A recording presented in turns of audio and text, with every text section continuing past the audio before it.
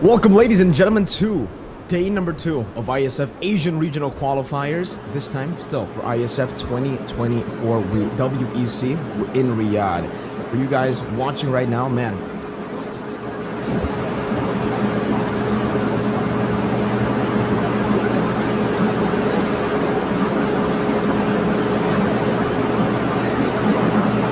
Yep. still, I think, a round robin for them. So, what are you doing? How you doing? Nice too. I'm doing good, man. You know, so far we had a great opening, I would say, for yesterday, you know, but it was all women's games and we saw amazing things, especially from teams like, you know, I would say Kazakhstan was really surprising for me yesterday.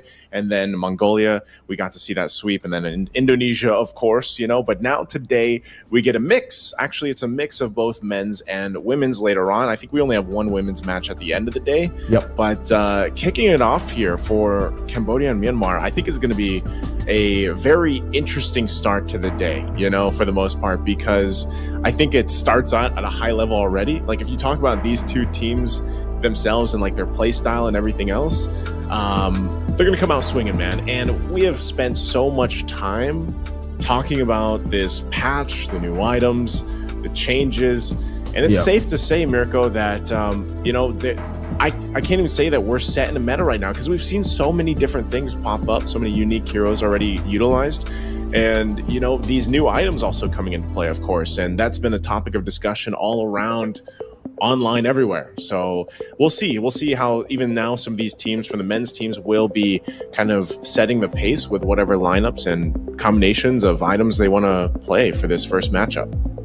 And for everybody watching right now, you guys can go ahead and check out www.iesf.gg to take a look at the groups and all of the results, because there are a few matches that will be going off stream right now, because some of the matches will be streamed, some of them will be played off stream. And right now, if you guys want to know, for the group stages at least, we have 2 groups for Southeast Asia. We got Group A with Brunei Darussalam, Cambodia, Myanmar, Thailand, and Timor-Leste, and Group B with Indonesia, Laos, Malaysia, and Vietnam. But this is today's schedule here. As you can see, a stacked day with a total of 6 matches, I believe, but some of these will be off stream. 5 of these matches, however, will be live here on stream. Starts with Cambodia versus Myanmar, and then in our second match, it's another big matchup. Indonesia takes on Malaysia as we continue on later in the day with a lot of crazy matches here, back and forth action for sure. And then we will be ending things off with Mlbb women. So I believe right here what you're seeing is kind of a mix, right, of Mlbb men's and women's, because Indonesia versus Laos will be an Mlbb women's match.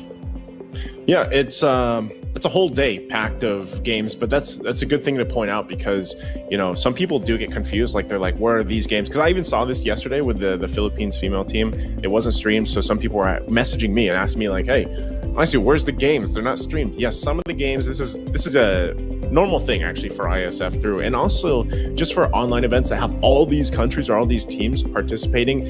Unfortunately, you cannot you cannot stream all of them at once. So this time around, once again, as a reminder to everybody, some of the games will be happening offline, off stream. And if you guys want to check them out, again, Mirko already mentioned this, go to the website, check out iesf.gg, and you guys can stay up to date that way. But for us today, we have 5 matches, I believe it is, that will be live streaming and casting for you guys. We'll be joined with another caster as well later on.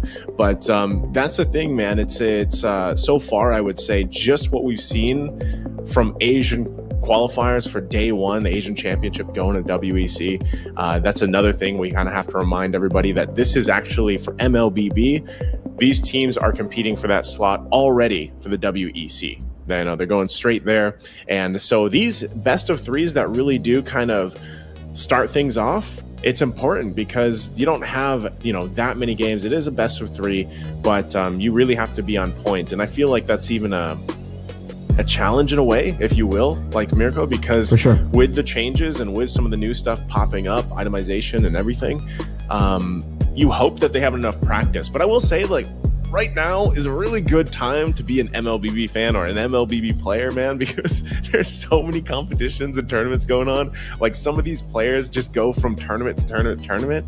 So I'm sure that they have had plenty of time to test things out or, try even new things. But really, when you're talking about a best of 3, if you're going to try something, let that first game be that experiment and then go from there. But I am happy that we did finally get our first non-sweep yesterday. So far, if you're going from technically qualifiers to here, it wasn't a sweep, but hopefully today we get some, I would love some 3-game series going the distance here, Mirko. I think match number 1 is very, very promising. If you want to talk about the match going all the way to full 3 games, I think match number 2 has a lot of potential there as well, right? But we'll stick to Cambodia versus Myanmar first here before we move on later on to Indonesia versus Malaysia. But I'd love to see the team lineups. And honestly, for the team lineups, I think you guys watching should already know. For Cambodia, it's a see you soon lineup, but obviously without MP the King. They've swapped out a few of these members, but I do want to talk a little bit about the slots first, right? Because for ISF 2024 WEC 24 in Riyadh, for at least Southeast Asia, there will be 2 slots, right? And then later on, there's going to be 1 slot for South Asia, 1 slot for East Asia that is already taken by Mongolia, by Team Mongolia. We got 1 slot for West Asia, 1 slot for Central Asia, and again, Kazakhstan, by beating Uzbekistan 3-1 yesterday in the non-sweep. That was Kazakhstan qualifying straight into Central Asia as the team. And also, We got the Oceanic qualifiers later on. We'll have a playoff match for Guam versus New Zealand. Very, very interesting matchup. But now let's talk a little bit back about the lineups for both these teams, right? Because for Cambodia, it's Lucas in for MP the King from the See You Soon lineup for Cambodia, but it's still going to be the same group of people that we are used to seeing on the international stage for Cambodia. It's Felix, Ra, Run, and Boxy. And for Myanmar, it's basically just full Mythic Seal, right? Ruby DD, Ken, Justin, Juno, Zide. I'm a big fan of both these teams, honestly, but you know, maybe I'm a bigger fan of Justin, perhaps because of what he was able to show back then in MSC 2022, the crazy Johnson plays and how aggressive he is as a mid laner. It's just a very different angle, a very different perspective as a mid laner that he brings to the scene, you know? I love the creativity coming in from Myanmar all these past years as well, but for Cambodia, it's the sheer amount of just raw mechanics that they have. I think Boxy is very, very impressive for me personally. Like after seeing See You Soon, a lot of the times in international tournaments, Boxy is one of those roamers, especially on flashy picks like the Kufra, the Chos, these initiators, who is able to just steal the show sometimes up against, you know, even the Filipinos, Indonesians, some of the powerhouses. He's able to perform so well on these picks, and it really just comes down to how he's feeling, because it seems from some of these tournaments, if Boxy doesn't get that momentum going from the start of the game, if he doesn't get his flashy picks, Cambodia do lose a bit of that power early on to dictate the matchup, to go for these crazy skirmishes, and to force the team fights that they're kind of known for here. Technically, for both these teams, they're known for team fighting. Both of them love skirmishing. Both of them love playing around these neutral objectives and then battling it out. And here it is, the lineup again, as you guys probably want to see for Cambodia. It seems there's going to be actually a bit of a swap. I'm not sure, but it's going to be Moshi, Tegami, Nabi, Ue, or V, sorry, and Yui Fendi, it seems. So it's actually not going to be the lineup we were talking about. Okay, well, interesting, because I was following what's on, we saw here earlier, but if this is the case, if it is just going to be let's say a completely different team, could be even the case for Myanmar, but we'll have to see once we get the look at the lineups. But I guess what we could say is that, speaking of what we've seen from Cambodia before, by the roster that we were used to seeing from See You Soon, that could actually play a part where it's like the play style, I should say, the play style for them is definitely a part of their identity, if you will. And I feel like Cambodia is always one of those regions that, I don't want to say they're complete dark horse territory, like from internationals that we usually see them compete in, but they are a team that typically, you're right, like if one of the players for some reason just doesn't have like a good game or a good day, their series as a whole kind of struggles. And they have a lot of playmakers, I feel like, and something that Cambodia kind of struggled with was fitting into that. It's not completely an old meta, but the utility dancing off meta, with the lords and everything else. They were a region that really just liked to fight. And I feel like where we are going with the meta right now favors these regions. Like, it favors these regions that love to be a little scrappy, start off on a really strong foot, get the momentum going. And, some games just so far, like, we haven't seen games go super long just yet. I feel like the longest we've seen is maybe the 23-minute mark, I think, is our longest game. I know our fastest is 6.5 minutes. Like that's quite the disparity between 6.5 minutes to 23 minutes. And we're yet to get to the point where are we seeing some of these longer games go 30 minutes? Because with teams like this, especially when we're in this part of the world for Iesf, teams are most likely going to end quicker than, take longer to win games. We see them end a lot earlier. So, part of this, again, okay, we are going to take a look at Cambodia's roster. Here we go. There you go. Yeah, all right. It is, I didn't know if we were getting thrown a curveball. Yeah. Or, but it is going to be Ra, Lucas, Boxy, Felix, and Run for the lineup from Cambodia. So now that we have that cleared out, thank you so much. And now we can, again, we have a lot of information on these guys, Mirko. So, everything that we kind of built up, I think the region still plays very similar to what we see from them, and that's why they're such a dominant, strong, lineup here from Cambodia. Very, very aggressive lineup for every single one of these members, right? But especially Ra and Boxy. And I think, like you mentioned, in this meta, in this new meta, especially, this has already been like the case for the longest time, but the trio mid is just so important, right? So if Ra and Boxy can get things going all the way from the start, can get a winning matchup in the mid lane, or just comfort picks so that they can actually pop off in these team fights, it'll do Cambodia a whole lot here in these skirmishes. And also for Felix, mainly, it does seem like he is more of a playmaking XP. He loves getting his hands on the Terizlas, getting his hands on the CC heroes that can really dive into the back and actually provide some sort of utility, whether it be CC or sometimes a little bit of damage mixed in with that CC, right? Maybe a CC pick, curtain call with some poke there with the yo-yo. Really cool stuff from Cambodia. And I'm glad, you know, I had a second guess myself earlier because of the rosters, right? But now, all right, I was like, all right, I don't know why they would swap, but okay, this is the correct one. And I don't know, sometimes, especially with, you know, these players already playing with an import in their MPL, some of the concerns that are raised during national, or like when they represent Cambodia, is the fact that how are they going to perform without some of these imports, right? They have an import in the gold lane, and also they have an import in the jungle. So with these two players not being able to play for Cambodia, obviously, now with two players stepping in, I really wonder how they've actually adapted. How has Lucas and Run adapted to the rest of the See You Soon lineup, right? Because technically, they have been playing together for a long time as well, but this is where full lineups like Myanmar have an advantage, have a bit of an edge here. And we can see here for Ken, Justin, Ruby Didi, Juno, and Zide, they've been playing as a team for such a long time. This is Mythic Seal. If you guys follow the Myanmar scene, the Myanmar qualifiers, they're always able to make it to at least top 2.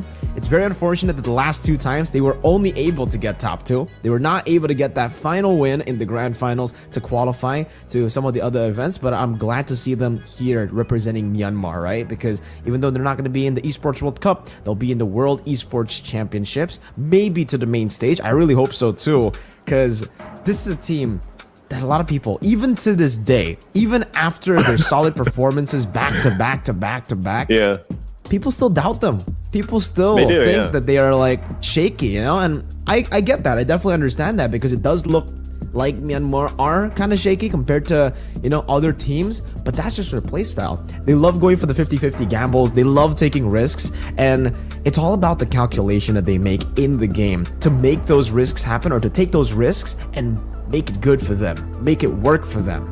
I'm very interested in how this will work out, because technically what I mentioned for Myanmar kind of applies to Cambodia as well. They're also risk takers. Is that it's going to be a bombastic game for sure. I 100% agree, man, because when you just look at this lineup from Myanmar, just watching them over the course of like the past tournaments or even the internationals they've competed in, they're always a team to keep your eye on. You know, they always are able to sometimes pull something out of the hat in situations where you're like, man, how do they do that? And it's usually just because, again, their players individually are so gifted, and as a team they've been playing together for quite some time now, that they have this synergistic thing with that bombastic play style, if you will, that chaotic play style. I'm gonna have my eyes especially on Justin, man. I always enjoy watching Justin play, and with the way that the mid lane has kind of shifted a little bit, I know we still see a lot of Louis Yi, but even if he picks up the Louis Yi, I'm okay with that. I want to see how Justin is playing with that, fitting into some of the changes that have happened here. And I think even for, you know, the case of like Ken in the jungle, like what type of jungle picks will Myanmar pick up? Because so far when we look at, you know, junglers, yes, you mentioned Lucas being on this lineup now for Cambodia, a little bit of a change, but I would still almost just kind of assume that both these regions, if they really wanted to pull out the assassin picks for the jungle, this could start off a very flashy showing for our first best of 3, you know, with those two junglers going head to head here. And I think that's also where you have to point out the fact, like you mentioned with Boxy, man, like Boxy's gonna have this good, like he's got to have a good start, a good game. Roamers, I feel like, are in a weird position right now. I even looking online, I feel like I've seen a lot of like roams players, like tanky players, our mains, kind of complain a little bit about the Sky Piercer, you know, and dealing with that. I don't know, like I've heard two sides of the story, and maybe you guys listening and watching the stream can also share your thoughts, because I feel like there's two camps for the Sky Piercer. Like some people are like, man, it's it needs to be changed. Something has to happen about it. And then there's the other camp that's like, it's not that bad, you know, like the defensive items are actually decent, like to deal with it, and it's actually kind of hard to get that trigger, the passive off, and the stats on it, the base stats aren't that good, you know. So like there's two camps of like debate for this item alone. Like, can you imagine one item causing so much online debating going between, you know, the both categories here? So I want to see exactly what these two teams want to do about it and how that's going to affect some of the roaming options. Because even yesterday with the women's, Mirko, we saw some great things just with like a Minotaur alone. Remember the combination? I feel like this is the most memorable for me yesterday, was that Minotaur Iksha combination. I mean, they had a Terizla too paired in with that, and that was like the, you know, you're just hoping for the holy moly setup wombo combo of lifetime. We didn't get it at the end, but you still saw how strong the Minotaur still is in the roam, and some of that setup potential when you pair it up with an XP laner like a Terizla, who is arguably probably one of the most picked heroes aside from Yuzhong in the XP lane, that is definitely going to be highly contended, I think. So we'll have to see how this XP lane adjusts also from that. But so far, we have seen Yuzhong fall down a little bit in terms of that 100% win rate he was holding on for the longest time. But, you know, I can't wait to finally see this start, because it's always exciting when you're watching, especially you get to the point where it's also Mlbb Open or men's, and you see what they've been cooking, you know, for a while. Because I think that's what a lot of people would say, like, let them cook. Let's see exactly what these guys have cooked for the lineups and for the major tournaments. We were talking just yesterday about how this meta is going to be shaping up the whole, like, every single lane, right? How it's going to be playing out, etc. But I do really want to talk about the XP lane, because we were talking about, especially last patch, before, you know, this patch dropped, that the XP lane is so diverse. We get to see the Benedetto, we get to see a whole lot of Paquitos, and there's a lot of just different picks you can actually make work in the XP lane. Same goes for the mid lane, the roam, especially, and the gold lane, right? But the jungle was very, very static. It was very one-dimensional pre-patch. Now, after the patch, we were seeing so much more diversity, which is amazing in the jungle, but we're kind of... the hero pool is kind of dying in the XP lane, though, right? I mean, so far, based on the first day of the Asian region qualifiers, because it was literally just what? Terizla, Yuzhong, and then we get CC from time to time. Those are the three picks that we've been seeing the whole day yesterday. It was just a swap every single time with these three picks going back and forth. And maybe it's because of the War Axe, you know, getting a little bit of a buff technically. It's kind of a merger with the Bloodlust Axe. We got that Sky Piercer as well, but this War Axe is just really, really good, especially for these heroes like the Terizla, like the Yuzhong, and the CC. These three picks that we've been seeing from day number one, all of them can actually abuse that additional sustain, plus the prolonged team fight effect also from that composition. Hold up. We're going to get straight into the draft, it seems, and we got a new draft, asset right here. Shout out to production, but Myanmar is going to be on the blue side. Cambodia is going to be on the red side. We got the Chip, the Harith banned out straight out of the bat, and whoa, Ling and Luo Yi. Yeah. So super respect, I would say, given over already. Oh, by the way, I think it might be swap, because some of the player names are kind of like, we'll you know, Ken, Ruby Didi is Myanmar. So yeah, we'll see later on which one is actually on like red or blue.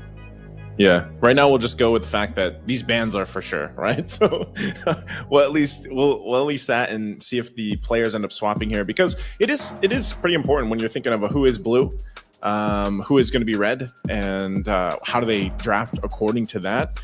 Matilda's going to be banned out here for this last phase. I'm still assuming this is Myanmar banning these out. Interesting too that the Ling was taken out, because we saw this yesterday. It was from Indonesia, right? That played the Ling for the first time, and it was quite devastating to say the least. So last ban's going to be the Angela taken out. We saw that priority picked up quite a bit of times so far throughout this. So first pick here with a lot left open, and this is where typically you see the Fredrin still open. You're going to be like, man, Fredrin locked in right now, but that's not the case anymore, guys. It's changed, right? This utility dominance is changing to a certain extent. Roger picked up first here. Great flex pick, right? It's really, really good. I was just expecting, you know, hopefully maybe we get that Fredrin pick, right? As you say, you know, it's not going to be the Fredrin first pick. That will be a classic Caster Curse moment. But yeah, the Roger is just really, really good right now. We got so much flex potential on this Roger to go for the jungle or the gold lane. But hey, Myanmar seems to be, still loving that Fredrin. It's going to be the Fredrin and the Arlet locked in. Arlet also kind of a flex right now. They can use it in Rome. They can also use it in XP. It's going to be very, very good to utilize in towards a later phase. But all right, we are going to go back here straight into the draft. So we're not going to be using that asset not just yet. There has been a Minotaur and a Vixana pick since we last saw in the drafts, and so far it does seem like it's kind of a mix, right? They want to go for no, it's actually just a full team fighting composition so far for Cambodia. And for Mythic Seal, they're also leaning towards that. Maybe they want to double down here with the last pick in the first phase, but I wonder what they're going to go for, right? Like this early in the first phase, are they going to go for a mage, perhaps go for the Valentina, able to steal away the Eternal Guard and also Minion's Fury? Or maybe do they want to pick up a marksman and have that edge later on in the second phase so that they can actually go and start banning out Cambodia? But it's neither. It's not a Valentina, not a marksman. It's a Farsa pick for Justin. As expected from the man in the mid lane. Justin loves playing these, explosive heroes. Last time, his most iconic pick has still got to be the Johnson, but the Farce is good too for Justin. Interesting. I was just laughing a little bit too. Raw, your big daddy. Your big daddy. So I'm not used to seeing Raw's name like that, but so they have this. The lineup that they have in the first phase already here, I feel like is pretty solid for both sides. Something that we haven't seen pop up often is the Arlot. I feel like it's been slept on a little bit by a lot of the teams competing, because Arlot's still definitely a great pick, and the final slash, you can use it in so many different ways to initiate, to peel, to kind of, and at the same time, I feel like he still is flexible. We don't actually know if he is 100% going to go into the XP lane just yet. There could be some swaps, or if he is going to be going roam. So with that, both sides already having really solid choices. Now, second phase of the bans, you could see the Yuzhong was actually taken out, and I'm wondering if this means that we might see a Terizla pop up here to round out this lineup, of course, from Cambodia. But with that, there's one ban left. Iesf 2, by the way, we saw how devastating it can be yesterday with that Ling paired up from Indonesia in the women's matches. And okay, there it is. So they take out those options from the XP lane. No Yuzhong, no Terizla. What does this leave open for Cambodia here to pick up in the XP lane once they get through that next ban? XP lane, like you said, has kind of been really just zoned into maybe a few picks, so far from what we've seen. And I even miss the Paquito, man. One of my favorite heroes to watch, just kind of play into the hands of any team. So both of the picks that we were talking about, the Yuzhong and the Terizla, that have basically been buffed, not directly, but with the changes in the items, right? It's been buffed, has been taken away straight off the bat, like Yuzhong and the Terizla. So they're really focusing down on the XP. It does definitely mean that maybe Ruby DD will be on this Arlet in the XP lane, and that's going to be a very good Kaja ban as well, respecting the pick-off potential that Mythic Seal for Myanmar here can actually utilize. And for the pick, let's see now, with the Edith and the Kaja ban, two technically roam bans towards Myanmar. They want to go for the gold lane here, a safe gold laner. What would it be? Probably a Claude, right? If you want to really get out of the Minion's Fury, get out of the range of maybe the Terrifier or the Eternal Guard. It's just going to be very, very tough, though, if you go for the Claude, because technically then you'll have a little bit of scaling in the mid lane and also in the gold lane. Before the Farsa, at least, she can technically play both. She can play both in the early game and the late game. She finds the power spike in both of those points, right? In the early game, you're really, really good for wave clear, especially once you get that level 4. It does seem like they will be going for it in a ton, but now the big concern is maybe the physical damage aspect. They would have an Arlet. Maybe the Arlet will be able to just pop in the War Axe as usual. That's kind of the norm right now for the XP laners. You get the War Axe, and then you go for full tank, because it already gives you a lot of sustain, plus, the added bonus of just the stacks here as you continue to go for a prolonged team fight. And maybe that might not be a concern at all. If the Fredrin also goes for a little bit of physical damage, at this point, maybe he won't. Maybe he doesn't even need to. Maybe if he goes for the Thunderbelt early, he can actually just utilize that, and it's going to be a Thamus that's going to be hovered over. That'll definitely put Felix in a winning lane up against Ruby DD. The Thamus versus Arlet matchup definitely will force Arlet to be a bit more passive, and they lock it in with also a Nolan. So they got two real good picks in, you know, the later portions of their drafting phase to counter the first phase picks of Myanmar. Fredrin and Arlet. Fredrin going to be completely outfarmed by the Nolan, and that's why they're hovering over the the Hilda. They want to go and maybe just invade all the way from the start. And now the Ruby, that's another good choice. I think both of these choices that they are, you know, already looking towards is very, very good up against that Nolan. You can cancel out a whole lot of those engages, those assassination attempts with the Ruby, but you can be very, very aggressive early on with the mid control that you technically already have with the Farsa too, if you go for the Hilda. Okay, I'd like to see the Hilda. I feel like this is Same. Good, just good time in the jungle, really kind of slowing down the Nolan pick, but it's going to be the Ruby. So Ruby gets locked in. Interesting lineup. I would say both are very strong in their own sense. You know, there's different timings for both of them. Whenever you have that Natan picked up, you got to wait a little bit longer, I feel like, you know, for most of the lineups to let that shine and come through. But even so, you already mentioned this a little bit about the Fredrin, Mirko. I want to see how this is built out, because we've only seen one Fredrin since the patch, at least on the live streams. And, you know, it didn't work out too well just yet. And I think part of that, too, is seeing how it deals against the Skypiercer that we'll most likely even see here with Roger. By the way, running the war cry emblem that we started to see pop up yesterday. Okay. But there's no focusing mark, right? I would love to see that stack up, the 8% plus the 6%, but this time around, there's not going to be any focusing mark from the side of Cambodia. It's actually going to be the Impure Rage for even the Nolan and the Fredrin. A whole lot of Impure Rages here as we get into game number 1. Ladies and gentlemen, throw your predictions in the comment section in the live chat right now for Cambodia versus Myanmar. Which draft do you guys like more? And man, let's get back into that Impure Rage topic, because for both these teams, there's going to be 3 Impure Rages for each. Cambodia, it's on Lucas, Felix, and also Ra. For Myanmar, it's on Ken, Ruby DD, and Juno. It's a very, very interesting start, man, to the emblems as well. A lot of sustain and prolonged team fights definitely in mind with these Impure Rages.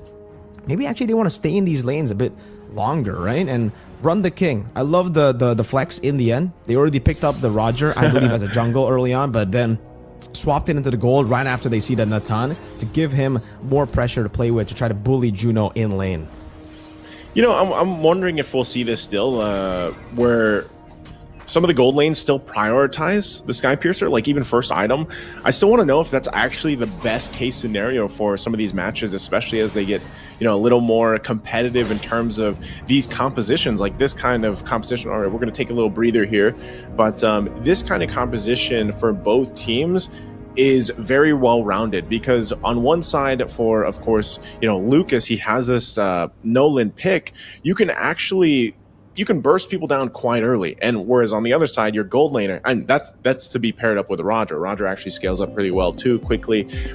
Whereas again, on the other side, Nathan specifically has to take some time, but you pair it up with a Farsa who's good early game damage. So I feel like they cover their bases from early to late game, and this might be one of the series where we see one of the games get past that 20-minute mark. I'm hoping we do, because then we really get to see things kind of fall into place, especially the factor of having the Skypiercer on some of these members, some of the new defensive items, and we'll see how exactly, even for, you know, Myanmar, how they want to deal with that. For Myanmar, it's definitely going to be a mid to late game that they're looking for, right? With their composition with the Farsa and the Natan already, very early. Oh. This could be a first blood already. Vengeance going to be used by Sarium Felix, but he's going to be just fine. And now the response back to it. Ruby DD could be in trouble. This might be the first blood. Flicker on the defensive. Ooh. Now gets knocked back up. They re-engage. Ruby DD still going to be alive. Appraiser's Wrath comes dropping down, and now Justin, what a flicker forward to come in and get the kill. Ruby DD ends up going down in the exchange, and they're still on the hunt. Not sure if Boxing is actually going to be able to chase them down, but that's fine. It's a 1-for-1 trade. Wow, and now the turtle's up. That was so good for Myanmar, right? I mean, the fact that they fought that 2v3, and then later on, you know, with some of those reinforcements, it technically became a 2v4, but they were able to survive, and now Felix on it. They're gonna go for it. Ken able to get the turtle. Feathered airstrike comes down. They get the kill on Lucas too. Sorry, I'm Felix to drop as well. Myanmar comes out swinging for the first objective. Well played again. They were able to get a solid win in the bottom lane because they technically won with a man disadvantage, utilizing that to then clear out in the bottom lane. And now another skirmish. Final Slash already going to be used. All fighting for this orange buff. Still duking it out. Look at the damage. Oh, we're going to miss some of the action in the bottom. It looks like Boxing is still going to be alive. And we missed it, but Mlbb went down, and we're looking at the top lane while that all happened. But it looks like Mlbb ended up falling in the exchange. Again, for Myanmar, I guess there's a little bit of give and take here and there, right? For them, another fight? Oh, another fight in the mid lane. All right, they get raw. So Myanmar, they're not stopping. You know, they might have lost a couple here, but they keep finding these little moments of winning for across the map. So with that, let's take a quick look. Items falling into place here. Nothing first item locked in just yet. Yeah, this is quite concerning though, at least for the Nolan, right? For Lucas. The fact that he is on the same level as the Fredgen early on is not really a good look, because on the Nolan, you want to utilize that faster clear speed to try to bully the Fredgen in terms of at least XP. And even though, you know, they were able to get somewhat of some of these kills in the bottom lane, they weren't able to fully capitalize on it and punish Myanmar in that turtle take. They rushed it, they went for it, but it was stolen away eventually by Myanmar. And now Boxy... Boxing jumps in. Not sure if he can get the setup. He does get the No Fury. He's still up for a little bit longer. They're going to find it out. Justin, though, won't be able to escape or run. And now the Appraiser's Wrath drops down, fighting under. They're quite low, but Lucas here to help them fight and disengage. I'm surprised Cambodia, no one drops from that. I don't even know how Boxing was actually able to survive that. Minoan Fury plus the motivational roar, I guess, was enough. And now Ken can focus on Lucas. This could be another pickup they're looking for. Gets dragged back in as Lucas will now fall as the turtle spawns.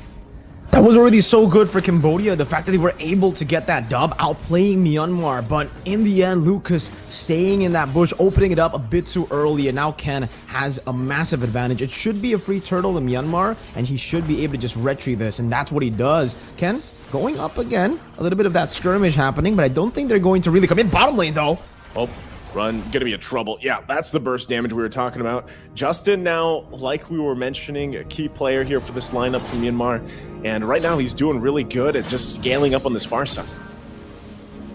The scaling is going to be very, very good for them. Again, for Myanmar, everything's going to plan, because technically for them, it's all about just playing around this early to mid just by trading. As long as they stay even across the board against Cambodia, their composition will actually outscale. The fact that they're winning makes it even better for this Natan, for this Farsa. The Farsa early on already very, very good, especially right after level 4, but now it's going to be in that limbo state. If she can get a few more kills, actually, you know what? Justin's already on 3 kills, so this is already a snowballing Farsa. So coming into the 7th, 8 minute later, when the third turtle spawns, Myanmar will have such a crazy amount of damage to play with, crazy amount of burst. And at this point, Juno might actually also participate in these skirmishes, because usually on the Natan, at least before the Holy Crystal, you really don't want the Natan to participate in the fights. But for Myanmar, I think most of their members are actually quite ahead, so they might actually be able to utilize this fully to go for these skirmishes, to force Juno to snowball even faster, because he's already on the way to the Starlium Scythe. Right after he gets a Starlium Scythe, it should still be okay. The best way would still be for him to go for, you know, the Holy Crystal before the fight. That would be the best power spike to play with. But hey, if your team's already winning this hard, going and finishing up that Starlium Scythe straight into... Oh my god, that damage straight into the Holy Crystal would be great. But yeah, the Thunderbelt, we were talking about that maybe built up by the Fredgen, but it's Mlbb who builds it up first right into the Fury Hammer, so no War Axe, at least not now. And Ruby's going to be doing so much damage with that true damage on the Thunderbelt.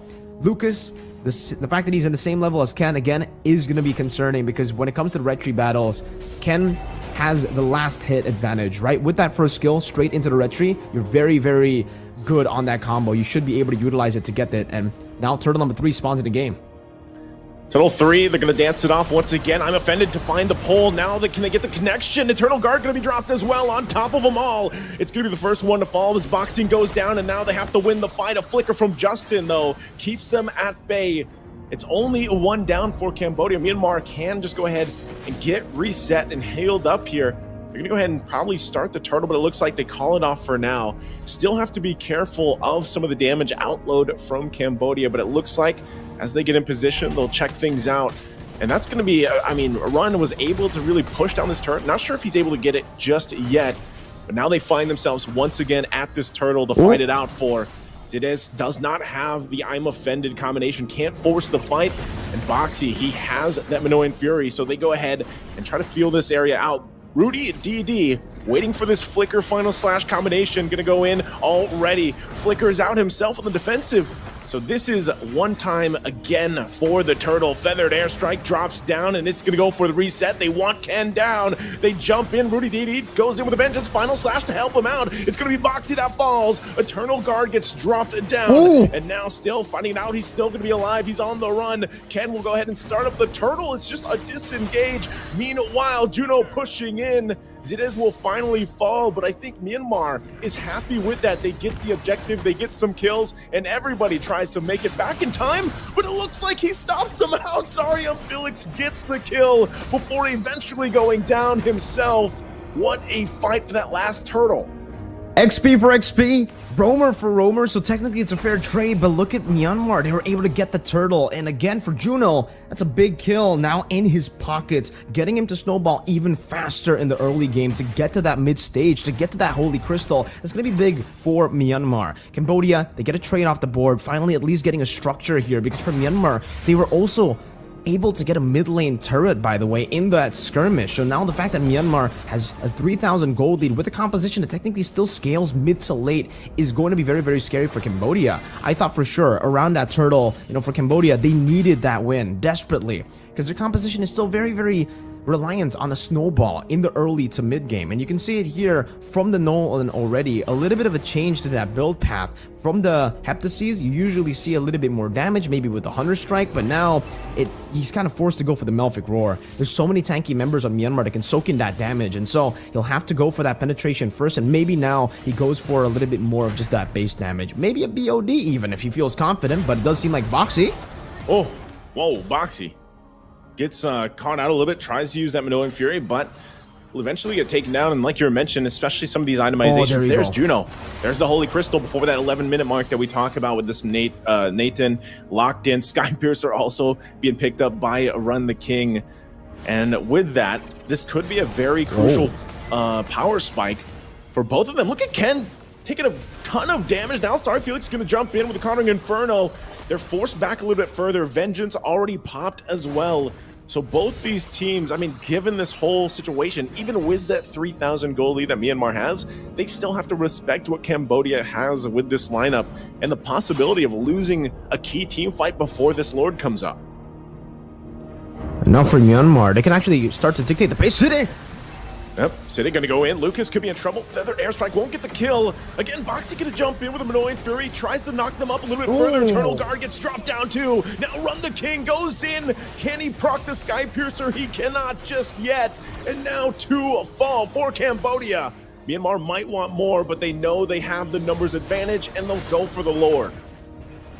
No Minotaur, no Vixana. Ra and Boxy have been taken down in that skirmish earlier. It was a very good re-engage for Boxy. I could definitely see what they were going for there, but the fact that Juno was just able to blink out with that entropy, really, really crisp, clean positioning from Juno to get himself out of that sticky spot and to outplay that situation. And you can definitely see from that skirmish alone, the burst damage that the Natan has. Yes, I said that right. Burst damage. When you get the Holy Crystal, that skill 1 will basically be burst, especially if you land both of it, with the entropy and the one that's coming out yourself, right? So Myanmar, overwhelming advantage now as we enter the 12th minute of the game, because they've already technically gotten to their mid stage at the 10th minute. That Holy Crystal that should be, that should be actually acquired by the Natan around this minute, around the 12th minute, has been acquired at the 10th minute, so they were able to just dictate the pace, and now they can continuously siege down on Cambodia. And if they get all tier 2s, this is incredible value again. Conceal by Side, and it's only used to just zone them away. The turret splash should get rid of this Lord, and it does,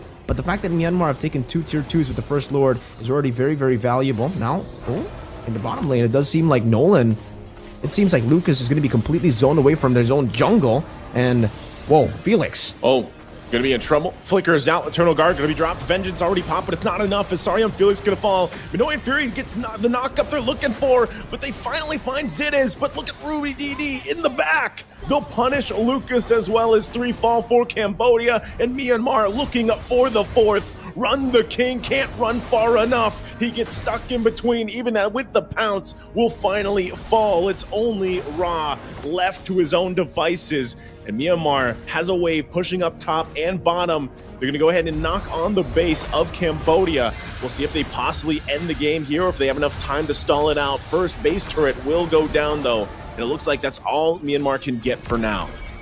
And that's another Holy Crystal. The fact that Myanmar have been only relying on that one Holy Crystal. Oh, the minion waves as well.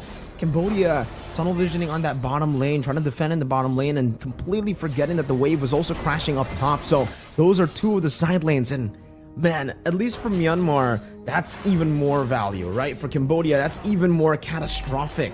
The fact that they only lost the bottom lane turret and they could have actually defended the top base turret would have been great for them, because again, the far lane will be that top lane.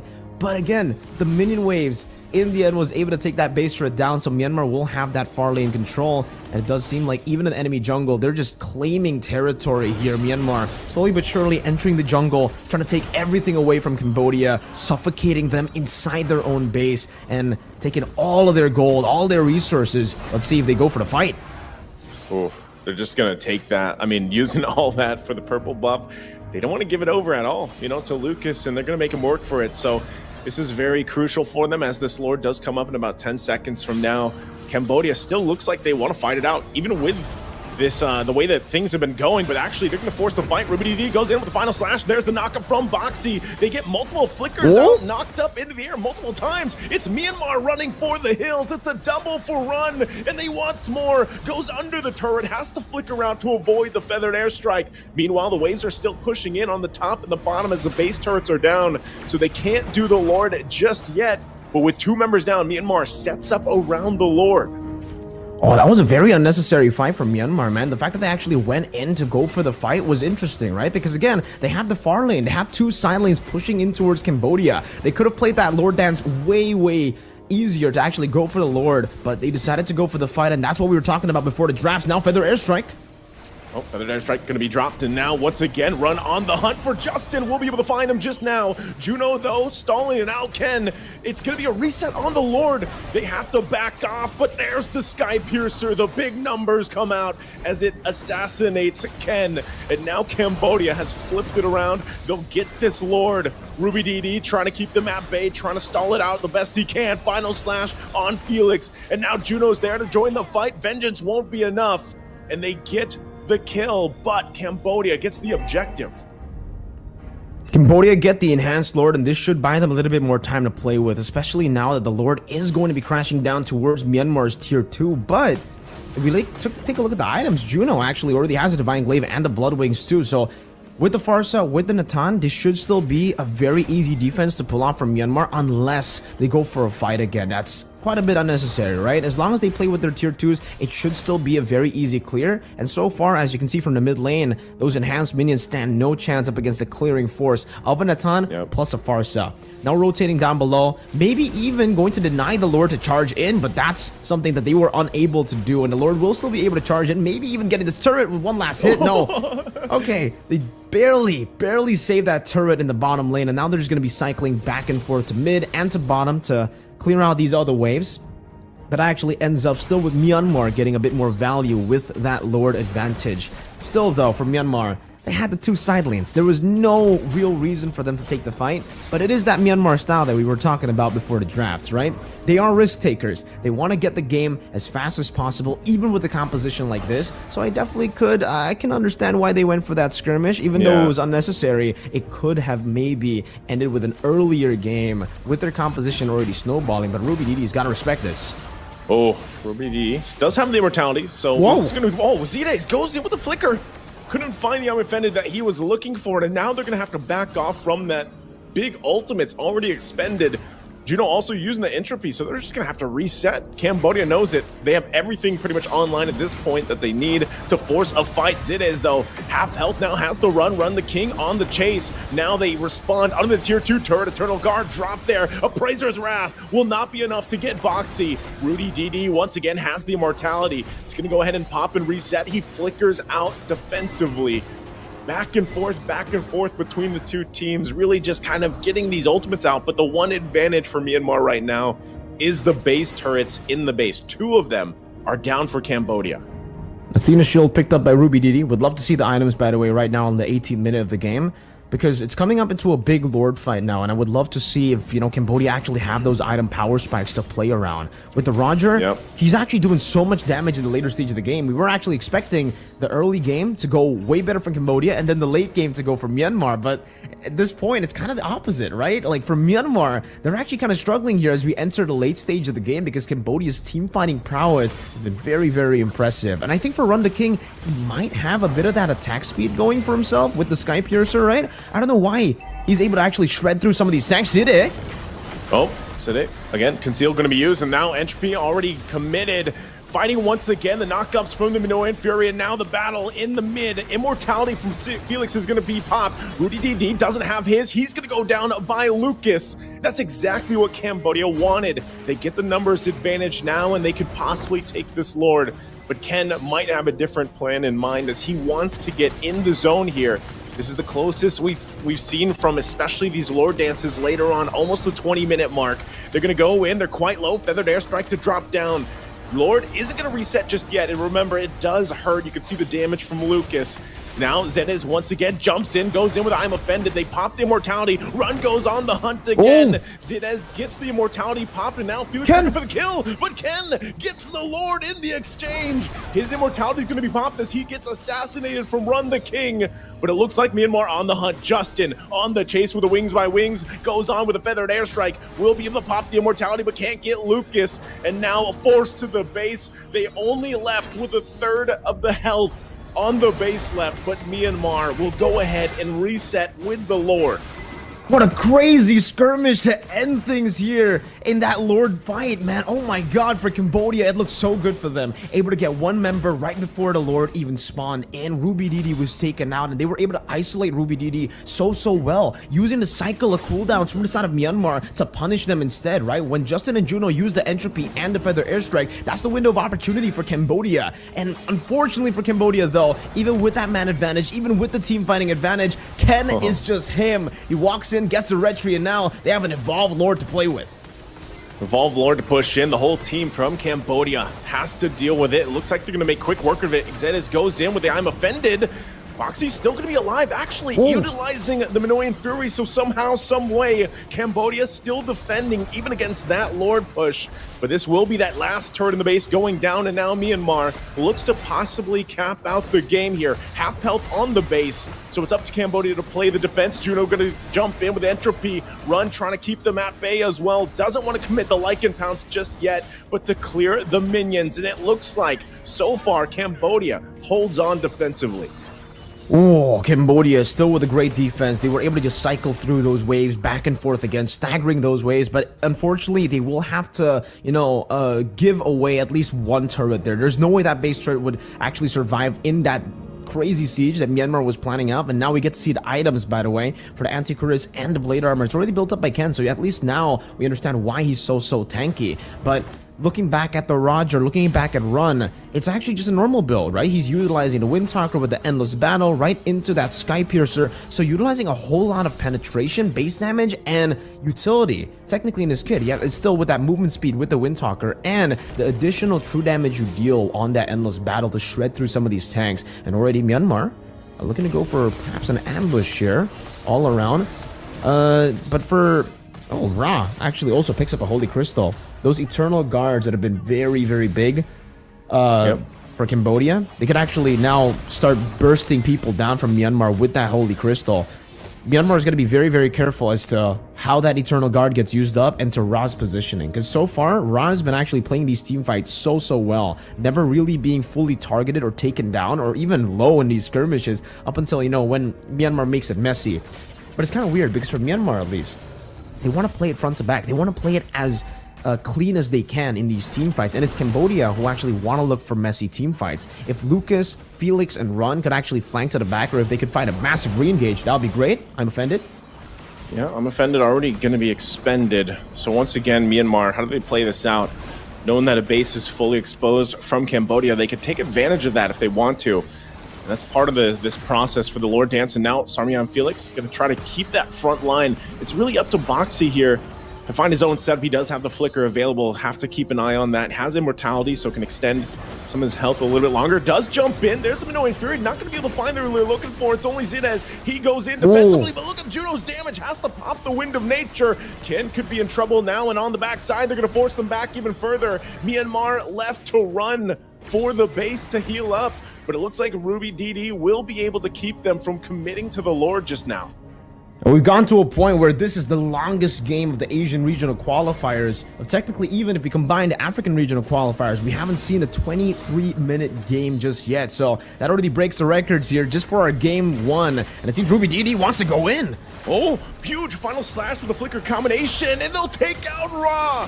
He's been doing such a good job on positioning, and now gets taken out, and now it's Ariam Felix. He's trying to extend, but he will go down and run. Left in it all, and another member falls as Myanmar now dismantles Cambodia, and that's going to be enough for them to possibly just end this game. They don't need the Lord. They'll just go ahead and take down the base further. Minion's going to be pushing in. Lucas trying to buy as much time as possible, but Feathered Airstrike is too much, and Boxy as well. The Minion waves are already pushed into the mid lane. They'll clean up the kill just for the finesse, and they'll take game number one. Well played to Myanmar. And man, of course it's gotta be Myanmar to do the things that they did in this game, right? It's gotta be Myanmar to get a massive goal lead at the start with a late game composition, to actually throw that lead later on right as the Lord, the enhanced one, spawns in, and to win it when the gold is all but even. Wow. Well played to Myanmar. GG to Cambodia. We'll still have another game, and perhaps for Cambodia, they can actually force out game number 3 here, considering how well they played it towards the later stage of the game, which is the big, should be the big weakness coming in from Cambodia, which is that late game coming in from the composition. They were able to make things work really, really well, with Run the King being definitely the highlight together with Ra. Those two, as long as they were able to actually, combo in together some of the burst plus that execution damage from the Sky Piercer, they've been actually able to even go through some of these frontliners from Myanmar. But in the end, the consistent damage coming in from Juno and Justin, the two J's from Myanmar that have crazy burst damage, crazy consistent damage as well in towards the later stage, was just too much for Cambodia to handle. And unfortunately for Cambodia, they're going to have to take a loss here in game number 1. But I think the adjustments that they need to make are quite simple, right? They already saw what Myanmar have to offer. They saw that Myanmar are very, very big risk takers, so maybe Cambodia can actually punish that later on. The fact that they were almost able to pull off a comeback was already impressive, because remember, those are 2 side lanes, bro. 2 side lane base threats were already taken down before that enhanced Lord, and the fact that they were just able to team fight, win over and over without having those 2 side lanes, it's super unfortunate for them, because Ken was able to steal that evolved Lord. I think if that didn't happen, if Cambodia were actually able to utilize that man advantage to get and secure that evolved Lord, things would have turned out very, very different. I think that's the kind of the pattern though, all from this game, right? Ken was definitely outclassing Lucas in the jungle for the most part, even in the early game, enabling the rest of the team to go for these kills and stealing all the way from the start. It was Ken who stole the first turtle, as well as that evolved Lord, and then the combo together with Zide, Mythic Seal, Myanmar here, they kind of have that synergy that we were talking about, Naisu. The fact for, at least for Cambodia, right, some of their members, they're used to playing with some of these imports. Maybe the synergy is just not fully there just yet here, and they need some more games to get going for that synergy to finally click. But still, you do see, at least for the 3 members, Boxy, Ra, and also for Felix, that they were able to bait out some of these skirmishes. Boxy completely outplaying Myanmar here in this particular skirmish in the mid lane, and they were able also to create some space for Run to escape.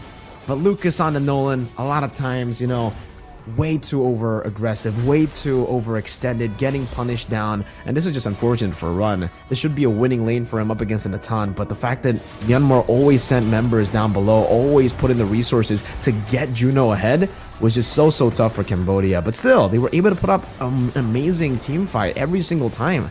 It was just that Myanmar was able to prolong these team fights to a point where their composition would actually get the dub. And this is another instance of that same thing happening.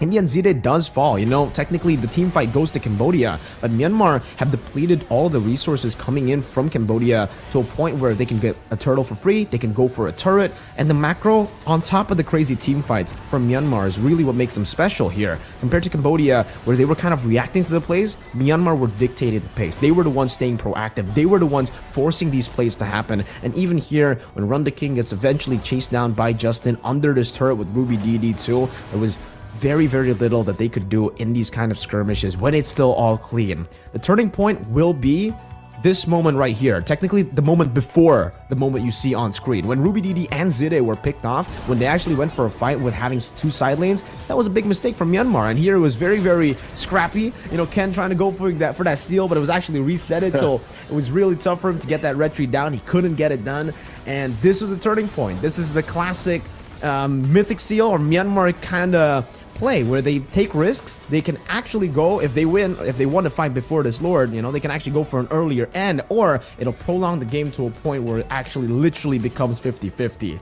And that's what we got to see. Boxy, every single time right after that turn, was able to go for these crazy engages. And look at the isolation here from Cambodia.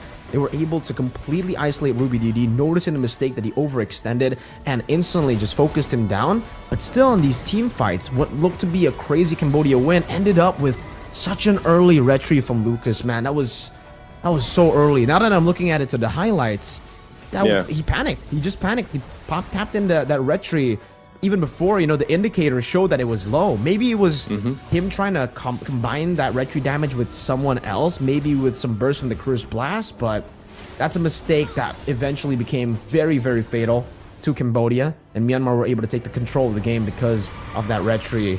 Oh, that was so unfortunate after looking at the highlights. I thought it was just like, you know, 50-50 retreat, but it turns out he panicked. It wasn't even 50-50. He gave it away. Yeah. It was way too early. You know, so I guess if you really look at it and you break it down there, like Lucas has to step up in a way from that. But it was just overall, like the team fighting as a whole from Cambodia was pretty good. They stuck into the game for a long time. They even had a potential comeback even. You know, they shifted the momentum at least throughout that game. But unfortunately, when it came down to, you know, this later portion, we talked about this before going into the game, Mirko, where we mentioned when you get to those 3rd, 4th Lords and they get, you know, they start to hurt, number one, a lot more because of the changes even with the Lord.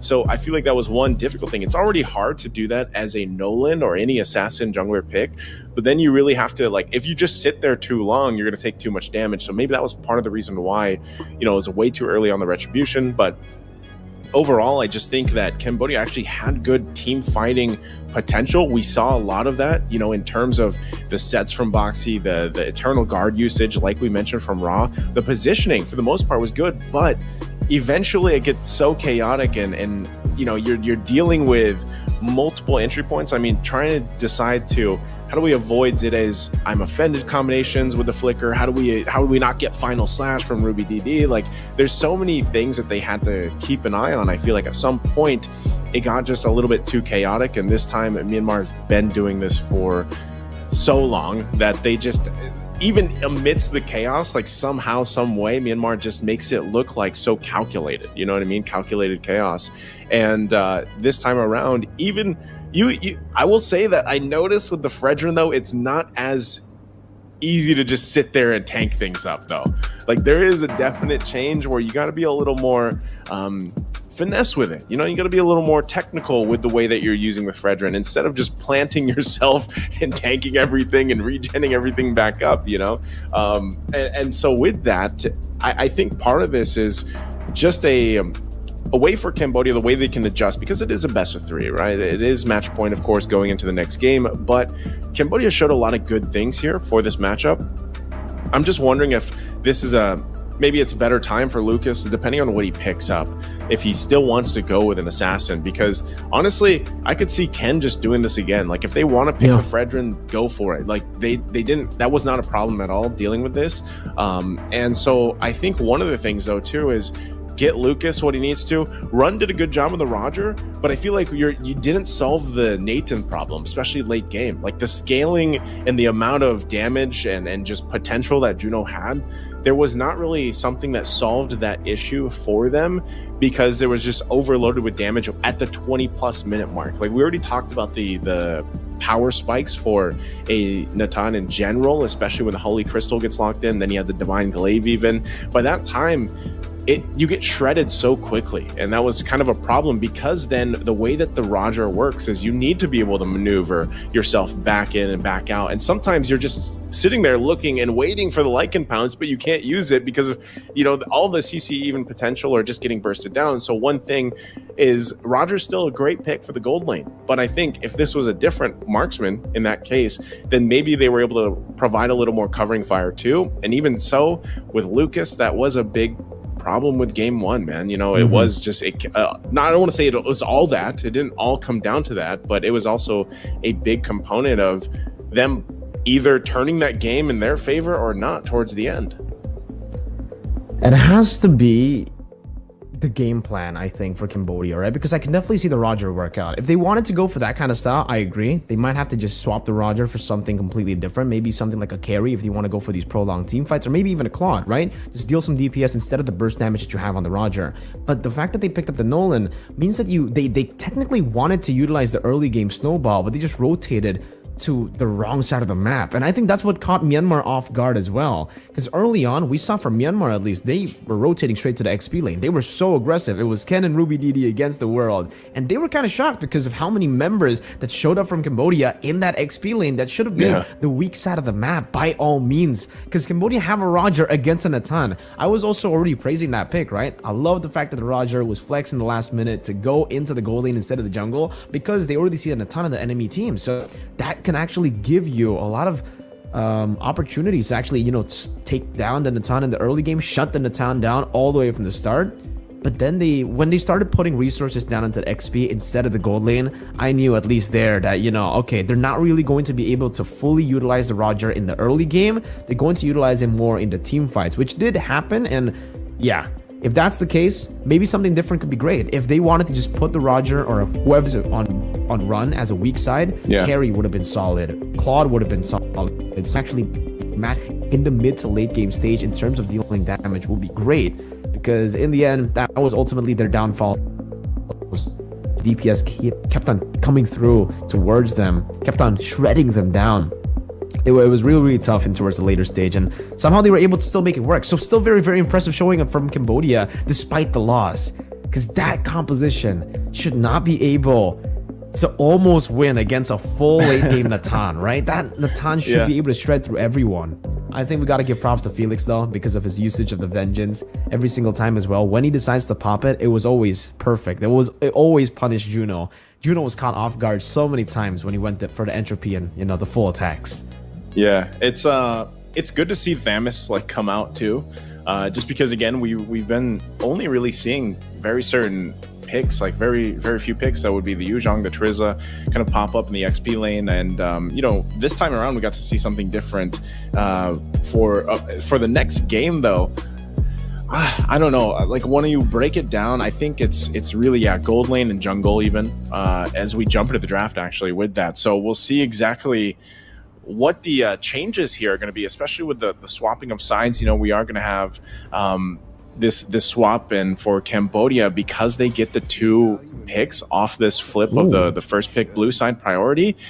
They could already round that out the best way they can, getting 2 priority picks that are valuable enough for their whatever lineup they have planned, because like you said, even with a lineup that isn't supposed to necessarily go up against the late game Natan, they did a pretty good job. The execution was there, it's just it fell apart. It wasn't as solid as a whole, and I think you talked about this specifically about Cambodia even going into the draft, was sometimes if there's a little bit of a lack on one of the roles, whatever it may be, then the struggle will eventually show. And Myanmar is a team that statistically is usually on point from each role, and I feel like if you just look at game one, there were some minor mistakes here and there, but overall Myanmar knew exactly what they wanted to do in that game and how they approached it. Already a big change though in the drafts now that we're looking at it, right? In game number 1, it was, well, the big change, number 1, is definitely going to be the sides for both these teams. For Myanmar, they were on red side, and they were actually the ones to ban out the chip, the Harith and the Angela. And I think for now at least, they're actually trying to force Cambodia to decide if they want to go for the Lo Yi ban, the chip ban, or to leave everything up for grabs and to technically leave it over to Myanmar to take. It's going to be really, really scary though if Myanmar actually decides to go for that chip. They're very, very good in the early game. So using the Fairness, the Fredrin bans now, full respect, it'll create space for some of these other heroes that were banned out in game number 1 to be left open. Because I think for Myanmar especially, we saw Ken on the utility. He's great on the utility, but he's even better on the assassins. This guy is a monster on the carry picks, right? Even the Granger, I think it was M4, he was able to utilize that Granger with the Harith in the gold lane and make it work. So I think that's the plan for them. They were really hoping that the Ling was going to be left open, but now something that has changed is the Angela and the Mathilda has been left open compared to game number 1, and maybe it should be a prioritization for Myanmar, and it does become prio. That Angela first pick for Myanmar, leaving the Mathilda open, and I think for Cambodia at least, they're actually going to take their time with this one. I don't know if they want to take the Mathilda. It's a safe choice. It'll be very, very good for the composition, especially if they want to go for those prolonged team fights. But they might just want to go for some other picks here at the start. Maybe going for the Terizla early would be good too, right? Something that can actually, nail some of these members from Myanmar down so that combo, if they actually still want to rely on that kind of combo with the Roger, could still be good. Roger Terizla could be the first choice to go for here, or maybe they might go for an early Valentina just to try to take some of those ults that, Myanmar like to play with, especially now that they already have an Angela. But they will just pick up the Roger first. That's a very good flex pick again. Super prio now, and actually, they won't utilize that flex pick if this is the pick that they decide to go for. It's a Baxia. So straight out the bat, they're revealing that the Roger will be going to the gold lane, and they'll be taking the Baxia away from Ken. It could be very good with Angela. Unless the Baxia goes, Roam? The Vanny gets hovered over. This is another Ken pick that I know personally is very good on these assassin picks. So it wouldn't be strange for him to go for a Fanny, actually, especially now that he already has an Angela to help him. Yeah, I was going to say, especially with the Angela. So Terizla's locked in for now. I guess they're just showing that there's some possible threat that could be played out. If the Claude, I would actually like if this Claude is locked in, that's fine too. It rounds out this first phase for Myanmar, and it is going to be the Claude. So once again, this is going to be, I still feel like a little bit, it could be a problem, just like in game 1 for Cambodia to somehow, some way get a hold of Juno. They didn't solve it in game 1, and if that Natan performance is how he's going to play the Claude, then I feel like that's concerning if you're for Cambodia. So this is going to probably be a typical matchup that we've seen throughout ISF and even in other tournaments. It is going to be the Yuzhong versus the Terizla and the XP lane. And with that, part of this too is solving the Angela problem. And I don't know if there's the room for this anymore, because typically when you have Angela or high shielding heroes, you're thinking also Esmeralda, which Esmeralda has done pretty good, I feel like, since some of the changes. It's just some teams still don't pick her up. Now with that, there's plenty of items now that work and deal with the healing or sustainability now, with the changes even to the glowing wand. So depending on what they pick up for even the mid lane, that could play a part in Cambodia's game plan. But as we get to the second phase of bans, they could really focus down on the jungle, because you already mentioned, we already saw the Fanny show. It is going to be the Julian that gets taken out. I'm wondering if they still want to use one ban towards the jungle to narrow down some of what Ken can do. But even so, whether it's assassins or not, I would just assume like you kind of want to go that way. Well, do you actually want to play an assassin into a Baxia? Or do you, I guess if you have an Angela, it works. But I could see Ken still doing either way, like utility or assassin for this lineup. Oh, so Franco band there. So okay, so maybe setting up still for a Fanny pick, right? With that Franco band, something very, very mobile in the jungle. We have seen Ken also play the Lancelot. This guy is the man who actually popularized the the Lancelot tank, if you remember, back in MSC 2022. So it wouldn't be strange if he actually does go for the Lancelot, you know, the Fanny as well. He just really loves the assassins. He even tried to force the assassins in a meta where, you know, assassins don't really do too well. So it wouldn't be strange now, especially with the Sky Piercer be a very, very good item to go for. It's a Julian and an Alice, man. I really like that respect to the Alice, man. You know, the Alice in the jungle certainly could work. It is something that I have seen many times before as well in Indonesia. Ken, maybe just like the Ken in Indonesia could utilize that with the Angela to go through and even beat the Baksha. It's very weird, right, that the Baksha is scared of the Alice, but still, if the Alice does scale and does get a very good early game, it is very, very scary to go up against, even when you already have that anti-regen. So completely understandable here, and it seems like they're just trying to take as much AoE, as much shred damage as possible. And I would actually say that with the tanky lineup that they have, maybe going for the Exborg ban would have been better than the Julian. Because at this point, I think the Exborg can still be used in the jungle. We have seen that before. They can't really go for the deny pick on the Exborg anyways now, because they already picked the Yuzong and the Baxia, right? So now they go for the Valentina that I expected in the first phase. No, they're hovering over the Valir. I don't know about this one. It does make sense, though, with some of these divers trying to go in. You can just throw them back with your flames. That could be a solid game plan. But Valentina has got to be the safer choice. You can take a big ult. Can choose between the penalty zone or the hard guard, or maybe the two other picks that have yet to show itself now. And for Justin, what would be a mid to go for here? Lilia? Lilia, maybe. I would be crazy to say Gord even. This is something that we did see pick up against a Valentina, or sometimes vice versa. But because of so far, yeah, maybe like there's too much. I feel like at this point, mid lane can go either way. You have Valentina that was already locked in. Farsa is still available. I'm not sure if Justin wants to play that again, and because you'd most likely give, like, whatever you pick in the goal in the mid lane, you're just going to give up. You know, you're going to give up to the Valentina at some point as well. This could be what you were mentioning. Looks like the Lancelot might be locked in. There you go. So this is a mid lane. Yeah, is this a Rome? Yeah, Rome, Edith, and then mid lane Angela? Is that what we're looking at? That should be the case, unless it's an Edith mid and a Rome Angela, right? Something that's kind of different, but maybe can work too. Yeah, I mean, they're overloading the Valentina with a lot of big ults right now, dude. There's a lot of big ults that the Valentina can actually take. That's a Primal Wrath, a penalty zone, and also a hard guard. I think the Primal Wrath, though, should be the most valuable ult to take for the Valentina, and it seems like for Felix, they really like this performance in the Thamus. I have to agree that Thamus performance was really, really good, but they already have a Yuzong. So where's that going to go? Are they going to go for something crazy here? It should just be, all right, yeah, it should just be a solid roamer here. I was about to say, right, if they pull off something crazy while being one game down, it would be pretty, you know, Cambodian. Cambodia loves to go for those crazy picks, and I love it. Love Cambodia for it, but it'll be a solid pick for Boxy. Kind of risky though up against the Claude. You know, there's a built-in Purifying against the Lancelot as well. Maybe a bit tough to pull off, but it's Boxy. We were talking about their mechanical prowess all the way before game number 1, and I love that we get to see full mechanics here for Cambodia in game number 2. Valentina Cho and the Yuzong. Okay, interesting too. And I will say real quick, I'm happy with Lucas. At least he's going to have the Baksha. This is going to allow him to be a little more, you know, upfront and not have to worry so much about getting bursted down, you know, on this jungle pick. So they got that. Still Run the King running with that Warcry. We are going to see Warcry also utilized here from Ken. I was almost hoping to see the combination once again of Focusing Mark and Warcry, but not going to happen here.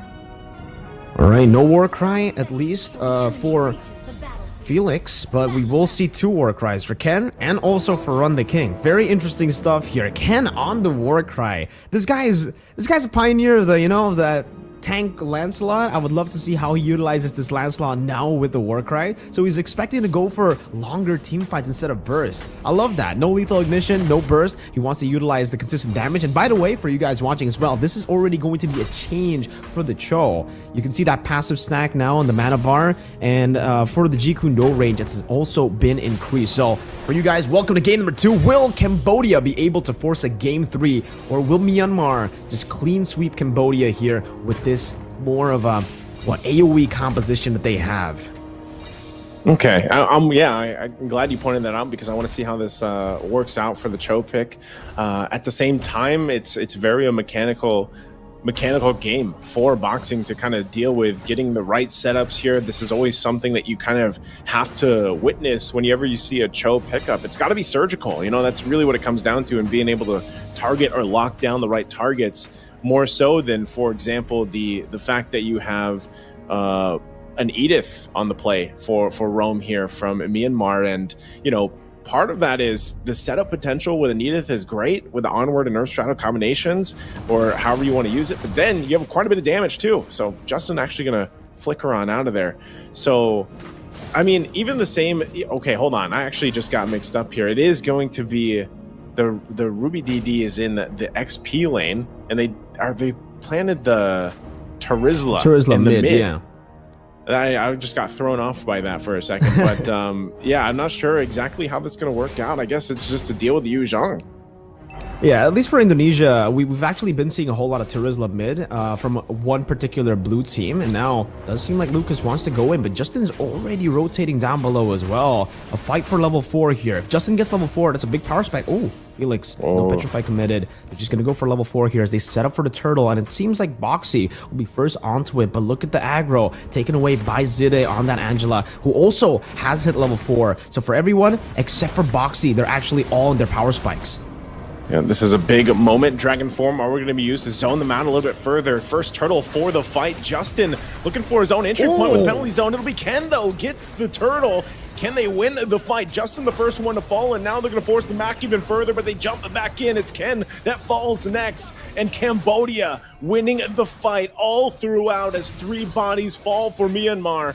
Not sure if it's going to be another, but Saryan Felix will get stunned, but he's going to be just fine. So Cambodia comes out big with the kills, while Myanmar got the turtle.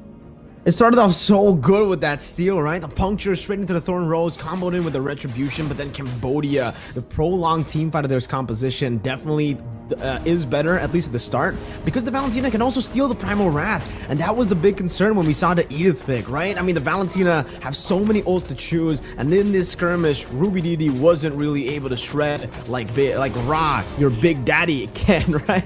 I mean, still very, very funny on that name, man. Shout out to Ra for that name. But we're going back live again. 3-0 start now for Cambodia. It should be really, really good for them, especially for Ra and Felix. They should be able to really force and go for these proactive maneuvers, which they do find comfort in. For Cambodia, at least, they do really well when they do get, you know, a way to dictate the matchup. So this time it's already looking really good for them, and Myanmar will have to go back to farming up until maybe Ken finds another power spike to go for. But now Boxy, oh, interesting start there, but for Ken, I really wonder what the item power spike is for the Lancelot, right? Yeah. Is it the War Axe? Is it still going to be waiting for the BOD later on in the Melfic Roar? I am kind of curious about the build path as well, technically, for Ken. Is he even going to go for full tank, or is he going to go for a mix? Maybe a semi-tank build like he's kind of known for? I think for this, with this lineup, you could probably maybe even do somewhat of a hybrid, you know, pick up 1 or 2 of those more offensive items and then go towards the defensive, because later on it is going to be just him trying to get into the objective dances and try to steal it. Now, he did it earlier, but unfortunately after he did it, you know, they fell apart from that. Blazing Duet gonna force a run back, nothing to get the kill there, but meanwhile for the turtle, once again under the turret, had the heart guard, and now Saryan Felix under the fight will be able to get possibly some more sustain out, does get the kill on Justin, and now they're gonna battle out further. Boxing trying to run, has to flicker out. Ken could not get the kill to follow on through, but now Juno part of the fight, forcing them back further. 1 hit away from the Love Waves, and Zidez does get it before he has to flicker out. 1-for-1 trade across the map. No one to take this turtle just yet. Ken quite low himself in the exchange. Mid lane for jungle. That's actually kind of worth Ken. Oh, Ken? Still able to escape that last bit of damage. Oh, I thought it was going to get him for a second, man. Same. Oh, it looked so scary for Ken, but he's still able to survive there. And for Cambodia, they should be able to utilize now the space, this new information that Ken is very low, to secure the turtle, the second one.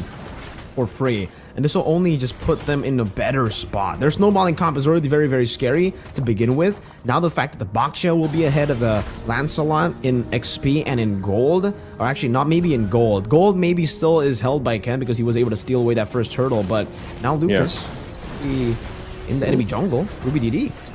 Ruby DD, using that Primal Wrath, gonna get stunned a little bit longer. Earth Shatter now can't get away still, just gets trapped in there, trying to walk out of the jungle. Cambodia definitely just punishing where they can and playing around this lead that they have, and that's something too. You can see Iesf on the top lane. Looks like they're gonna set their eyes up there towards Run the King, but Boxing is there to help them out. So Sarion Felix is just gonna go ahead and take this turret. First one of the game, gets the first objective for Cambodia. And the way that they've been playing this early game, going into the mid game eventually here, sets themselves up really well to hopefully get them to game 3. But right now for Myanmar, they want to still kind of whittle this away, but it looks like a lot of attention here. Also, big item pickup for Zidis, does get that Flask of the Waste. It's going to help with some of the shielding, of course. Juno, just look at the shots on Run, but will not be able to commit to that turret just yet. Yeah, I'd love to see the items here, honestly, right? Because it seems for Juno, he has already taken the Golden Staff. Oh, wait, the Dragon. Oh, Way of the Dragon going to be used, and also the Blazing Duet already utilized. Heart Guard, though, on Juno, and now they still might want to find it out. They're just waiting for some of these ultimates to come down. Lots and lots of ultimates used for that fight with no one to fall. 30 seconds away from this turtle, though. Last one of the game, and Myanmar will just kind of, I guess, play around the fact that they're at a deficit. They don't want to fully commit to a team fight, because if they get taken down, whether it's 1 or 2 members, it does further that snowball for Cambodia. And so far, they've been playing really around it. But the mid lane, once again, Boxy goes in with the Way of the Dragon, finds the right target as Zidez will go down in the exchange. And now Justin could be next. With the body of Smith, it's not going to be enough, as it's a double for Run the King. And now Cambodia will get themselves another objective, a turtle here. There's not much Ruby DD can do with this, as Lucas secures the turtle. The boxy mechanics, man, shining in game number 2. When they get to a position when they actually can go for these proactive maneuvers, Boxy is just so much scarier compared to last game when he's put on a, kind of reactive roamer. Oh, Ken could be in trouble, gets Retribution, gets slowed down, and now Lucas sits right on top of him with a Run the King getting the kill. Boxy could be on the hunt once again for Juno. Blazing Duet, there's the penalty zone. Boxy going to be the one to fall, and now Justin trying to battle it out. They get the Heart Guard on top of Juno, and Lucas could be whittled down and in trouble, but there's the response from Run the King once again, with a Sky Piercer being picked up in the fight. So Myanmar has to back out. It looks like, once again, Cambodia will not let go of this lead. No trades have gone in favor of Myanmar so far in this game. It's all been Cambodia, and it just goes to show you how powerful they are when they are on these kind of picks, when they are able to dictate the pace of the game, when they can stay proactive. And again, they're staying proactive up top. Run the King looking for a gank, but Ruby DD will be able to back away, getting that onward back again. And so far, Ruby wants to go for fight, huh? Ooh. Yeah, I'm surprised. I mean, I feel like he's feeling the slowness of this Edith. Not even using that flicker available. So with this, Myanmar is going to find themselves really on the back foot, dealing with this just this power and play from Cambodia right now.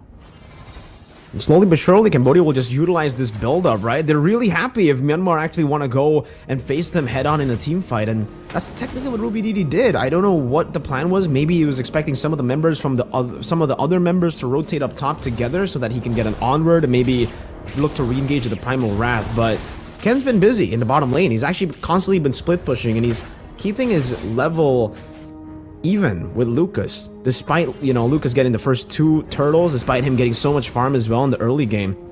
Ken's still able to at least withstand that. And another Way of the Dragon.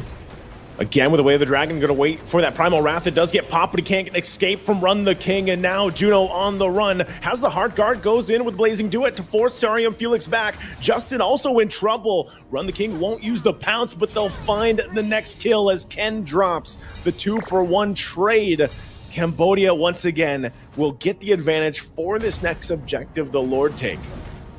Now it's dominant for Cambodia. Now they should be able to just completely steamroll through. They get the first Lord for free. There's no way that Myanmar can actually go for the contest right now. And for Ken as well, the fact that he was able to get that even lead, but not able to really enter any of these skirmishes, it's just going to be tough for Myanmar. Cambodia will take control fully of this game now, and this is where you want to see the Roger. In game number 1, we were talking about how the Roger, we didn't really get to see all those resources placed onto him. We didn't really get to see that snowballing from Run the King. It's completely different here in game number 2 with him on the snowball, him getting that Sky Piercer. It'll be very, very scary. A great Dragon Spear, too. In the 10th minute of the game, we have 4 items for Run the King. And I think that name fits into his playstyle, into his standing now in game number 2 perfectly. He definitely is the king. He can call the shots and he can go in whenever he wants. Looks like they might want to go in here again, forcing the fight. They're going to clear the waves, though, just fine. They still have to deal with this Lord pushing on top side for Cambodia. Myanmar holds on the best they can, and no flicker available for Justin just yet, or Ruby DD. So this is a little bit difficult for them to kind of force a fight, or at least be on the defensive with their initiations. And right now, there's the Lord making its way. Tier 2s are all down except for the bottom lane, and now the shields pop. Dragon Form going to be used as well. Boxy gets forced out of the base here, but Ruby DD jumps in with Primal Wrath, holding on to the turret the best they can. They got to get rid of the Lord. They are going to hold on 1 HP to the top base turret. No one falls in the exchange on either team, so Myanmar, despite being down 8,000 gold, will hold on at least for that first Lord play from Cambodia.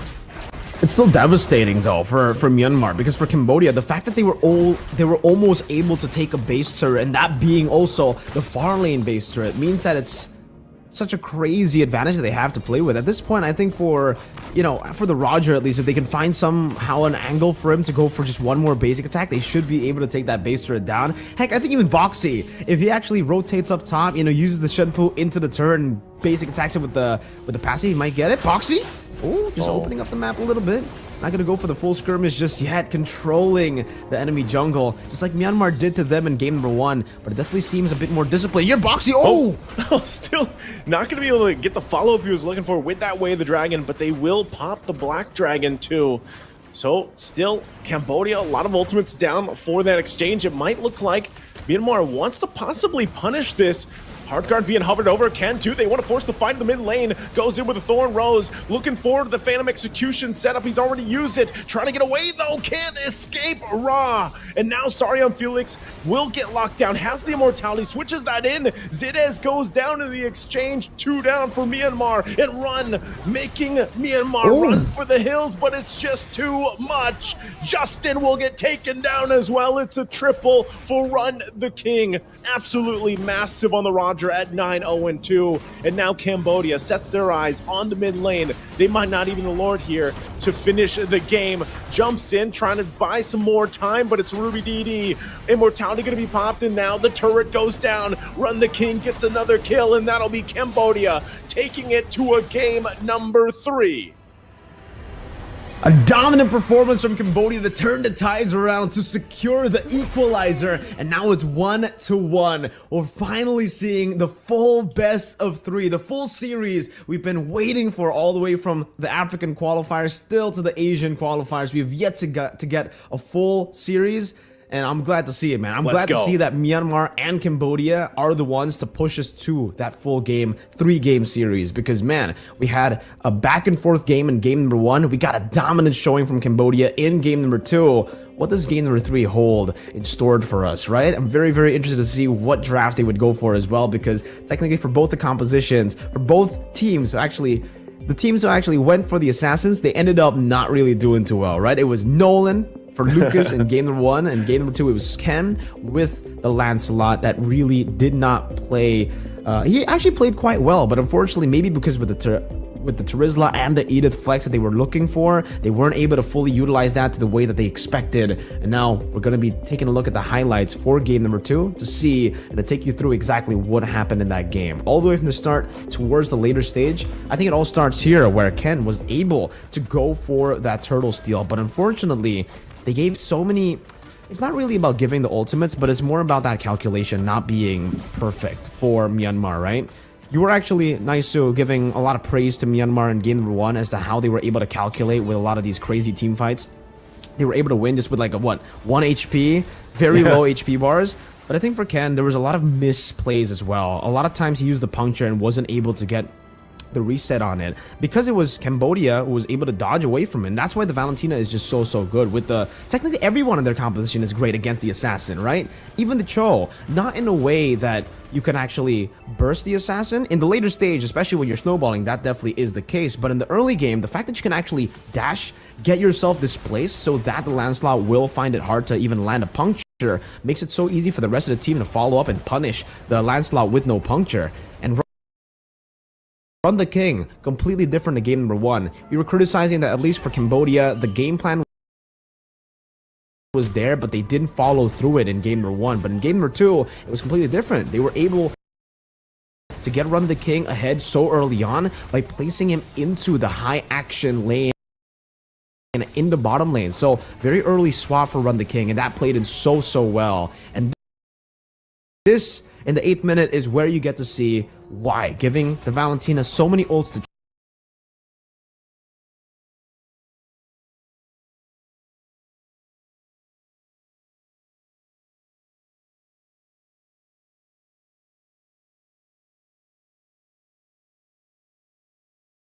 choose is a bad time. Bad time for always in the back line, just dealing damage and then flickering forward when he can eventually to go and get the kill on Ken. But at this point of the game, in the 13th minute, it was a 7,000 gold lead already for Cambodia. There was not much that Myanmar could do with their composition because they were kind of also leaning towards a snowball. They needed a snowball. It was a change of pace for Myanmar that didn't work out, and it was just great for Cambodia. Because if they want to go fight from the start of the game, that's Cambodia's specialty, especially with Boxy on a pick like this. How many times did he get the way of the dragon? We were already concerned. You know, it's an Edith, it's a Terizla, it's a Lancelot, it's also a Claude with a Purify. These heroes, not really that easy to catch, and even if you do catch them, they have ways to re-engage, they have ways to punish you for catching them. Nope, not a problem for Boxy. Boxy on the Cho is just different, bro.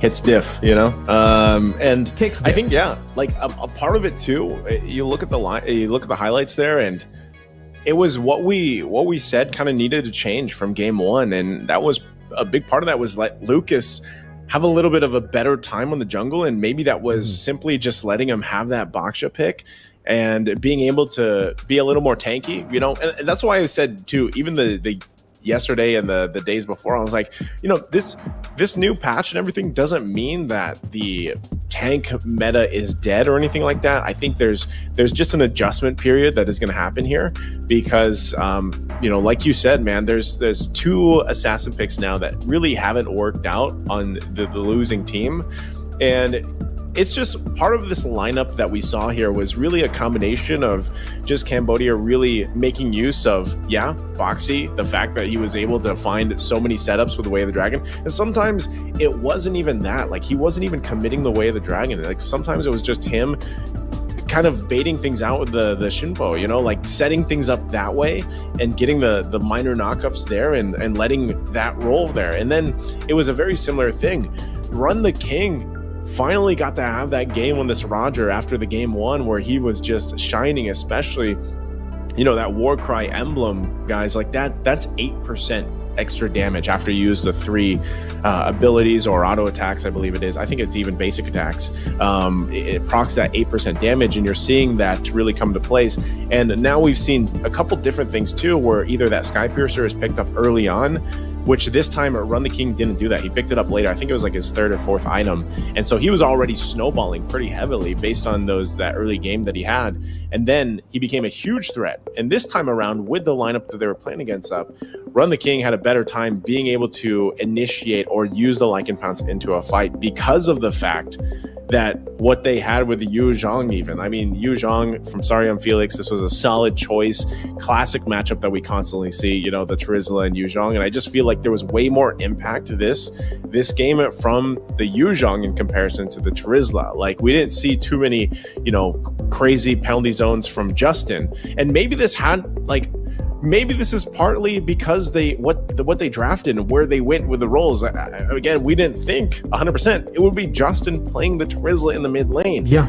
that's probably part of this whole thing. I was actually, you and I both were expecting it's probably going to be the Edith in the mid, or maybe the Angela in the mid lane. Like we've seen that in Edith Rome. But this time around, I think the changes here that we saw from Myanmar, like some of the swapping that happened and whatnot, where we're not used to seeing certain things like that, maybe that played a part to it, because I didn't really get to see the impact of Ken on this Lancelot pick, which we know is a favorite hero of his. Like he's played it time and time again and in different metas, but it was just a kind of lackluster here. Like we didn't get to see much in game 2 happen, and I think all the answers this time around were from Cambodia and the way that they drafted, and they had a very clear game plan in their mind, and they fixed one of the major issues from the previous game, and they ended up taking us to our first game 3 for ISF so far. They did in a very, very dominant way as well in game 2, right? Because we were expecting maybe the momentum, especially with that early game composition, to be held by Myanmar. And maybe that's what they were looking for with the Terizla mid. Because we were expecting maybe the Edith to go mid, maybe the Angela to go mid, but it was definitely the swap between the two, right? It was Edith Rome or Edith mid, and Angela Rome or Edith or Angela mid. But it turned out to be the Terizla mid. And with the Terizla mid, it could still work. Again, we see that a lot in Indonesia. Not a lot, but just from that particular blue team from Rebellion, we do see that a lot. But the way that they use it is very, they're very, very reliant on the early game. They need the early game to go well, and it's all about setting up for the first hurdle, which they did really well. They were able to get the CC down, the penalty zone, and the Primal Wrath as well, but they weren't able to out-damage the composition from Cambodia. They had a lot of damage too to play with, and they were all beefy boys, right? Beefy Even boys. the Valentina.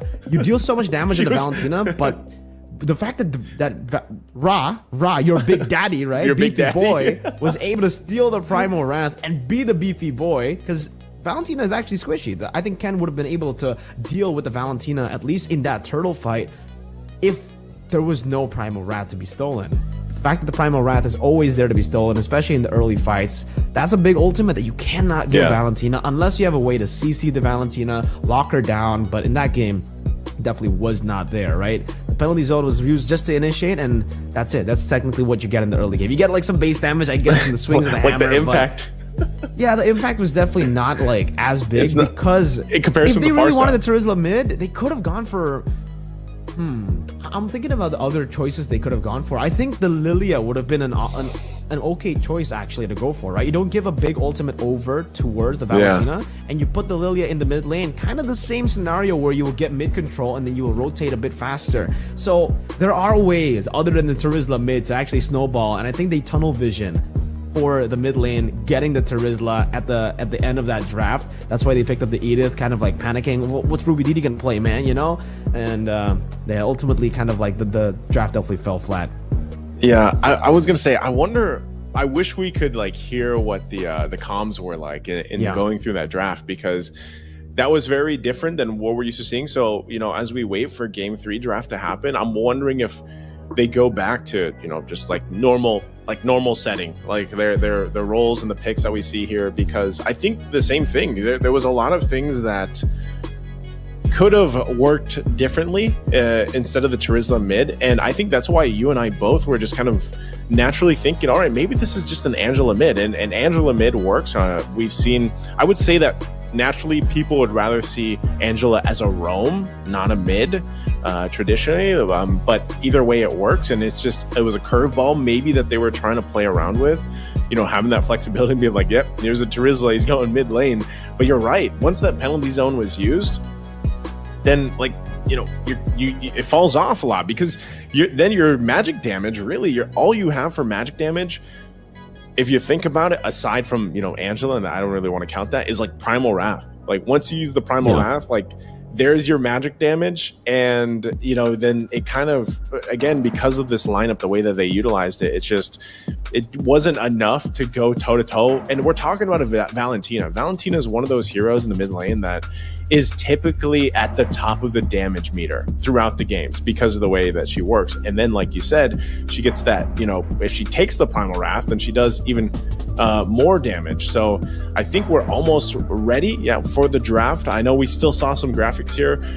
Big shout out to the production. They're still trying to, get that situated. That would be our first time actually seeing the pick and ban, the graphics. But hopefully we'll see how these kind of fall into place, lineup wise, for both the teams, because now that we've had a good sample from game 1 and game 2, and we are rather familiar with these players and these teams just, you know, from different tournaments, there's a lot that it can happen as it comes down to this best of 1. And I know some people in the chat were asking, is this like an elimination match? It's not. It's not an elimination match. It's a best of 3. You know, there's a for this portion of Asia, there's a whole like a round robin, I believe, and Mirko mentioned that there is going to be teams qualifying later on. There's matches also happening simultaneously offline, guys. So this is just actually our first match for this sub-region of Asia. So it is a best of 3 that'll be played out here. I think for you guys, if you guys really want to just check what the results are, you guys can go and check out the website that, you know, Nightbot's been always saying in the comments, www.iesf.gg, and there you can actually pick the region as well if you want to check out, you know, what's happened in the last few matches maybe that have been played as well, because currently there are, I think, a few matches that are being played simultaneously, but I'm not too sure as well. You can also see the updated standings right after every single game that will be instantly updated on the website too. So really, really cool stuff. Yeah, there are actually matches going on right now. So go ahead and check it out. I'm just checking it out myself as well on the other screen here. And it's great. You know, it's very easy to navigate around. You guys should go and check it out, especially if you want to know exactly who will be able to qualify. Because we'll have the playoff matches, I believe, in day number 4. So tomorrow we'll have another round of, you know, the continued fights to get that top 2 slot, but then we'll see the official playoff matches on day number 4, and that'll be a best of 5, I believe. So some big matches coming your way, and we also have the next match later on that we'll talk about later, because we'll focus now on Cambodia versus Myanmar, right? What do Myanmar have to do to get back at Cambodia, and what do Cambodia need to do to hold their ground now that they have actually equalized? For me, Myanmar, I think, go back to game number 1. They do really well on Assassins, cool. They're really good at team fights, yes. But I think game number 1, when they actually can focus around these neutral objectives instead of pure fights, they have something to fight for. You know what I mean? Like, in the fights of game number 2, yes, they were fighting for the neutral objective, but when they were falling behind, it almost looked like they were fighting just to fight. They were fighting because they just like to fight. They just enjoy the thrill of dying or winning in that skirmish. And really, it's very unfortunate. It's very fun. It's very entertaining, especially, but it's not really the best way to go at it, especially when you're behind, right? So maybe go with a draft that can actually wait for the late game. If you actually lose in the early game, maybe something that can ensure you for the later stage, like the Natan pick, maybe even a Claude pick that you want to play with, though. Don't force the Claude to fight early on when, you know, the rest of the team loses. I think the adjustment definitely needs to be made. It's a very simple adjustment though for Myanmar, and for Cambodia, do what you're already doing. Go for the early game compositions again, and make sure you win out in the first few neutral objective battles, because it seems when you do win out against Myanmar in the first neutral objective battles, again, the tendency of Myanmar to just go for the skirmishes is a bit too easy to predict for Cambodia, and I think they can continuously just ride that wave. You know, surfs up, man. Surfs up. You know, going on that point, I think I really want to see what they want to do for the draft in terms of just jungle picks alone, because now that we've seen essentially 2 games where it's like 1 assassin versus 1 utility, I'm wondering if both of them just throw it all out the window and they go both assassin. You know, because so far we've seen so many assassins banned out. And I'm wondering if that actually is going to change here, banning phase-wise in this first phase. It is still going to be the Ling. The Fair Missile is also banned out here. We'll probably still see some of the other assassins even taken out, but also with a focus on, you know, these gold laners, their options. Roger has popped up multiple times now, and I feel like has had basically a 50-50 opportunity to shine or not. And so I think if you're really for Myanmar, it's kind of playing around that. Even so, where if they just decide to lock in what they did in game 1 and take the Fredrin for Ken, if they do that and they end up going against Lucas, I think that's the thing. I don't know if actually Lucas would do that, like pick an assassin into Fredrin again. But it's looking like we could see that those things fall into place as the Harith now and the Chip are banned out. Louis is still going to be open for now, as long as it's not banned out here. And I would love to see, like I said earlier, Justin on, you know, one of those more traditional mid lane picks and not the Trizla for this game 3.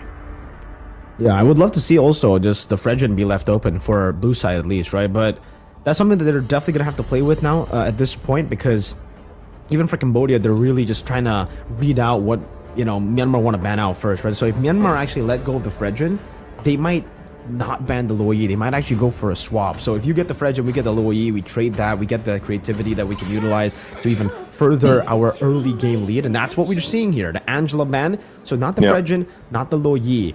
Now pressure is on Cambodia. I think the best way would just to be trade those heroes, right? If there's going to be an OP hero open, you kind of trade it together. But I don't know too. If they leave the Luoyi, is the Luoyi more prio than the Fredgen? Yeah, that was what I was thinking about, right? If they leave the Luoyi, maybe the Luoyi would be first pick, and maybe for Cambodia, that might just not be worth it for them because they don't want to play the Fredgen, maybe.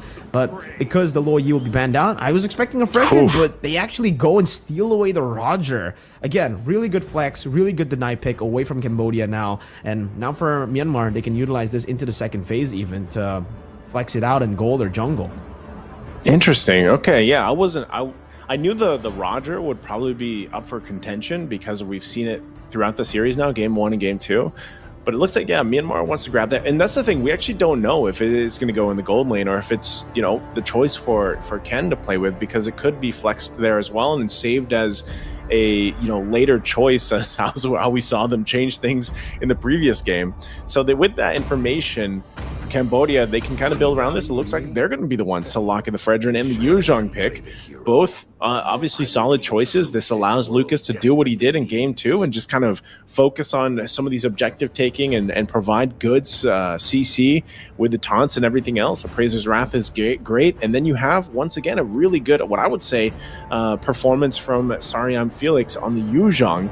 And so we're going back to this matchup, man. I think we're just going to constantly see this. When the Yuzhong is picked up and Terizla's open, they're going to go for it. Now, this time around, it could possibly just, yes, hopefully, I'm saying hopefully it goes in the XP lane and not in the mid.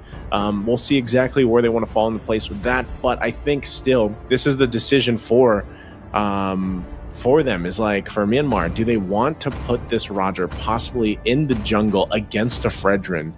And it looks like the Minotaur is hovered over. This is great combination of ultimates. You have the penalty zone, you have Minoan Fury, you have some sustainability with the motivation of Roar as well. And so there it is. That's locked in for the first phase from Myanmar. Solid choices and still a lot left on the table for the last two. And I think that's where they have to decide. What are they going to put in the mid lane? They need a good source of magic damage, especially some of that burst. But it looks like for Cambodia, they might be looking to lock in their mid lane, so it's not so banned out that they have to deal with. There's a lot being shown here, and I don't know, man. We saw the Lunox in the gold lane yesterday, was it? Yeah, yesterday. And we saw that burst potential. It's almost on par even with what you usually see when Harith is put in the gold lane. So if this Lunox is locked in, we'll talk more about that, but this could also be a good choice. We know how strong Novaria is. There it is, locked in. And this just pairs really well. Anytime I see this combination with Novaria and Yuzhong, she's like a spotter for the Yuzhong for a lot of times. So like Yuzhong, typically he's going in with the dragon form to either zone or at least scout. But this time around, if you have a Novaria, like, you don't actually have to waste it for that. You can actually utilize it in a different way because you have the Astral Echoes to drop down. And this is the other thing, the new items, man. The new items for the Novaria going to be a little scary. Yeah, the Lantern, you know, working around this, easy to proc that 800 damage and get that 10% current HP.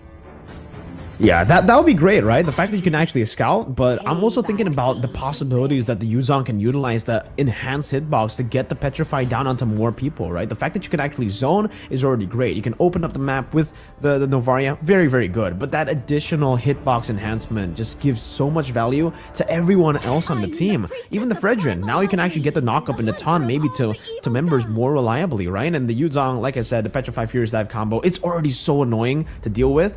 Imagine when you can't really even calculate the range of that now, that you already get hit by the Astral Echo and your hitbox has been enlarged, right? So, very annoying stuff, definitely. That's what Cambodia are playing with now. And looks like the Edith's going to be taken away. They have had their fair share of, Edith games. Technically only one, but they got 2 Ediths in that game with the Valentina constantly stealing the Primal Wrath away.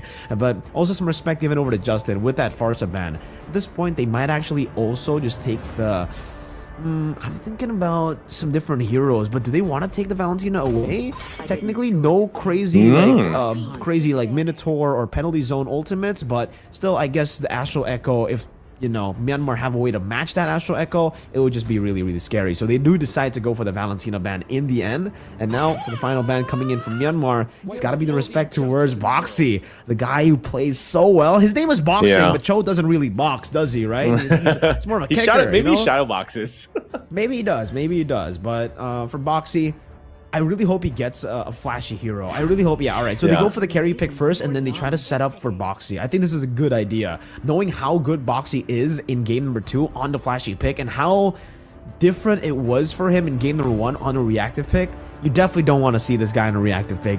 You know, take him off the Minotaurs, take him off these boring roamers, put him on a flashy one, because that's where he really is able to force and dictate the matchup. But it seems for Justin, he wants to do that as well. But for the mid lane, Kagura being hovered over, not too sure if they actually want to go for this. And with the Nolan, that's technically what we were talking about before the draft even started, right? From Myanmar, get a little bit more of that late game insurance to play with later, and it should be, perhaps a Kadita that they're going for. If they do, this is good, but it's also risky, right? They do lock it in, so in the first few fights, it's going to be good. But later on, if Cambodia are able to bait out some of these resources, the cooldown cycle, the cooldown on these resources, it's going to be massive. Once they use the initial burst, Cambodia can actually take them on in a full team fight, in a long team fight. They got the tools to do it. They got a Yu Zhang and a carry, a Fredjun as well, and a Navaria. So much consistent damage coming in. So, all right, Myanmar want to take that gamble of going in for the burst and hoping to win it in the first initiation. Let's see if it works out now as Boxy gets his pick. What roamer? Oh, man. Given the fact that, the Edith and the Cho are taken out, we'll see exactly what the game plan here too. Real quick, there's a lot of magic damage from Myanmar, and I think that is the gamble in a way. Is this gonna? Oh, it is gonna be locked in. So Grok, the last pick here for Cambodia. Lineup wise, interesting from both sides. I think they cover their bases though. Overall, it's just I feel like when I look at Myanmar's lineup, you're really going for those one-shot potentials. Like anytime the Kadita is there locked in, that's the plan. That's the game plan. We've seen Justin play this before, this hero before, obviously, and playing with that mindset of just trying to get the numbers advantage with an easy kill. Eventually, it does fall off to an extent, but it's really threatening to Cambodia early on, and then even in the mid game. So we'll see exactly what that ends up looking like, because even so, Ken is going to be playing that Roger in the jungle, and playing around this instead of seeing it in the gold lane is going to be a little bit different, especially now that it is going against Lucas this time around with the Fredrin here.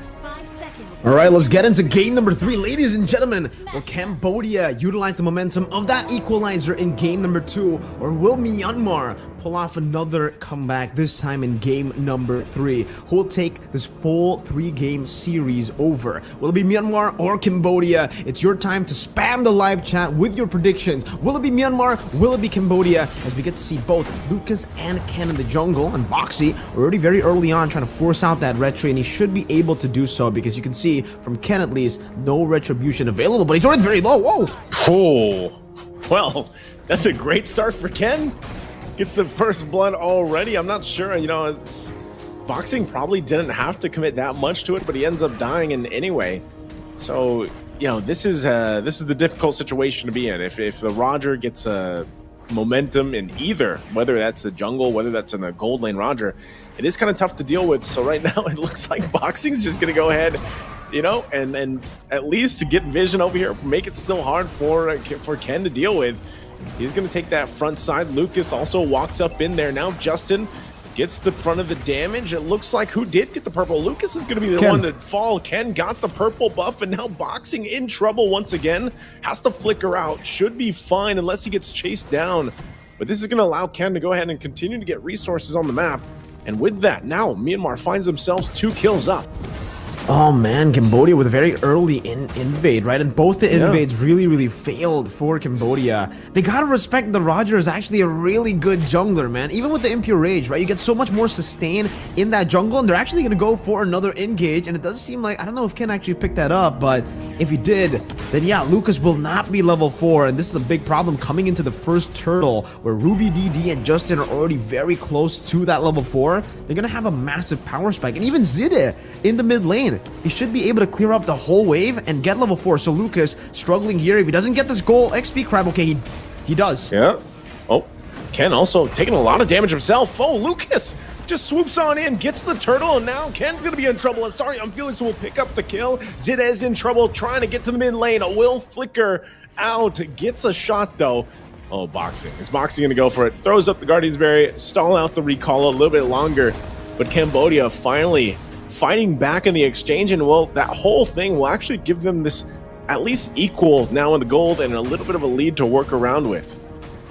Yeah, that was really, really good. Cambodia desperately needed that win, and I think for Lucas, right, we were talking about in game number 1 and game number 2 how he was just missing out on these red trees. The fact that he got 2 victories there, taking the XP crab away and then straight out into a steal in the jungle, in the turtle, is great for him. Definitely some confidence boost as well, man, because he definitely needs that now coming into game number 3. It's a leather jerkin start for him, so I think he should be going for a Dreadnought armor first. Yeah, and he does go and complete that Dreadnought armor with the tough boots. So he already has tenacity, now added physical defense up against these beefy members that can deal damage with their abilities. But for Ken, it should still be that Windtalker rush in towards maybe a Sky Piercer second item, but maybe even goes for War Axe. You know, I have a quick question to you, Naisu. What do you like better? Do you like the Roger in the jungle or Roger Gold? Oof. I would probably say Roger in the jungle. I'm not sure if I like him in the gold lane that much. I just feel like there's better choices for gold laners rather than Roger. I think he does fit in the jungle though better, especially now.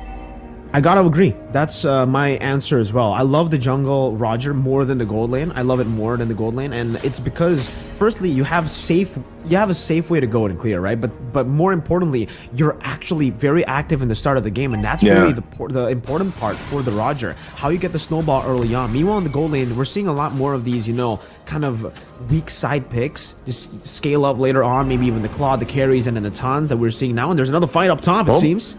Ruby DD already defensively used that flicker, so a lot committed once again at the top side. Justin gonna jump in, won't be able to find the knockup he's looking for, and now Sarium Felix wants to fight back, and this could be the moment they turn around. Minoan Fury under the turret, they pick up Sarium Felix, but they're fighting under the turret as Zidez will fall while charge gonna be used. Ruby DD does have that body of Smith, keeps him quite defensive on this Terizla, so, and he dodges the shot too, so they keep it together. Turtle's up here though, but Ken gonna work on his buff as well for Lucas on the orange. So both teams will go ahead and get a reset before they commit to the objective. But man, it's very close between the two teams right now. Playing it very, very slow, because for Myanmar, technically the way that they want to win in these team fights, I mean, the way that they want to tackle these neutral objectives is through winning the team fights. They want to go for the members first. They don't really want to go for the neutral objective first. That's what Cambodia want to do, with a wild charge and obviously with a Fredrin there to go for the last hit. That's what they want to expect. That's what they expect to go for in these neutral objective battles. So for Myanmar, the person who actually needs to tank up the turtle, the person who needs to take the aggro, shouldn't be Ken. Ken should be coming in at the very last second with the Lycan form. He can't go for the gun form, just, you know, deal some damage, poke him down, and that's what they're doing now for the second turtle. Yeah, they're going to jump in. Once again, Lucas trying to contest this turtle. Shots coming down. He gets thrown into the air as he falls. Ken will get the turtle. Now Sarium Felix keeping the front line under control, but also in the gold lane. 2 fights happening at once. Juno will win the 1v1 versus run, but now Ken can't pick up the kill on Boxing just yet. Ruby DD will wait there patiently. He's 10 seconds away from the flicker. I think he's going to stall out as much as he can, Boxing. And it looks like he's going to do just that. Meanwhile, in the mid lane, they continue down at the tier 1 turret. They finally get it. But once again, Ruby DD, flicker nearly available. Boxing still there, left to the limbs. And they'll go ahead and stall him out as long as they can. They won't be able to get the turret just yet, though, as Sarium Felix is back to the lane. Yeah, Boxy, he has to stay up top there. He definitely needs to just, try to deny that turret take because it would be so bad for them if they lost 2 turrets off of that play. But definitely, I want to give a massive shout out to Myanmar as to how they tackled that fight and how they adjusted right after turtle number 1, right? Because in turtle number 1, they were actually utilizing Ken as the guy to go for the turtle first. He was starting things up, he was the one dealing damage to the turtle, and he was taking aggro. And that put him in a position that was just so vulnerable. Way too vulnerable as the main carry of the team in the early game, right? So the fact that they actually played around it, the Minotaur was the one that took the turret aggro, or sorry, the turtle aggro, and it was Ken who just stayed in the back with the gun form dealing damage to it. It kind of forced Cambodia to go in, because either way, if they go in just for the steal, that's kind of not possible, knowing that Zide will use the Minion's Fury and will knock up Lucas, and they just basically, for Cambodia, they just definitely needed to look for a force into that turtle pit, and that's what they did. Unfortunately, it didn't work out for them because then Lucas was just so open to all the damage coming in, not just from Ken, but also from Justin, who bursted him down quick, even before the turtle got into the, the retribution indicator sweet spot. So for Myanmar, a good win there puts them in a very good spot now to look for the snowball, up for turtle number 3, and even in the bottom lane, Juno somehow was able to get a 1v1. Run the King? Way too overextended. It was so far inside of the enemy jungle to a point where I think he was like almost below the tier 1, right? So definitely not a good spot for Run the King on this carry. You definitely want to try to go back and forth up against the Natan. You want to try to, bait out the entropy and then fight when the entropy's not there. But it seems for both these teams, they actually don't want to go for the 3rd turtle, which is great for both these teams technically, because they want to actually wait up. For Cambodia, they want to wait up. They want to go for some of these levels, some of these farm before they actually go for a skirmish. And for Myanmar, it's kind of tough for them to pull off that turtle fight. But it seems for Cambodia, they're going to utilize Juno being up top to go for a fight instantly. Yeah, Lord already half health here. Dragon form going to be used. The rest of the team making their way. There's the rough waves of the rough wave combination, and they find Lucas penalty zone into the back as well, forcing him back. And now it's Myanmar looking to punish even further as Saryam Felix will drop in the exchange.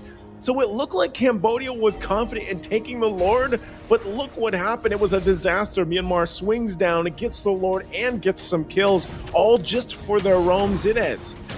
And that's why I was kind of confused, right? I was saying that both teams really didn't want that turtle, wanted the Lord to spawn in so that it would delay the game to a certain point. For Cambodia, I was definitely thinking that they would actually want to utilize that to go and farm up a bit more, because even Lucas was behind of Ken by a whole level. And again, for Myanmar, they're very happy to utilize that small lead to go for these bursts, because with their composition, if they get a good initiation, they get the win, and that's exactly what they got in the last team fight. Luckily for Cambodia, though, they got a carry and a Navaria. Very good clear. The Navaria dealing AoE damage, and obviously for the carry, dealing with the Lord. So defense should still be okay, but Juno, 9th minute this time. A whole minute behind, the game 1 timer of how he got the Holy Crystal.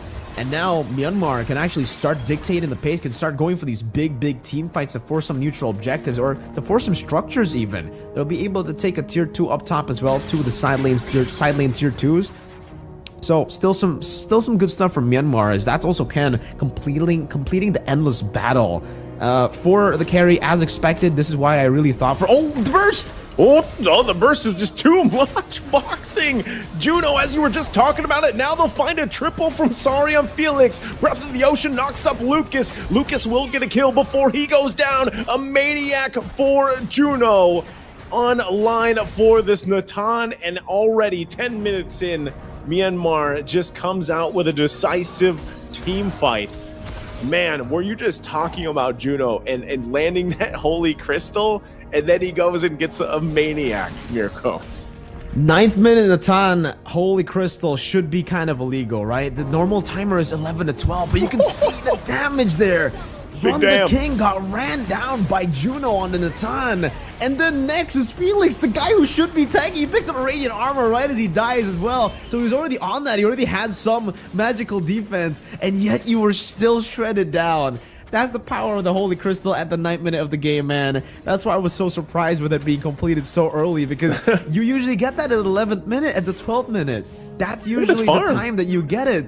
that's usually when the enemy team also has, you know, a bit more magical defense to counter that. But the fact that you got it so early means that for Cambodia, at least, they didn't have those items ready, and that's why you saw Felix only get it after he died to the Natan damage. And now he has the Divine Glaive at the 11th minute. Add salt to the wound. This is a 14-minute item for Natan. That triple kill, that Maniac definitely got him here way faster. And oh man, if we were already talking about, you know, Cambodia finally getting those items like the Radiant Armor, it might not even matter. Juno has a Divine Glaive. He's basically going to do true damage. Maybe up until Cambodia get another, like, magical defense item on top of the Radiant Armor. If they get Athena on top of the Radiant, maybe they can withstand some of that damage. But even then, Ken will just shred through them with the Sky Piercer. He's got the Sky Piercer, execute.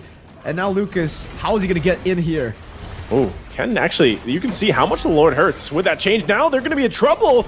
Zidiz goes down in the exchange, and Sarion Felix will be the one to follow. Ken also battling it out. Penalty zone going to be used. It's a double for Ken. Juno still alive, quite healthy. Rough waves from Justin used. The trade, the 1 for 2 now.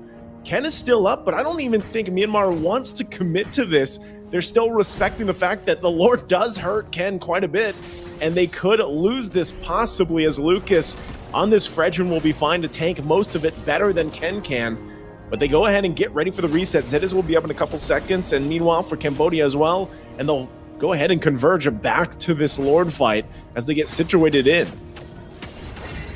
Again, another amazing skirmish from Myanmar. The fact that they were able to get both Felix and Boxy there, the punishment was just real. And yeah, we definitely see the change on the Lord, right? You're going to struggle to actually go for the Lord dances on these carry junglers. So it definitely has to be Ruby DD or Zide who tanks up this Lord. Because earlier, Ken was actually very, very low. If Siu or if Cambodia were able to actually initiate on Ken, that would have been pretty bad. But even then, if they use all their resources on Ken, there's that secondary carry that we were talking about, that crazy Natan Juno.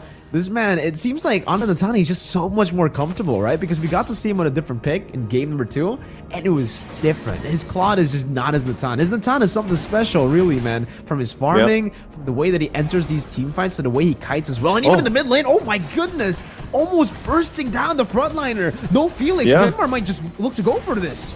He forces Sarion Felix back to the base, so they know that he has to get some more time. He actually goes in with the Dragon Form instead. Look at the unleashed damage from Run the King. Ken will get the Lord though, but can they win the fight? Juno is shut down from Sarion Felix to fall for Myanmar, and now Ruby DD is next. Tries to stay alive the longest he can, but eventually will get chased down by Run the King and Boxing.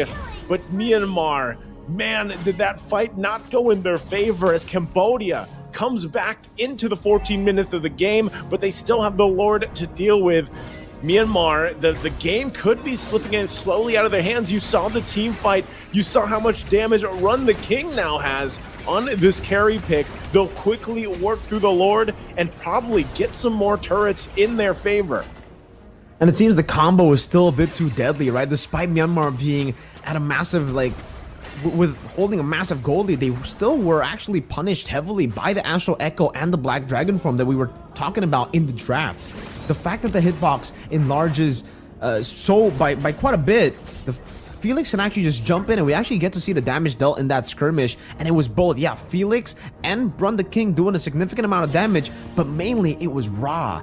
Very deceiving. You don't get to see the Novaria damage, and once you realize it, you already get bursted down by the Astral Meteor and even those Astral Spheres and the ranged attack. I think Juno got hit by a big Astral Sphere right as Felix ran him down with the Black Dragon form, because he was able to get the execute down onto Juno. He was able to assassinate him, but the damage was placed down by Ra. So Ra is becoming a big threat now towards Myanmar as we get into the later stages of the game, and that's why we're seeing the Rose Gold Meteor. That's why we're now seeing the Blood Wings as well. They need the additional sustain, all the additional sustain that they can get. And technically, even for Ruby DD, he's very, very vulnerable to the magic damage coming in. I think they kind of tunnel vision on going for the physical defense and even the Queen's Wings, that they completely forget for Ra at least. He can actually start shredding people down. Only Zide and Ken at this point have magical defense to really handle the Novaria, and even then it might still not be enough, right?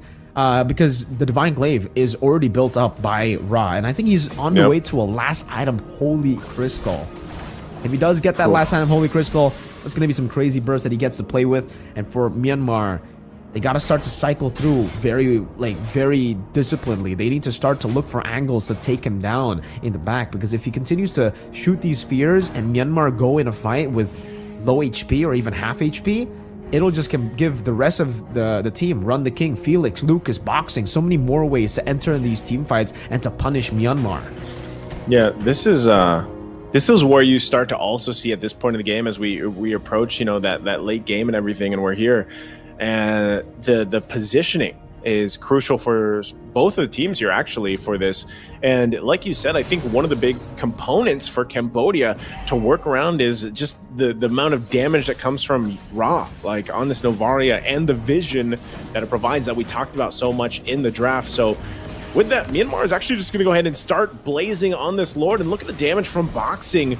Will get less than half health here. He's still going to be fine, though. Has the immortality to work around with, too. But this, again, positioning is crucial. Saryam Felix looking for his own position and flank to come through with Dragon Form like we saw previously. Meanwhile, Ra is just assaulting, sieging from the back line. And that's why Myanmar has to be so careful with this lineup that they're facing against. And they have to plant pretty much Ruby DD here to keep the Lord at bay. Lucas doesn't really have to do anything, as it's Myanmar that wants to put the pressure around this Lord. So they find themselves half health now. It's all up to Saryam Felix to probably start this fight. They look like they get ready to go ahead and initiate, but hold on, it's a fourth of the health. It's really low. Who's going to be Ken able to get the Lord? And there's the knockup from Zidez, but the fight's going to break out once again, and Run the King is just unleashing the Appraiser's Wrath. Will fall down. A wild charge to find multiple members. Immortality going to be popped. Run the King looking to follow up on Ruby DD, but won't be able to find the kill, and now forces Ken back on top of it. The 1-for-2 trade, but again, the Lord is secured by Ken in the exchange. That combo is still so disgusting, man. The fact that, again, the Minotaur was able to pop in the Minion's Fury, and there's another penalty zone that comes through. So many layers of CC for Lucas to go through, and Ken just gets the free retry again. Here we get to see the replay, and you can see Zidez, look at that, right? Into the penalty zone. So you can see it, Lucas tried to dash in forward and try to juke in that penalty zone, but in the end, still got knocked up, and Ken was able to go for the last hit. Meanwhile, Juno, great entropy to the back, so they actually can, blink back forwards. And I think for Ruby DD, I gotta give him props too, because he was able to actually just stand in the front line, body block a few of these shots, and now they're actually gonna go for the siege, maybe the end game siege. Not enough though. Yeah, not enough to get that last turret. So it's just showing here, Mirko, that Cambodia's lineup is still a huge threat. I mean, look at this. Ken is quite low, and at this point, Ra can continue to fire off and kind of keep them from really putting the pressure moving forward. So yeah, Cambodia lost that one base turret in the mid lane. They luckily hold on to the top one. They shouldn't lose that, even with some of these waves pushing in, unless Myanmar forces that to happen. But so far, so good for Cambodia on the defensive. And it could just be them really doing this, farming up, continuing to lock in some of the last couple items that they needed, and then getting set up for the next Lord, unless they just decide, hey, we want to fight this out. We want to end this game number 3 before the objective dance even happens. You can see both teams, there's nothing for them to really want to take right now. So they're just going to zone up here into that Lord, because really for Cambodia and the lineup they have, they can't send someone to farm and push one of these side lanes. They need everyone here for this team fight as much as possible, and they know that. So for Myanmar, they can kind of bunch up, wait around for that. There's no quick way for them to just force a fight. And real quick, we see some of the items, still the last ones being to lock in. Yeah, still I'm just hovering over the items here. Immortality, actually. So we're getting to a point where, these marksmen will start to sell their boots to get their 6th item, and for Juno, it's the Wind of Nature as well. A lot of respect put into Felix, because he knows, Winter Crown as well there for Zidez. Interesting. So I believe he wants to go for the Minion's Fury, Flicker, and maybe Crown, the Winter Crown. Yep. Because I believe now some of the changes that have been made to how you utilize that, it used to be suppression. Now you can actually use abilities on top of the Winter Crown, and it'll still proc. It'll still be used up there. Ruby DD gets an angle. Actually able to go in. Penalty zone already used. Run the King has the immortality. So they might just have to back off, but they use the Dragon Form to chase down Myanmar. They might be forced to fight this one out. Sarion Felix goes in, can't find the connection. There's a Minoan Fury. The knockup is there, and now they're going to unleash. Look at Juno's damage on top of Ken. They're going to force Cambodia even back further, and they find Run the King, and they'll run down Cambodia. Appraiser's Wrath to keep them at bay, but Myanmar might just go ahead. Oh, and a shot from Ra, able to get Zinez down. So it looks like Myanmar wants to make the play, push the top in, get that turret down, and possibly rotate for this Lord, unless Cambodia with 2 members can keep them from ending the series here. Lucas holding down the front side, Juno there using the entropy. There's the immortality. It's already going to be popped. They have the waves pushing in. Now it's up to Ra, left alone. There's not enough time, and it looks like Myanmar will be able to take this series in game number 3. Well played to Myanmar. Even though there were a few of those fights that went to the side of Cambodia, again, they were able to finally get it done through their leads, through their advantages, playing and adjusting back to their winning conditions. That Minotaur and the Terizla, the combination of the Minions Fury and the penalty zone still was too much to handle for the side of Cambodia. Even towards the end, when the penalty zone flicker combo was already used up to initiate over, when it was already baited out, the Minions Fury was still there, and as long as, for Myanmar, as long as they were able to get that front to back working, it would just automatically be a win, right? And in the end, Cambodia, they weren't able to find those creative angles anymore, even with the Astral Echo, and they actually fell, or they actually, yeah, they kind of fell to that flank as well from Justin, dude. Yeah. Justin, ever since, you know, they lost out in the full initiating battle, he's always been adjusting to that moment to actually go for the flanks. He's been rotating across the different paths in the jungle to find a flank on towards Ra, and in that particular skirmish, he was able to find a great flank. Unfortunately, not catching Ra, but getting Run the King, getting in the back line. The fact that he was able to, you know, kind of like split that front to back composition of Cambodia was already very, very good for them. But it all started here with the first 2 kills being given over to Ken and to Justin. It set the stage for Myanmar to get this massive snowball running. Luckily, though, for Cambodia, they were able to punch back. They were able to hit back here with a turtle take, a good steal, because Ra was able to pop in that Astral Echo to give the vision over, to give those hitboxes over so that Felix and Boxy could go for a big play. But in the end, some of these skirmishes that go back and forth ultimately just goes to the side of Myanmar a bit too often in the early game, and that's what really created this big snowball for them into the next turtle as well. They adjusted very, very well, because in the first turtle, Lucas was still able to enter the team fight, getting the last hit, and then they were able to outplay. But the adjustments made by Myanmar is that, you know, if Lucas wants to jump in, why not? Why don't we actually just go for the team fight first before we go to the turtle? Why don't we use Zidis to actually tank up some of the damage from the turtle to take the aggro so that Ken can still jump into the team fight with full HP? And then we continue with that 1v1 in the bottom lane, and then the Lord here as well. Some of these skirmishes were just so clean by Myanmar in the early stage of the game, especially this first Lord take, because this was the Lord take that was kind of confusing, right? We were expecting both teams to not go for the turtle because they wanted to wait for the Lord so that they can actually delay even further and wait for their carries to get to power spikes. But then they decided, for Cambodia, they decided to go for a very desperate Lord at the mid-game, and that's what gave Juno so much power here in towards the 12th minute of the game. He already had a Divine Glaive, if I'm not mistaken, at that 11th minute, on top of a Holy Crystal. But somehow, again, Cambodia, even though they were under so much, like they were behind by so much gold, they were behind by so much XP, they were behind in terms of structures and neutral objectives, they can always pull off a fight win. But Myanmar, again, playing through the neutral objectives. Like we said before this game, as draft even started, that adjustment needed to be made from Myanmar, and they did. They were able to make those adjustments happen. They played around the neutral objectives. They just baited in some of these resources, and again, that Ruby DD body block saved Juno, I think, for sure. With the Lord in their hands, they were able to push in, get in the base turn in the mid lane, and then the final fight was a desperate call by Cambodia. It's always got to be those desperate calls that, you know, win you the game or lose you the game. And in this case for Cambodia, it definitely lost them the game. There was a penalty zone in the flicker already used up. They could have just reset again, cleared up the waves, and maybe gone for they could have gone for the Lord, right? With the penalty zone and the flicker not being there, it does give them a lot more openings to actually enter the team fight or to actually evade from the penalty zone. But they decided to fight, didn't end up going their way, and Myanmar was able to take full capitalization, were able to punish Cambodia all the way to a game end in game number 3. So at least we got a climactic end to the series, right? We didn't get a stomp in game number 3. We still saw Cambodia punch back a few times, almost getting a comeback, almost finding a way to go for, you know, a longer game than game number 1. Fortunately, that didn't happen, but yeah, good stuff for both Cambodia and Myanmar. Well played to Myanmar, though, for, again, just taking those calls and making the right decisions.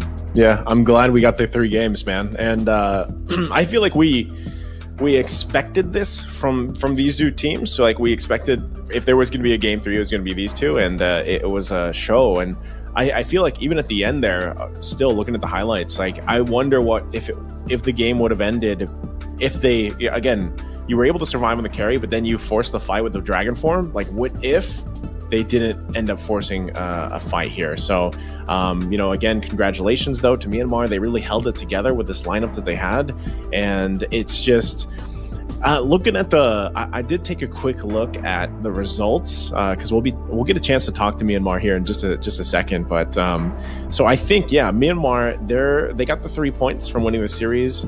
And it looks like Thailand from Group A was also the other team to get the points they were looking for. And then for Group 2, it looked like it's Malaysia and Indonesia that got those 3 points from their games. Again, guys, just a quick reminder for you guys watching here, there are games happening simultaneously other than the ones just being streamed. And if you really want to keep an eye on what's going on as a whole, check out iesf.gg and head over to the Mlbb section, and you guys can check up all the up-to-date rankings and standings happening right now, and for this portion of the pretty much the group stages, right? Because I think the Southeast Asian group or the category has the most teams. I think it's like 9 countries that will be competing in this round robin to eventually go off to the next stage, which is their playoff stage. And then, reminder, all this is leading to Riyadh for them. It's the road to the WEC to battle it out once they get to the WEC in Riyadh. Yeah, so just as an update, you already said it, right? I mean, Indonesia were able to win in the match that was not streamed earlier, and also now with Myanmar. So both Indonesia and Myanmar are actually topping their group. Alongside for Group A, it's Myanmar and Thailand. For Group B, it's Indonesia and Malaysia. So it's literally the battle for first place now as we get to our second match. But we will get an interview first with the winners of match number 1. I wonder who's going to take this interview, right? If it's going to be Ken or Justin, because definitely have a few questions to ask them after that performance, after game 2 especially. What happened there? It looked like they completely lost the vision of what they wanted to do.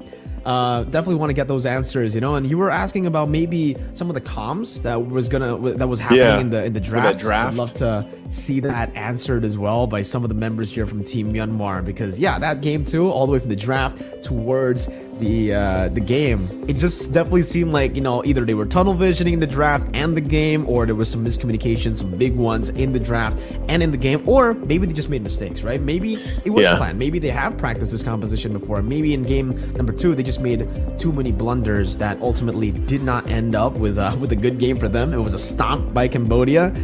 But I like the fact that for game 1, game 3, when Myanmar won, it is a close game, right? It's really back and forth. But when game 2 happened, it was just Cambodia stomping. So is that just a Myanmar thing at this point, right? Is that what we have to expect from Myanmar?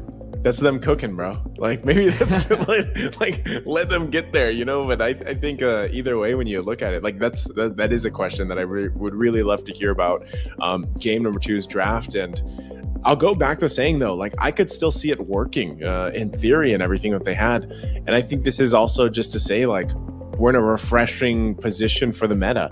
And so for all the games that we're going to see here for the next couple of days, and then of course the other tournaments happening, it's a refreshing thing to see this shakeup where you're talking about, you know, Trizla possibly going mid. We saw this in the African qualifiers, you know, that was even before the patch though, where it was a Yin Rome and a Hellkurt mid. So we're in this area, man, where I feel like it's a nice, refreshing thing from a viewer perspective, even a caster perspective, to see these changes, of course, with our meta. Yeah. We got confirmation, by the way, for everybody back at home who are wondering who we're going to be interviewing. It seems we will be interviewing the star boy from Myanmar. The star boy. Justin Johnson was a nickname we gave him back in MSC 2022. And we'll finally get to, you know, ask him some questions. Mr. Justin, I still think he has the long hair, right? You know, the signature Justin long hair. Oh, man, this guy has been here for such a long time now that we think about it, right? It's so unfortunate they didn't qualify to some other events. I would love to, meet them again, but maybe we get the chance to meet them later on in the main stage because, again, for you guys, Southeast Asia will have 2 slots for Southeast Asia for the main stage, and maybe Myanmar can get it done as well. It seems the interview is ready, so we're just gonna bring Justin up. Hello, Justin. How you doing, man? Are you there? Yo, he's got it. What's up, Justin? How you doing? Yeah, I'm pretty fine. Yeah. All right, man. I got a question for you, right, Justin? You've been here for a long time, but I want to talk to you first about that game. That was a crazy game, crazy performance, crazy series. What happened in game number 2? Because game number 2, you guys were playing so differently. The draft was also very different. Did you make a mistake in the draft, and did you make mistakes in the game, or was that already all planned and you just, weren't able to get it done? Firstly, we have a strategy like that, and in the gameplay, we make many mistakes, so they snowball us. If you ask if they won the game easily, that's why. Okay, so just mistakes, nice. Oh, you just made mistakes. Yeah, it's mistakes, but it's part of the game plan too. Justin, again, congratulations to you guys. That was a great best of 3 series to open it up. Real quick, I'm going to ask you, what team do you want to face off? What team are you looking to face off against the most throughout ISF? I think SRG Red Giant. Because I heard about them. They are so strong in scrims in tournaments. Yeah, that's why. Oh, I wanted. There you go. We're already setting some expectations. There you go. Yeah, for Malaysia, right? So we'll see if they can. We'll see if they can actually manage to go to the next stage. Because I want to ask you another question here, Justin. Based on the groups, you know your groups, right? You're grouped in together with Thailand, Cambodia, Timor-Leste, and Brunei. What do you think of the groups? Do you think you got a good group? Do you think it's an easy group? What do you think? Oh man, it's not an easy group. but it's a big chance to go to the playoff stage compared to like Indonesia, Malaysia, like that. But it's a hard group, by the way. Yeah. Right. So awesome, definitely a bit. Yeah. So it is a bit diff. Mm-hmm. Got another question, nice? Yeah. No, that's gonna. Justin, it's great to see you again, and great to see you guys competing here. You have many games ahead of you, and I hope to see you guys in the playoffs. And then we unfortunately won't see you in Riyadh coming up, but maybe we see you in Riyadh later this year for ISF. Congratulations again. You better make you it, guys, Justin. and best of luck. You gotta make it, Justin. Yeah, I hope so. I will try. We'll try our best. This is the only chance we have left. All right. Tell the rest of Team Myanmar good luck from Mirko and Naisu, and we'll see you later, man. Good luck on the next matches. Goodbye, Justin. Bye-bye. All right. Always a great guy, man. Justin, always answering these questions with class. I was trying to bait him in, by saying maybe the group is easy for him, just add some spice, but he's PR trade, man. He's been in the game for so long. He knows not to say that. He knows just to say, it's not an easy group. It's very hard, but we're looking forward to go up against Malaysia. SRG, they've been on a roll. And yeah, that's their next matchup, actually, funnily enough. So for those of you guys who are watching, if you guys want to watch Indonesia versus Malaysia, it's going to be technically based on the teams, right? Fnatic Onic, but with Albert going up against SRG, but with Godjes and I believe Loliols in the gold lane. So it's a mix of SRG plus a little bit of RSG in the gold lane. It's I guess you could say it's almost like a half preview, I guess, of like future future tournaments, what's going to happen. But there's also some key things missing for both teams, but still, nonetheless, I'm sure it's going to be a hell of a match between them for our next best of 3. But I would say overall, like even just looking at both the groups, I think there's a lot of interesting things that can happen, especially to see what happens between Malaysia and Indonesia as they're leading this right now. But even for Group 1, like I do agree with Justin's answer. I think we could actually still have some surprises though too. I can't wait to see eventually. I don't know if we will. It looks like tomorrow we get a glimpse at Thailand, because that's really what I want to see too. I want to see Thailand play, and I think that's tomorrow that we see them on the live stream. So we'll see how the rest of the lineups follow in, the points follow in for the group standings. But so far, we've opened up with a banger, man, for day number 2 here, and number 2, I don't expect anything less. So can't wait to see it. Yeah, and for you guys, don't worry. You guys will just have to wait for a bit. We'll get some confirmation as to how long the break's gonna be, because we will have that match in very, very, very soon. I think it'll be a very short break though, because the match should be starting very, very soon. But don't worry, we'll get that confirmation for you guys in a bit. All right. I just want to ask Naisu at least, right? Because Naisu, unfortunately, you won't be casting the next match. I gotta ask you a fire question. You know what's coming up, man. I can see your reaction. You can ask me who's gonna win. Indonesia versus Malaysia. Who's gonna lose? Now I gotta turn it around, right? Who's gonna lose? That's that's the curveball. Who's gonna lose? Yeah. Oh man, who's gonna lose? I'm not gonna ask you who's gonna win. Okay. I've heard the whispers about Malaysia as well. Yes. You know, well, SRG. I've heard the whispers and everything about them, but they're missing some key components to that. I feel like success. Yeah. You know, that they had in their region, especially the whole undefeated thing. So. And when I look at Indonesia, they're also missing some keys to the success that they had, but they are filled in also with very solid, legendary players in their own right. So I think part of this, I'm gonna say Malaysia. To answer your question, Malaysia's gonna lose that match in the best of 3. Sorry Malaysia, but I don't have a curse or a blessing, so you guys are at least safe that way. I don't know if I want to ask you for your answer, Mirko.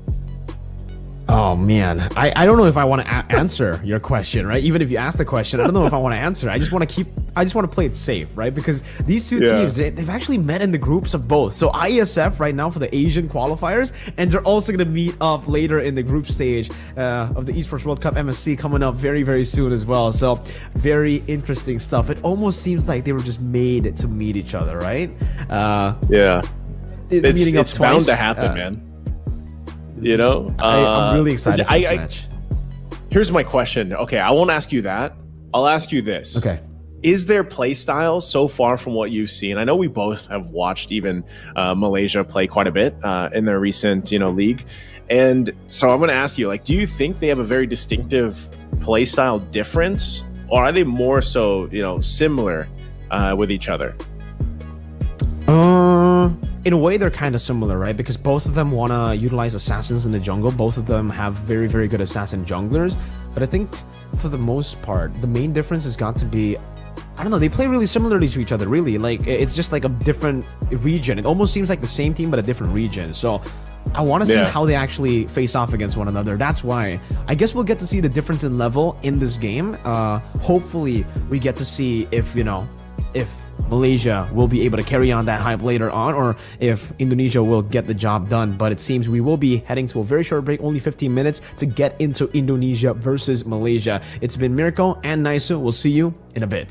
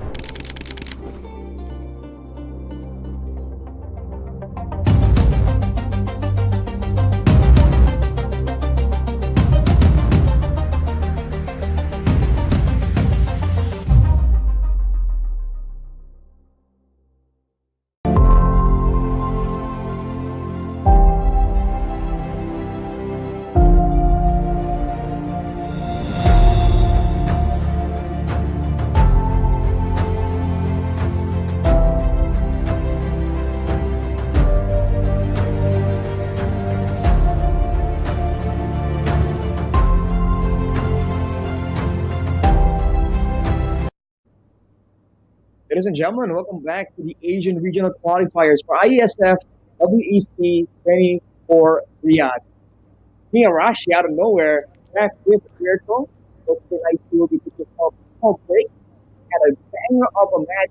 How do you feel about the happening so far, Mirko?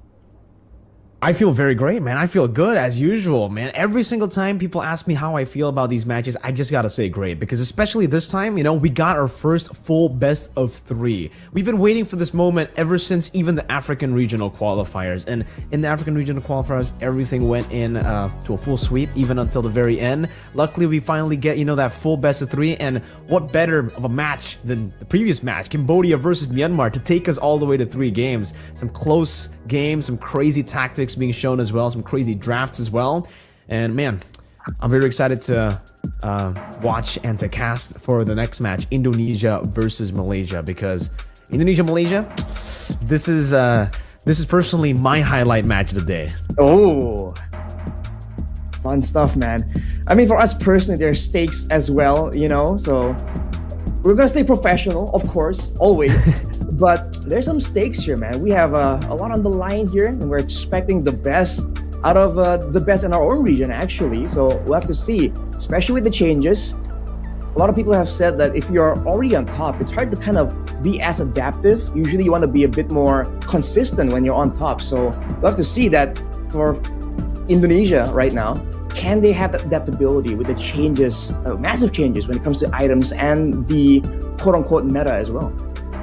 It's not just that, right? For them, technically, they also have Albert in the jungle, so not their usual jungler that they have in their normal team. Same goes for Malaysia, though. Team Malaysia, this is SRG, but with a new mix, right? Technically, Gorgeous is already part of that team, but main lineup, it's usually Cram, and in the gold lane, it's usually Innocent. So the fact that for Malaysia, they have 2 changes, and for Indonesia, they have 1. I'm definitely going to be very interested to see how that dynamic plays into this match, right? Because these teams are great, sure, but how different are they going to play compared to their normal selves now that it's technically full Malaysia, full Indonesia? Because for Indonesia, at least, we technically already have the data. We know that for Indonesia, with Albert, they're playing to, I would say, a pretty similar level to usually, you know, back when they used Kyrie, especially in the qualifiers to actually represent Indonesia in ISF 2024. So here it is, the match card. Up next, man, Malaysia versus Indonesia. So we have to see. Like we mentioned, it's really a different situation altogether. Now, I think we are really looking forward to the small changes, right? I think we are already past the bigger changes with the roster, with the different players, different strategies. But the micro adjustments right here, especially knowing that there's a lot of data for both these teams, both are very notorious for actually doing very well in scrims, even with the other teams. A lot of coaches we talk to always talk about this Malaysian team, Malaysian roster being quite deadly as well. Yeah, and here it is, the lineups. I think for Malaysia, we're going to introduce them first. Yums, Stormy, Skies, Gojes, and Lolios. I think for Stormy as well, and I think for every single one of these players except for Yums, this is going to be the first time ever representing their country in an international tournament, right? So that's going to be very, very cool for them. But they will have a little bit of a lack of experience compared to Team Indonesia, right? Yums, he's been here for the longest time. I believe he was with Todak last time around in ISF 2022. That was what I remember back when we were casting as well for the main stage, Arashi. Oh, yeah. Wow, what a throwback. But yes, an absolute veteran. Yums, been here, done almost everything at this point. But as you mentioned, Mirko, the lack of experience, that is something that is definitely very important, can be understated. So for sure, they have preparation, but up against them today, the roster for Indonesia, Boots, Albert, CW, Sans, and Keyboy. Wait a minute. It's interesting. Wait a minute. Wait, that is very interesting, right? We thought it's definitely going to be Lutfi there, the main XP lane for Team Indonesia, for Team Fnatic Onyx, the team that is going to be representing Indonesia. But I don't know if this is going to be a mistake. Maybe in the game it'll be Lutfi, or maybe they actually are going to try out Boots here. It's been a long time since we have seen Boots, play. I think the last time was in the regular season of MPLID, and that's a long time ago. We're already almost like 3 weeks away from the playoffs itself. So the regular season, that was pre-patch. That was all the way back when the game was just so different. Very interesting stuff, man. But still, yeah, it's going to be CW, Sans, and Keyboy. Those are the three players that will just not change. That trio mid, technically, the duo mid and the gold lane. We're talking a bit earlier about, of course, Albert. That's the name that always comes into play whenever we're talking about this roster when it comes to the international events, right? He doesn't really show up in the regular season, so this is where he gets to really show off his skills. Because by all means, even though he's not in the main roster, he's still a very proficient player. There is a reason why Fnatic Onyx picked him up here, and we'll have to see what changes here. We thought it's only going to be Albert, but with even Boots coming back in the mix, I think they must have some kind of play, some kind of strategy in mind here. Yeah, it might be one of those, moments where they want to actually save their strat for later on. But honestly, now it's a group stage, and up against Malaysia, I don't think you can really, go up against Malaysia with a saved strat. I think Boots is already still really good, though, right? We're talking a whole lot about Mlbb. He's an amazing XP laner. He's been better than Boots, at least in MPLID, but who's to say that Boots hasn't, improved himself as well? Based on the break, on the scrims as well, maybe he's been able to improve to a level that is even higher than Mlbb now. Oh. It would be very interesting if we see, a new Boots coming out of the hyperbolic time chamber, right? After all this time of not playing, after him being kind of a pseudo coach for the team for the longest time, maybe he's taken that coach role a bit too seriously. Now he's got that macro brain to take control of the game, but it does seem like we are going to be seeing a little bit of the draft. All right, this is the previous match draft, still Myanmar and Cambodia. I guess we get a reference here, right, Arashi, as to what we might see later for Indonesia, Malaysia. I think for me, right, I'm biased as a mid laner, you know this, but I'm seeing a lot of mages. I guess the changes to the glowing one makes it just such a versatile item. It just brings so much value for so little cost comparatively, because it combined the benefit of two different items, and not to mention the new item, the wishing the wishing lantern there just adds so much more burst damage, more versatility to the longer ranges, and not so much for the short range fighters. So I've been noticing that a lot. So I fully expect a lot more like front to back compositions here, because that's where these mages can really get to do their best work. I'm actually expecting more assassins to come through, right? So me and Naisu, we've been talking about how, sure, the mage items have been buffed. Technically, we got some new items in the mage position that it can be utilized really well. Technically, even the Sky Piercer could be utilized as burst, right? But for some of these mages, but I'm looking at these assassins, and it's going to be really tough to play these vulnerable mid lanes, I feel, right now. Like the Novarias, the Farsas as well, especially if the Ling is left open, if the Hayabusa is left open. These two picks, the Ling we have seen just yesterday from Team Indonesia as well, but from Mlbb Women's. We saw Vival pop off on that Ling, obliterating any sort of backline that the opposing team had. It was up against Brunei Darussalam, and their backline just definitely didn't have a good day at all. Definitely didn't have a good matchup against that Ling, and that's something that we have to talk about when we're talking about Skies and Albert. Both these junglers are known for their assassins as well. Skies, I think, more towards the Fanny, but Albert definitely that Ling.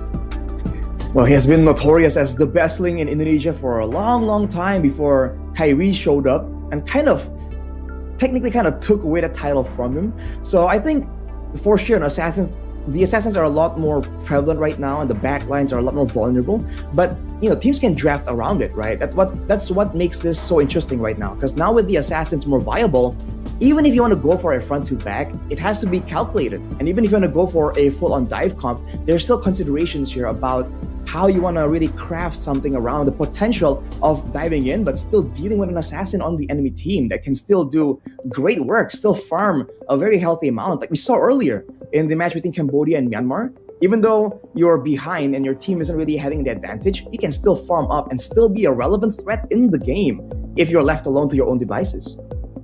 And I think if we go back to the point of to the rosters, right? The fact that Boots is playing, does that mean we're going to be seeing more of the Terizlas, the Lapu Lapus come up and show up in the XP over the usual Lutpi picks that we've gotten accustomed to in the MPLID, right? He's been playing a lot of the carries like the CC, the Mashas as well. Some of these damage dealers on top of just the playmakers that he usually goes for. Even the Paquito. We haven't seen a single Paquito game, not a single Benedetta game all throughout the Asian regional qualifiers and even in the African regional qualifiers. We've seen the Benedetta, but not the Paquito. Oh, drafts. All right. Here we go, ladies and gentlemen. Finally, the drafting phase for the first game between Malaysia and Indonesia.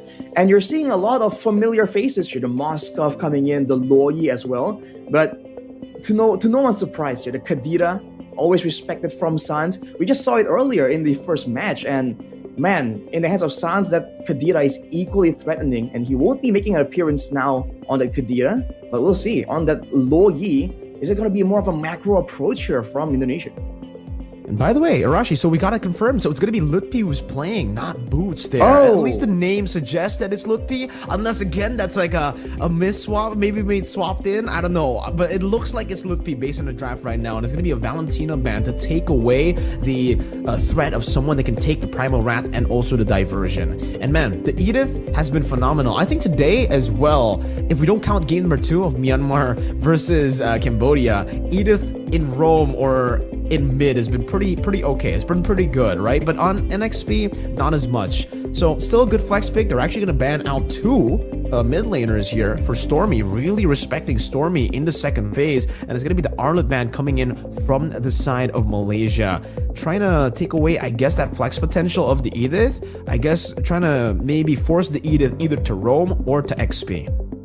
If they can kind of lock down where the Edith is going to be, that definitely is a big value when it comes to the strategization of the drafts. But Masha here, ban away again, certainly is one of the picks that Onyx was using very well. So it might show up today as well if it's not ban away.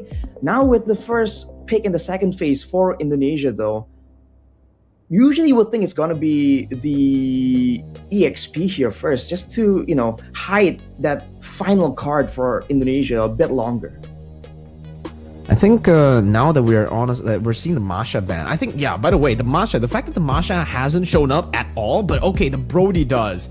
And okay, Arashi, yesterday, when me and Nisu were casting for some of the games, we saw the Brody ban in the first phase. And I was already I was hyping the Brody up right after the patch. I was saying, all right, Brody's busted. I've been spamming the heck out of Brody. I'm an official SPA, Arashi. You know what that means? What is that? I'm an official Sky Piercer abuser, bro, and I play the Brody all the time with the Sky Piercer, man. You get so much base damage already with the Brody. You technically already have an execute mechanic in your kit.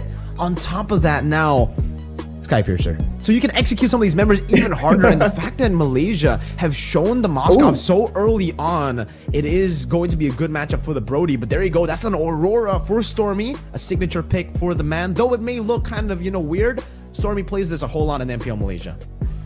And it can be a great pick to really punish the clumping up. If Indonesia carelessly walk into a diversion, an Aurora can absolutely punish everyone. And it's a great way to really follow up on potentially something like a big wild charge or a penalty zone. So definitely looks weird, but it's still kind of legit. For Indonesia though, you're seeing more flexibility in how they want to take these fights. They can go for longer fights, but they can also go for something a big pick off. And in team fights, not really a lot of combos, but they do have a lot of crowd control and AoE, so they can hold their own here depending on how the fights really do start, get started. As they pick up an Exburg as well, more damage, a great solution to the Terizla as well. Okay, so the Exburg going to be going to XP, and it seems for the Edith, it should be, on the hands of Keyboy. There we go. We get to see the swaps as well as we get ready to jump into the Land of Dawn. But Arashi, you're the analyst here. I gotta ask you, based on the draft, what do you think, especially after the patch changes, right? Do you think Indonesia have adjusted to the patch better, or do you think that Roger Jungle is going to be too much for Indonesia? I think, honestly, Roger Jungle is... it works differently now due to the changes, the patch, of course, but in a way, it's something a bit more familiar. And now for Indonesia, I think the fact that they have solid frontline and then have a lot more AoE and potential, usually whenever we see this roster with something this flexible, even though maybe they initially can be overwhelmed or they can start losing in some kind of fight, some kind of pickup potential, they can eventually recover and adapt. So I gotta kind of favor them in my predictions here, Indonesia. All right. Seems we're just going to jump straight into game number 1. Ladies and gentlemen, Indonesia takes on Malaysia. Type in the live chat right now who you guys think is going to win. Hashtag Indonesia win or Malaysia win in the comment section down below as we get to see the jungle. Albert versus Skies. Roger versus Fredrin. Also, Temporal Rain for Albert. Whoa, interesting. The new emblem on the Fredrin. We don't get to see this a lot, by the way. Temporal Rain. Having a shorter, like a cooldown reduction effect on your skills when you use your ultimate. I guess he's intending to spam it out while farming in the jungle. Fredrins do that. But we'll have to see how effective this is because it takes away from some of his combat potential, especially pre-level 4. But Keyboy, as you can see, already diligently protecting the jungle, making sure that so far no real big plays are happening. But especially with the low Yi, I expect Indonesia to really start ramping up the aggression, particularly right now. And I love the fact that right now, oh, that's an onward by Keyboy, just doing some damage over to Yums there, poking him down. But I like the fact that a lot of the fighters in the XP lane, they're just going for Impure Rage now over the Brave Smite. I think it's because of the change to the War Axe. Now you technically have the Bloodlust Axe built in already, so you already get the sustain from the War Axe, right? So you can just go for even more sustain with the Impure Rage if you don't have mana, but if you have mana, then you can just stay in lane a lot more while also using your abilities to get the War Axe sustain off. Yeah, the sustain coming in from the War Axe makes that item, in the same way the Glowing Wand is just so value right now for the mid lane, that War Axe now is just so good. I was expecting a lot more fighters to show up, but Lutpi now getting focused down by Stormy who rotates, but now you can see the follow-up coming in, and whoever clears the way faster here will get level 4, and that will be Malaysia for now. But you can see that for both teams, they're taking this very slow. They don't want to be the first main aggressor to get punished, but here now the big value from Indonesia really shows the fact that their jungler is a fighter that can't be zoned as easily. But look at this, Stormy. Stormy goes up for stun. Good purify from Sans. Getting out of it now as Yums cannot go for the wild charge. Not just yet. Is still level 3. Hovering over, but finally gets level 4. As Keyboy now looks forward. Wild charge and Afflictor combo into the back with the penalty zone as well. And lock Lippy down. But Keyboy does the same with the Earth Shatter and the onward. As that's going to be the Praisers Rapid. Gorgeous wins out the retry battle. It's not the jungler. It's the XP laner. Gorgeous though will fall and Yums will be forced back. It's a 1-for-1 trade and Keyboy wants to make it 2-for-1. But in the end, it's a win for Team Malaysia early. Wow, it's just how we expected, man. Indonesia and Malaysia, there is always going to be fireworks, going to be chaos. At first turtle take, usually we see something a bit more disciplined for these rosters, but when it comes down to it, it was just an all-out brawl. And like you mentioned, Miracle CW with the sky-piercing abuse coming in. That's an SPA right there. CW, he's just like me, you know, he loves to abuse that Sky Pure, so we got a replay. That's this turtle fight right here where Malaysia just barreled through and they're kind of holding back Indonesia. And in the midst of everything, Gojes, out of everyone, was the one to secure that turtle. So small win for Malaysia, but overall, it's still a very slow game. But Malaysia is doing a great job just staving off the aggression and the level 2 power spike technically from the low Yi. So we're gonna have to wait a bit longer to see some kind of big play, but Gojes getting roasted here in the lane. Yeah, forced to recall now as Lutpi gets so much more space to pick up the turret shield. And he'll actually just be going for both. He's letting the minion waves go for the turret shield, getting him down. Now in the mid lane, it's going to be Keyboy frozen up. And that should be the kill for Skies as he's able to deal with Keyboy just through that stun. And also a Spear of Destruction that's going to be used up just for the damage. He won't teleport there. He'll just stay in lane. Great play here for Malaysia, picking up a kill. But on the bottom side, you can see the rotations coming in. They're trying to make sure they get as much advantage as possible, especially when they have control over the map before the diversions coming in from Indonesia will start to be an issue. You can see that they respect the potential of ganks as well, because Lolio with the Purify is going to be a lot more difficult to really pick off, even though CW is on the Brody that can facilitate some of these ganks. Okay, set up for the second turtle now. Lutpi doing the same thing he's been doing to Gojes up top, just roasting him down. But Skies is rotating up top, trying to deal with the Faraga armor. Actually jumps in as the War Axe gets completed by Gojes. Keyboy with Earth Shatter, going to zone Stormy away from this turtle. But look at the barrier there placed down. Albert won't be able to take full aggro on it. Gojes gets taunted up, goes in for the penalty zone, connects on the Lutpi. Their retry battle, and it's not going to be any of the junglers winning it out. Look at this! Look at the damage coming from Stormy and the CC, as that's going to be him taken down. But Stormy now running away with the passive. Gojes flickering forward to find Lutpi as Keyboy deals with Skies in the Primal Wrath, and CW rotates from the bottom lane, but will give out so much more prio in the bot towards Lolio. Spear of Destruction connecting on the CW as Yums gets taken very low, but is still able to survive, and Lolio decides to go in. That's a stun on the CW, and now with the Lycan bounce, they're able to get the kill. CW forced back, and Sans is able to get a few more of these trades on, but in the end, it's an all-out win for Malaysia. What a great play for Malaysia there. They were able to focus down the targets even more efficiently than Indonesia and still get the global presence play. And look at that though, fight still breaking out all over the place. Lolio coming in with the Spear of Destruction earlier was just an absolute win. He knows his team was still in the fight, was still having the advantage. He joins in and just shuts down CW in that fight as well. And just off screen there, Yums was able to find yet another kill. So it was the turtle taken away, it was the bottom tower taken as well. Malaysia here is pushing on the pace on Indonesia. Doing a great job so far. Look at the goalie, 2,000 almost to the hands of Malaysia on this composition that honestly, yes, can snowball as well. But you would think, especially with the Moskov, that they would actually wait a bit longer to get that power spike, right? And the Moskov, yeah, it hasn't hit his power spike, not just yet, it's just a corrosion scythe. I think it's just a great play by them to just use the early game power spike. You can see a Sky Piercer completed for Skies as well on the Roger. So a bit of that execute threat for the members of Indonesia. And as we mentioned, Gorgeous with the War Axe, he was already doing so much damage, being so tanky early on. And right there, steal attempt as Albert tries to retaliate.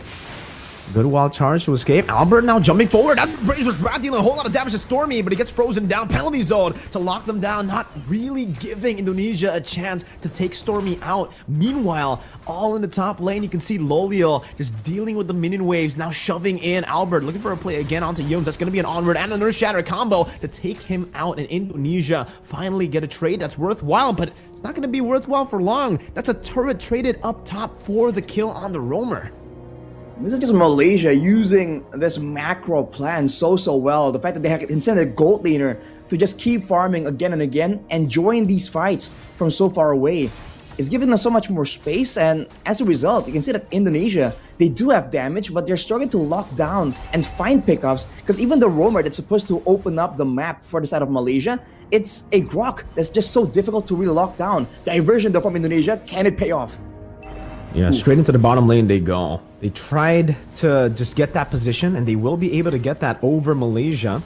They set up for the turtle again. That's going to be an onward, and the Earth Shatter locking Yums down as Mlbb deals with that damage. Oh my god, the dispersion and the rotation almost takes Yums down. Mlbb will be able to burn him down to the ground, and that should be a free turtle over to Indonesia, as Malaysia just look to trade on the other side of the map. Moskov still just farming.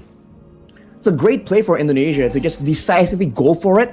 And if Malaysia obliges, they seem to be in position to go for a fight, but knowing that Loliel is usually a bit further away. Penalty zone though from Gorgeous. Yeah, with the Flicker comboed in together. Now when Spirit Destruction goes in as well, Gorgeous might be caught in the Sword of Our Memory as they go for the diversion. And Stormy committed the Flicker as she used the ultimate too, trying to catch some of these members. Indonesia able to bait out some big resources. The diversion set up inside the bush. Crafty stuff here from Indonesia. But their troubles are still around. They haven't been able to use a lot of these diversion plays because they don't have control over the map overall. Just because Yums has been aggressively contesting vision and information, and Keyboy on the Edith is just not as mobile. Not a lot of ways for him to really escape from a full-on chase. So he's just forced to play a bit more conservatively. And right now, though, you're seeing that possibly the top lane turret might fall right there. Lutpi is one of the only members that can just keep pushing while having a guaranteed way out from a surprise gank from Malaysia. And so far, no turrets have been taken down by Indonesia. It's still an equal game based on gold, but Malaysia definitely have much more of an advantage coming into the 9th minute of the game. Albert dashing forward, catching Stormy now with the taunt as well. Keyboy going to be able to isolate him with the onward, and the Earth Shatter is timed to perfection. Just to that passive, as now Stormy has been picked off. Yums in the mid lane, tries to walk up, and now gets dispersed, rotated as well, forced to flicker out, and now they're looking to go for this turret in the mid lane. Penalty zone, lock them down, diversion to escape once again, and Indonesia only one member decides to take it, and it's Keyboy to go and take and those resources, those minion waves that have been shoved in by Loliel in the bottom lane. And that's what you've been seeing from Indonesia, man. They're using these diversions to really match the macro play from Malaysia, not really to initiate their own pickoffs. Sans here though, getting caught by Skies. Yeah, feeling a bit of damage, but Lutpi is able to fend for Sans. Great play for Malaysia there. Just going for these flanks, knowing that they have control. That is what Indonesia, ironically, need to do as well. When they're able to locate Stormy in the middle of those fights, I think they have to try and do that, unless they want to just go for a fight and allow Stormy to just keep pumping out this damage. That's the mage presence we've been talking about just earlier. With the Lord spawning though, we already talked about the damage, the extra damage that it does now. You can see that Indonesia are very calm about this though. Still going around, still waiting around because they know they have a diversion play available. Take a look at the items. Queen's Wings rush for Lutpi to try and be a bit more relevant, but Albert gets jumped on. Yeah, they go for the diversion now, but Albert is going to be taken down. The Frigid Glacier, as well as the onward from Keyboy, gets into the Frigid Glacier. Yums will be taken down by that sky-piercing damage of CW as the Primal Wrath gets used up by Keyboy. Now trying to steal some damage on the Gorgeous, and the Torn Apart Memory gets rid of him. That's going to be a stun on the skies, but now with the Lycan Pound, CW will be shut down as Keyboy flickers forward, but is unable to find anyone, and now uses the onward just to disengage. It's a 2 for 2, but it's in favor of Malaysia. Both or all three of their damage dealers are still alive. All damage dealers alive, but they have no front line. They'll be forced to play a bit more conservatively right here, but no, never mind. They go for Lutpi, but he does have the Firaga. He might get taken out though. Whew. No, he gets out with the flicker. Almost taken out. Yeah, Loliel is definitely pushing the pace now. And I think at the 11th minute, he already has his power spike as they go straight for the Lord now. Indonesia, they need to try to contest this right now. The goal lead is still 50-50. Stormy, oh, Frigid Glacier gonna be baited out. And that's gonna be the knockup from the Lord, revealing Yums. Keyboy with the Earth Shatter, not really gonna be using flicker. Wild charge into the back, catching Albert to stop any sort of retreat play from happening. Keyboy with the onward and the Earth Shatter, and Calvin Winata, CW, will be able to pick Gorgeous up. It's a 1-for-1, a kill for a Lord. Definitely still value for Malaysia though, and immediately everyone scrambles into position to try and manage the minion waves. That was a great play for them to just go straight at it, knowing that they have the crowd control advantage, but they have to be a bit more wary now, especially if they want to go for a prolonged team fight, because we saw in the two fights, the fight before the Lord was taken there, Keyboy on the Edith now is doing quite a significant amount of damage. So you can see Loliel early getting dueled by him. They have to be a bit more careful on the positioning and who takes what damage. But look at this wild charge. Good wild charge to catch CW, and a diversion does get them up top now as the Spirit of Destruction is in the bottom lane. Loliel will be able to rotate over, but look at that. Keyboy gets isolated completely from the team. The team has basically left him all alone in the bottom lane, and it's going to be Malaysia with the capitalization. Lutpi still kiting away from this Lord as Sans deals some damage back on the Lord. And now it's going to be Stormy with the flicker forward, catching CW with the Frigid Glacier, and Skies looks for it, but now Skies will be outplayed with the stun by CW as he buys the Rose Gold Meteor, and Indonesia will still be able to defend. Not even a tier 2 in the mid lane falling just yet. That was a respectable outplay attempt though by diversion. Now going on to Loliel. Going for the fight again. Penalty zone catching 2, and CW is going to be compromised. Now with the wild charge 2, it's going to be Sans and CW locked down with Sans. Get a bit of that damage. The Spirit of Destruction connects, and Calvin Winata will be taken now. Lutpi still roasting them in the back as Albert gets slain. Loliel is going crazy with a double kill now as he's looking for Lutpi. One more Abyss Walker to the front, but now the last Insanity gets rid of Gorgeous and Yums to claim another few kills for Indonesia. But still, it looks like it's a win for Malaysia. Both teams just going at it, man. Like we said, the kills are so equal, and actually the gold lead as well is starting to get equalized. Malaysia seems to be still winning, especially when it comes to the structures and the map control, but this gold has to be a concern for them now that Indonesia has a lot more spammable abilities in the late game. If they can go for a proper fight without any surprises coming in from Malaysia, it's going to be quite dangerous for them. If you take a look at the damage dealt, the highest damage dealer is actually Lutpi, who is relatively ignored, so he's just flaming everyone down. But on the other side, Gorgeous, who is supposedly a frontliner, is just doing an insane amount here on this Terizla. That is definitely something that Indonesia will struggle to try and deal with, because their main damage dealer, Calvin Winata, has a bit more of a burst style of a hero, so it doesn't really shred through this Terizla as easily. And slowly but surely, it does seem like Malaysia are outscaling Indonesia, right? Wild charge again into the penalty zone. Keyboy still going to be able to flicker out of that, and that's 2 big ultimates used up for the flicker. Who gets more value out of that trade, Arashi? Considering that the Lord is just up right here, I think Indonesia technically has a bit more value to be taken, unless they can't really get forced to go for the Lord because of the macro play. The bottom wave getting pushed out. Diversion is available for Suns to bring CW into the fight, but we'll have to see how Indonesia wants to play this. Okay, Lutpi in the front trying to zone them away now on that X-Borg. Sans gets the conceal of Keyboy to go back into the mid lane to clear this wave, and he will be able to do so. Athena's shield now bought up by Keyboy, so a little bit more sustainable in the skirmish. As Albert, you can see that the Lord dance is not as good as it was before, as the Lord takes so much of your HP away. Albert is down to a quarter of his HP, and now it's Lutpi who's trying to take the turtle or the Lord aggro. And again, So much damage already outputted by the Lord. This new change is definitely changing a few, dynamics in the game. The Lord Dance is so much harder to do. Oh, Keyboy, onward, and Earth Shatter right into the Frigid Glacier. They're all going to be baited in. And CW now in the back. It's going to be Sans who gets taken down by Loliel. CW gets some damage down with Wind of Nature. Will be able to save him. And Loliel gets the outplay onto CW. With Piece next to the chopping block. The Spear of Destruction connects. And Loliel teleports behind him. The Faraga armor still ready. He will use it to just clear up the wave in the mid lane. But he will not be able to do so. One more cannon minion. They might be able to utilize all of this to go for the game end in game number 1. Just one cannon minion. One more hit to the cannon minion, but it'll be enough for Team Malaysia to secure game number 1. What a performance, man. That final fight was a complete wipe from the side of Malaysia. Indonesia, unable to do anything, outplayed at every turn. Who would have expected, man? Malaysia just striking first, pushing Indonesia on the back foot.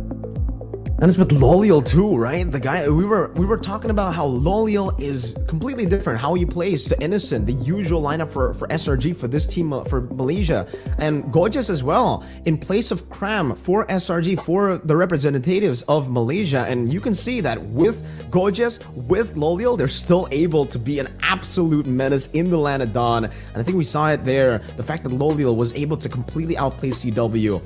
CW didn't go for the Wind of Nature, not at all, Rashi. Do you think that was a bit of a bad decision that CW made to not go for the Wind of Nature going up against a Roger and a Moskov? Because he did go for the Rose Gold Meteor. I definitely get that. Stormy was dealing a whole lot of damage, and that Frigid Glacier is annoying to deal with. But also, that physical damage in the end was what killed him, right? It was the Moskov who was chasing him. I think it was really banking on the positioning to really avoid that. But against a Moskov, you never really know, right?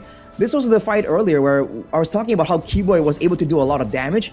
But overall, with so much crowd control, so much ways for Malaysia to really deny Indonesia a favorable fight, the penalty zone, the wild charges, the glacier coming in from Stormy as well. You can see that whenever a fight breaks out, they're using these tools not to go for a combo, but to split apart the composition, the formation of Indonesia. And when their vulnerable members are left behind like this, like CW is caught out of nowhere, it makes it very difficult for Indonesia to get a lot of winning fights, a lot of winning situations where they can just stay protected and output that damage.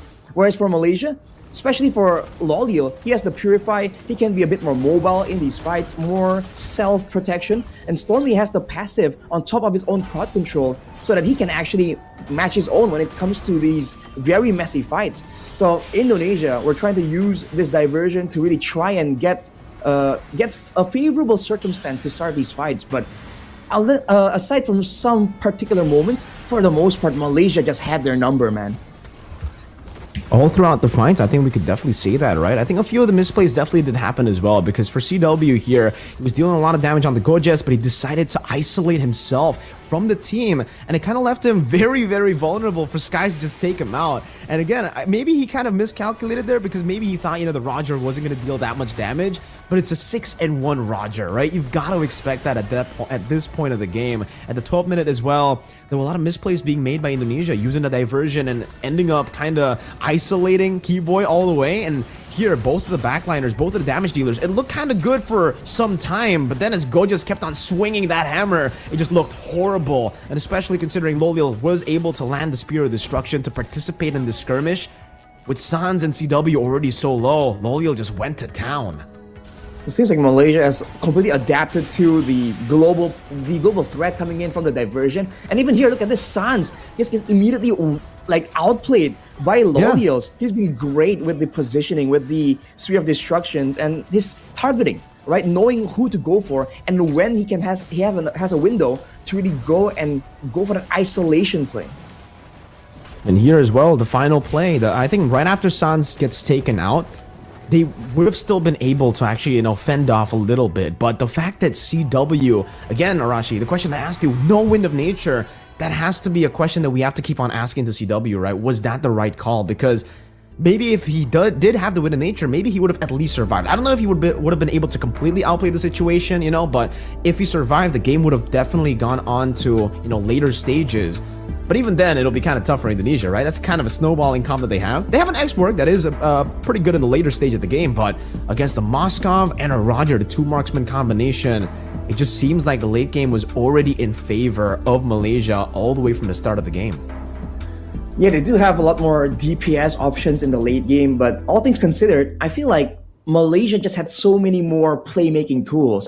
Whenever we talk about teams that are just so high level, it's all about the playmaking, right? Who can find those moments that can really change the game. And usually we always have our eyes glued on Keyboy for Indonesia. But in this game, he was completely shut down because for the most part, that Grok was just up in his face again and again. And if they want to jump on the Grok, there's just more playmaking tools layered over by Malaysia. So I have to say that this draft from Malaysia, I think was very, very solid. And for Indonesia, it seems like a very familiar draft to us, but we've been talking about how the drafts have been changing. And maybe now it's a time for them to really be pushed to the limit, to try and be forced to try and experiment and come up with something new. For sure. I think maybe for Team Malaysia, they definitely got the read on the meta a bit better, right? The way that they were playing and their draft as well, their layering of CC was still just more efficient, definitely. Even though they left open the Lo Yi, the fact that the Lo Yi has been nerfed with the diversion, you can definitely see that in the game, right? For Indonesia, the way that we usually see it from Sans is he usually just spams that diversion every single time it's up, utilizing the cooldown that's already very short on that ultimate before the patch to constantly look for different angles. But now with the change, it does seem like they have to kind of like hold themselves off from using the diversion too much. They have to use the diversions in the right plays for the right time. And some of these times they were able to do so, but in the end, again, they still lost out on the team fight. Maybe that's the reason the Lo Yi was left open. Maybe the Lo Yi isn't, a crazy pick anymore. Maybe the Moskov is a bit more prio now. I don't know. Because technically for Malaysia, they were on blue side and they first picked the Roger, right? I believe so. Yeah, they first picked the Roger into the Grok and then the Moskov. So they started off with Roger, Grok, Moskov. I think it's just the lore changes as well. Makes it so that Lord dancing, holding the Lord like that is just so much more punishable. So for Malaysia, I think the Moskov in particular was just such a value pick because it's not just the damage output, it's also the macro. Having someone that can kind of outplay solo also is kind of secure, but can also join all these fights from so far away and push fast. It's almost like a whole package here for the Moskov that allowed them to really get an advantage and force Indonesia to be the one to really rush the neutral objectives. We saw that when they were able to do so with the turtle, I believe, one of the turtles earlier, they were able to get an advantage. But you can see that when it's a bit slower, when they have to wait around and play along and take some damage from that Lord, they immediately just felt that change and how punishing it was to just be forced into that spot. Okay, Rashi, but I gotta hit you with the hard hitting questions here now, right? All I right. mean, yay or nay, Temporal Rain Fredrin? Right, we haven't addressed that. I think for now, nay. I wasn't sure what the idea was. I know that Fredrin is a very You gotta use your ult, right? heavy hero. But yeah, so the thing is, it gives you a reduction when you use the ultimate. Exactly. So it's not like once you use it, you just keep getting reductions. It's like a one-time reduction, if I understand the tooltip correctly. So you use it once, you get value, and that's about it though. So technically in a short burst engagement, the Fredrin can get a bit more value, but overall with the back and forths, with the longer fights, I feel like an extra bit of damage, extra bit of healing maybe from the Impure Rage, or maybe even the faster clear speed with the Concussive Blast can be a bit more valuable than that. I have to agree, man. I think for the Temporal Rain, it might have been a mistake. I don't know if Albert mistapped it, or maybe he actually thought, the Temporal Rain would be a great choice, but we've yet to see it, right? I really hope that we get our doubts erased, our doubts basically taken out of the game after game number 2, because if he does go for the Temporal Rain again and wins on it, then maybe we'll see the brilliance of it. Maybe it's because of the clear in his own jungle. Maybe he can use the when he can use the Appraiser's Wrath and then straight into the clear, right? But even then, I still personally don't really like the Temporal Rain on the Fredrin. We've seen Brave Smites, Impure Rages still, and the normal Concussive Blast, and I think those 3 work a little bit better, especially now. I think the Impure Rage has been rising in popularity a whole lot. Like in the previous match, Cambodia versus Myanmar, 6 players in total in that game went for Impure Rage. That's how many Impure Rages were there in the game. It's like the new QC or the new Brave Smite, you know? Back in the day it was Brave Smite, and then it became QC, and then now it's Impure Rage. It's the new cool thing that everyone's just buying into. I wonder if like it'll be funny if we kind of maybe ask and the answer was like, oh, the idea is to go in with the Fedrin, Appraiser's Wrath, right? Get for like a neutral objective steal, and then with the cooldowns you can kind of like escape. So it's like an in and out like playstyle in theory. It'll be pretty funny to see if it happens. But for now, they have to try and find something that really works here, because on paper, especially for the long duration fights, they were supposed to win it out, but Malaysia just showed that it's not about just the composition, it's how you play it, how much pressure you can have around the map, what kind of flanks you can get. And if you do have everything lining up in your favor, even if your hero selection and composition doesn't really win out on paper, it doesn't matter. They can still get the upper hand. Yeah, and Yums was definitely, you know, another.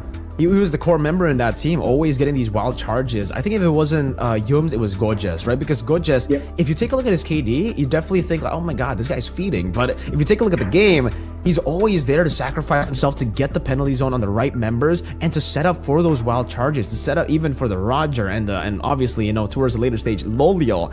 And Stormy too, the layering of CC was insane. The fact that they had so much CC, again, Frigid Glacier, penalty zone, wild charge, it all just clumped up together. When you use it, it all layers in for a very, very easy victory, or at least a very easy way for the backliners, the Roger and the Moskov, to deal damage, right? They would, technically, it was all just a setup for the Moskov and the Roger.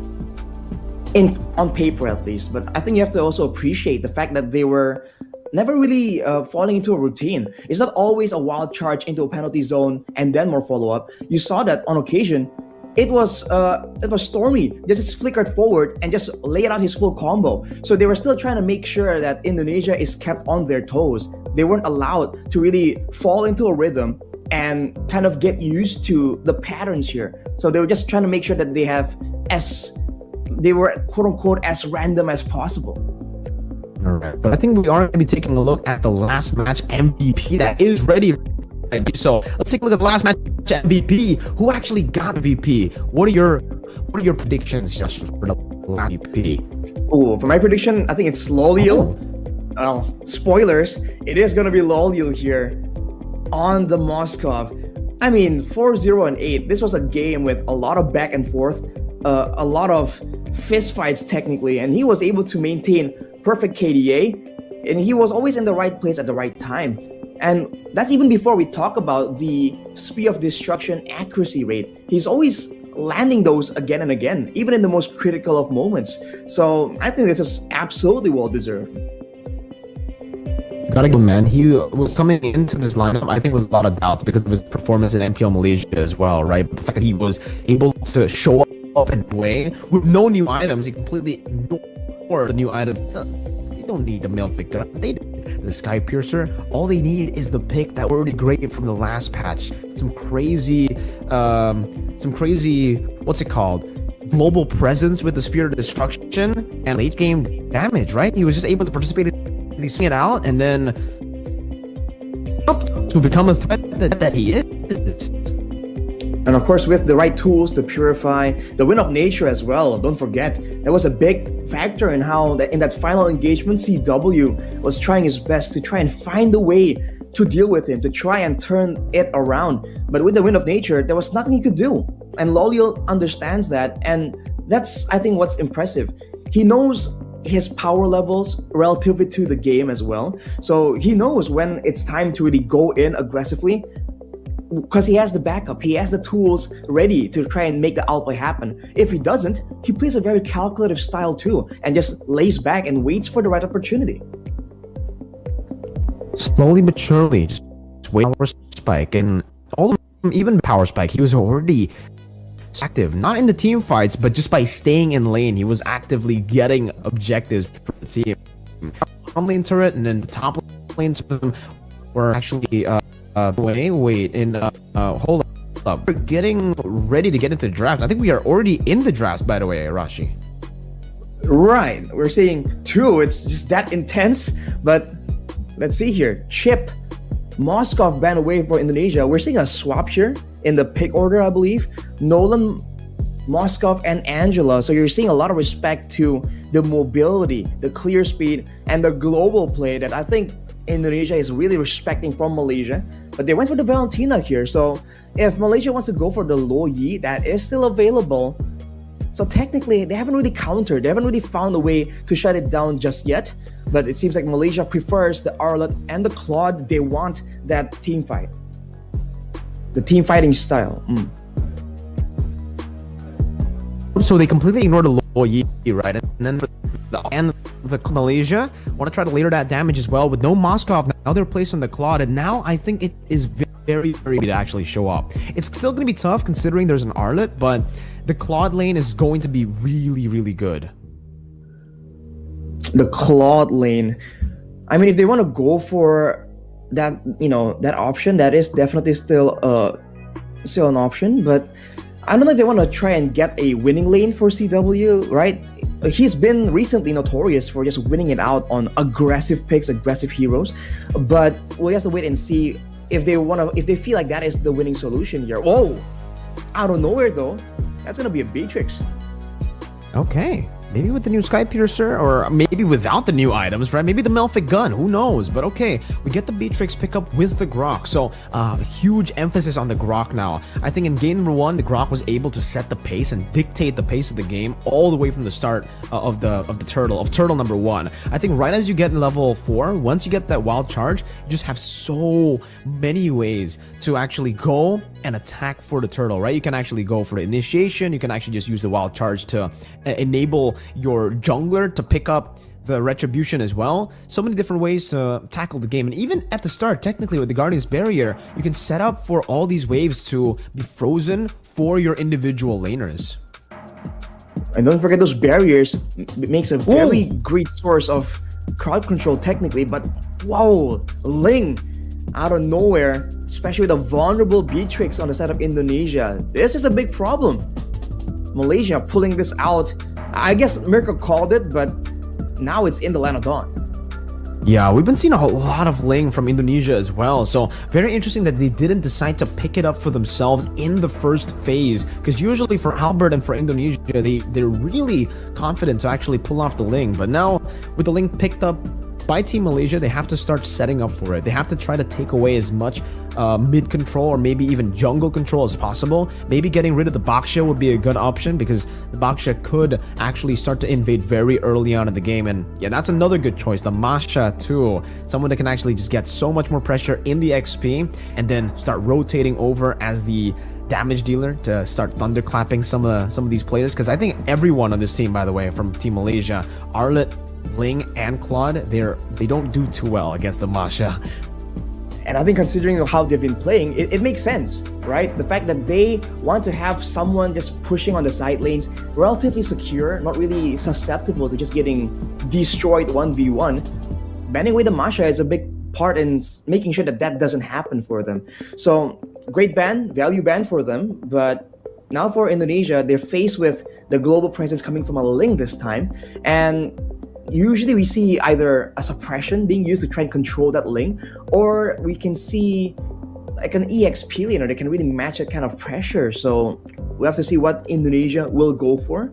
But they've renovated Terizla, so they recognize the how troublesome Gorgeous is for them to deal with, right? The big penalty zones, the sustainability, I think, more than anything, was just so annoying to deal with for Indonesia in game 1. And I think for sure for Gorgeous, he definitely has a few different heroes to pick up as well. I mean, even if the Terizla gets banned out, maybe they can go for something like a Lapu Lapu as well, right? This is kind of the same idea. It's a playmaker. You want to go in with the bravest fighter to just enable for the team. And it's going to be the Julian ban, actually, from Team Malaysia. Maybe taking a few of some data away from MPL ID, the grand finals and the playoffs there with the Julian picked up by Fnatic Onyx, but it was a different player. It wasn't Albert, right? This can actually still pull in here in this game, or they might actually just be forced to go back to the utility. If they do go to utility around Rashi choice, would it just be for something like a fighter is alpha, but probably not alpha, right? There's not enough tanky members on the side of Malaysia to go for the alpha. But okay, that's a Choban actually, respecting Yums. Okay, so to answer your question for the jungler, I don't know, man. I think it has to be some kind of utility jungle pick because, as you mentioned, if it's a damaging jungler, especially for the alpha, yeah, the true damage does get a bit quote-unquote wasted if it's put into this composition against this composition. So I think it's definitely something that can really help out with the layering of crowd control. Because if Keyboy is going to be playing that Grok, we saw how effective it was for Malaysia, but only when there is other options that can be put in the back of the minds of Indonesia. And we're seeing a Lo Yi picked in the second phase. So they have the Ling, now they have the Lo Yi. Indonesia needs to respond with something, man. Something to deal with this macro threat. And this time there's much more synergy for the Lo Yi, right? There's an Arlet and there's also a Claude. So technically with the Claude, you can utilize the diversion and put the battle mirror image behind you, and then you can go to a different lane and teleport back with the battle mirror image. That's been the combo that we've been seeing. But again, maybe with the new diversion cooldown, maybe you might not see that, but the Hayabusa with the Ruby gets locked in. That's the assassin that we were expecting, at least in game number 1, and Indonesia decide in game number 2, it's time to rock it. And it seems for Lutfi, he will be given that Ruby pick in the XP. Man, Hayabusa in the hands of Albert? We haven't seen this in a while. There are, of course, ways to counter it, and especially in the 1v1s, I'm curious to see how this plays out, right? Hayabusa against the Ling.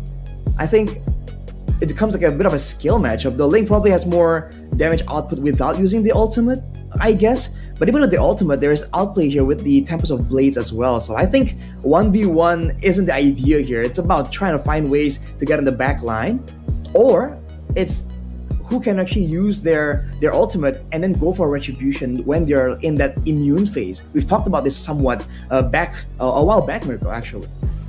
Okay, but it seems there's going to be a swap here in terms of the roam, at least, right? For the Grok and the Edith, swapping sides from Indonesia to Malaysia, from Malaysia to Indonesia. Yums was on the Grok in game number 1. If you guys are just tuning in, and it is 1-0 to Malaysia right now. They have a chance to clean sweep Indonesia. But Arashi, let's take a look at the drafts again. What do you think? Who do you think has the better drafts? Is the Valentina Beatrix the way to go, and the Hayabusa as well? Oh man, I feel like when it comes to the back and forth, I feel like now Indonesia has a bit more of an advantage, actually. For Malaysia, I feel like they're the ones who are going to be forced to be a bit more decisive in how they want to move. If they go for a diversion play, or if they send the Arlet or the Edith a bit forward to try and threaten and engage, if they don't really get it, they can get punished very, very easily. So let's just get into the line of dawn for game number 2. Will Malaysia get a clean sweep, or will Indonesia push them into a full 3-game series? Ladies and gentlemen, game 2. Let's see if the equalizer happens here, or if it's a clean sweep. But looking at the emblems, it does seem like it's already going to be a bit different here. No temporal rain this time around, at least not for Indonesia. I didn't get the chance to actually take a look at Malaysia. But okay, Hayabusa versus Ling. This matchup is definitely going to be an interesting one, right? Because on paper, I think if it's a pure 1v1, the Ling has a bit of an advantage. You can actually escape from the shadow kill while you're on the Tempest of Blades, and Sans and Stormy already going at it very early on. Seems Stormy will be able to get that win in the fights. Barrier, though, placed down by Keyboy. They might actually be looking to zone Stormy all the way back. They are successful at doing that. Straight into the lethal that they claim for themselves. The early game Valentina play, and you always need to mention Sans when you're talking about the Valentina. It's just a different way he plays it, and he can be very creative with which ultimate he decides to really go for right here. So now Yums is still trying to do what he did in game 1, and going on to Albert. Onward flicker now. Albert going to be caught in the Tempest of Blaze, and first blood over to Malaysia. Albert punished very early on, but Sans now with the flicker forward as well will be able to claim one. Sky's going to be next on the chopping block, but he's able to get into the Defiant Blaze, looking for another one. Finch Boys, and he gets out. Well played. The Skies with CW somehow is able to get the kill. I think he didn't even use the flicker. He just walked up and gunned him down from the walls. Shot down from the sky. CW reading his escape patterns. Great communication from Indonesia to corral Seki's Skies to a death there, even though he made that clean escape. But Albert trying to make sure he keeps up with the farm. But look at Malaysia, man. They're just a lot more active. And now with the neutral objective already up, both teams going for a bit of a clear contest, but Indonesia will be able to clear out first. And that will mean that they will get level 4 first, but with Albert having no purple buff, I'm not even sure if they actually want to go for this contest this early on. Diversion already towards that bush there. Gojes will be able to get a very good position. Earth Shatter going to be used up, but not onto anyone. That's the turtle. Reset it again. Wild charge onto the back now with the Primal Rat stolen away. Sans dealing a whole lot of damage, and Gojes will be taken out. Skies looks for the play. Yums with the Earth Shatter, knocking up Sans, but now Albert's going to be targeted down. As Albert, will he be able to escape? Tempest Blaze knocks him up. Skies not able to get the last hit, but it's going to be the Primal Rat coming in from Yums, and it's an all-out win again for Malaysia. Skies gets out, just barely there with 1 HP, and secures the Sky Piercer too. Oh man, Sky Piercer in the hands of this Ling. Definitely not ideal for Indonesia. It was going so well for them, but it almost seems like the engage was a bit too early. Keyboy went for the wild charge, and everyone kind of had to walk up a bit more to really follow up on it. That small window allows Malaysia to really come back and trade back the play. And you can see the Primal Wrath damage is great in the hands of Sans, but you can't forget Yums can also deal a lot of damage there, as both teams actually are still taking this neutral objective very, very slow. It's like the fights are more important than the objective itself. Well, they are 2 assassins, right? It is 2 assassins in the game. Maybe the neutral objective might not play as big of a role compared to the usual utility role. But Lutpi is the one who takes the turtle aggro. Flicker, final slash now committed only onto Lutpi though. As Yums pops into onward. Earth Shadow Flicker knocking Albert up. He does still have the quad shadow, and he does go in. Retreat battle going to be used up, as that's going to be Albert winning it out with the help of the wild charge, and now comes back onto Yums with the shadow kill. Sans picks up the kill, but it is going to be Keyboy that is traded in. Sky's already very low, and Sans is looking to go for that one last hit to take him down, but Skies will choose a defensive route. Lutpi still hovering over now onto Gojes. It does seem like for Indonesia, they will take that small win for the roamer, just traded for the kill. And Lutpi in the bottom lane. Perhaps a 1v1 here as Gojes goes in and blazing away up top. CW will be taken down. No, he's still able to survive for a bit. And there you go, the last few shots from Loliel to take CW down. Fortunately for CW, though, he did clear the wave out, so he won't be losing out on any real any farm, EXP, and gold. But man, fights all across the map. Oh, Albert with the happy feet, but he's gonna get jumped on. Okay, has the quad shadow to go all the way back, but the dispersion and the rotation will be able to catch him. Skies jumps in, the shadow kill is used up by Albert, and now gets caught with the Finch Poise as the wild charge only connects on a Stormy. The Tempest of Blades has been used to actually go at it. Stormy taken very low, still able to flicker out to safety as Lutpi will be caught. The final slash brings him back into the tier 1 turret, and he's able to get the 3-man I'm offended right into Sans, but the onward brings him back on the Skies to get the Defiant Blade. Now it's going to be Keyboy in the midst of it all. Caught Sans, still dealing a lot of damage, and the conceal will be used defensively. Sans the flicker as well, and gets 1 kill. No one traded in, and now it's going to be Sans who gets shut down as well. Malaysia getting all the skirmish. Victory CW! What a good snipe with the Renner's Apathy.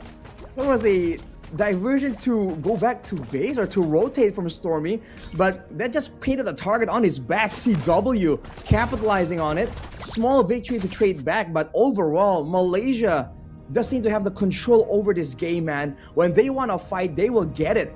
And Indonesia, you're seeing that they were just kind of lost on occasion. Even though Sans tries his best to really match it out, he has 4 kills in his pocket.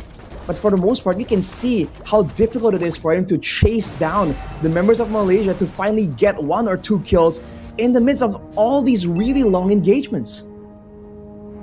And now it comes down to maybe how they utilize CW and Sans, because Albert, he's quite a bit behind, but actually in terms of level, he's not too far behind. He's still on the same level as Sky, as this Lutpi again takes the turtle aggro in the bottom lane. There's a diversion. Look for a flank on the Lutpi, and they go into Albert! Onward onto the Earth Shatter. Albert's still able to pop in the quad shadow in time as Lutpi goes into re-engage, wild charge, catching 2. But now, no full re-engage now as Gojes is going to be missing out of the final slash, and the shadow kill deals with him. Tempest of Blades on the Lutpi, but he's still able to escape, and Skies will be gunned down by Sans of the Primal Wrath, taking him out of that wall right there. Stormy very low. CW flickers forward, gets the gun down, and now it's Yums who's going to be sandwiched in the base, or in the turret, rather. Tier 1 down below. CW takes him out with a Bennett. Look at Loliel, though, being active on the other side, even taking the mid turret down. It's a great win for Indonesia, but Malaysia gives nothing back for free. Wow. Taking away that mid turret will be very beneficial, especially with the diversions they've been trying to go for. It's unfortunate for them, though, that they got roped into that chase to try and secure Albert, because they kind of got stuck on Lutpi. That was able to just delay them for that much longer. Looking at the items though, has claws on top of the Sky Piercer for Skies will mean that he can really hold his own in a longer prolonged battle. But Loliel, one more item to go for the full-on power spike. That is what I think Malaysia will be definitely waiting for. Slowly but surely, Indonesia building that gold lead back, but it's still just technically even, right? It's a 500 gold lead, still very insignificant despite the 2 turtles. But fun fact for you guys, this game, I guess we're only going to be getting 2 turtles, right? Usually, we're very used to just seeing 3 turtles with the utility jungle meta, but with the assassins, I guess 2 turtles is more of the norm. No one can really focus and commit down onto these neutral objectives, as Gojes actually uses the vengeance a bit aggressively onto Sans. He will be punished quite a bit with that glowing wand. But it's a Sky Piercer BOD start for CW. So, is he going to try to just look for these burst downs, look for these pickoffs? Is he playing with the Bennett more than the Renner? I'm not too sure, actually. I think for Indonesia, the Wild Charge Bennett's Rage combo will be what you're looking at, and the execute will be great for any spell, but Gojes alone now. Yeah, that's a 3-man final slash, but CW just guns him down. That Sky Piercer doing work. You can definitely see the execution there. And CW's online, 5-1. Both CW and Sans, actually. But here's the problem for Indonesia. Even if they can really match out the team fight situation, look at Skies. He's still pushing right now. And no one can really stop him. Even if Indonesia wants to send their EXP laner to stop this macro play, Mlbb cannot match up to the macro presence of a Ling. And that's even before talking about the diversion play. So Malaysia will definitely have that as an advantage constantly. And this will be a bit of a deja vu situation to game 1. Indonesia are the ones that will be forced to go for a proper committed fight. But look at that, with a conceal already used by Malaysia, Indonesia has a chance here to make a surprise play. Wait, how is Albert a level ahead of Skies? Mlbb, I'm offended, able to catch Yums right into the nearest final slash, brings them back, but Albert is able to pop in the quad shadow just in time. Mlbb will be taken down now. CW does some damage back. Albert in the back shadow kill, getting 2 kills on the board. That's both of the assassins picking up a double kills. Albert looks for more, but Stormy gets rid of him with a shutdown, and Team Malaysia wins it out. CW now with the Wesker trying to go for the assassination onto Gojes, but will decide to just dash backwards again. It's Team Malaysia with a big team fight win, and CW, I don't think he can contest this, not alone. It was a cheeky play to go with the Wesker to try and get an execute. Deja vu to a couple of seasons back where that was a very common strategy. But Malaysia, with such a decisive win, they're going to go straight for the Lord. Indonesia won't be there in time, man, but P-Boy is going to force something. Okay. Doesn't seem like they will. Diversion gets spotted. Keyboy pops into Power with Nature. And just like that, Malaysia decide not to take it. They got the Lord. There's no real reason for them to go for the fight right now. They can just play as slow as they can. It's a 1,000 gold lead that will definitely be building. They have Ling. They have Claude. They can scale.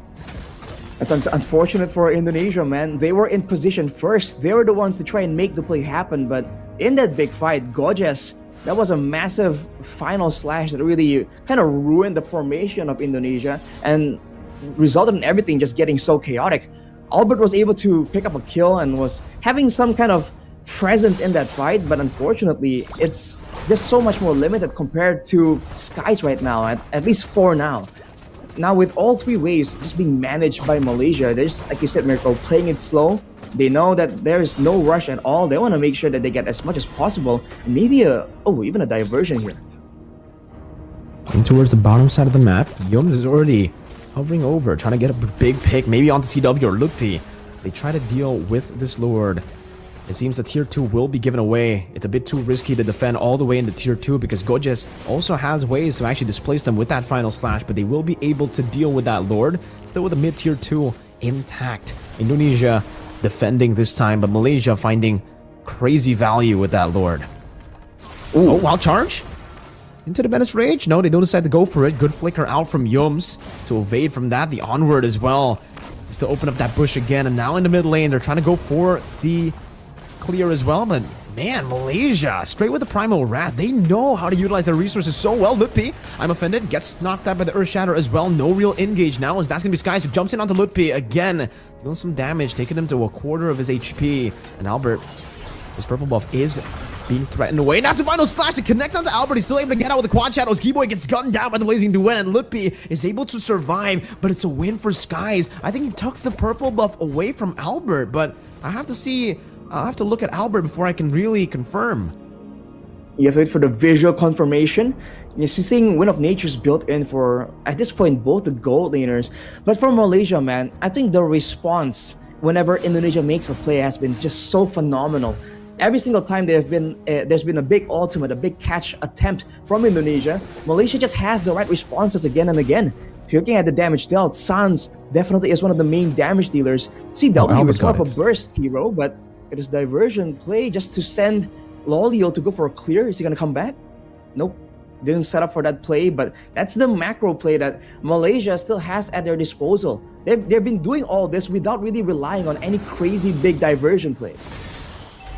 Alright, dealing some damage, poking Yums down. That's a slow push built up by Malaysia up top, and Yums will be opening it up right into the Bennett, doing a lot of damage, taking his immortality down as Keyboy pops into Power of Nature, but Lippy will be caught, has a flicker. Lolio goes in and now purifies, and when Nature's out, Finch poised into the back, dealing some damage, but look at Sans doing some damage as well, back onto him. Albert with the quad shadow! Albert gets the kill, CW! Oh, pops into Wind of Nature and is able to kite away! One more shot, Stormy gets it, Sans will be able to catch him though, and he pops the winner crown to get out with the diversion, but it's a 2-for-1 in favor of Indonesia.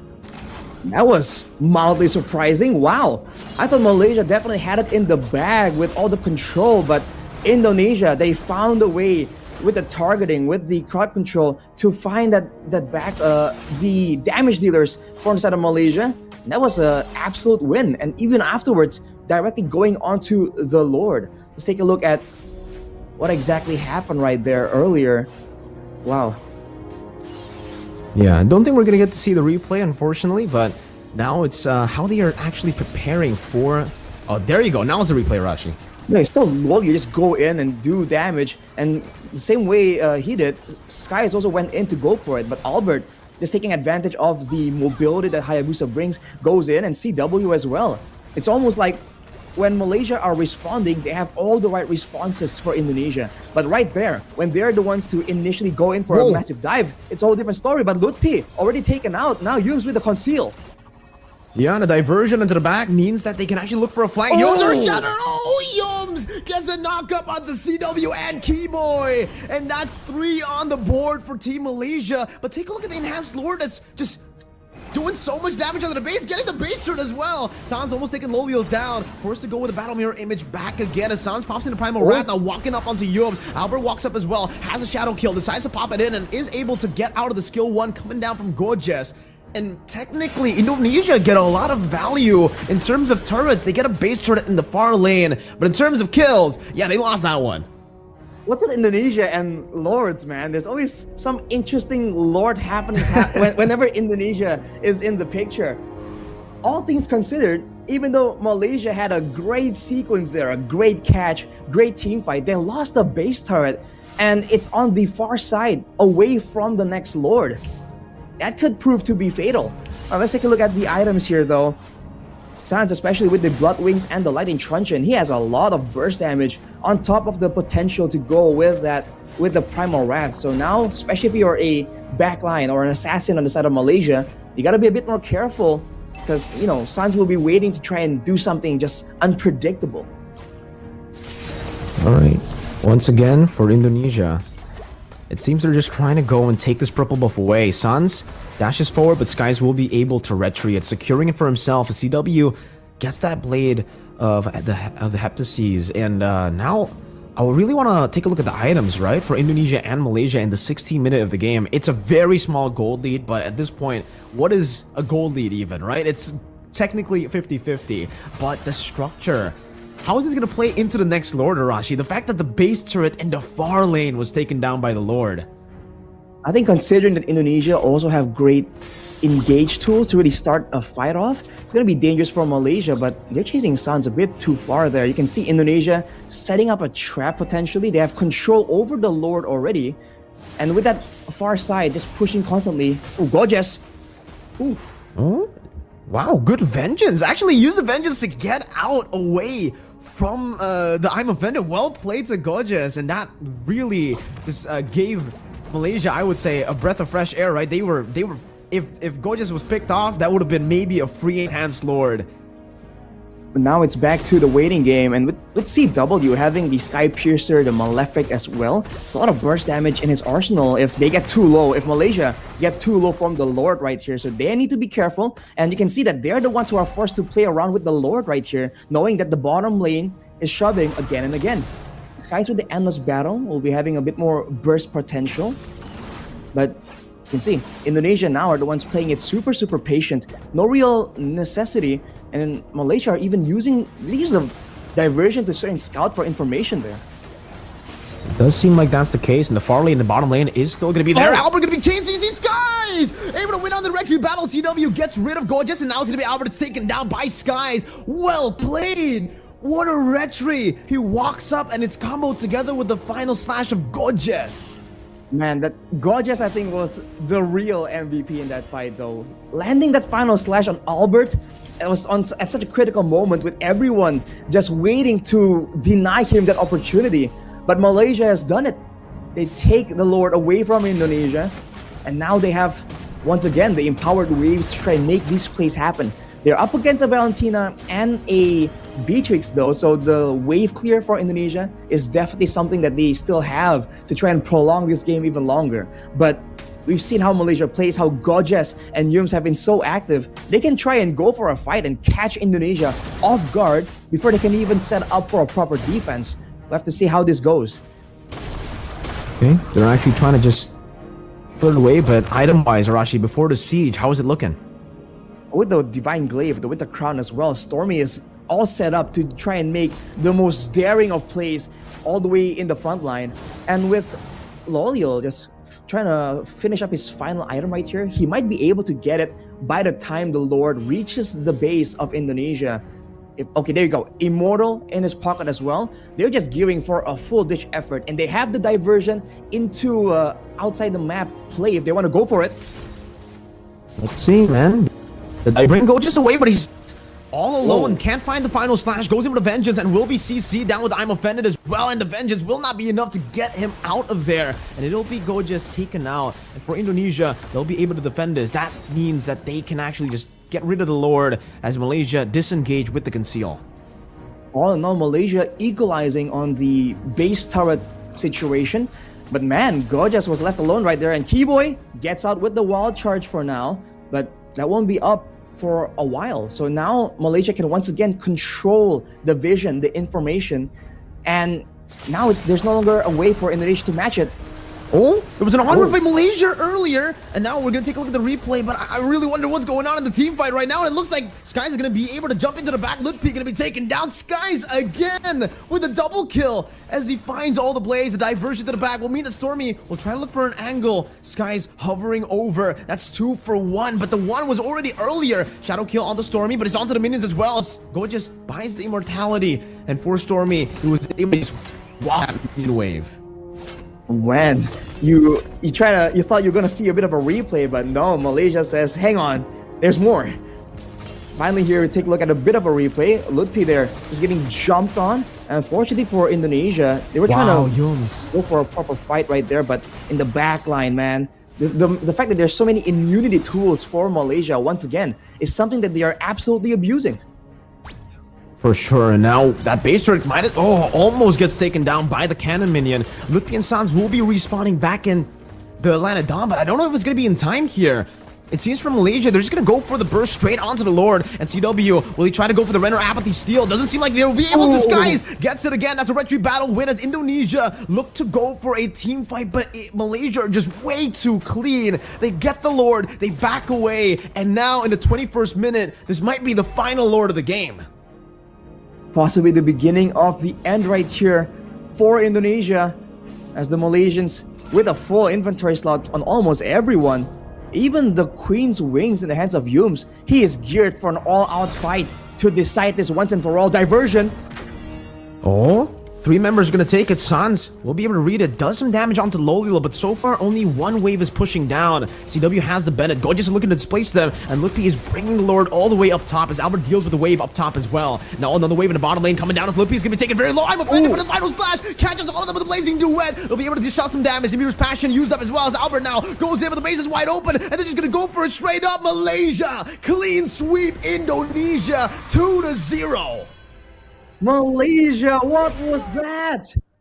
Indonesia taken out without any chance of retaliation, showing again why they've been feared by so many other teams, man. Malaysia announcing to the world like, we are an absolute contender and you will pay if you don't take us seriously. Wow. Man, Sky's on the Ling as well. The fact that he was able to perform at that level, right? The way that he was assassinating people, but especially the retribution, Arashi, from Skies. What a phenomenal game. What a phenomenal performance for Team Malaysia. And this is what the hype is all about, Arashi. We've been hearing back and forth all throughout the Mlbb world that for this team in particular, man, they've been monsters in scrims. And for the most part, most people have doubted them. Have been saying, you know, it's just in scrims. They're probably not as good on stage. They're probably not as good in the main tournament. But here, they definitely showed, at least against Indonesia, that they are able to clean sweep Indonesia, taking it quite convincingly. We'll take a look at the highlights here, Arashi. You can see that even from the beginning, Yums, again, it might be the experience, it might just be his style, but he's always finding ways to sneak into the jungle and always be a thorn in the side of Indonesia's team right here. Always active again and again, and that is part of why they've been able to contest so much ground, get so much control around the map. And afterwards, whenever Indonesia again makes a play, the response from Malaysia has always been so good in this game.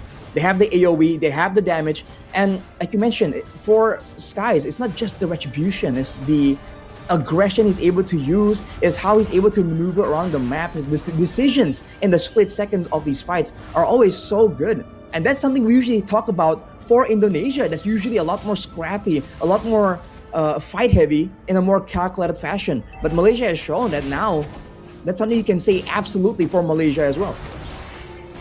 So clean all throughout the game, and I think here as well, I think Skies, right, all the way from the early game, the fact that he was able to get the kill onto Albert and then constantly do that. Albert was having a real tough game this whole game, all the way from the start even to the mid game, and we did see for a bit he was able to kind of recover, but it wasn't really enough to take the momentum away from Skies. And I think it was a certain point in the game where I actually mentioned that it's interesting to see Albert being 1-5 but still ahead in levels compared to Skies, but in gold it was still definitely Skies. We get to see a beautiful Renner's Apathy there onto Stormy, by the way.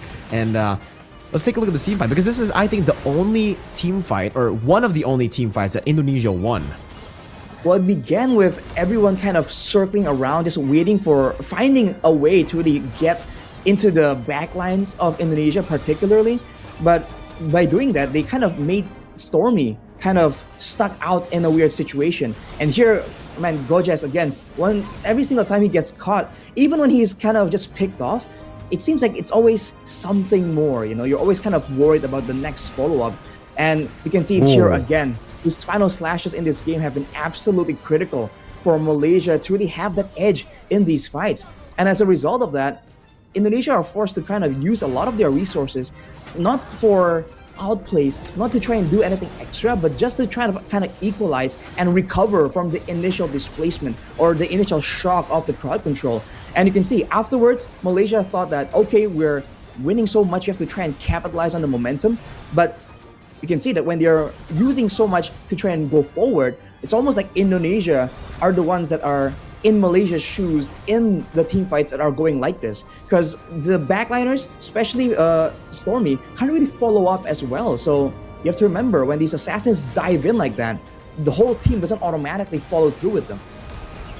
It's all about the positioning as well, right? Because we were talking about how, you know, they got the Lord, they got the enhanced Lord at that point of the game, and it looked like that was going to be the momentum that they would utilize to at least make the game go even further or take some advantages. And they were able to do so technically with the far lane, but all right, let's give some props over to Gojas though for this wonderful setup for Skies to just come in and retry, right? Because you're right, I think you definitely got to give more of a highlight to Gojas in that particular fight, because if it wasn't for the final slash, it would have been more 50-50. Maybe Albert would have been able to win that out. But because Go just went in, sacrificed himself almost technically there, and got Sky so much more room to go for the clean red tree, it was so good. And here, dude, the fact that Yums, he didn't decide to go back. He decided to flicker forward.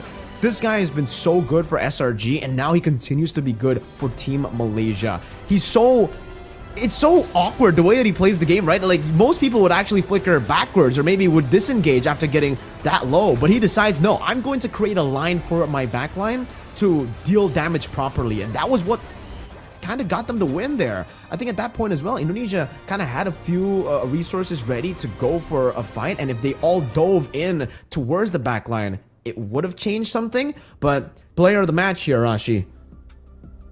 Well, player of the match is going to be Stormy here, 4-2-12.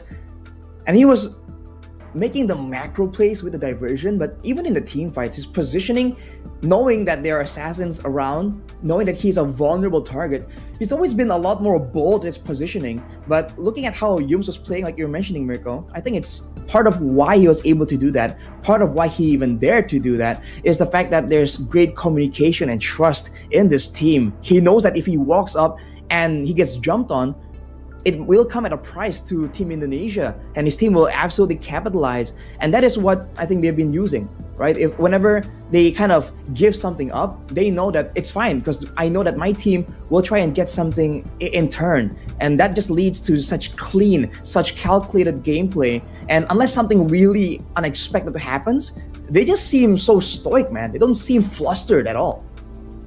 They really do, man. And again, for Stormy, what a phenomenal performance here by him. Well played, but really for every single member on Team Malaysia, I think everyone really played well, right? We can't really just say that it was just Stormy. He was player of the match. He did, create some diversions to actually give the team a lot of different angles of attack, but we gotta give props to everyone else on the team. Gorgeous. He was sitting on the bench for the most part for SRG and MPL Malaysia, for the fact that he is starting for Team Malaysia and he's doing so well after, again, sitting on the bench, right? Most people thought, this guy is not going to perform, especially here, considering he's been on the bench for so long, but he proved the doubters, the haters wrong for sure. Even Loliel had a phenomenal performance. He leveled up by so much, and we're seeing a different level entirely from Team Malaysia right now. It's just such a scary situation to be in because, like, usually Malaysia, great surprising moments, but they're kind of too flustered. But now they're just a bit more calculated, a bit more, crafty with their aggression. And I think that's scary news for any team all across the world. But Malaysia is your winner. So Malaysians at home, it's your time to celebrate. And it's definitely a big statement, beating Indonesia out of nowhere and in a clean sweep fashion. It's the group stages though. By the way, for everybody watching right now, if you guys want to see exactly how the groups are looking right now based on the few matches that we have seen from this win from Malaysia against Indonesia and some of the off-screen matches, because there are matches that are being broadcast, or technically not broadcast, there are matches that are being played right now off-stream, and you can see the live results at www.iesf.gg to check as to who's leading in the groups for Group A and also for Group B. But I think with that win, Malaysia sits very, very comfortably at first place now, and Indonesia will have to get a win against Vietnam to actually go and I think qualify from the group stages to the playoff matches.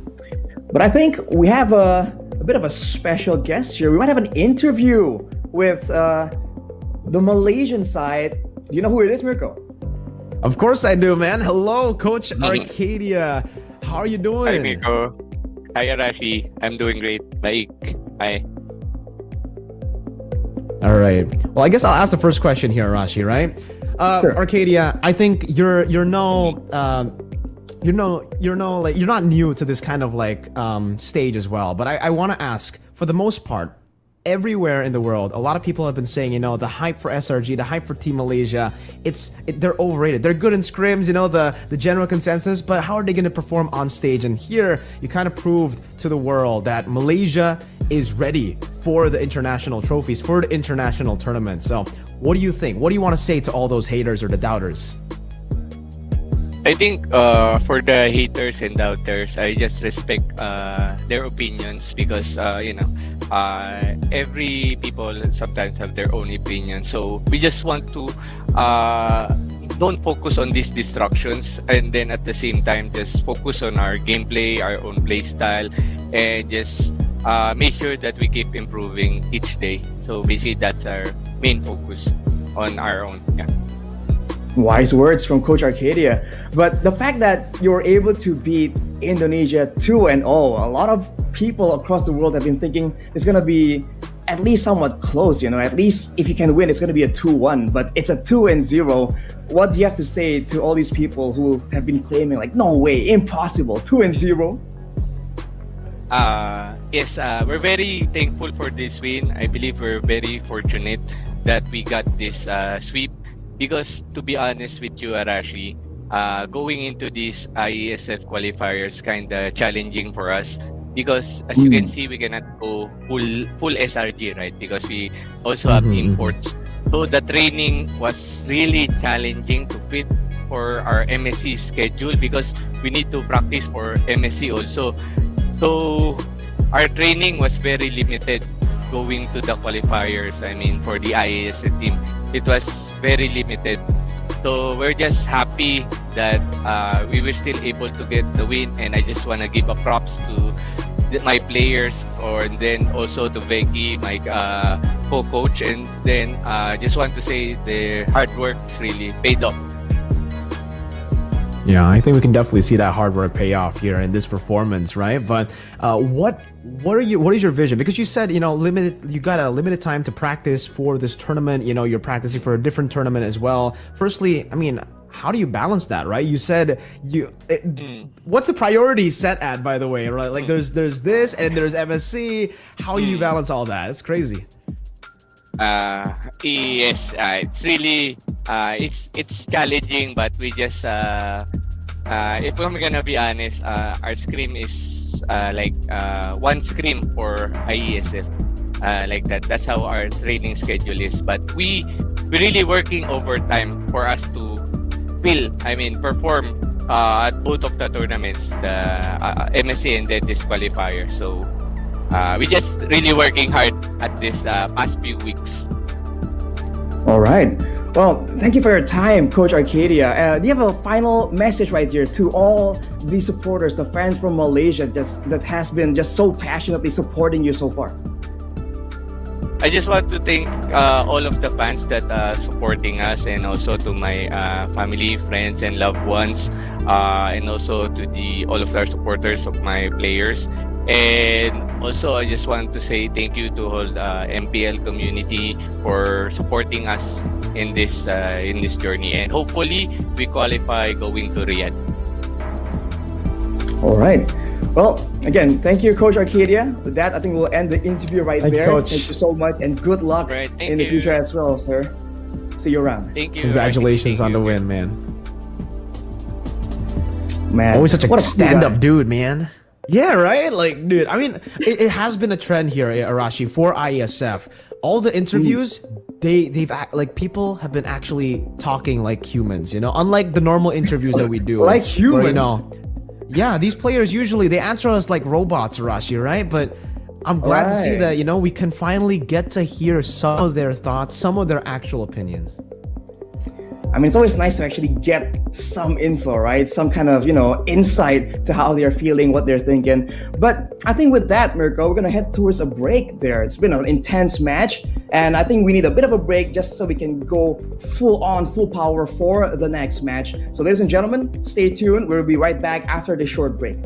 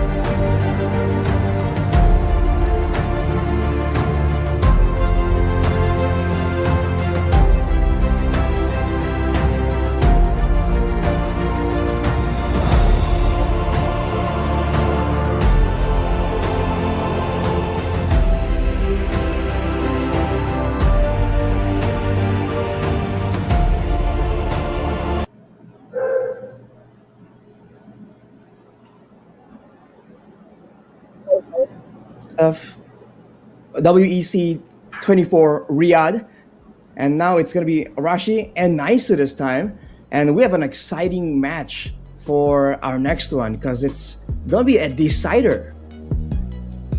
It is. It is a decider match, Arashi.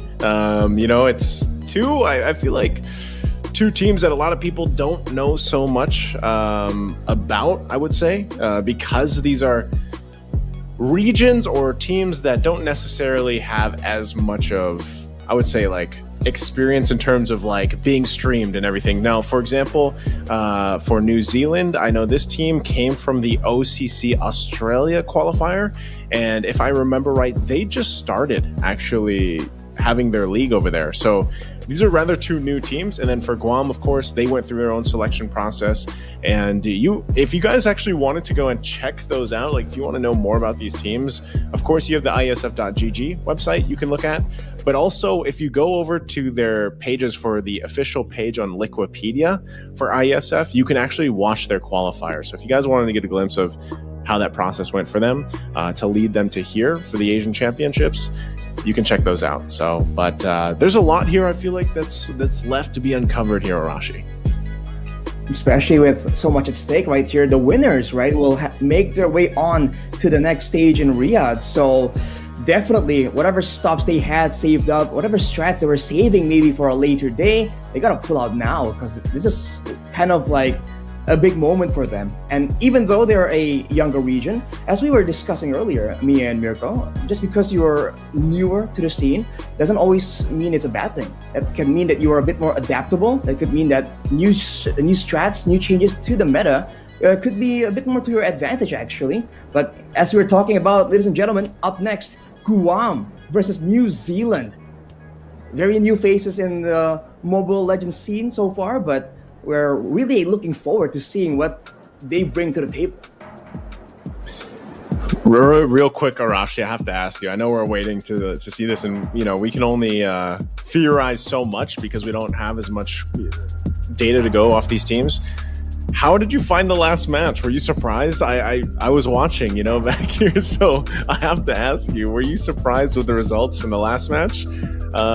What'd you think? Just real quick. I mean, I gotta say, I'm very surprised because even if they weren't going to be doing as well, I thought they would for sure kind of at least put up a better fight, made it a bit closer. But more on that later, man. For now, for Guam, GI3S, Kai, Secret, Slopezi, and Akuma.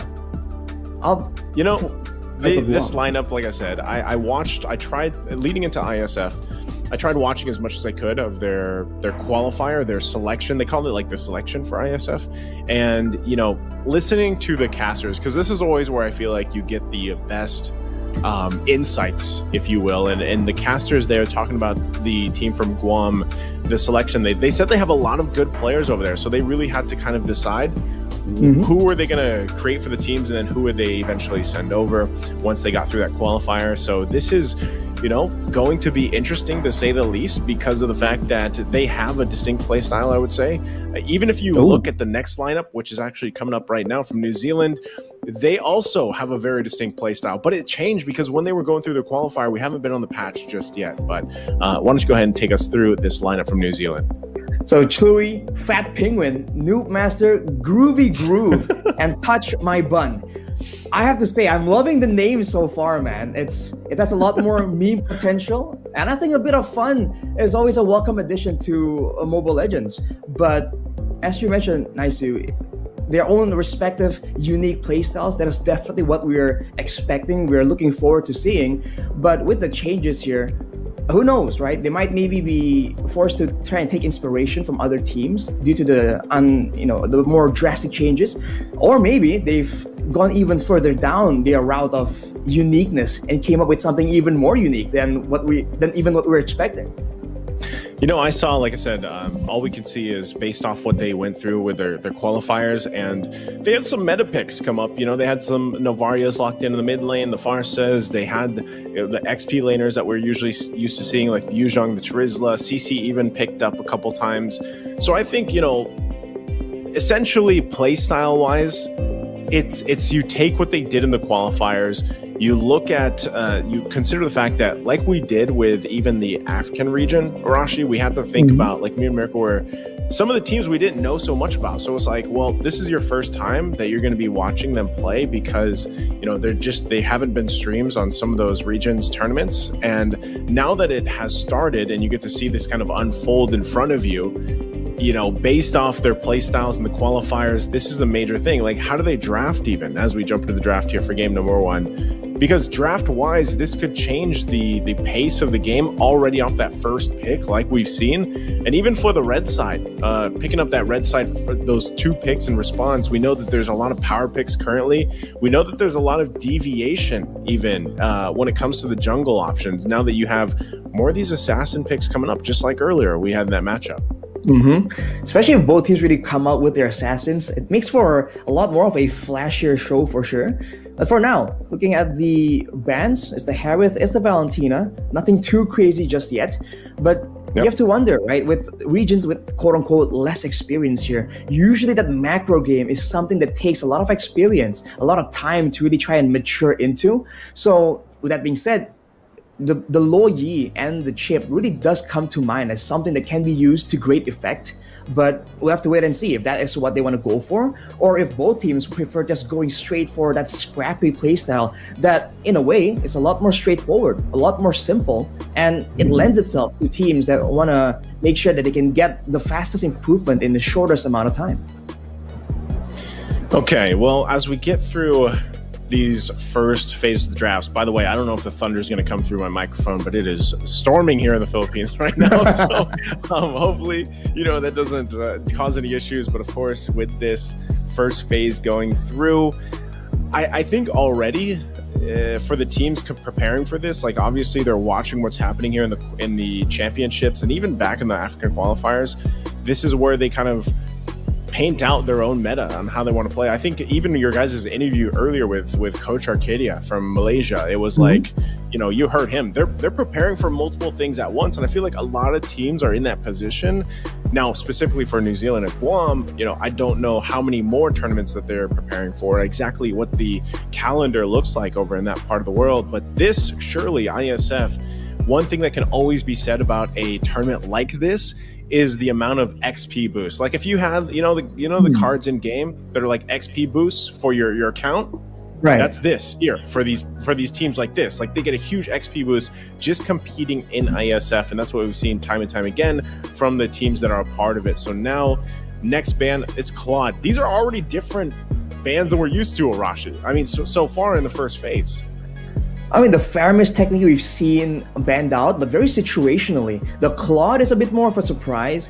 And the Yuzong, though, right? That is something that we've seen respected, but only for, again, very specific players. So the fact that it shows up right here is interesting. But Fredrin becomes the first option here for Guam, securing great clear, great sustainability, good scrapping potential for skirmishes in the early game.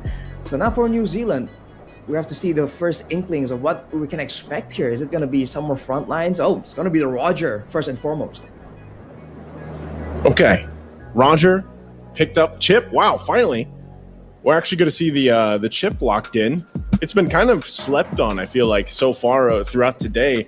Louis, another pick, and I don't know if that's actually what happened here, but it looks like they missed. It looked like Guam missed a ban. So I'm assuming that they actually did miss one and they only banned out 2 heroes here, but they're going to lock in, of course, Fredrin, Moskov, Exborg.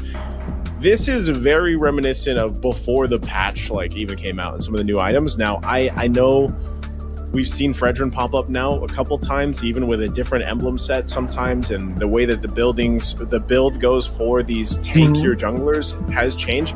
I'm just curious if this Roger is actually going to be the opponent in the jungle, because so far we've seen Roger in the jungle, seen him in the gold lane. Mirko asked me this earlier, what I thought was the best lane for Roger. I personally still think it is the jungle. Like I like him better in the jungle. Okay. And we'll see if they actually go this route. What do you feel about it, Rashi? Like, do you think this Roger would actually be good in the jungle against the Fredrin? Oh, well, that answers the question, but I still want to know your opinion on this, Rashi. I think it can do well against the Fredrin because of the clear speed and the fact that you can actually do well to really punish the Fredrin, because Fredrin likes being kind of on low HP, and so if you're on a hero with an execute, you inherently have a bit more of an edge against them.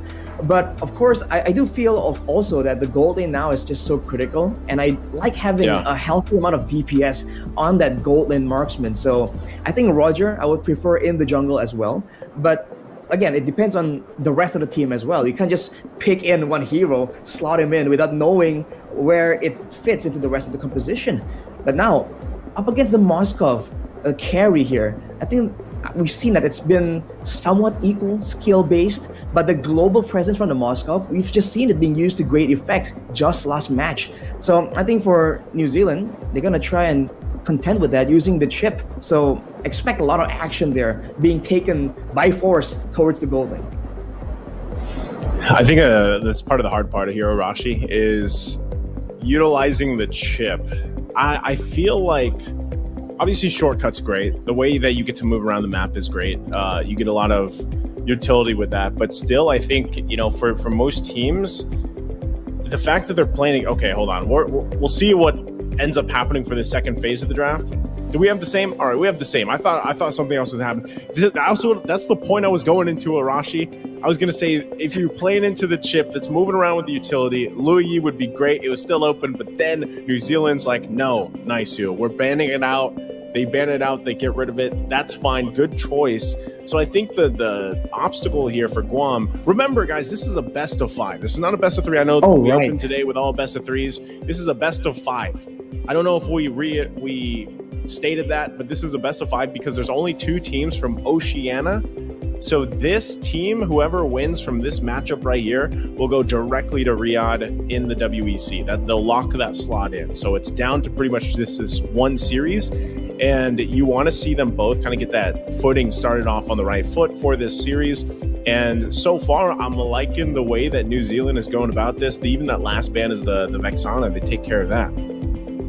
Taking away a lot of the crowd control tools, knowing that they're going to be trying to barrel down as a whole, like Death Ball, as a big unit there. The Vexana can stop it in its tracks, especially with the Terrify mechanic. It can spread from one hero to multiple heroes as well.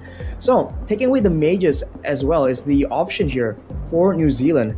We're seeing a Minthithar in the bans, by the way, Naisu. So I'm not sure if that's actually what it is, but that also means that they're really concerned about all these gap closers, all these dashes that New Zealand might probably try and secure for themselves to go for something that just dives all into the backline.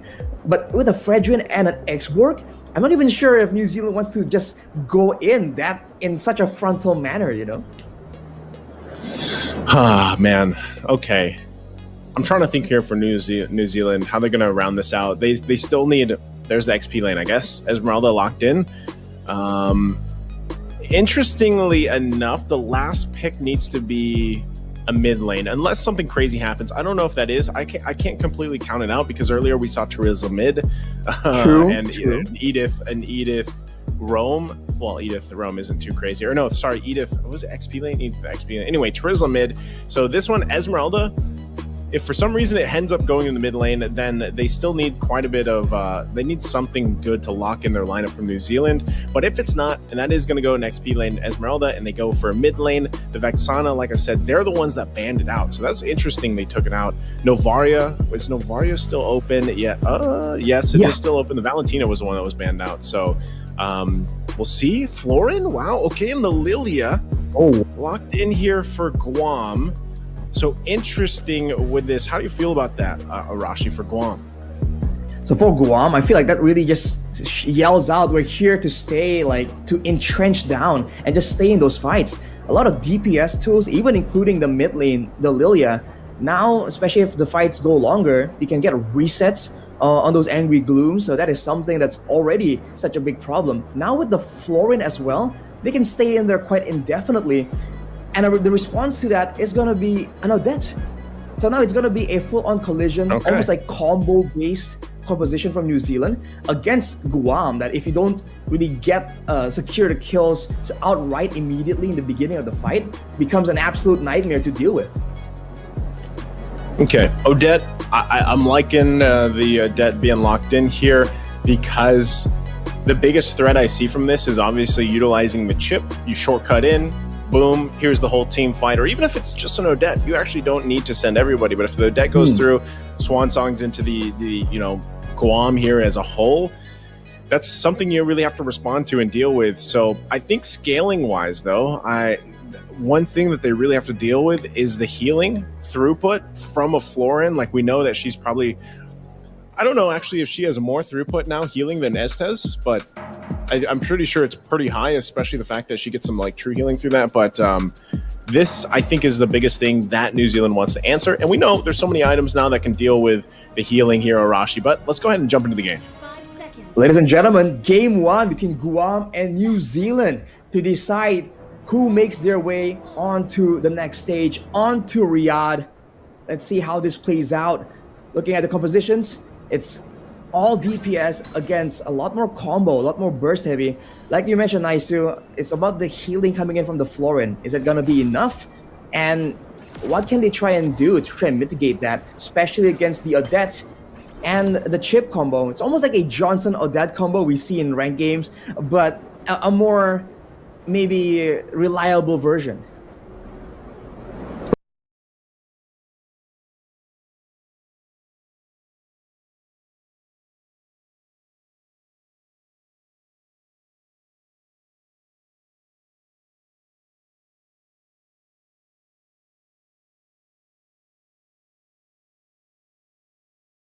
Reliable version, the Johnson Odette combo. We'll see if that actually plays.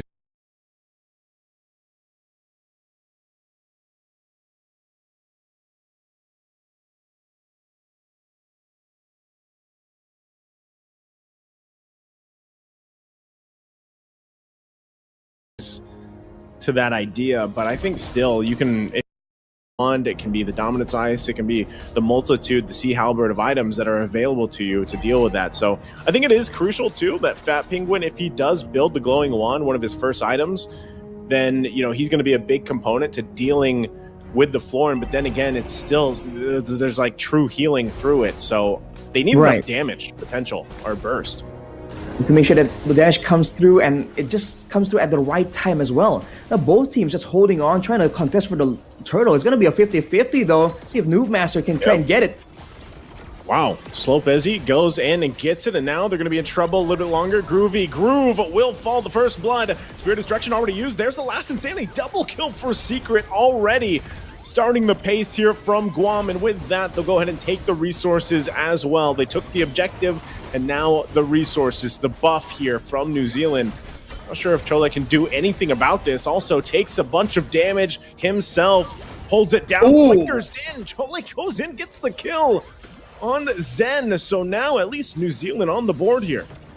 But they lost the purple buff, and they didn't really get the same kind of presence, the same kind of prio they wanted for the neutral objective. They were able to secure it, but considering that they had a fighter in the jungle that should be a bit more sustainable, they were kind of going all in right there, and they weren't really getting the same kind of snowball that you would expect from Noob Master, because he did go for the killing spree in his emblem setup. He's definitely expecting to be going in immediately, securing those kills, trying to snowball as hard as possible. But seeing how those fights played out, especially with Secret just outputting the damage so reliably with that AoE, I think it's going to be something that they have to be a bit more careful with. They're going to have to be kind of calculated with it. I think this is already a good start, though, for Guam, especially the fact that they have a Lilia. You get that double kill, that early start. I think he just picked up the Enchanted Talisman, too, so already locking in that first item. It's going to help them out in some of these early skirmishes already, and that's something you can always rely on, once again, is having a Florin here. Anytime you draft up... Oh, wow. Fat Penguin, as I was just talking about, the Lilia gets a kill off cam, and now going to fight in the mid lane once again. The damage potential is already there, and extending the team fight with the healing, and Groovy Groove has to get out. He'll be fine. Kai picks up the Corrosive Scythe here, and now with all that, next turtle is going to spawn up. That's a nasty composition from Guam, man. The X-Borg and the Lilia just outputting damage so regularly, so intensely. It's almost like they're replacing the DPS. I mean, Kai wasn't even part of that fight just yet, and you can see how difficult it was for New Zealand to stay in the picture. Now Groovy Groove getting jumped on, but the turtle might fall to the hands of Guam. Oh, yeah. Swap as he gets it once again. Spirit Destruction into the fight. Now they're going to battle it out once there. Fat Penguin goes down first, and now Noob. Oh, multiple members just getting wiped out here from Guam. They're going to force Touch My Bun out of there. So New Zealand not able to get anything. Not the turtle, not any kills either. And this is the power also. Just think about it. The focusing mark with this lineup from Guam, making Secret even that more deadly, landing those blooms time and time again. Yeah, the focusing mark definitely played a role, but New Zealand clumping up together right there.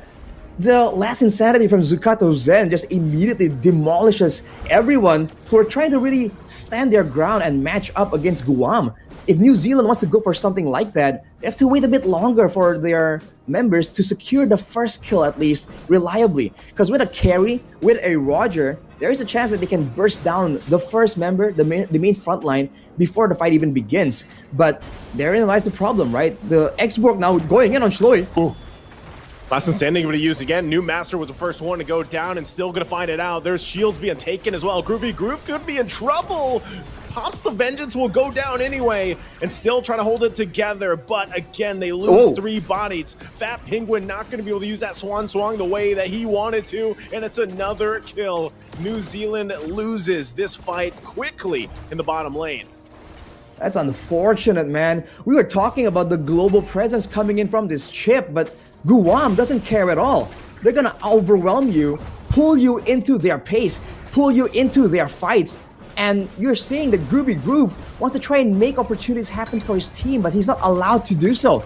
On the other side, Touch My Bun is able to actually get a turret in exchange, so small victories, but overall, the same underlying problem still persists for New Zealand. They can't match the damage output, and they can't really deal with all the AoE, and they're running out of options here to really force Guam to split apart. They can just stick together as 5, and New Zealand don't have ways to split push or don't have ways to crowd control to kind of break up the formations.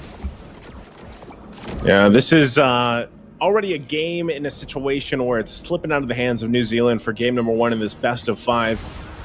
And now they're going to set their sights here on the top side, working on that tier 1 turret. They've already got the other 2 in the mid and the bot. And they've got themselves nearly a 7,000 gold lead to go with it. So Guam now putting the pressure here on the top side. Not sure if New Zealand even wants to really do anything about it. Looks like they're just going to call it off. And really they're left to trying to decide where can they find the golden XP to farm up to hopefully match up with what Guam has. Because when you have this kind of lead, it's tough to work around with. Look at this, even Groovy Groove on this chip. Just getting torn to pieces here. Half health already. Swap Ezzy going to go in, gets the flicker out from Fat Penguin. Might get crashed down. There's the last Insanity. Already forced to use the ultimate Swan Swung. Won't be enough as that goes down. And now Fat Penguin gone out of the picture. That's the biggest amount of early damage that this lineup from New Zealand has. And now they have to defend the tier 2. Guam eyes set on that. Another objective for the taking here. Not sure if New Zealand really wants to fight this out at all. Try to clear the ways they can. But once again, under the turret even. Look at the damage coming through. Last Insanity will find again a double as New Master drops. Guam decisively winning another fight. New Zealand really struggling with these team fights and really trying to catch a breath in this game 1. Zukato Zen on the X-Borg, man. Absolutely menacing. It's not just the damage. The fact that you can't really take him out immediately. He has the extra built-in Immortal with the Firaga armor. And the fact that he's so decisive here with the last Insanity. It's not just the damage, it's also the slows. He has finished that Ice Queen's one. So whenever those flames touch you, you're just so much slower than you usually are. And Secret has the same items. So now for Guam, it's all about tagging the members of New Zealand with some spells, getting them slow enough, and when you're that slow, the Florin will land a stun, the Moskov can land the Spear of Destruction, and it's just that. Oh. And look at the tankiness of Shloi. It doesn't mean anything. He's gonna get burned down. Jolet goes in. There's the last Insanity once again. Gonna find the kill. Spear of Destruction not gonna land on the target. 2 down once again for New Zealand, and that's also gonna be the Lord secured here for Guam. And Kai still putting the pressure on the top side. So just a win after win across the map for Guam as they further the lead. And now 10,000, nearly 11,000 ahead of New Zealand. This is one-sided as heck, man. Even the main front lines, Groove and Chloe on the EXP lane for New Zealand, they can't really stand in the front any longer. The fact that the Esmeralda went with the lethal ignition as well, wanting to do a bit more damage perhaps in the laning phase, but now she's just struggling to really stay alive even. She can maybe escape from big fights, but that's about it. Even if there's an opportunity that New Zealand can capitalize on, they don't really have the engage tools to really try and catch someone off guard. With the Lord coming in right here, Guam, with such a gold advantage, might just go for the base turrets immediately by brute force. Yep, they're going to go for it. Lord now at the base, knocking on the doors of New Zealand, trying to hold it together the best they can, working against a massive lead. And there's Groove falling once again. This last insanity will not stop, just unleashing hectic team fights here all around, and now New Zealand can't do anything with the fight as Guam will take game number 1. Wow, what a destruction coming out of Guam. We thought that this is the deciding match. Everyone has all the stops removed, but man, Guam was just pushing that aggression on another level. That was the first Lord they picked up, and they immediately just brute forced their way through the base turrets, through the 5 members of New Zealand to try to just immediately wrestle away game 1. They did not have permission, man. So just a little fun fact, that last team fight, they came in like a storm. My power flickered like a storm. So my power flickered. Oh my goodness, bro. Guam coming in like a little storm, man. I did not expect this from Guam. That just came out of nowhere. We thought that there were some more plans here, some more calculations on how they want to approach the fights. But it turns out for Guam, it's just non-stop fighting again and again. They did not have, by the way, a big team fight engage tool. They did not have like an iron hook from a Franco, a big penalty zone. They just kept moving forward. Their main engage tool is Zukato Zen just going in aggressively, slowing everyone down and just bursting you down outright. And even when New Zealand saw a chance, the counter was just too much. And the healing, Naisu, you've been highlighting it since the beginning of the game. But man, this Florin was just untargetable with all this damage, all this utility spread out in the front. You know, as you look at the highlights here, I mean, it's mainly a Guam highlight reel. And it just, I don't know, it's one of those very one-sided games. And I think as for both of these teams, when you think about what do they have to, like, playstyle-wise, number one, Zucano Zen on this X-Borg was just deadly. Every single team fight that they had or initiation that they had really, it was so hard for New Zealand to play against the last Insanity. And you saw that, especially when he had the Ice Queen 1 locked in, it was just even tougher to get away from the initiations, and Secret starting things off with the double kill early on that he had, and just really well played from Guam. I mean, clearly this is a team that has synergy with each other. They have some experience, especially in their local scene, because it's very apparent here the way that they're playing. And I'm going to go back to what I heard from their casters, right? Where their casters were talking about for their Guam selection team that there's a lot of good players over there. They even said themselves they're just not well known enough for the rest of the world to know them. And I guess, you know, this ISF platform is going to be the first time that a lot of people get to see some of these players. And if you're looking at this game, I mean, 10.5 minutes in, and yes, it's against another Oceania team. It's New Zealand. They're rather new themselves, but it looks like Guam, for some reason, is just further ahead in terms of like the experience, or even in this lineup, the skills that they showed here. Player of the match, the MVP here is going to be Secret on that Lilia. 6-0 and 12 on the Lilia, securing the double kill, and from there just running with it, man. Going in aggressive, knowing that he has the black shoes. I mean, it's so unfortunate for New Zealand that their whole composition is all about going in, clumping together for those big fights, maybe relying on the Swan Song as a bit of a zoning tool. But turns out whenever he's in position with the Swan Song, just trying to output damage, he just eats a ton of damage from both the X-Borg and the Lilia. And it's not just the damage, it's also the utility. Back then, the Lilia with the Ice Queen's one and the Glowing one was already such a menace.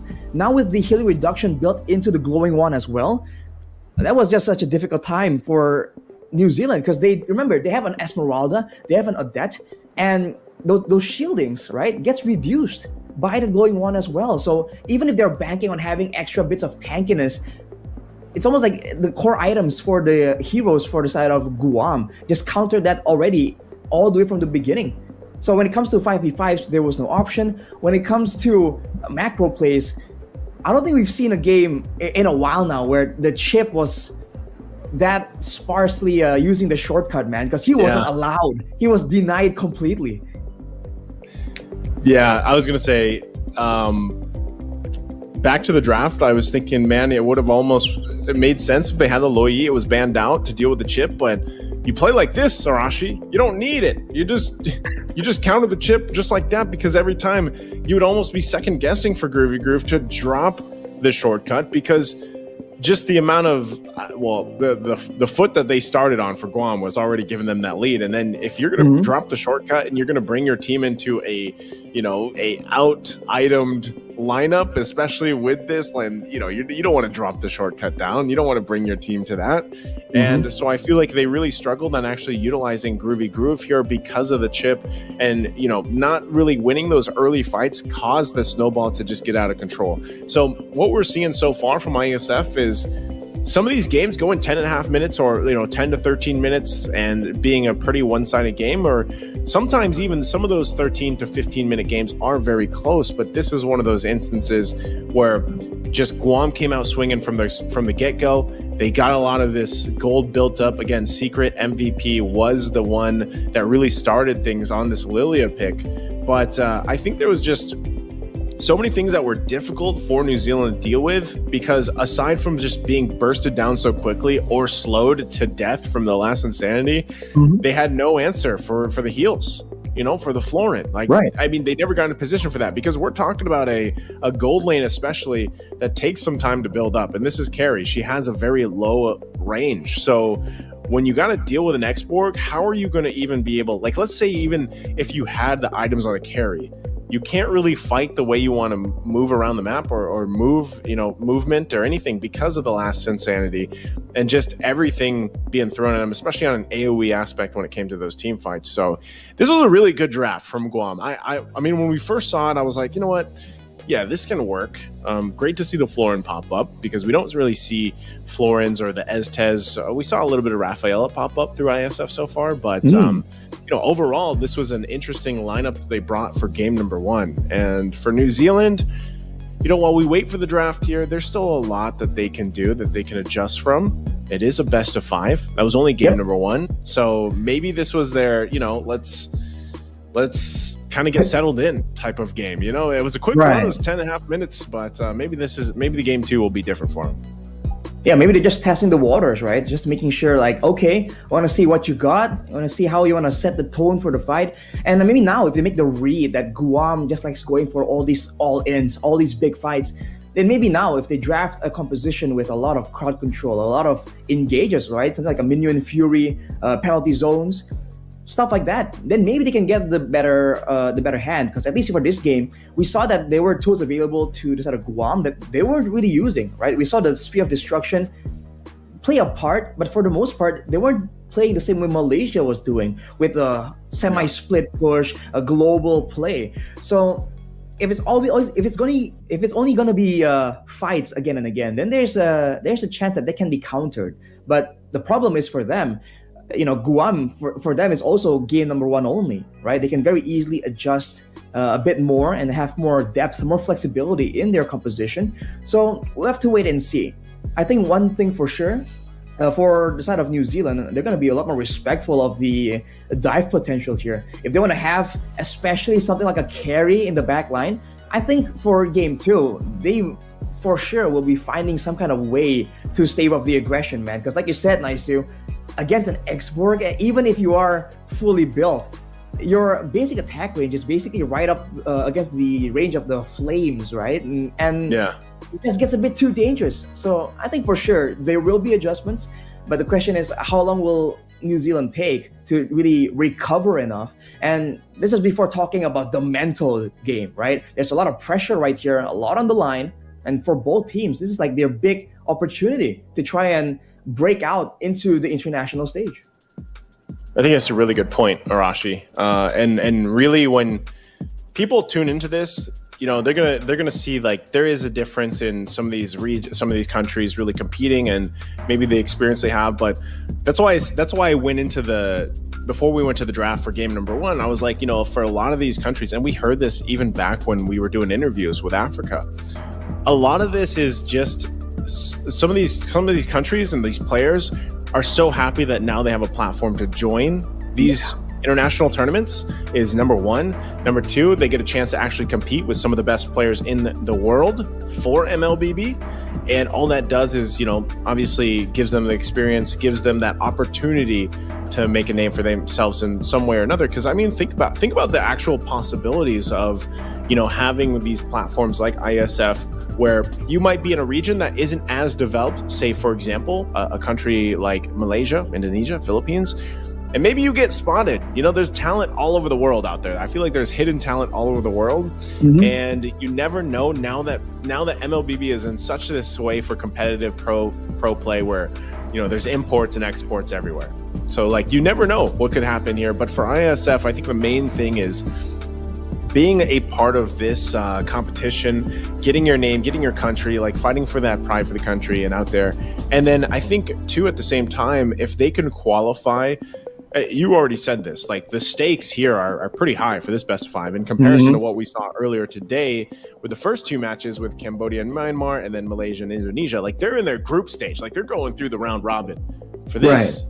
A deciding match. And then if they even get to whichever of these teams, whether it's Guam, whether it's New Zealand, if they get to the WEC, that is a whole nother experience for these players, because now you're in an offline event, which is probably some of their first time being in an offline Mlbb event, battling it out with some of the best out there, of course. So that's something that they can look forward to, whichever team does win this. But I got to specifically say, the way that Guam played, there has to be some like major changes, I would say, with New Zealand, because there wasn't much showing from game 1. I feel like that's, and I'm almost just gonna say, they're rather new, so like there wasn't enough data to collect off them. Like I don't want to count New Zealand out at all. That's not what I'm saying. I'm just saying like game 1 was definitely rough for them, and Guam seemed like the team that knew what play style they wanted to approach with and then executed it very well. So, but if Guam does that in game 2, Arashi, I feel like it's almost safe to say like there is an experience difference here between the two. But I won't say it yet. I'm not going to say that yet, yet. New Zealand, you have an opportunity. It is a best of 5. Get us to a 1-1. And then let's start breaking things down, more technical here. Because lineup-wise, man, Arashi, it just wasn't like their lineup. Just if they took out the X-Borg, I feel like if they just took out the X-Borg, if it was banned out, then maybe they would have had a better chance in that game. But like you said, even in the highlights, X-Borg was a huge nuisance to New Zealand here. For sure.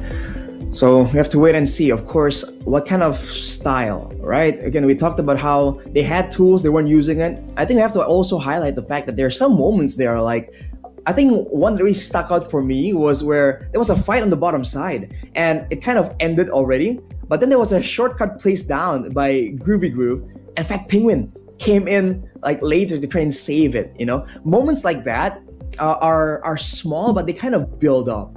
Right, that kind of allows your opponents to snowball. So the communication, the shot calling from New Zealand can be kind of improved on as well. And that's just the way it is, right? The fact that you're up against teams from so far away that's not in your local region, it's just like you said, Naisu, like the EXP boost. This is what it's allowing you to see, like, whoa, this is what teams are able to do, right? Why can't I do the exact same thing, improve even more to get that good?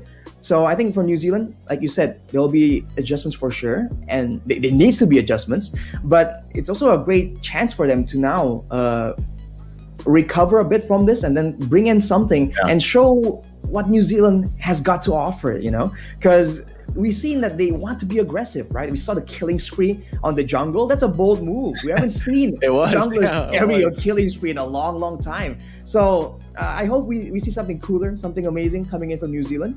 But of course, it all begins in the drafting phase. And you have to wonder, again, what kind of adjustments, right? Because you said it's not just about the damage, it's not just about the utility, it's also the healing and stuff. It seems like Guam has I guess, more experience because they've had more layers here that needs to be dealt with by New Zealand, and whereas New Zealand is a bit more straightforward. So I think right immediately there in the drafting phase for game 2, we're gonna see something of that nature. Number one, I just want to say a quick fact. It's done storming, so I think I've made it through the storm.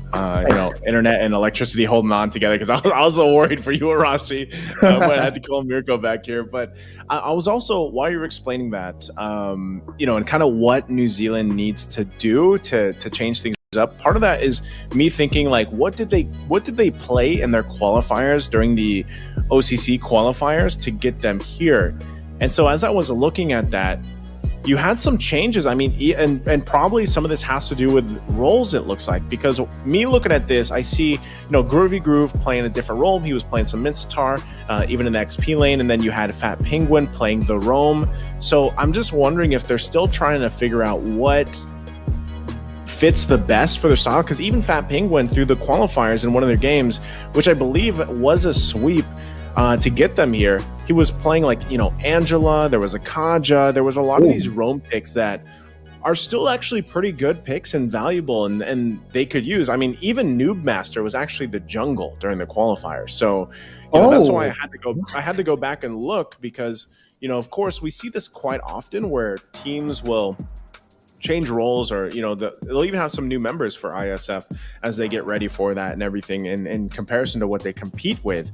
But it looks like now that I've looked this up a little bit closer that even some of the roles were different here. So it makes me wonder, because we saw this in a couple different teams so far through the online games, where game 1 was a specific lineup or setting of roles and everything else, and then from game 2 like they switched it up. So that's something we might want to keep an eye on as we get to the draft here and for game 2 in just a second, are those the same players going to the same roles? Because maybe we just saw some different combination, of that. But obviously, they weren't running the lineup that got them qualified here to ISF. And by lineup, I mean roles. Like the roles were different. They were switched up. So we'll see if that happens because so far, again, when I'm looking at it, they had a very distinctive play style through the qualifiers. Here we are. We're jumping into the draft here for game number 2.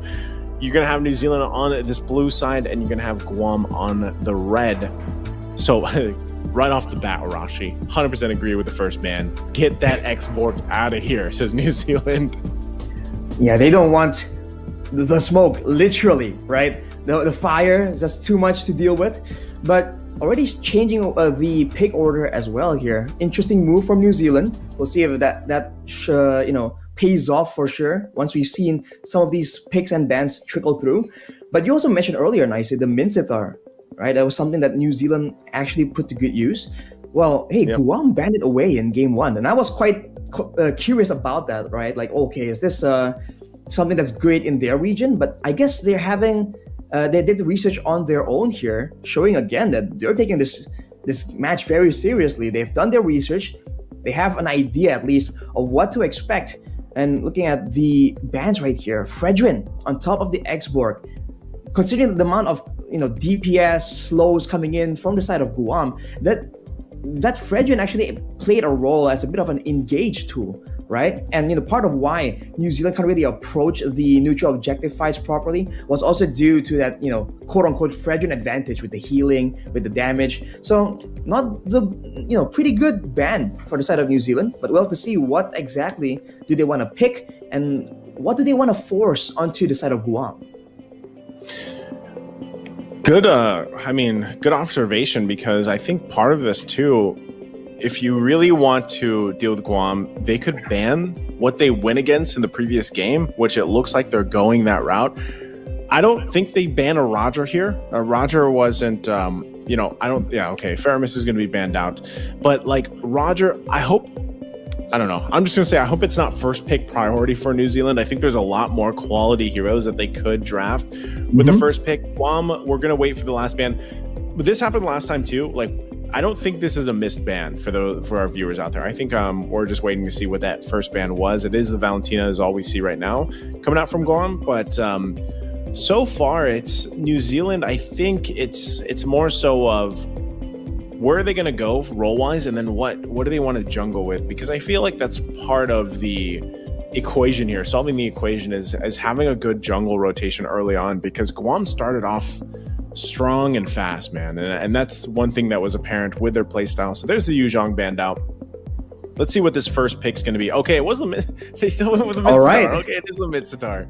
So that's actually a respect ban from Guam towards New Zealand.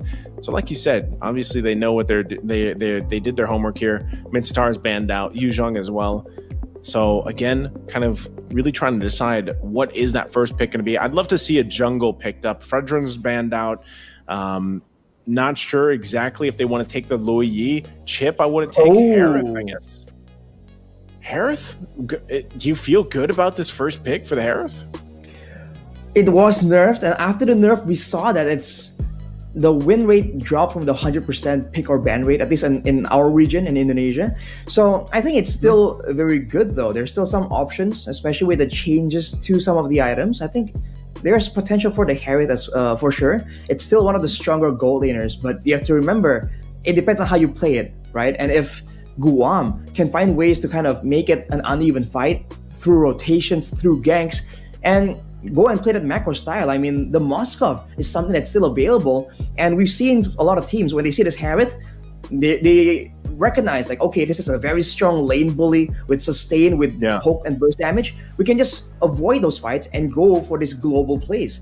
But Guam going for the Ruby and then the Esmeralda. We haven't seen a lot of Esmeralda since couple of seasons back, but especially in this for these two teams, I guess that Esmeralda, it seems to be something that they really enjoy. And I guess against the Harith, there is some value here to be found from that Esmeralda pick, but they've only shown one pick. I feel that Esmeralda pick came out a bit too fast. I think it was a good answer, I guess, for this. I mean, purely for the Harith. Like, that's all I'm thinking. Purely for the Harith. They lock it in. Florin. Okay, so interesting that they will pick this up. New Zealand will pick this up, even with the Esmeralda coming up early on. Again, it was Esmeralda that was played by New Zealand previously in game 1, and it did not work out the way that they wanted to. So Guam obviously picked this up to deal with some of the Harith at least. And of course, now you have a Florin also picked up and locked in for New Zealand. So for Guam, it's really kind of dealing with that. And I would be surprised. I'm wondering if their jungler has a Baksha in his repertoire, because he could go ahead and pick up the Baksha. And we saw so far from Baksha's work with I mean, obviously he's got his passive to deal with, some of that healing and the shielding and whatnot. But we saw a lot of Bakshas actually pick up Glowing Wand too. So we're going to have to wait to see what the jungler is going to be here. But carry this time around from, I don't know, man. It's almost like Guam is just saying like, hey, we'll take some of the heroes you guys had in game 2 or game 1 and we'll bring it to game 2. So, but this time around, I think a big part of this is the fact that they don't have to deal against playing into an export, because it was New Zealand that banned it out. The previous game, when it was New Zealand dealing with the export from Guam, that was a huge nuisance for them. So Guam is actually, I feel like, okay with this, with having the Esmeralda, having this carry, because they don't have to worry about that. And even then, Lui Yi is still slept on in the early phase. She gets banned out finally from Guam. Well, we're talking again about the early game being so critical, so important. And it does seem like, we saw earlier, Guam got that initial 2 kills, and then it just went, it's like a graph that just keeps going straight up from there. So maybe the early game snowball is just that much more important with their playstyle.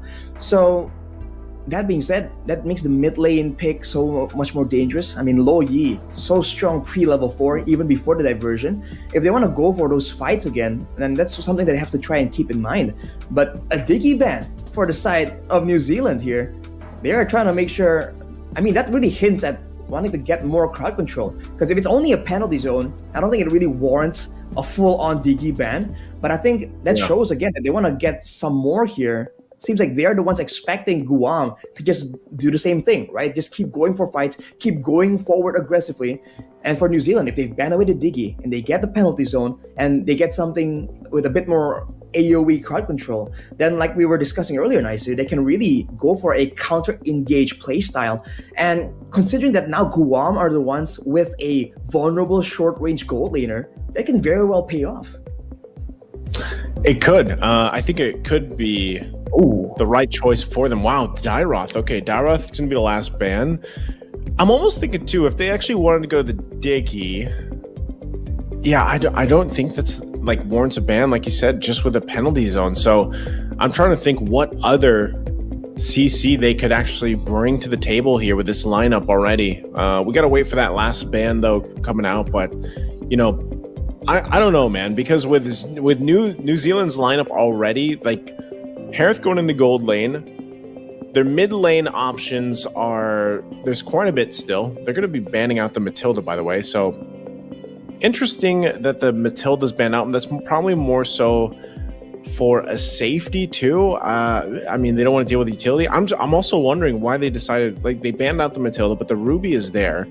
We have seen Ruby go in the XP lane, but we've also more so seen her also in the roam. Oh, they go Tigreal. Okay.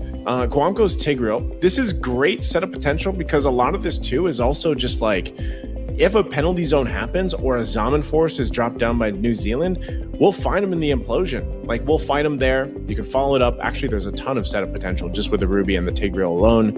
You utilize the Falling Star Moon, and then, you know, you kind of hope that you have enough damage by that point to deal with some of the healing coming out from the floor. And so this is difficult for New Zealand because, like I said, we need to know their mid laner. Looks like it's going to be Aurora that is locked in. But this already is very, I mean, they have good healing, but this is kind of squishy. Like, this lineup isn't very durable. You're more so relying on the healing throughput they're going to have. And then, of course, you have Terizla, who's somewhat tanky. Oh, wow, what? Okay. What? New Zealand's going to roll the dice and pick up a Ling, which is interesting because I was almost expecting, if this was their game plan, then maybe they should have gone the Angela Ling, that Ling combination that we see, but instead they go the floor Ling combination. I was like, the floor Ling. You're saying the Ling won't be Finch poisoning because it's a floor Ling, just staying level to the ground? Man, we'll have to see. I mean, the Aurora, I guess, is one of those mid laners with a lot of crowd control potential. We did see that Malaysia used it to great use earlier, so not impossible. But Gushin, hang on a minute. Now you're getting a bit confused here. Is Gushin jungle, I guess? Yeah. It's Burst going up against mobility.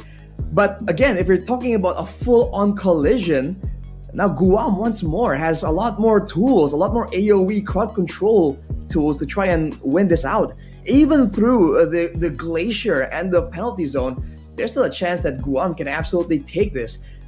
Maybe the gold lane is where there's going to be a bit of a weakness, right? Especially in the early game. But once they get rolling, even the Terizla, right? I guess for the Terizla, that carry is going to be one of the counters, right? It can shred him down a lot better than all the other gold laners. So, man, I don't see them really winning out macro-wise, but I guess if they can use the Ling as a very effective split push tool, then they have the global pressure coming in from the pushes, but also the global healing. I feel like that's like the main weapon here for New Zealand that they can really use. Well, we're going to find out here. Let's jump into the game. At game number 2 here in this best of 5, the deciding match between New Zealand and Guam, heading to the WEC in Riyadh later this year.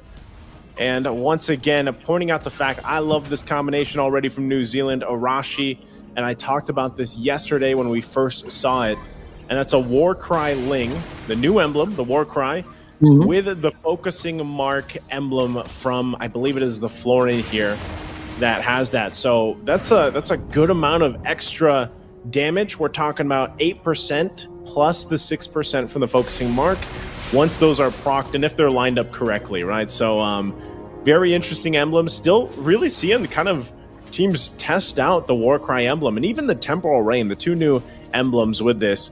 And I know you guys have probably watched a lot of, clips and whatnot and streams of pro players playing the Gushin right now, especially with some of the changes. So this will be interesting to see how this plays out in this match. Yeah, there are a lot more items available for the Gushin when it comes to like the build path, but look at this. The crafty Tigreal level 2 gank from the bush, something we haven't seen so far at least, but immediately Falling Star Moon very early on. Wow, this game is off to a very intense pace. But yeah, I guess for New Zealand, they have a lot of damage addition here with the focusing mark and the war cry. But my concern for them is how are they gonna make sure that whoever they're jumping on actually sticks around? The only stun they have is on the Florin, so if that doesn't land, everyone from the side of Guam can very easily just move out. And look at the bottom side, the Harris, getting kind of low, but we have a pause. Yeah, we're going to take a breather here, but it looks like you can see already the reason for that Esmeralda pick. You know, lock it in that Esmeralda gets that gets those shields that he wants to work against. But with this, no one going down just yet. It's mostly, you know, leading into that first turtle fight and everything else. And I think this is where we have to see. It's been a while since we've seen a Ling versus a Gushin in the jungle. The only thing I worry about having a Gushin though is, again, at least the Ling can kind of like hang around, you know, like hang around on the walls with a Finch Poise, like stay there, set up if they want to, and then you're always kind of relying on the fact that, okay, well, at least we have healing potential to help support that. Whereas the Gushin is more so like you have to be able to pull off like very finesse style things. Like this, if I could think of one of the heroes that's very finesse like, it's Gushin. Because I mean, think about it. A lot of us, when we started playing Mlbb, you probably saw some montage of like fast finger Gushin players. You know what I mean? Like that was the thing back then. And so this is still, I would say it's still great to see that it finally pops up in this competitive play, especially against a Ling. Good change of pace of things, because that's something that I've been saying about this new update, this new patch, was like, you know, this is refreshing. At least that's what I would say. I would say this is a very refreshing kind of meta that is forming. I don't think it's established yet, and a lot of these teams are still figuring out. I think even, you know, you guys' interview earlier on with Coach Arcadia, it would have been great to get a chance to ask him, like, as a coach, what do you think of the new patch and all these items and these changes happening? Like, where are things going from his perspective as a coach? Because I feel like still a lot of these teams are really kind of testing the boundaries or the limits of where some of these compositions and heroes can go. I think I gotta agree with that, man. The meta is definitely still very, very new. The changes just happened. So I think for a lot of people, though, it's a very welcome shakeup, right? Because for the longest time, fighter in the jungle, play for neutral objective, that has been in play for so long. So I think the changes indirectly kind of brings more validation, for more legitimacy to some of these assassins. Validity, whatever big word you want to use there. You want to. So it makes the assassin look more viable, but at the same time, with the changes to the Lord as well, you're seeing that, you know, it's a great effort here by Moonton to try and shake it up, make things exciting once more. Because, you know, the game is only as exciting as it is for a while. When everyone knows what to do, does the exact same thing, that's where it gets kind of boring, right? So I think it's a long-awaited shakeup. It's been a long time coming. And as far as I know, a lot of people I play with are all very happy with the changes, man. They think it's more fun. They are? It puts more heroes that haven't been really in the conversation at all back into the at least playable level. So I think it's great. But I do think that the fact that it happened so closely to several tournaments here, it definitely gives a big of a headache for a lot of the coaches, man. You're definitely just trying to squeeze everything out. Like, okay, what potential, what kind of creative essence can we bring out? But, slow peasy. Whoa. Okay, we jump back in. That was a first blood grabbed by Kai. And then, meanwhile, looks like also a kill, so it's a 1-for-1 trade. Looked like Groovy Groove got it that time, so interesting. Jumping back in from that, but let's kind of break that down. For New Zealand, Groovy Groove gets the kill, at least in the XP lane. He's going to be okay with that, but they need to support Noob Master here. Noob Master is going to need some help. You can already see that, of course. Secret putting the pressure on this side of the map, trying to take that purple buff away. And at the same time, the Turtle's going to be started up from Guam, so they're doing a couple things at once, a multitasking, if you will. And now it looks like Groovy Groove wants to do something about it. Turtle already going to be secured, though, and now they're going to have to win the fight, but they just disengage and back out. Slop Ezzy able to secure that, again, on this jungle Esmeralda. I mean, That's the thing, dude. Like the fact that you have Esmeralda in the jungle. I know I was mentioning earlier the Gushin versus Ling. I was just naturally in that mindset of Gushin in the jungle. But because it's in the mid from Secret, that's the thing is like it's still impactful. It's a little bit different in terms of jungle or not, but it's something that we haven't seen. I only can think of one player that does pick Gushin in the mid lane, and that's over here in the Philippines, of course. Oh, I mean, a while back, a long time ago, at least it felt like a long time ago. I think the team that is now Fnatic Onyx did go for like a Gushin flex kind of situation because they have players that can play it both in the mid lane and the jungle. But Slopeasy on this Esmeralda, man, he is getting a lot of resources, going for a dive. Gonna go dive under and looks to get the kill for Kai. Kai will be able to get it. Touch my bun. Will go down right under the turret, but they're going to trade across the map. All that extra gold going over to New Zealand. They're going to need it too. Secret now joining the fight, joining the fray. They go into Flicker. There's the Incandescence as well. The Tempest of Blades comes down. They drop down the stuns as well, and they get dragged back in. Falling Star Moon from Swabezi, now going to keep them at bay, but they'll fall under the turret again. It's a trade going back and forth, but Chulo will go down on the Aurora. So Guam bites back, fights back. And even in bottom, Touch My Bun has to stay and use that Zommed Force to stay alive against the 1v1. A whole lot just happened in the top lane. And look at the proactiveness from Guam. Slopeasy immediately going for the buff. That will be one purple buff denied from Noobmaster. He was already having a tough time being denied by GS as well as Secret, but now with no buff as the next turtle spawns, Guam just doing a great job baiting New Zealand into these long drawn-out fights and picking the right moment, like earlier on the top side, to bait for a fight and then make sure that the fights happen as the cavalry, the rest of the team comes in. And look at Noobmaster deleted. Wow. Okay, I mean, that was literally a Shadow Blade slaughter. Like, that's what the second skill's called, and that was a slaughter. Noobmaster was just deleted.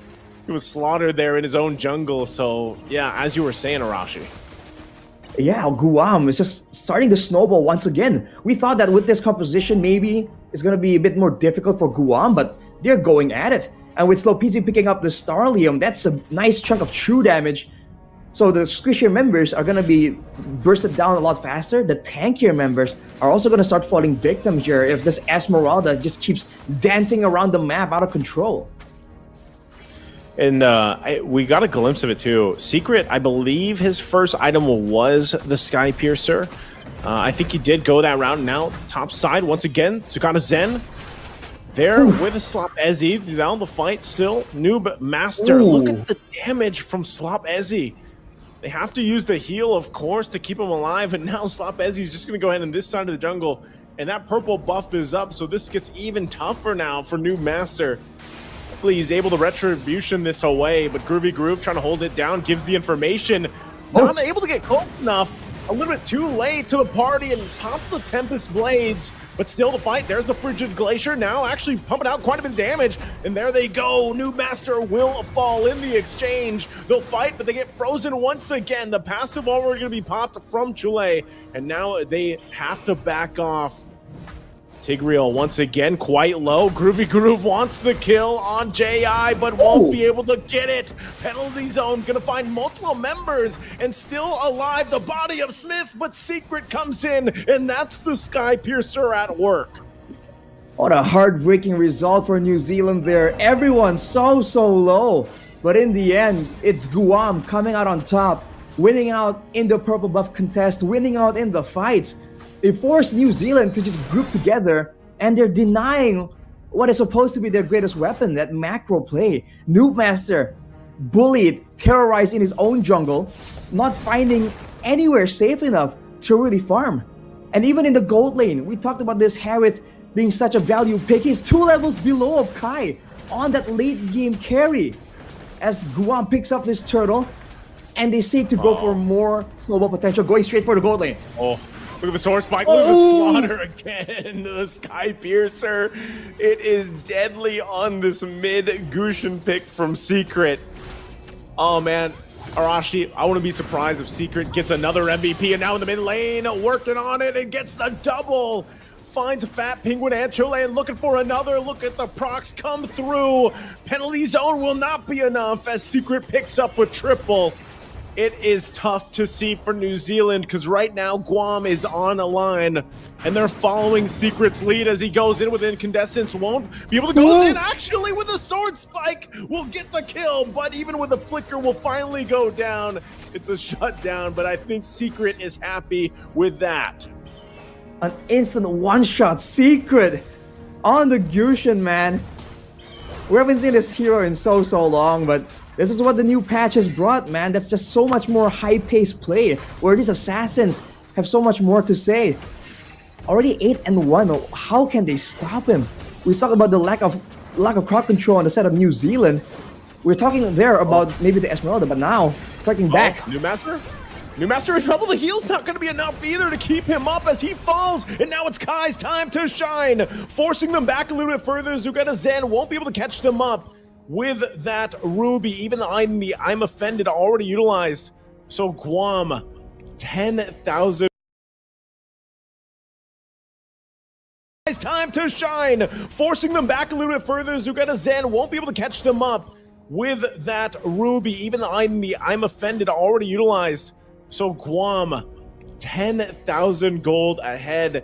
It took them a little bit longer in this game, number 2, but Rashi, I think you're starting to put the pieces of the puzzle together here. Guam is on a different level right now against New Zealand. 9 minutes in, we're 15 seconds away from the Lord, and I'm not sure if New Zealand really wants to even contest that or get even close to it, as New Master continuously gets shut down and his buff stolen from him. And now he's not even going to go to his purple buff. He knows he was at least 3 levels below. He's going to try and push out the bottom side of the map, get a bit of farm safely without someone that can be penalized. They can be just caught out by Guam. But for now, look at the way Guam is playing, man. They just know what they want, what objective they're going to go for. And Slopezy once again with the aggressive maneuvers. Oh. Okay, whoa, okay, I'm Offended, Wow. not going to be able to catch New Master, but I think Secret landed the sword spike, so we got New Master with the sword spike and the slaughter alone. Secret once again able to catch the Ling on this Gushin, and that'll be the Lord as well for Slopezi as he secures it for Guam. And this could be it as they push in 10 minutes in. It is only the first Lord, but I don't think New Zealand is farmed up enough to defend unless they throw everything on the defense here, and it looks like they might have to do just that as Lord makes its way in the bottom. So they bought themselves a little bit of time, but this defense has to be pulled off from New Zealand. There's more AoE for them, but let's take a look at that replay, man. Slopezy ushering him in. Secret. Zukato Zen tries to go for him, and we thought, oh, he's down. But Secret, man, immediately deletes him, gets out as well. Smooth operator. As the waves come in, conceal from the side of Guam. GI3S there on the Tigreal, using that conceal, finds himself beyond the turret. We'll go ahead and scoot on out of there. So they get the shields. That's about what their whole plan was there on the top side. Now that the Lord is making his way to the bottom. So once again, New Zealand on the defense. JS goes in with a huge implosion, but Secret will unleash. They get stuck with the frigid glacier, but still gonna find it out. The turret's down. JI3 finally goes down in the exchange, but Kai finds another kill. And once again, Secret waits on the whim. Might go in, but second guessing it. Takes too many shots as Chole keeps him at bay. So a good trade. New Zealand still in the game for now, but there's the falling star moon from Slopezi. Has the shields while Kai works on the base, and it's going to be too late as Guam will take game number 2. Another great showing of aggression. Not breaking at all, going full speed straight towards the crystal. And that'll be New Zealand taking a defeat in game 2. They tried their best and it looked a lot more stable until it didn't. Man, that final fight, they just went in and took a full-on glacier, right? They got comboed by New Zealand, and it did not matter, man. They just brute forced it purely with the gold advantage. Guam, what a performance! Yeah, you said it well, Arashi. I mean, it looked good until it didn't, and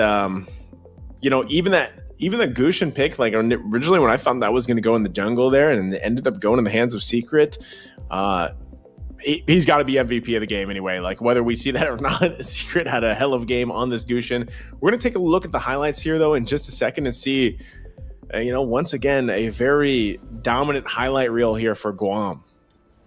I mean, it looked painful, man. This was one of the moments where they went for the trades, right? We saw the adjustment. Oh, we can't go for fights. We go for a trade and gather on the other side. But then they overstayed here, trying to and set up a dive or a play. And as a result, they get flanked. They got caught out. And we saw what Guam can do once they started to get snowballing. And this game was no different. It started with Slow Peasy. And from there, that shut down Noob Master. Afterwards, it's Secret. And we talked again and again about the importance of the trio mid rotation.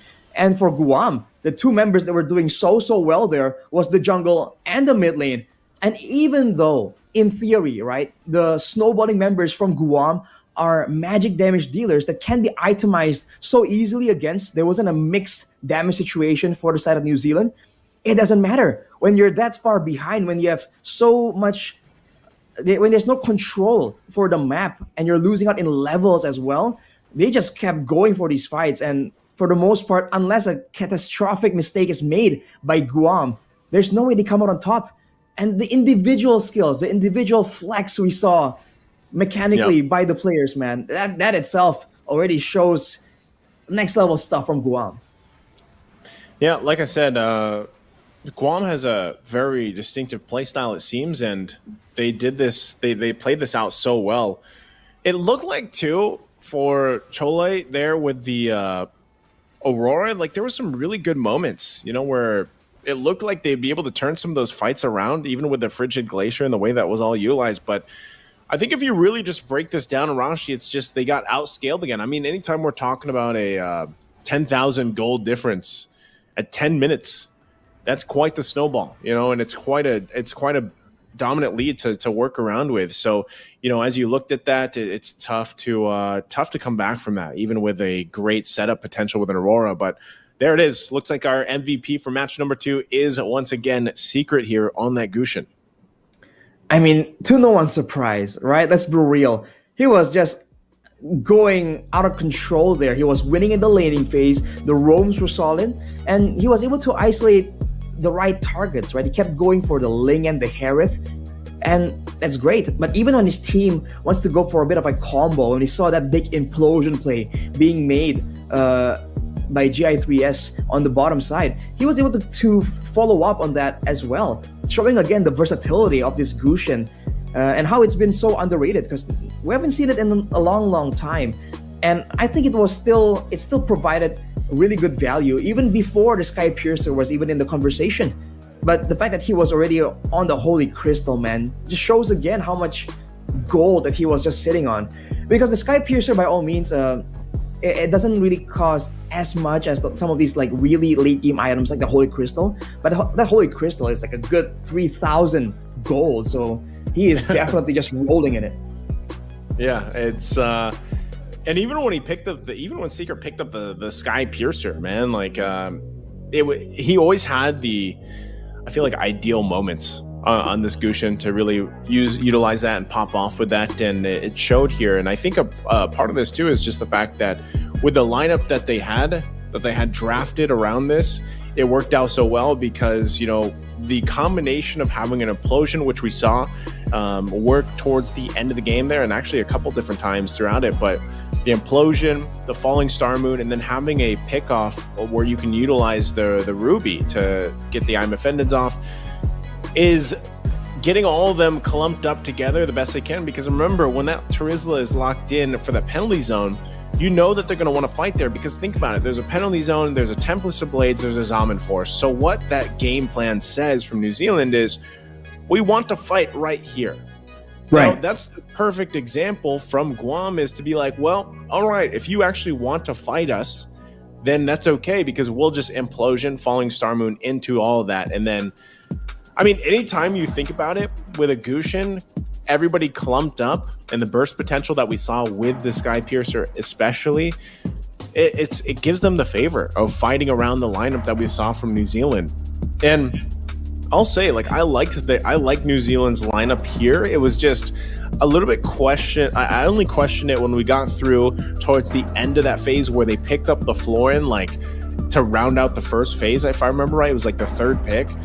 And I'm just not sure if they needed to pick up Florin right away for that. And then the Aurora. I feel like the Aurora was useful in this lineup, in this team fight they had. But again, anytime you pick up a Ling, Arashi, you know this very well in your region that loves to pick up Ling. Like, man, even with the changes, like, Ling still needs the support of the world to help you have a good game. Like, you need your buff, you need that purple buff, you need, even to an extent, the orange buff, and you need to be able to rotate around the map with, you know, a sense of security almost. And unfortunately, that didn't work for New Zealand. Like, that, they weren't able to do that.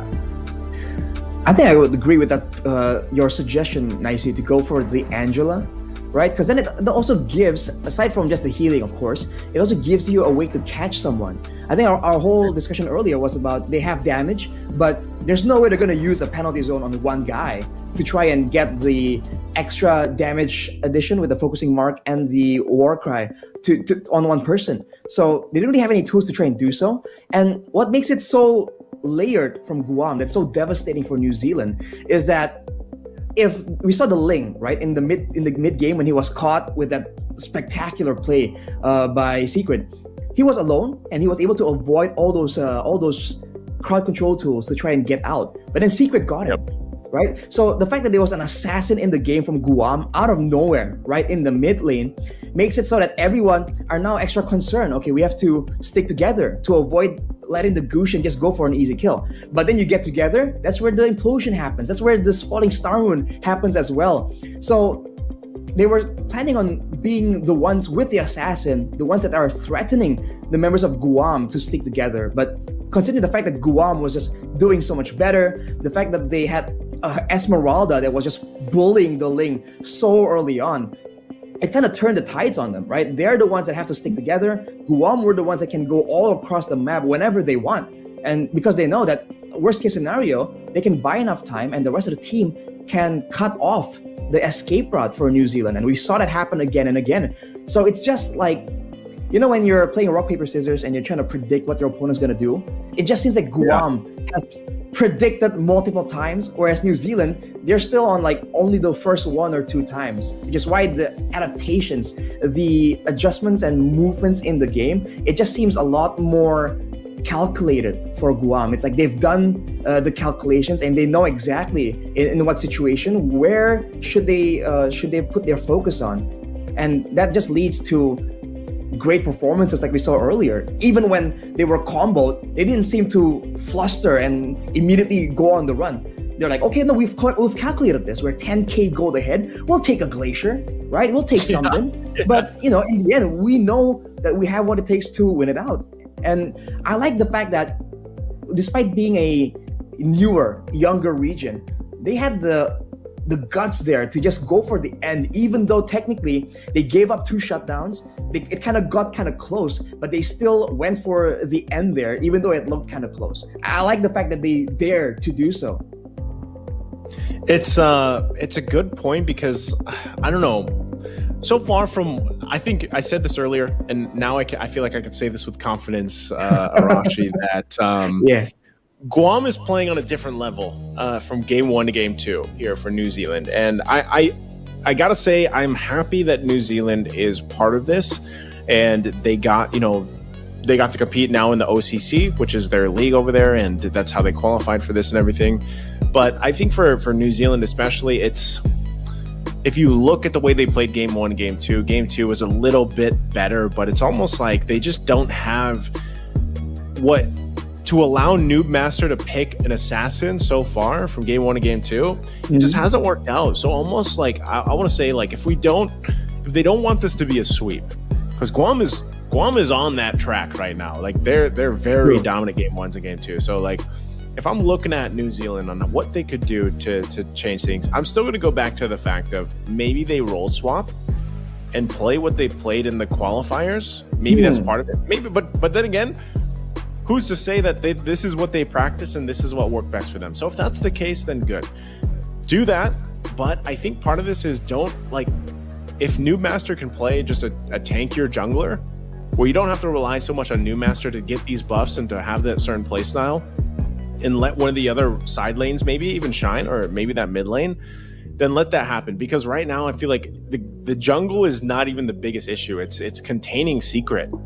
Like Secret, like someone needs to match up against Secret, you know, and that has to happen here because, and I think that can, like, I think that definitely you can have a good matchup against Secret, and in that mid lane, it kind of locked that in. But again, Secret has had 2 back-to-back MVP performances now. And, you know, first the Lilia and then the Gushin pick. Like, what else does this guy have up his sleeve to be able to play? You know, with those, like, those are so...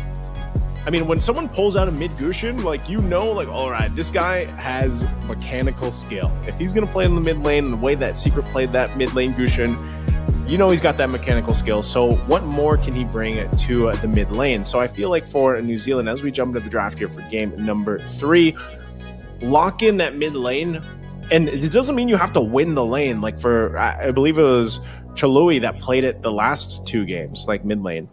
Just go toe to toe, like stay alive, rotate well for whatever jungle. And that's why I'm going back to the point of give New Master a jungle where he doesn't have to rely on all these buffs. So you can just focus on farming up objectives, and then you let your mid lane, Chaloi, go with you, rotate with you as a 3-man, and hopefully get a snowball on your side. Because we have not seen that yet, Arashi. We have not seen New Zealand have an advantage early on, and that's what they need. So establishing that is going to be really from the early point of the game with that mid to even jungle combination, or whatever roam they decide to go with. So first ban's still going to be that Respect Minsator, by the way.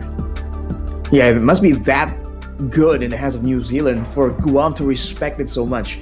New Zealand, though, will be banning away the Harith, but yeah, I'm expecting them to take your advice nicely, right? They want to go aggressive. Then even if they want to go for an assassin in the jungle, I like the boldness to bring it out, but you need to know what allows that pick to thrive, right? If you go for an assassin in the jungle, but then you don't really win out in the roamer mid lane duel in the mid lane to try and secure earlier rotations to help your jungle out, then things get difficult, right? So if they can't really have the kind of synergy, they kind of tried and true game plan, they don't like experience maybe to deal with multiple different kinds of approaches from Guam, then maybe they can also go with something with some picks that are a bit more independent.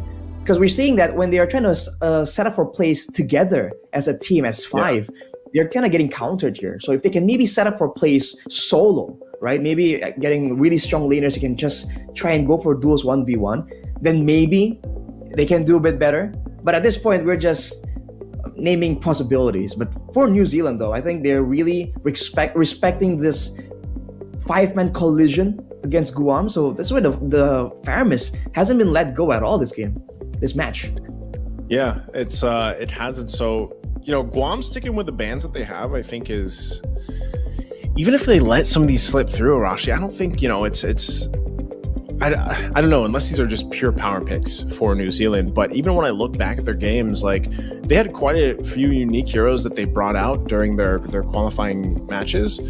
But so for this, they still go with these similar bans, and I think it's more so Guam just being very confident in whatever lineup that they actually pick up. And it's more so, like I said, New Zealand, you want to focus on what can they change going to this. And so even as they get through this last ban, I think it's Guam's going to take whatever they want for that first pick. Exborg was still a good choice because of what happened in the game 1. But for New Zealand, when they get those 2 picks, you know, Louis Yi is still open. I feel like that could, unless again, Louis Yi has changed a little bit because of the cooldown for diversion and everything. But, you know, for New Zealand, I'd love to see them hold it together versus in the mid lane against Secret here. So, but you do have also to take note, you have some substitutes going on here for both the teams. Ooh. So Secret and Zugato Zen have swapped with Giyu and Akuma. So this isn't going to be Secret in the mid lane. So I'm wondering, as they switch this, it's good to get those reps in for you know, the substitutes here as well.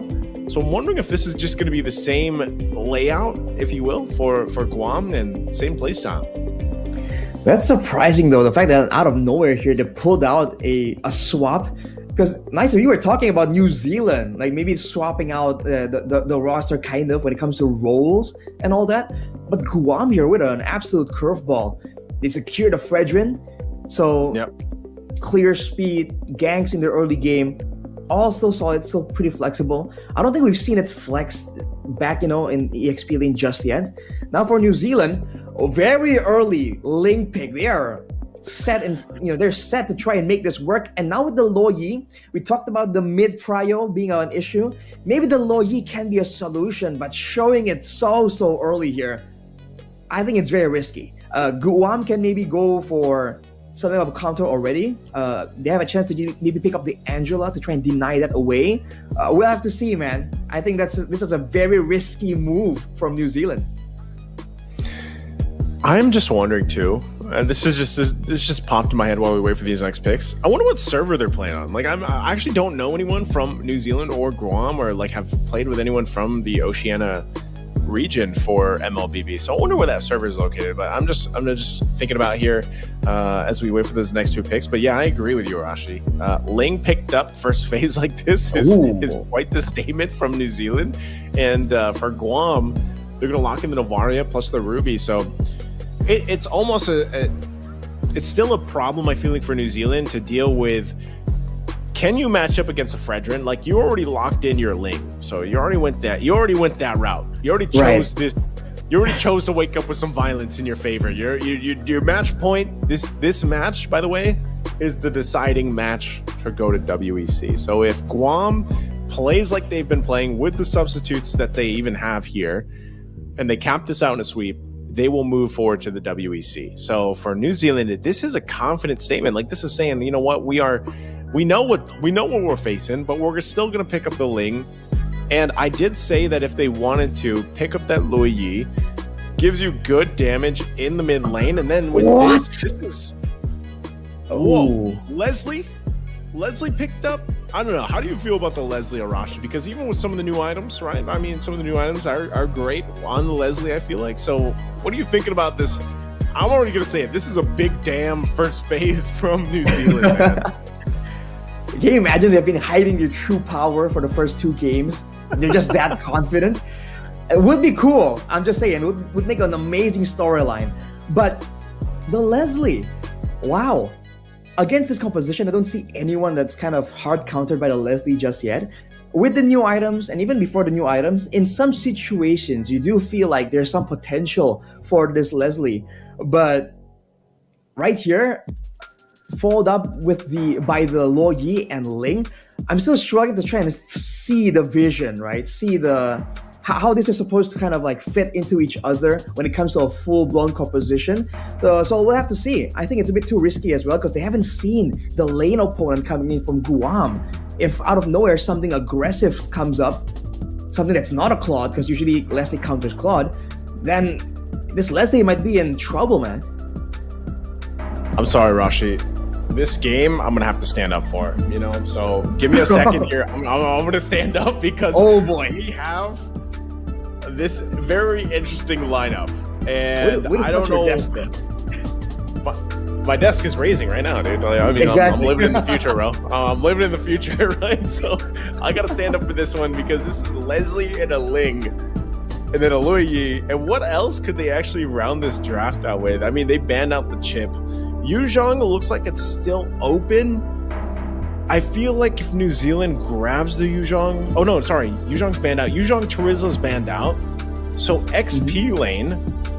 What is the XP lane for New Zealand? Like, what works for this lineup here that's so damage-centric? And, like, this looks like they want to end in 10 minutes, Arashi. But they haven't gone there yet. Like, they haven't been able to do that yet. So, like, this kind of lineup, like I said, you're throwing all your eggs in that basket of let's end the game early. But then I guess you could also say, like, hey, Leslie's locked in. We know she scales up pretty scary. Like, it's kind of scary the way she scales up later in the game. I'm not sure if her build has changed too much because of the way that her true damage and everything works. So let's see. Now that we're through that Minotaur is banned out. Good last ban from Guam though here.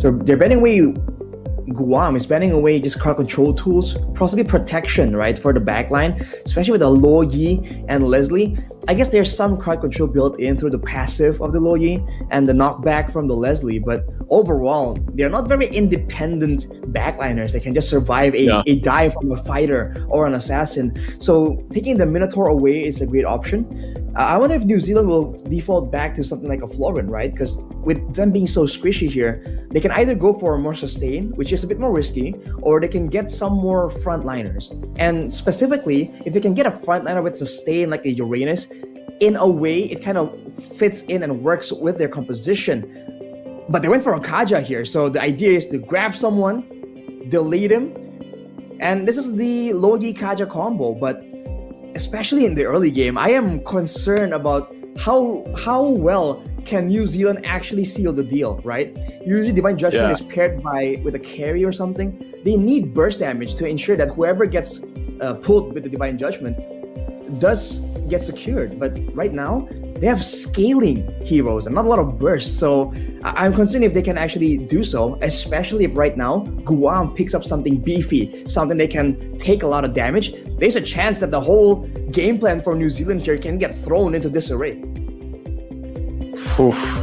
Good points here, and I like the fact that they have the Kaja, but okay. Clint locked in, and then the Matilda. So this is a whole lot more that they have to deal with. So New Zealand, like I said, this is an interesting lineup, what they decided to go with, but this is a very well thought and put together lineup from Guam, whereas again, your bases are covered from the beginning until the end. You have good physical damage, you have great magical damage that scales up in the Novaria later on. We haven't seen this just yet too much, but when Novaria does come through, we have to keep an eye on the items that are picked up, the build path, because we talked about this before. Wishing Lantern, one of the items here for the mages right now, is unreal on Novaria. Like it procs on 800% damage, I believe it is 800 damage, and then it's 10% current HP, something like that. And that's easy to do on a Novaria, and you're just doing it from the back. You know, you're just sieging on forward, and so that, and then coupled with the fact that you have quite a bit of burst damage potential with a Clint, especially if he snowballs, is scary here. So the last pick wasn't Arlott. Arlott is going to be the one that locks in. So Noob Master's still going to be on that Ling, and yeah, we have things falling into place, Rashi. It's just aggression, man. More damage, more crowd control. I like the idea. We can't really stave off their aggression. The best defense is a good offense. It's something we've seen again and again. New Zealand are going to try and put that into practice at what is possibly match point for, what is possibly the final game here for this match. So it's a bold move. Like I said, I like the risk taking that we are seeing right here. But I must say, I'm quite concerned for their well-being in the Land of Dawn here. I think Guam's composition is a lot more well-rounded. And at least in the current meta, that has been the winning pattern. If New Zealand can pull it off, I'll be happily corrected by them. Well, we're going to find out here as we jump into possibly the last game. It's match point for Guam, unless New Zealand can do something with this new iteration of this lineup, this new lineup composition that they have, especially in the damage department, to take us to another game in this best of 5. The team that wins this will move on to Riyadh later this year for the WEC, and it comes down to possibly this game, New Zealand. I will say too, I like the combination still that they went with here, Arashi. I'll paint this picture every single time I see it, and that's the War Cry with the focusing mark. That's a lot of extra damage they can play around with, but Noob Master, the biggest thing for him is to be able to secure these buffs, because you can already see JI3S, roaming around, trying to cause some havoc, and this will just get worse later on. So he's going to have to rely on Chalui to help him out for Noob Master this time around. And Matilda is notorious for just being a lot more aggressive, a lot more troublesome in the early game. When it comes to the Litho, though, it does seem like Guam will have a bit of an advantage. And you have to keep in mind, this is a combination of factors here. New Zealand with their aggressive style, and also Guam with a substitution on 2 roles. 1 role is already quite concerning. 2 roles, we'll have to wait and see. But Slow Peasy immediately going with that aggressive style yet again. Ooh, again, Slopezi goes in with the Praetor's Wrath. That's going to be the kill already. First blood for JI3S. Guam very decisive on going forward for that first blood. Man, Mathilda with the Quantum Charge. You have a bit more damage, your sustainability, and the movement speed that you require to get more wisps. Right there, New Zealand just felt that aggression. And again, without anyone that's beefy enough to really walk in the front, when it comes to information, they're going to be at the back foot. But look at Kai getting jumped on. Oh, Tempest of Blade's going to be used. New Master, can he get the kill? He can, but Oh. he can't escape the turret. I don't think that's going to be worth it at all because now also they trade the objective. New Master, very tough situation there in the bottom side. Okay, Slopezi will go ahead, and that's turtle secured now. And look at the moves immediately towards Chloe. And they secure the kill as well. And immediately straight for the purple buff even. Guam. With changes, they seem to be just falling back into the same groove. New Master getting bullied once more. Yeah, that was tough, you know, because it looked like that should have been an easy kill to grab, but unfortunately for New Zealand, it wasn't. Ooh. And already it looks like Touch My Bun will go down on the bottom side. Look at that. Multiple members from Guam down there, utilizing again this Circling Eagle, I'm sure, from JI3S and the Guiding Wind. But now that comes up. Here's the replay, though. Is this? Yeah, looks like we're going to see it here. Touch My Bun.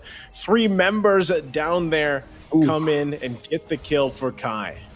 That looks painful, man. Touch My Bun definitely got his buns ruffled there. On the Leslie, though, this is what you have to expect. And there's no real outplay potential there, considering that for Guam, they have a good mix of mobility and sustainability. So even if they want to go aggressive and go for dives just like that, with the Mathilda in Tau, they can actually have a lot more success compared to Noob Master, who's forced to trade 1-for-1. But look at Chloe going for a play. Going for a play, gets the Divine Judgment. There's the Circling Eagle, but look at the damage already. Chloe goes down, and now New Master can't pick up the kill on Kai that he was looking for. Ultimate Strike going to be used, but now the return, and New Master will go down once again on top of Touch My Bun as he falls again. They can't pick up the kill. Fat Penguin, though, stuck under the turret, should be just fine, but man, Guam, the fighting potential this team has with this lineup is very apparent, and some of these early team fights already happening. And here we go, Arashi, just like before, Guam will continue to fight and take these resources away from Noob Master, and we know how much this affects these Lings when they don't have that purple buff.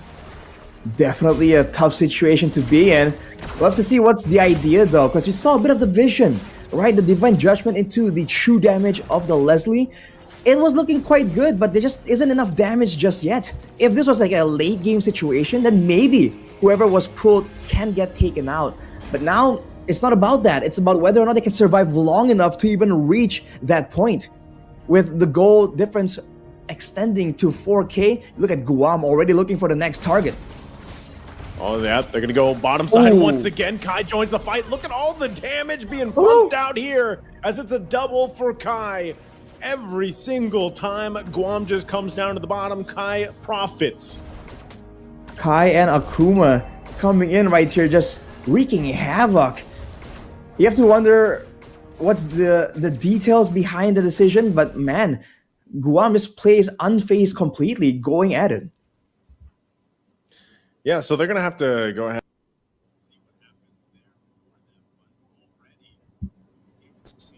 A good start. Great start for Guam. This is a massive finish with the jump back in helping them. But either thing is playing more than he is very risky. Doesn't already and when you're thinking about this lineup that New Zealand has, when they're playing against this lead that's set, it's a very expensive lineup for New Zealand. And you're already seeing what New Master has to deal with. So I think at this point, it's I don't know. I don't know how they're going to buy some time, because so far when you're seeing this, like this early on, there are not any crazy plays or anything like that. They're also just playing around the fact that Guam has a Matilda. Even with the subs that came in, they're still looking as dominant as ever. That's the surprising part, because I thought we were going to see a bit more of a dip, an adjustment period maybe. That's usually what happens when two new players come into the roster mid-game, right? You've played two games in the match with different people, and then you replace two of them. It usually doesn't really look that smooth, but that's just the way it is with Guam right now. And we talked about the individual laning, right? And for Guam, they're just winning out individually, right, in these small skirmishes that macro-wise, you're not even seeing New Zealand get a lot of opportunities to try and go for that big diversion play along with the Kaja. For the most part, Kaja is forced to show himself around the Land of Dawn just because the laners are just being pressured so much more than they were expecting. Oh man, as we jump back in, pressure or not, like look at this, right? 7,000 gold ahead nearly already for Guam at 7.5 minutes in. This is a tough area to be in if you're New Zealand or any team out there that is facing this kind of disparity in terms of gold this early on in the game. So, with that, they also lost that third turtle. So what this means for New Zealand is that once they even have that Lord come up, they're not going to be in a situation to really fight. This happened earlier. It looks like this was about the 6-minute mark. You can see them fighting even under the turret. And now once again, this is another fight that broke out earlier on in the mid lane, forcing them further back, and a shot from Giyu as some of the team fights that we missed when we had to cut to us and back to the game. And this was that third turtle that was secured there. So again, you see how Guam just asserts themselves on this part of the map from New Zealand. And the fact that Guam has the Novaria, it also reveals the whole roster of New Zealand just so often. That's before talking about the poke damage. The fact that the Loyi kind of gets denied, always getting spotted by the Novaria, always getting shoved in by the Novaria, one of the faster clears in the game of all the heroes. So Guam just winning based on pressure, and even when it comes down to solo execution, they're just doing better. And GI3S with the Genius Wand, what? Going for even more snowball, even more damage on this Mathilda. Technically, building magical damage increases the shielding as well, so it's not even that bad of an item. Yep, it works, in essence, especially when you have this kind of lead that you can work around with if you're Guam. A lot of this is going to work. And now once again in trouble, taken out in an instant. New Master falls in the mid lane right before the Lord comes up. So that is going to be Guam just taking the Lord now. I feel like at this point, New Zealand very demoralized in what's happening here throughout this game. I mean, throughout the series, it's been from game 1 to now game 3.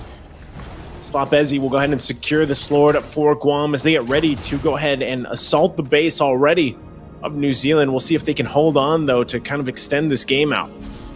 You can see Guam, they're just playing so confidently. You saw Kai, 6-1 Clint. I know he's fed, but against a Lim, against a Kaja, against a Loyi Kaja in particular, that combo, he walked into the enemy jungle just to get a bit of extra farm. That's just how confident, how much more, mentally advantageous Guam is right now. Looking at the items here, Giyu, with the Enchanted Talisman, is he going straight for a Holy Crystal? Looking at the components, that seems to be what it is. As Noob Master is trying to itemize for the Sky Piercer to try and finally secure some kills, but now Guam goes for the base. Cool. You're going to go right into the base. They go, fighting it, circling you. We're going to find multiple members. Just blown up in an instant. Kai, though, again, will get the double, and Giyu as well. You saw the damage. Doesn't even have the Holy Crystal just yet, unless he just built it now. But, man, New Zealand deleted in the team fight in the base, and now Lord just making his way there to the top side. This very well could be it as Guam gets ready. That's a flicker from Fat Penguin, and I don't think they're going to be able to do anything more. Clearing the waves out, working on the base here, and Guam will take game 1, 2, and 3 in a decisive manner under the 11-minute mark as they will move on to the WEC in Riyadh later this year. Two teams with big aspirations, but unfortunately, today there can only be one. And considering the performance, man, it just has to be Guam. Looking at the way they were able to outmatch when it comes to mechanics, when it comes to the macro game, it was a nice try from New Zealand, but unfortunately for them, they just have to catch up even more. It's back to the drawing board, back to the chase to be the best for the next opportunity. Yeah, wow. They will. They'll have to, Arashi. I mean, I don't know. I'm watching the OCC Australia when New Zealand was going through that. I did not expect there to be that much of a difference, like this wide of a difference between them and Guam. But as we take a look at the highlights here for game number 3, it's every single game. Game of 1 to 3 was a highlight reel for Guam. For New Zealand, like they just made too many mistakes, and this was one of them. New Master going in for what should be a sure kill, not able to get it, and then dies to the turret there. That's just tough to start on the foot of a Ling.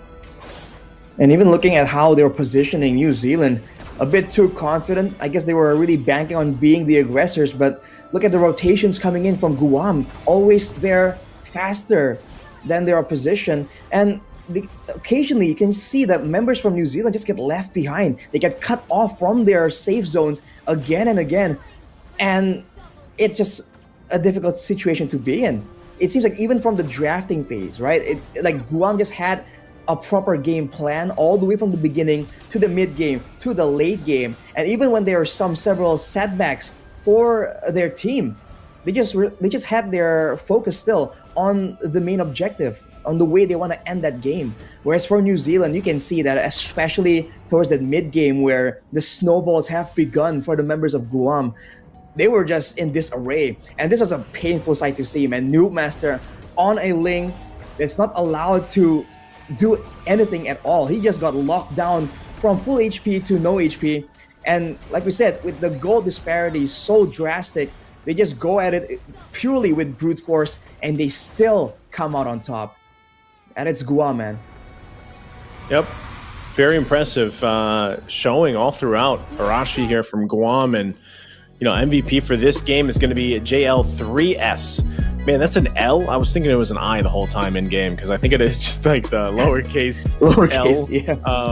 But it's JL3S getting that MVP, and we saw just how good of a player, for sets. We saw the Tigreal earlier, and we saw this, and it just really goes to show that every single one of their players for Guam, whether they're subs or not, also, as we saw some of the subs step in, Gio and Akuma, they're dominant. Like their play style is still the same. The identity, the way that they played was just on point. And I want to see them move forward. Well, they are moving forward to the WC. I want to see them compete against these other countries now, because I just feel like they have a very good synergistic approach to the game and the compositions that they played here for this series. We definitely want to see more from them, to see them go up against stronger teams, because that's when they can showcase even more of their skills, right? The stronger their opponents are, the more they're forced to dig in and show more of their cards. But yeah, JL3S. It's so funny. His name is like 3 L's, when it's 3 dubs for his team, especially for this match. But yeah, he went for the genius one, man. Usually you see the enchanted talisman for more shielding, more safety, but safety wasn't a concern. He just wants all that damage, and usually you want to do that with your main damage dealer being magical. But they had a Clint, they had the Fredrin, and even then he just went for the genius one just to show that dominations, man. It's when you have that kind of lead, Arashi, you can kind of get away with stuff like that and go for more damage. Like you mentioned too, you saw Gio even going for the Holy Crystal. I think it was a second item that Gio was going for. Yes. And, at that point they already had a ton of damage. But again, Guam is your winner for the Oceania qualifier at this point. Congrats. In the Asian Championship. So congratulations to them. They will lock in their slot to the WEC, because like we mentioned to you guys viewing and watching right now, this was a best of 5 between these two teams, because there's only 2 teams for the Oceania portion of the Asia Championship, and the winner of this best of 5 moves on to the WEC later this year in Riyadh for the championships. And Guam did it in a very dominant fashion here from all games 1 to 3. I think a lot of teams will definitely have Guam in the back of their minds, as a team that can pose a threat. By all means, some people can argue that they haven't really been proven yet. They haven't been put through the trial of going up against the stronger regions of Mobile Legends. But it's a great start. And I think they're showing again, of course, aside from the dominant performance that was secured by snowballing, you're seeing synergy. You're seeing vision when they're drafting, right? The way each hero kind of falls into place to try and shape up a proper game plan that can be executed. And you're seeing flexibility, considering the fact that they were able to just make substitutes happen and still have a stable performance. I think all those factors, even before we see them go up against some real powerhouses, it's still definitely something to be reckoned with.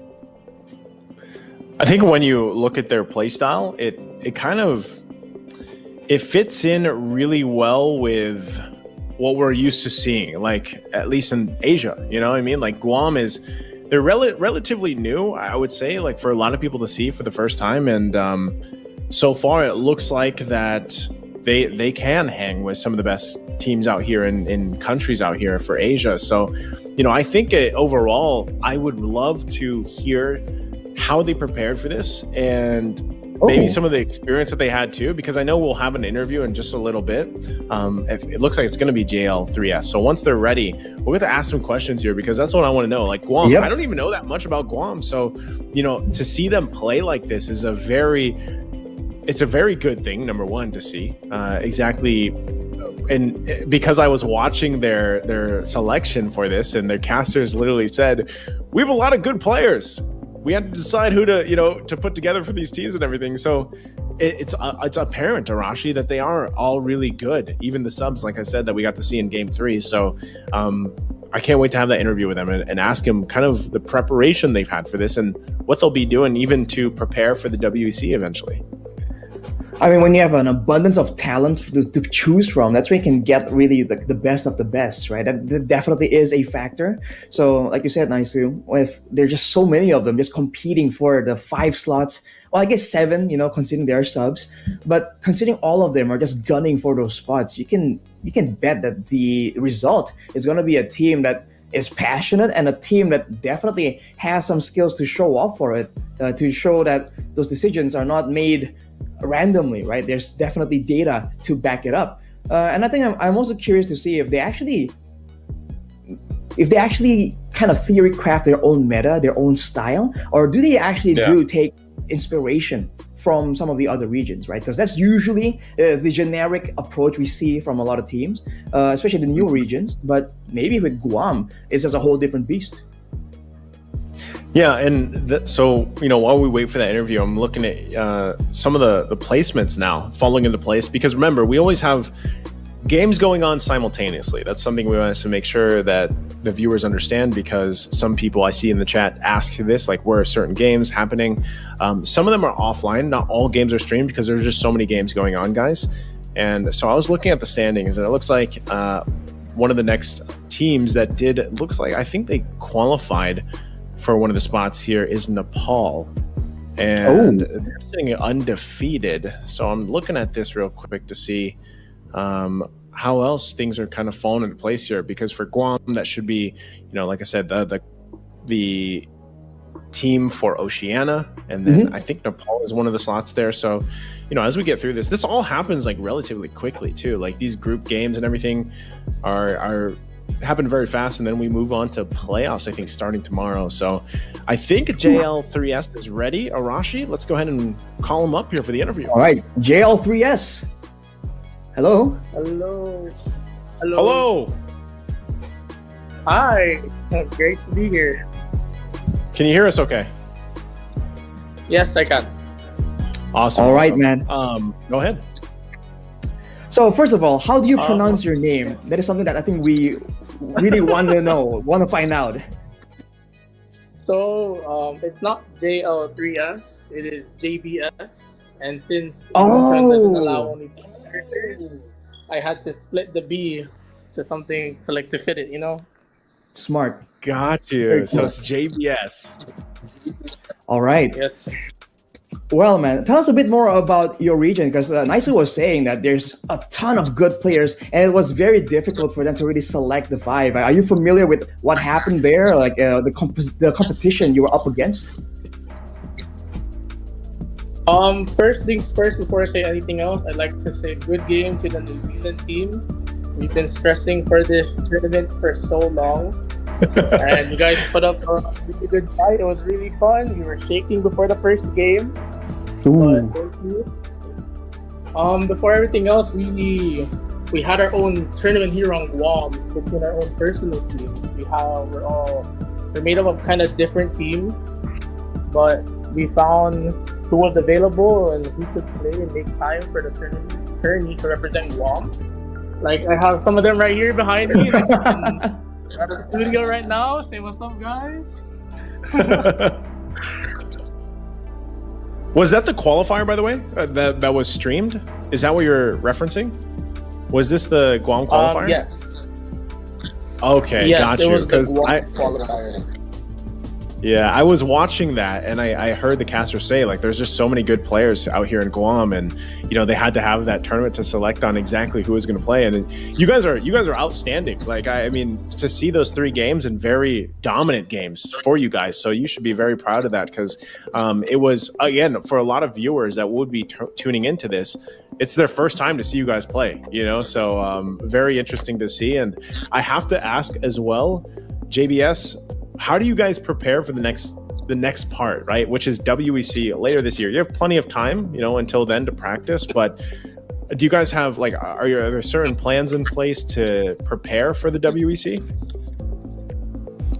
Well, of course, we're gonna do some scouting, watch all the other teams, see what type of play style they have, and then our coaches and analysts will try to help us formulate the right plan.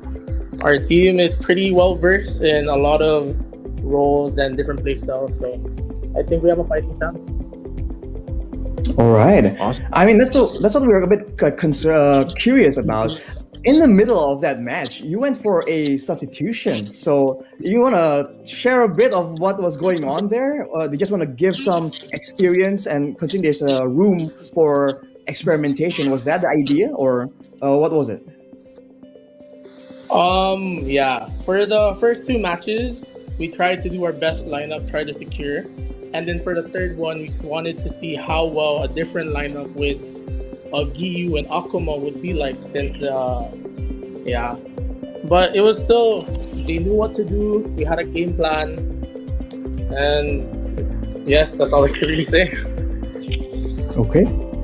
Well, I mean, great talking to you, JBS. Unfortunately, I think we have to end the interview quite soon. But last statement from you here. What do you want to say to all your supporters from Guam? Because definitely there's a big, massive push behind you for your success. What do you want to say to them? I'd like to thank all the people who helped scrim with us and made us be better. Our commissioner, our coaches, the players, the parents who drove the people to the practices, and all of our sponsors. Thank you very much. A massive weight has been lifted now that we qualified, and we're excited to move on to the next step. All right. Awesome. Thank you so much, JBS. I Thank think you, we'll JBS. have to Oh, end and the I want interview to right say, there. can I add on? The Yes. enchanted talisman. I swapped it because I went for mana boots instead. I see. All right. Well, definitely taking notes from you right there, Here bro. up.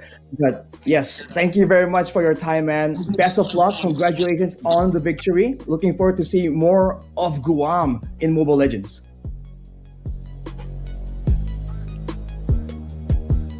There we go. All right. It Great seems to like see, man. yeah, it seems pretty fun. The whole atmosphere over there seems kind of brotherhood focused. It's like what the Indonesians would say. Yeah, it's I would say that just here, I wanted to ask more questions. I know we have to, some of the interviews we don't have as much time because we have more games to go through today, but hopefully, when we get to see them out there in the WEC, forever who's all going out there to cast and everything, can get to know some more about these players, because I feel like there's always a ton of story to a lot of these players in these countries, these teams that a lot of people don't know so much about. I mean, are they students? Are they working? How do they balance their schedules between playing and everything? Because that was something that we always like to ask, even when we were doing the African qualifiers, was, how do these countries and these teams prepare for this? Because a lot of them are not as lucky as other parts of the world, like Philippines, Indonesia, maybe Malaysia, where, they get to just dedicate their entire day and week to Mlbb practice, you know? So these guys are also balancing life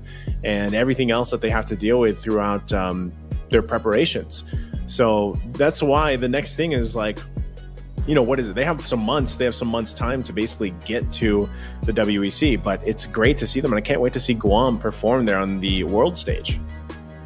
I mean, even earlier, he was thanking the parents for just driving out their children to go to the practice areas. So there's definitely more effort required for them to even get what we kind of take for granted here in the bigger regions for sure. So I do agree, Naisu. A lot of stories to be uncovered for sure.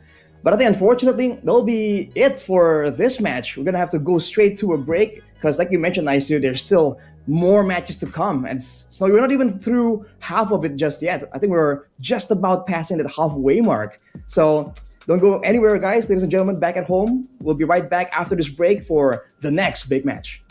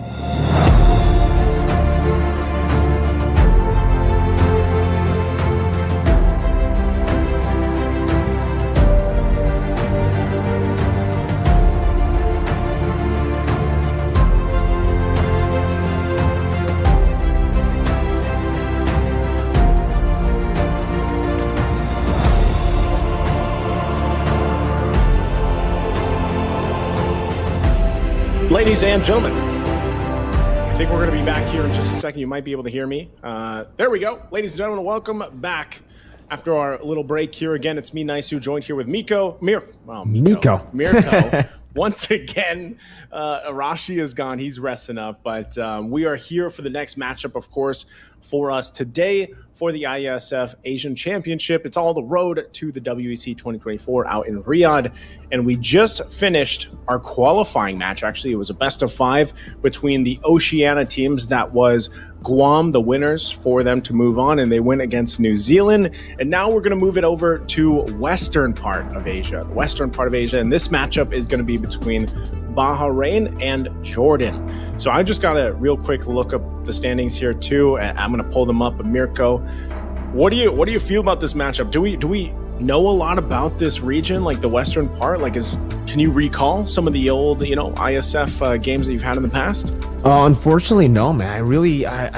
I'm coming into this match kind of blind as well. So I guess we're just going to have to see how they both perform, right? For Bahrain and for Jordan, I honestly have no data on them, on how they perform as well. Based on the results and the standings though, right? I'm looking at it as well, and you guys can go and check it out. www.isf.gg, as simple as that. Just type it in your browser or wherever you're using your phone or, device app. But Iran's number 1 with 1 win, and Jordan is following close in second, but technically they're tied for number 1 with 1 win as well. Bahrain and Syria have both lost a match. So technically, looking at this, Bahrain, Jordan, I'm not too sure. Maybe Bahrain just lost against Iran and Iran were just too good, right? But maybe Jordan are also too good. It really depends on how we want to take this data, because I seriously have no idea. Maybe we can get the game time as well as like how dominant they were able to get their games, but for now, no data. I can answer that for you, bro. Oh, okay. I can see that. So Bahrain lost in their first match against Iran, and they were around, like, I would say 15, 17 minutes, and then they had a 28-minute game. Whoa. But before we go and look at some more of that data, let's go ahead and look at the lineups here for Bahrain. We have Ali Look At Me Gulum. We have Ali Al Ahmed. We have Mohammed Skyripa Al Kabaz. Again, hopefully I'm pronouncing these as close as possible for you guys. Mohammed Burrito Al-Jaradi. And then we have Abdul Aram Takiza Al-Jaradi. So those, I wonder if they're related. They have to be, right? Both have the last names Al-Jaradi. So let's see exactly how they play this game with this lineup. But yeah, going back to it, Bahrain lost their first match against Iran earlier. It was a 2-1, so it was a 3-game series. And they went, the game they won, they actually played a Ling. So that's interesting to look up, kind of seeing what they played. They played Angeling, Natan, Tigreal, and the Trizla. So that's something we might want to look out for. And it looks like, too, this side of the of Asia, they like their assassins, man. Like, I'm looking at this, and I know we have Jordan's roster too. Jordan won their first match earlier, 2-1 as well. It was a 3-game series, so maybe this is going to be a 3-game series ahead of us. But for the lineup here, we have Moyad Forsaken Abdallah, we have Zayed Zid Al Helo, Mohammed Vian Zaire, Huthifia Falcon Abute, and then Mohammed is just Ken Abu Kiar. So those are the lineups here for both our teams, of course. Once again, Bahrain and Jordan. Now, looking at it, this is why I like looking at this, because they had some games offline that weren't on stream. So we have a little data that we can actually take. And it, like I've said, it looks like they like to play the assassins, man. And some of the games, I feel like there's a good average game time of around like 14 to 16 minutes for a lot of these teams so far. But there's also like these games that go very quick. Jordan's first game that they won offline versus Syria, it was 11 minutes, dude. Like 11 minutes is what they went with, and they had a Xavier Florin combination in that lineup. So I'm excited to see what they have to bring to the match here. An 11th minute win on Xavier and Florin. That doesn't happen a lot of times, man. For Xavier and Florin, especially late game heroes that snowball in the early game. I guess I could see how that could work, right? If the Xavier gets an early like triple kill or something, and obviously the Florin can just scale up together with the rest of the team, then maybe we'll get to see that again. Maybe the Xavier is just a really, really high priority pick as well for Jordan. Did he play in? Did Jordan utilize the Xavier in game 2 or game 3? No. I think it was, so it's game 1. They used it in game 1. That's what I see. So game 1, and then it was an Eve. and then an Odette. Was the Xavier banned from That's what after Jordan game went 1? with. What's that? Was the Xavier banned after game 1? Do you know that or no? That I can't. Okay. I can't. I don't know. Oh wait, hold on. Oh. No, it was not banned. Oh, okay. So I was banned thinking in game 3. it was banned banned in game game 3. I see. yeah. All right. So at least we kind of have confirmation in the not like every single series, not contested every single game in the series, Yeah. but still, Xavier is going to be a big pick, I think, for Jordan, especially considering they got a win on that hero on the Florid as well in 11 minutes. Would love to see how they can actually utilize this to snowball in the early game, because Xavier, by no means, is an early game hero. It's not a hero you would actually be able to constantly get snowballs on, but hey, maybe that's just Jordan's style. Maybe they use the Mystic Field in a way where it sets up for the rest of the team, and the combo is just so good in the early game. But even Bahrain, though, you have any like fun Bahrain. facts? Any other any like, crazy picks? Where are you seeing this, by the way? I'm seeing this on Wikipedia, man. I'm seeing I'm seeing this on the West Asia part of Wikipedia, and this is, just taking a look at some of the information that was given from their offline game. So even for Bahrain, dude, they like the way that they play, it looks like, or no, sorry, Jordan doesn't like to play against the Hayabusa. So they banned out the Hayabusa every single game, plus the Ling. So I think the data that I'm getting from this region, the reason why we're looking this up for all you guys viewing this out there is because, again, this is a region that necessarily we don't have as much information on. So now that there is this information here from the games that they played earlier on today, it's interesting to see their pick patterns and their ban patterns, because so far in this Western Asia part of the side of the world, I'm seeing all assassin picks for the jungle, man. Like, I'm seeing, I do see a couple of Fredrins here, maybe a Baksha here and there, but mostly it's like Lings, Fannies, I see Julians, I see a Leomord. I see a lot of those picks coming up, so I think this is going to be an interesting battle here, because so far as well for their group, they've had both their games go the distance to 3 games. So we know that at this point, because we have to also highlight this, that as this is the first live stream game of their games, they have already, won some games or lost some games offline. So this could already be a pretty heavily weighted game to secure one of the slots here for the playoffs ahead of them, right? So they are going to be, oh wait, hold on. Actually, this is just a single round robin for this area, for this match. So single round robin, all the matches are going to be best of 3, and I think the top one just advances to WEC. So interesting here. I forgot the only ones with the playoffs, I believe, is Southeast Asia with the 9 countries. All right, so it's going to be very, very interesting to see how Jordan actually, takes this game in Bahrain as well, because Bahrain are already down 0-1 in the group stage, and for Jordan, they're 1-0 up. So if they get a 2-0 game especially, I think that'll increase their chances by a whole lot, and then they'll technically just have to wait for Iran to maybe, even if they win, maybe win 2-1 as well, not 2-0. I think the game rate will also be very, very important later on in this round robin, because it is going to be single round robin. We'll also have day 2, so it'll be concluded tomorrow, I believe, for this for the West Asia, for the qualifiers. West Asia, yeah. Very interesting to see. Well, okay, so Iran and Jordan are currently the favorites, and for Jordan, they like to play those assassin picks, right? But they also really like to go for the Xavier. They don't like to go up against Hayabusa. But for Iran, they're also really good assassin users, it seems. I'm looking at the same page you're looking at now. You're looking at it now? Yeah. You're seeing so, that information, right? I was like, man, this helps. And the Yuzong has been really contested amongst these two as well, by the way. Like, Jordan got a dub on the Yuzong and the Baxia on top of the carry Florin. Same goes to Iran. In game number 1 up against Bahrain, Bahrain actually lost against the Yuzong. So there's a little bit of a pattern there, right? Back and forth. Meanwhile, for Bahrain, they actually utilized the Masha Roam. That's something we haven't seen in a while. We've seen the XP Masha after the patch, after the changes of Masha, but really, the last time I saw Masha Roam was pre-patch. It was the patch before this one, Yeah. Wait, wasn't the Masha banned out in the Indonesia and Malaysia match too? Yeah, it was respect towards XP, towards Lutfi. Lutfi plays a very good Masha XP, yeah. So I'm wondering now that some of this has changed, like how well does Masha fit into XP lane, or we've seen it before in the roam too. You know, I feel like there's still some flexibility that can be played there. But again, I just think this is, you know, while we wait for the draft here, I think this is going to be an assassin-centric playstyle from both these teams based off what we're seeing.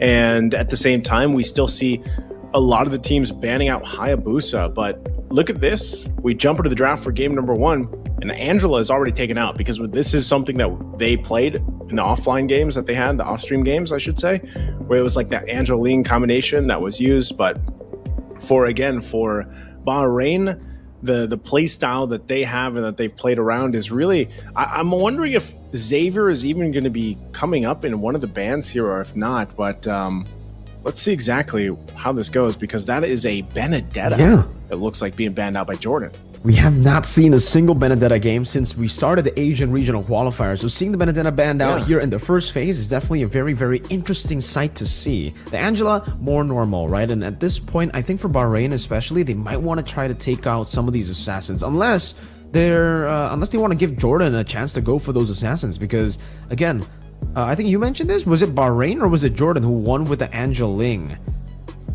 Oh, the Angeling was Bahrain. That's the one game they won against Iran. All right, so never mind. So they're gonna actually try to let that go for themselves, right? Maybe the Ling will be up for them. Now they ban out the Baxia. That was something that Jordan was able to use in game number 1 with the Yuzong, that combination, Yuzong Baxia, to go for the full snowball in the early game. And now we get to see Ling get banned out, right on cue, right as we were talking about, you know, the Angeline combo. They were trying to force this out, but this does mean by, you know, basically looking at the bans right now, with all of it just being respect, I think for the most part, except for the Angela, it does mean that Bahrain want to maybe leave open some of these big picks like the Chip, the Luo Yi, because we have not seen a single Chip game. We've not seen a single Chip game, even in African regional qualifiers, right? I don't remember. We didn't. We saw one earlier with Arashi. Okay. And it struggled, man. Like it was one game that Chip was used by Groovy Groove and from New Zealand, and it did not have a good time. So it was something that I was wondering, like when it came up, that was one of the points of the conversation, was like, how does Chip fit in right now, currently with some of the changes that are going on, some of the item changes, of course. And, you know, the shortcut is great because actually it was paired up with an Odette. And you would think like, oh, Odette through the shortcut, boom, you know, Swan Song, big damn.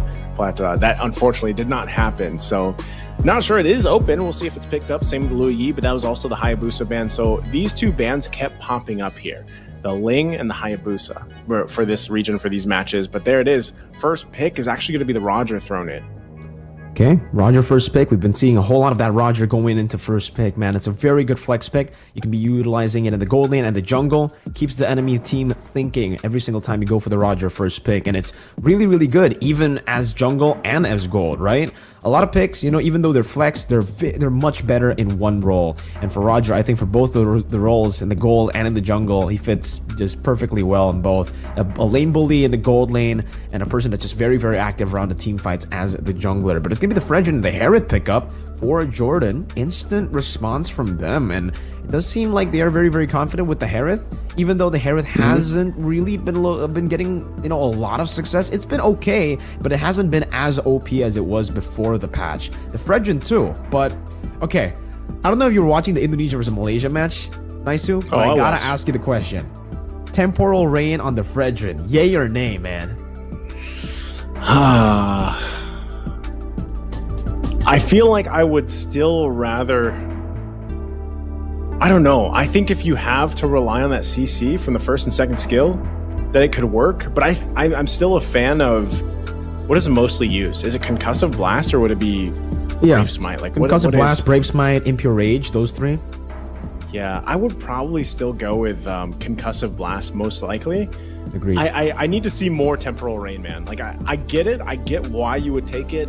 You get a lot more, because already Fredrin, like the first and second skill, Energy Eruption, and having that available to you is already on a pretty low cooldown the way that he works. And then you have Temporal Rain come in, and I feel like that just makes it even worse. So I feel like it really depends on the team composition for that to work out. But I'm glad that teams are testing it out, though. Definitely. Let's take a look at this. Fanny's going to be banned out as well. I'm not too sure what the last pick was, by the way, from Jordan before they entered the banning phase. But 4 assassins have been banned out already. A lot of respect given over to Bahrain, and I think they're really trying to force this Roger to just go to the jungle. If there's a damage dealer in the jungle that can still be used up, it'll probably be the Roger. Unless the Lancelot gets left open, but I think right now at this point, if you're already gonna commit 4 bans, might as well go all the way, right? Might as well get that Lancelot out of the bans as well, out of this draft, with it being banned out of the last banning side. But Phase. Exborg, bro, will actually be taken out. Really good stuff. You know, they already have the Edith, they already have a Terizla, some big HP bars, some beefy boys that the Exborg could definitely punish. I wish we could see what this last pick is for that first phase from Jordan, because it'll help understand even that Fredrin and the Harith pick as well. But while we wait for that, the Farsa is the last ban of the phase, and now for there's the Yu Zhang, another hero in the XP lane that's popped up quite a bit of times against the Terizla, by the way. Like, that's usually the hero you want to go for to deal with this, and usually it's kind of I don't know, I still think the Yu Zhang has like an upper hand at that, but so far Terizla's been rising. Like, I feel like he's really been rising up in the ranks. But for Jordan, now that they're on this second phase, I'm still curious, was it a mid lane that was locked in? Is it a roam already? We still have to talk about the gold lane too. There's a Harith here, and we're just going to assume that Harith is going in the gold lane. Oh! That's why I was hoping I would get to see it. Okay. The gourd. The gourd makes sense, right? It was left open, but the Yu Zhang, it looked like it was already banned out, so I'm not too sure if that's a Yu Zhang banned or picked, or... Yeah, we're gonna have to wait for confirmation on that, ladies and gentlemen, but the gourd does come through. Naisu has got a big smile on him. All right, let's talk about the gourd, Naisu. This is what I want to see, Mirko. I want to see what the build is. If this is also going to be an SPA, just out of curiosity. If it is, probably not, right? You know, how is it going to be built? That's my biggest things, but I think that is a good thing too. Is this actually a Yu Zhang locked in for Jordan? Because if it is, it's good. It's good for the lineup. So I'm not sure if that's going to be locked in. I don't want to talk about it too much, just in case. But over on the other side, we have a Vexana and an Esmeralda. Good, solid choices to round up the already lineup that they have. So this also means that the gold lane here is going to be, is it going to be the Roger? I would assume it's just they put the Roger there in the gold lane and then Esmeralda possibly in the jungle, because we saw jungle Esmeralda earlier. I don't think they put anything else in the gold lane, would they? I think the Esmeralda maybe could actually be placed into the gold lane, maybe to go up against the Harith, right? If you really want to go for the bully all the way from the start, technically it could work. But I've seen from Indonesia as well, some teams actually did go and try to go for the Esmeralda to play up against the Harith, and it didn't really work too well. So yeah, I have to agree. I think going for the Esmeralda in the jungle, putting the Roger in the gold lane would be the best option for them. But who knows? That's a Grok pick, by the way, to end things for Jordan. Okay, Grok locked in. So we're just gonna assume this is the Yu Zhang. We're just gonna go with it. So Grok, Yu Zhang, Gord already really solid here. You know, you got great magic damage. The only thing I feel like you lack though is some physical damage here, because you have the Harith and you have the Gord. So you're really overloading on the magic damage, and you're kind of relying on some of that physical damage to really come through from the Yu Zhang. And play around the fact that you're just going to try to go and burst. And when you look at the other side here, you're going to have to burst through a lot. So hopefully that interaction between a Harith and a Gord works enough to burst through, you know, these naturally tanky heroes that we're seeing. And plus an Eternal Guard. That's another thing. It's going to be an extra body in those team fights. And one thing that's really difficult with the Gord, assuming he's going to have Flicker or maybe Sprint, if you get knocked up, it kind of negates a lot of that damage you get. But here we go. Let's find out as we jump into the game here. It's game number 1 in this first best of 3 now for the stream for Bahrain and Jordan, again for this west side of Asia. And as you take a look, so it is going to be, you have the Gord and the Yu Zhang. It was the Yu Zhang like we were thinking, and also the War Cry on Takiza here for that Roger pick. So still, we see a lot of teams actually experimenting and bringing up the Warcry emblem And I think also we did see, Temporal Rain as well. So I think this is one of the few times that we see both new emblems on one team. So we got Temporal Rain on Burrito to work around that. Warcry once again for Tekiza, and a lot of Brave Smites, of course. So you can see them already putting the pressure top side on Forsaken, but looks like he's going to be fine for that. So things falling into place here.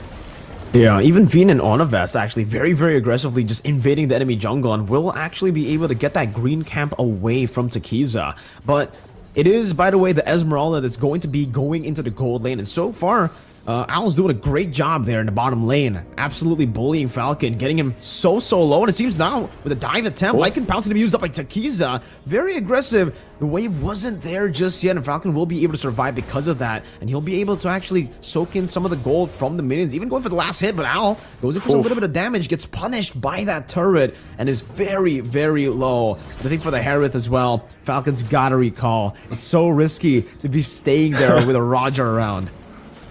Yeah, that's tough to do. They're both going to have to kind of reset there. You see Al going back as well, going back to base.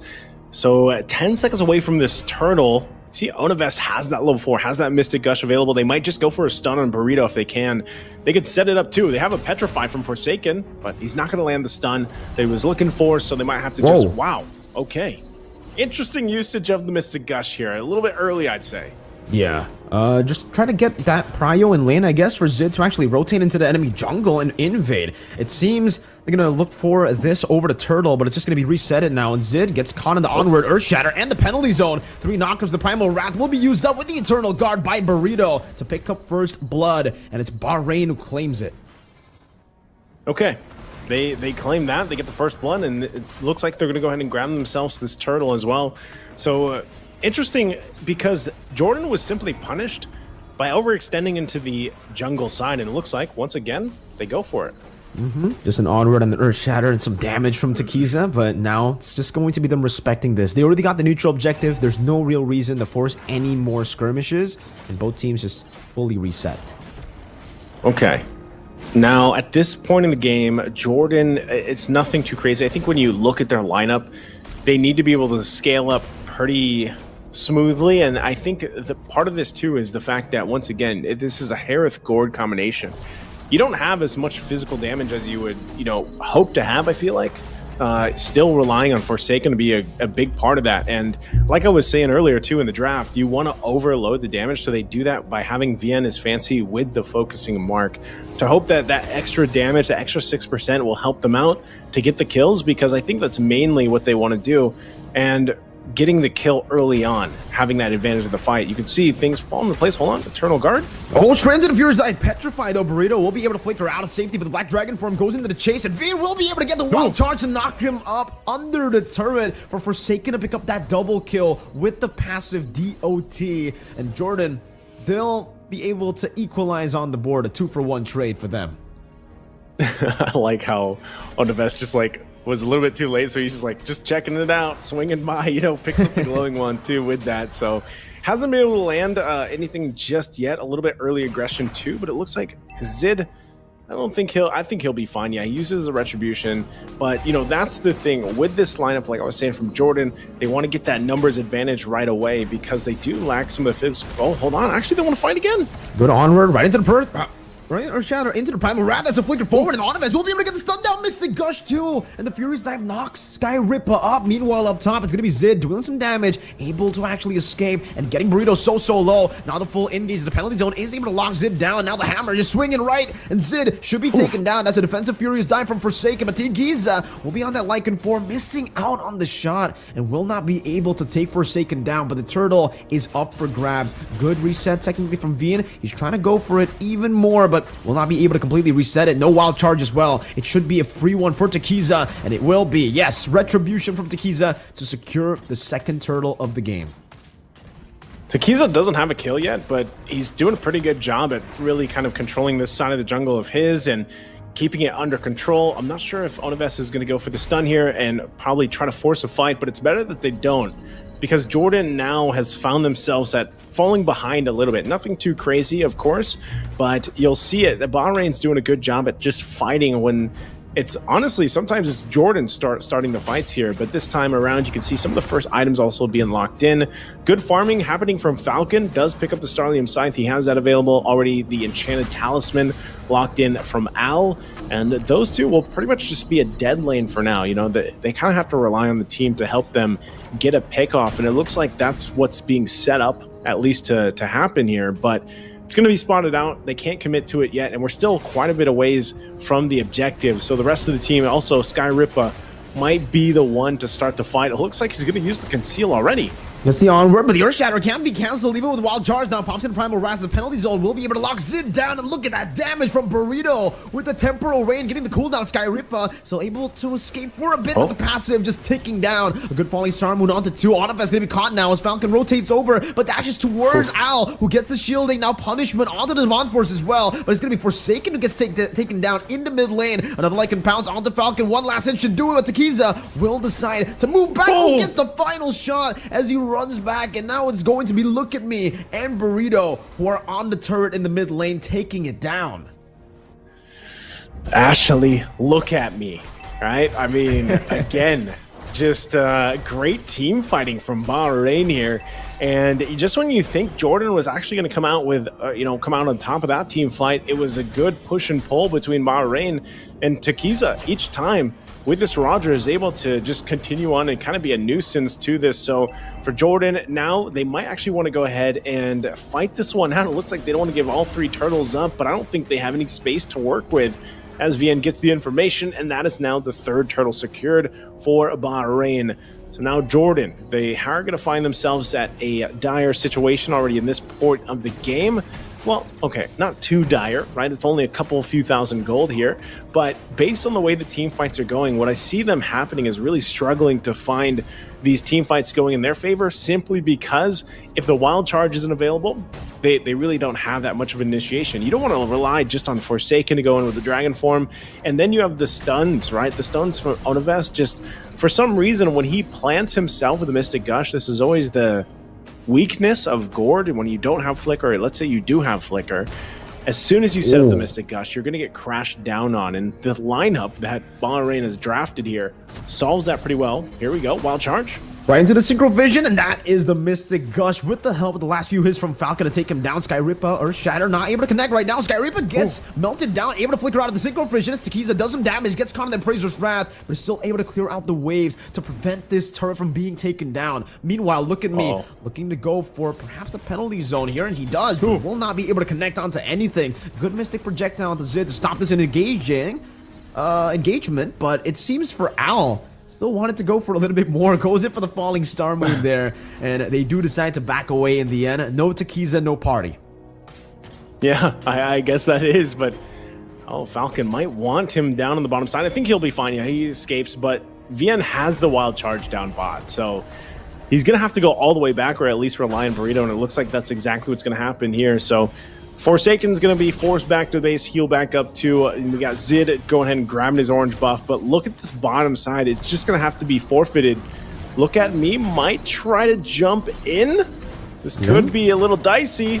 Wild Charge will stun him up. Look at Me going for the penalty zone, but it's on towards someone who has the Purify. Falcon just purifies out of that, and Burrito won't really be able to go for those Terrifies. Gets taken out by the Zaman Force, and Takiza now on the Lycan form, going on to Veen, who doesn't have the Wild Charge, but look at Falcon now with the Synchro Vision as well. Takiza getting barriered away, but Earth Shatter will be able to disengage for the team. A good onward as well as he pops into Primal Wrath. Zid walking forward, knocking Skyrippa out with the taunt as well. Falcon trying to follow up with the damage, but the Primal Wrath is still there with a mobility field, and they are able to escape. Wow, Jordan, impressive fighting that time around, and they might have lost all the turtles, but they're going to most likely grab themselves a Lord here. Not sure yet. Bahrain's not going to get here in time. Falling Star Moon, though. Well, doing some damage on the Falcon. Now chasing him down, getting the kill as the gets caught by the Petrify and the Furious Dive right into the Praiser's Wrap, but the penalty zone locks him down now with the Black Dragon form used up. They will be able to disengage, but Skyrippa wants to force the issue, gets the onward, bringing Zid back, trying to go and disengage, and they will be able to do so now with an Eternal Guard, though. It does knock them up for a bit, and Skyrippa pops into Primal Wrath, but Bahrain will not be able to fully make Jordan commit into that team fight. Yeah, again, it looked like Bahrain was going to be able to come out swinging for that team fight, but it was really good stuns as well, just from the team on that disengage from Jordan all around. You know, everyone really did their part there for that fight to make sure that it didn't get to be worse than it could have been from Bahrain. But now, again, they have the Lord to work with, pushing down that bottom side, and we'll see how this kind of falls into place once again. But for Onivest, he's fallen into place. 3 items locked in already on that gourd. He's got that penetration. He's got the glowing wand. He's got the slow. That's, I think, the biggest component to this as well. Getting that Ice Queen wand and allowing that to slow down the members here, where then you get to shine because it's a Zaman force as well that kind of acts with that. So this is going to be the tier 2 falling down. And now for Jordan, how do they play into this and the base assault that they could go for? Look at me, though. We'll hold down the tier 2 in the mid lane for now. And it looks like that might be all that Jordan can get. They're not crazily ahead. I mean, it's relatively even, you know, across the board economically here. They did a good job at coming back from about a 3,000 deficit, but here they go. Onward, and the Earth Shadow right into the Primal Rat, the mobility field as he gets knocked out by the Eternal Guard. Wild charge defensively to get out, but a penalty zone cancels out the Mystic Gush. Look at me in the midst of it all. That's going to be the kite back from Falcon with the Zaman Force, saving Onivest. And it seems Forsaken and Zid were able to just stand in the front, soaking all the damage. But Zid might be taking a bit too much damage now, gets caught in the Cursed Blast, but is still able to somehow use that Retribution to get the movement speed to escape. The way I would look at this is there is a lot of just really even team fighting going on. It's not just one-sided where, you know, Jordan's going to... Oh, hold on, Onivest. As the Flicker decides to go for it, I'll already used the Falling Star Moon earlier, and it seems Zid wanted to go for more there, but it was a bit too scary, I think, to go and chase an Esmeralda and a Vixana and an Edith, so they decide to reset again. So going back to the point here, you know, they're both teams are doing a really good job at team fighting. I mean, even that, it was a good thing that Onivest had the Flicker. Otherwise, he would have gone down there to an Esmeralda. And she's working on the next item locking in here too. She's already got 3 items that she needs for Al. And with that, so Jordan, as they get ready for this next objective take, we're about 10 seconds away from the Lord here. Timing is going to be crucial because Onivest, when he doesn't have the Flicker available, they just got that out. He might not have it for the next fight if the Lord is pushed, and it looks like they're going that way here. Oh, but even bottom side, they do seem to focus on Forsaken a little bit, but they might want to rotate up here because it looks like they already sent Falcon to start this Lord up. And right now, Bahrain's going to have to come up with an answer for this. But look at this bottom side, too.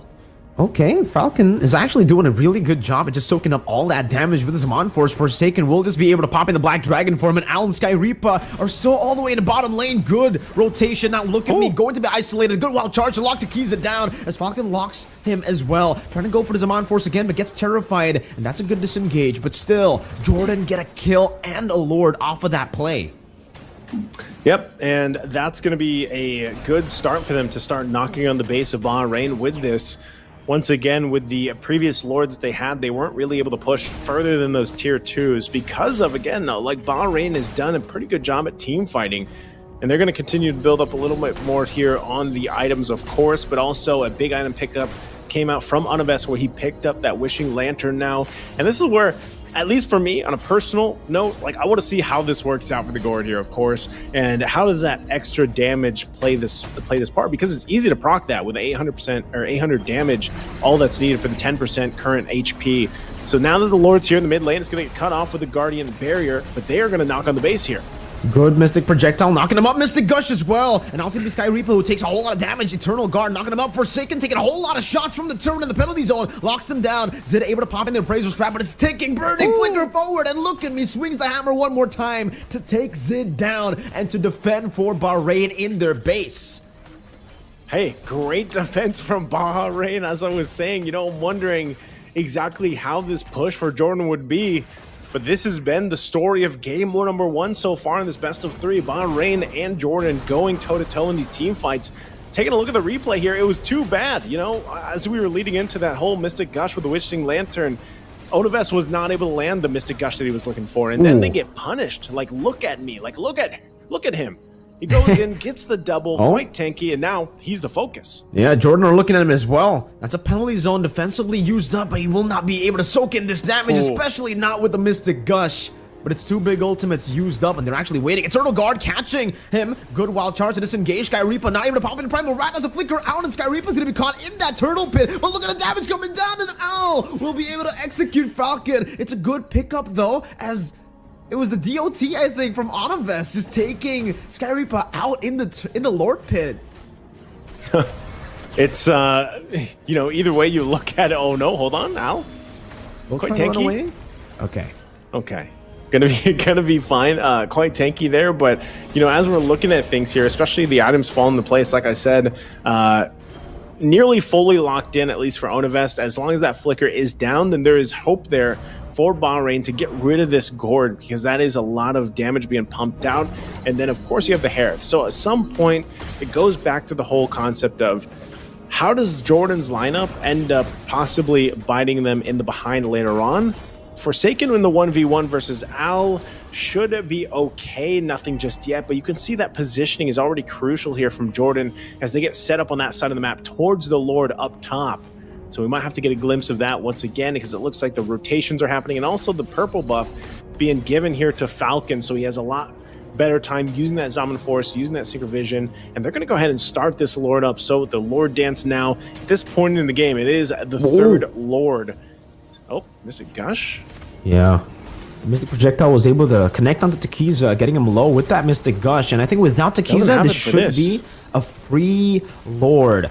But that's going to be the conceal now by Sky Reaper. Goes in as well. Penalty zone locks him down in the retribution. No, it's going to get Sky Reaper, who secures it with a Primal Rat now onto the back line. Still able to flicker out to safety, but finally gets taken down by Falcon, as that's going to be Forsaken, traded in the skirmish. Another Lycan pounce on the Venus Fancy, and now it's going to be Tequiza clawing him down with one last shot in the human form. It's a 2-for-1, but the Lord goes to Jordan in the mid lane. Mystic Projectile now with the Mystic Gush as well, trying to go and cancel out any sort of siege potential from Bahrain. The Lord is marching down to the bottom lane, and it seems Bahrain were able to actually steal it in that skirmish. I forgot that Sky Reaper stole it away, so it's an all-out win for Bahrain.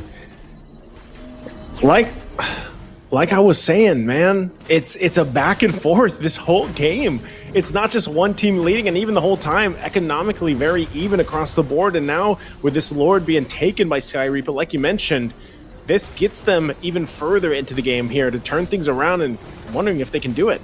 Oh, right into their praise ran the Mystic Gush. Look at me, will be taken out, and now Tequiza will be forced back, and that Lord will be defended. Jordan able to defend from the siege, but will lose out on another tier 2, it seems, up top, unless Onivest can clear the wave in time. Yeah, he's gonna have to at this point. At least they deal with the Lord. They got that taken care of, but it's more or less the same here, Mirko, where, you know, it's even Stevens across the board. Only advantage that you can really point out is the fact that Jordan at least has that one base turret down in Bahrain's base. That's out of the picture. They can kind of play around that on a macro level, but it looks like, you know, Bahrain, so for the most part, has been able to pretty much hold their own in a lot of these team fights. And, you know, as the game gets further on, you have to wonder who has the better damage scaling in their favor, you know, because at some point it's also just, I think a big part of it is either that penalty zone from Look At Me landing and setting things up. Again, an Eternal Guard can do the same. Hold on, in the jungle, they're going to force Sky Reaper back at the Primal Wrath, and I think they might just disengage. So that's used up, but still, once again, we're still a minute away from that Lord. So still, things will be up as they need. Also, some of those flickers that were used earlier on are going to be online. Al picks up Divine Glaive. So we're seeing these last items now locking into their slots. And we'll see some juggling as well of items going about this, because right now I feel like for Jordan, as they set up around the Lord, you can see them really trying to control this side. And that's what I'm saying. They're playing around the fact that they have that mid turret down from Bahrain. I'm not sure if they would be able to push anything from the side lanes even further, so they might just have to battle out. Earlier we saw Forsaken hold his own and stay on the bottom side and get the attention, but I'm not sure if Bahrain will actually try to do that again, because he can just dragon form out of there. So 10 seconds away from this Lord. Al, though, gonna get jumped on a little bit here mid lane, though. You know, that was just a little, you know, both of the teams are just poking around at this point, right? 19-minute in, it's going to be the evolved Lord spawning in the game. So for both, I think this might be the final Lord that they actually get to contest before the end ultimately happens. Wild charge on the Sky Reaper, right with the Mystic Gush. but it's only onto the frontliners. Forsaken doing a bit of damage onto Kiza, but the falling summer will be able to catch Falcon in the back, able to pop in his Zaman Force just in time with the Brazers right, and Eternal Guard knocking him up. Another knockup from the Lord right now as Lycan Pounds gets used up, and Zid will lose out of the immortality. Buys it just in time, but the penalty zone locks him down and puts him into the vicinity of the Primal Wrath. But Falcon somehow is still able to save it for Jordan. Not for long though, because it seems only Onavest and Forsaken are alive. Takiza gets out of the Mystic Gush, and Forsaken so low. Sky Reaper trying to go for the chase right now. No Lord for Bahrain, but they still definitely have some waves and the man advantage. Okay, yeah, they get the enhanced minions as well, plus the Lord. Some way, somehow, Falcons was able to secure the Lord for them. So Jordan will stay in the game for a little bit longer, but we still have 20 seconds on these timers. And you see Bahrain making quick work of the Lord. So it's going to be up to Forsaken and Onavest to defend the base turrets here. Okay, look at me in the bottom lane as well, setting up for another wave to push in. Mystic Gush already used up. That's a good bait into the mid lane as Takiza loses a bit of HP, taking 2 big turret shots. The Eternal Guard does connect on Forsaken with penalty zone as well. Zoning him away right now as Takiza gets rid of that turret in the bottom lane. Forsaken will be able to survive, and they will just concede that one base turret in the bot side of the map. Okay, so that was enough. That was enough that Jordan had, and now it's pretty much still the story of the game, Mirko. It's even across the board economically, and even now the turrets.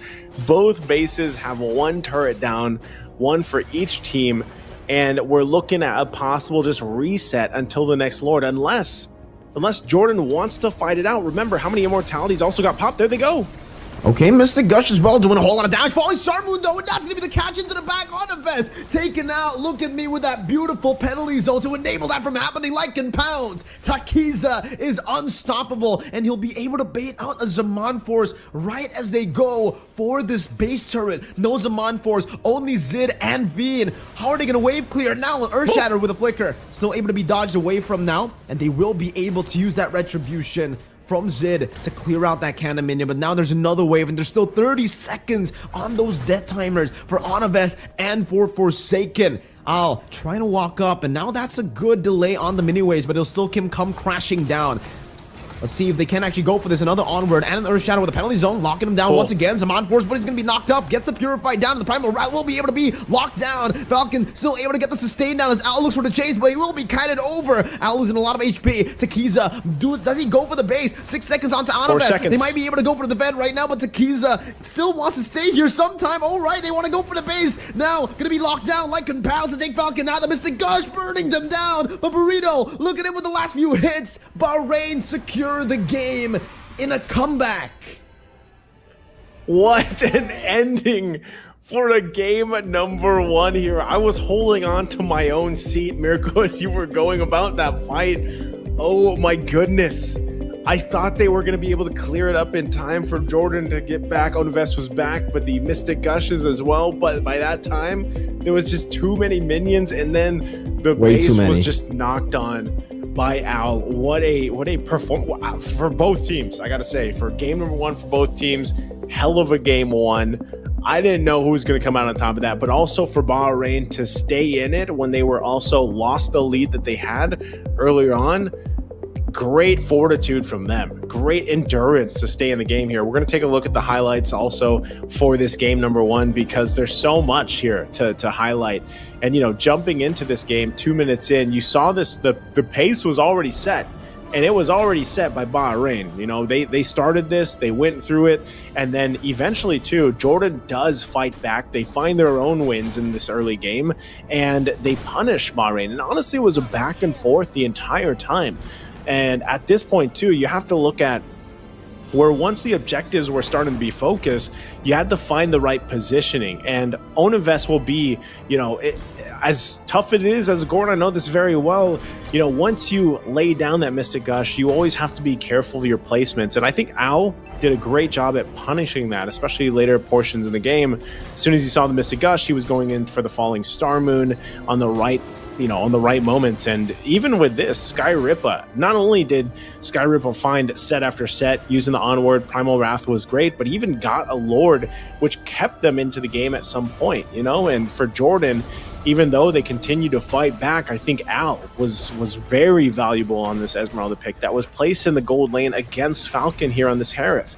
Tekiza didn't go down, I think, at all during this game, maybe once, but had a hell of a game himself on the Roger.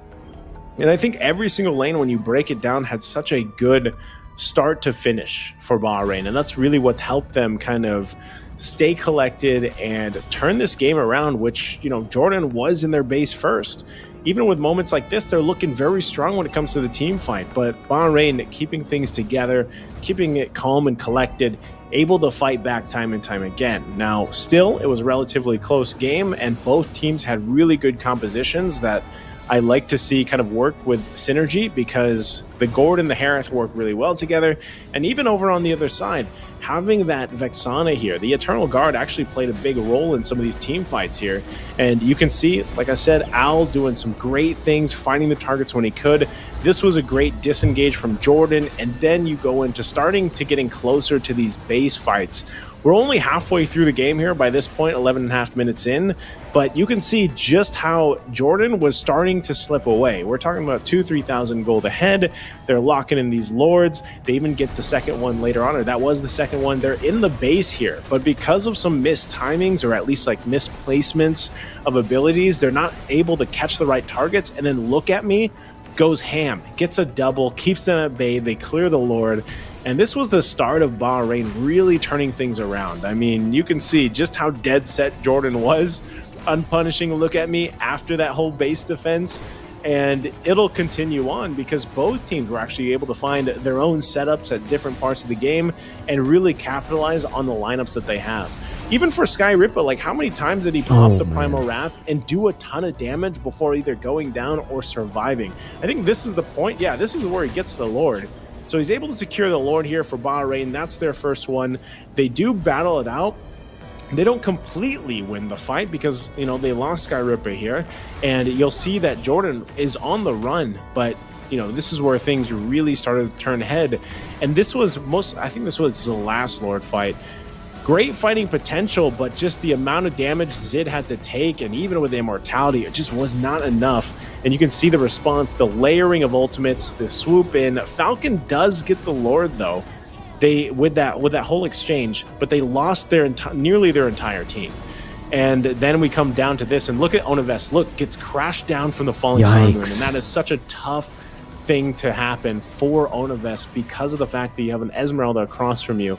So you know that you're going to get the damage just bursting out, but then you're probably going to die. And again, this was a really good attempt at trying to extend the game enough to get the rest of the team up to clear the waves. But by then, Al's already knocking on the base with the minions pushed in, and it was just too unfortunate that Jordan wasn't able to take that game number one. But either way, man, I gotta say, that was so competitive between the two teams. It could have gone to anyone, and this time around for game one, it went to Bahrain.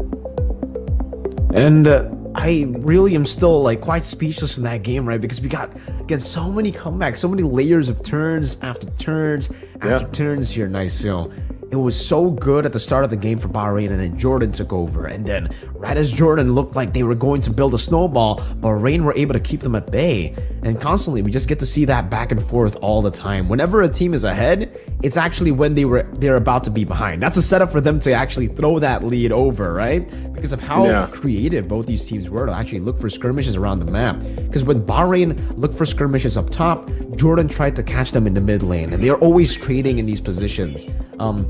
Even some of the times, actually, maybe a bit of overextension from the side of Bahrain. A lot of times for Jordan as well.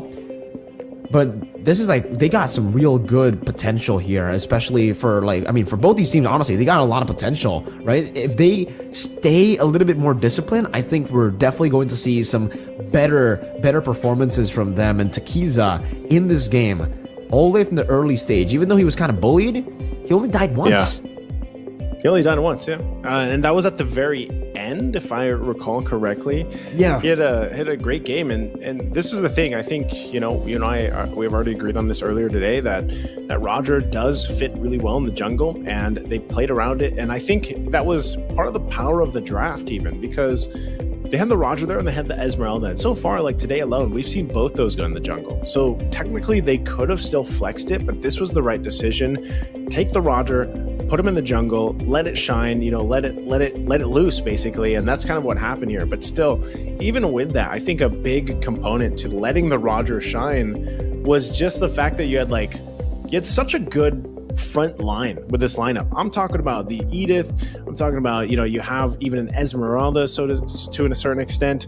You have an Eternal Guard. Like an Eternal Guard is part of that whole process. And even again, the Terizla, Look At Me was on point for that. And this really allowed Takiza to just do what he had to do, like moving around the map and everything. So you almost have, in essence, like five, I'm counting the Eternal Guard here, like 5 tanky bodies in front of you to kind of follow up on, and that sets the pace, that sets the environment as well for really good usage of the Lycan Pounce and proccing what you need to do and kind of get out of there, because you have plenty of tools to peel for you, and that's a big part of what allows Roger to shine in the jungle.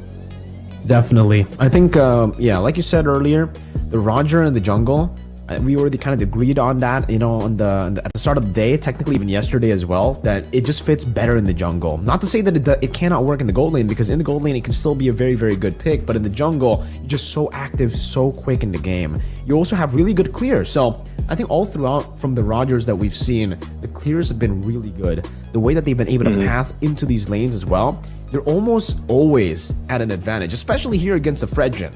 The Fredrin is kind of notorious to be kind of a slow clearer if he doesn't go for Concussive Blast especially. So on the Roger, especially now, if you've noticed, by the way, most junglers actually go for the Retribution instantly, right as they go for the first camp. That actually is much more beneficial for the Roger, because if you clear it out as fast as possible, you can go for the Lycan form instantly, get that, little low HP benefit that you get with the Lycan form, so that you can actually clear out that jungle even faster. And then when you go onto the orange buff, you're already at level 2. You should be able to clear it anyways with 2 additional skills. So yeah, it's just a really, really good mechanic to be able to utilize, and it's even better on the Roger. I think even now though, the fact is for Roger, we always thought it's a late game. It's an early game pick, right? You kind of need that snowball to happen. But I think from a few games that we've seen today, especially, the Rogers have been great in the later stage of the game too. Like, they've been performing really, really good. The damage is still there, and obviously with the Sky Piercer, the executes are still there, man. They're clean. But we didn't get to see the Sky Piercer at all from Takiza. He didn't go for the Sky Piercer. Decided to go for more of the traditional build. DHS. Yeah, I think so far, I mean, we've seen so many games like between yesterday and today, and Sky Piercer has popped up a couple times, but it's definitely not rushed. I would say, like, there's always, I think people and the teams are starting to feel like, there's a specific place where Sky Piercer really fits in. Like earlier, I don't know if you were watching this during your break, but the Gushin, for example, from Secret in the mid lane, Sky Piercer was amazing on Gushin pick for mid lane. Like later on, it wasn't rushed first item. I think it was second or third item that was picked up. But for this, again, when you're looking at kind of the way that Bahrain played, it seems like they like to follow up on, especially on the roam and the XP lane that they have, because if you look at even the game they won earlier today, I think they still have the Terizla there. They had the Terizla and they had a Tigreal. So, these roams that allow you to be very aggressive, but also peel, because that's what we saw even having the Edith there, the way you kind of work around that lineup, I think is when Bahrain really shines, because just watching the two team fight, I mean, Jordan and Bahrain have really good team fight with their compositions that they had. It's just it came down to really that level of who has that better team fight and who has the better decision of baiting some of these ultimates out or these battle spells out, and then finding the right angles to initiate from. I think that was a big component to Bahrain sticking into this, and part of it too is the fact that when you're not landing those skills, especially when you're not landing the Mystic Gush on the right targets to burst them down, once that's gone, you're then left to just stunning with the projectile. You know, like that's kind of all you have, and you know it's one of the great things and the downsides of a gourd pick. But I'm still glad it popped up. You know, it was doing pretty well until it wasn't, and that was also just in due to the fact that you have an Esmeralda, man. I think the Esmeralda was a solid choice as well, and it might still be contested. I still think when we eventually do get to the bans for this game number 2, we still see something similar, like in terms of the Ling Hayabusa being banned out. You know, that seemed to be a typical thing, and then possibly even, I'm not sure if it's worth banning. Like as we see more and more of Roger, I wouldn't say that you ban the Roger out. I don't know. What do you think? Do you think Roger? Because we've seen him so much, man. Like he's popped up so many either in the gold lane or the jungle. Like, is Roger something that teams might want to consider to start to ban out? Does he get a little crazy too early? Yeah, I think that's why I was about to talk about that too, right? The fact that he does well in the early game, mid game, and late game, the fact that you can actually flex the Roger from the gold into the jungle, from the jungle into the gold lane, making your opponents very confused. It seems like the perfect pick. It seems like it's just going to be prio all the time. And so far, yeah, we have seen that the Roger has always been prioed in the first phase, at least first pick almost every single game today, right? So I think it's gone to a point where maybe teams will have to start considering the Roger ban in the first phase. It's getting to a point where he's ridiculously flexible, and even towards a later stage, the jungle could... It's so OP in the jungle, even if you try to go for counter matchups, the Roger can still... Like, usually, if you get a flex pick, let's say you pick up the Roger, right? And let's say it's in its balanced form. Someone, like, let's say the enemy team goes for an assassin like a Nolan, and let's say this is the number 1 counter to the Roger. You're instantly going to be flexing it. You're instantly going to be looking to go for another jungler, right? If not, then you're going to be banned out in the second phase completely. But on the Roger, there's no real counter to it. You're kind of good against everyone. So even if the enemy team goes for a quote-unquote counter matchup and bans out all the other junglers, Bahrain can just be like, all right, you know what? Sure, Roger can go jungle. Then we'll pick up something else in the gold lane. We can still make it work. Okay. All right. Yeah. So with that breakdown, we'll see if they actually decide to just this time around, if Jordan wants to go ahead and take it, or bans. But so same ban so far. The Angela, Matilda. This is something that Bahrain likes to ban out as well. The Matilda, they don't want to deal with that utility and just the shielding. Even it seems like with the Angela ban. So we'll see. I think, I don't know, based on this too, based on what we've seen and even the data we have from their games that were not on the stream, they might priority the Roger here, even for Jordan. Go and if it's not banned out, they might take it from the hands of Takiza to not let him have that ability. And then, like we said, keep it as a possibility to flex. So there is like I was saying, it's still going to be the Hayabusa and Ling banned out, still going for those assassins. So maybe this is also just this part of Asia thing where like Roger is the hero to take right now, because we're so used to seeing so many of these heroes banned out or left open, but not so much focused on assassins like this. Like, when do you see Benedetta, Ling, and Hayabusa banned out? The good response. Hey, they go ahead and take out the Roger, so they deal with that. So now this leaves us to question, like, what is the priority here? Is this going to be Fredrin is still open? It's been a while since Fredrin is actually priority pick, first pick. But this leaves a lot. Harith is also still open. So if Jordan wants to go that route and lock that in, they could. But it's going to be a Baksha. So in a way, going back a little bit here for utility being the priority for that first pick. Yeah, with the Roger ban, everything is technically almost the same, right? They also did go for the Matilda ban, but the Baksha was one of the main win conditions as to how Jordan was able to get that game number 1. I think it was up against... Who was it up against? But yeah, they were able to get their game 1 in like 11 minutes with the Xavier. That was with the Baksha Yuzong combo, right? So at this point, Bahrain definitely need to start thinking, do they want to go and deny that Yuzong away, or do they want to try to counter the Yuzong instantly here by a Terizla pick, right? Or if they're actually already anticipating the Yuzong, maybe just go for a mage and the jungle. Go for something different and then later end things off in the first phase by going for an XP lane. Try to get that good matchup, I think, for Look At Me. They do go for the Vexana. That's a big pick that we saw actually on the hands of Jordan and the Harith as well. So double magical damage to start things off here for Bahrain's first phase in the red side. Okay, double magic damage. You mentioned this, their first game that they won in 11 minutes. That was against Syria. and they had the Baksha locked in. So if they're going, I don't know if they're going to do the same composition, but they had Baksha, they had the Xavier, they had a Florin, a Carry, and a Yu Zhong.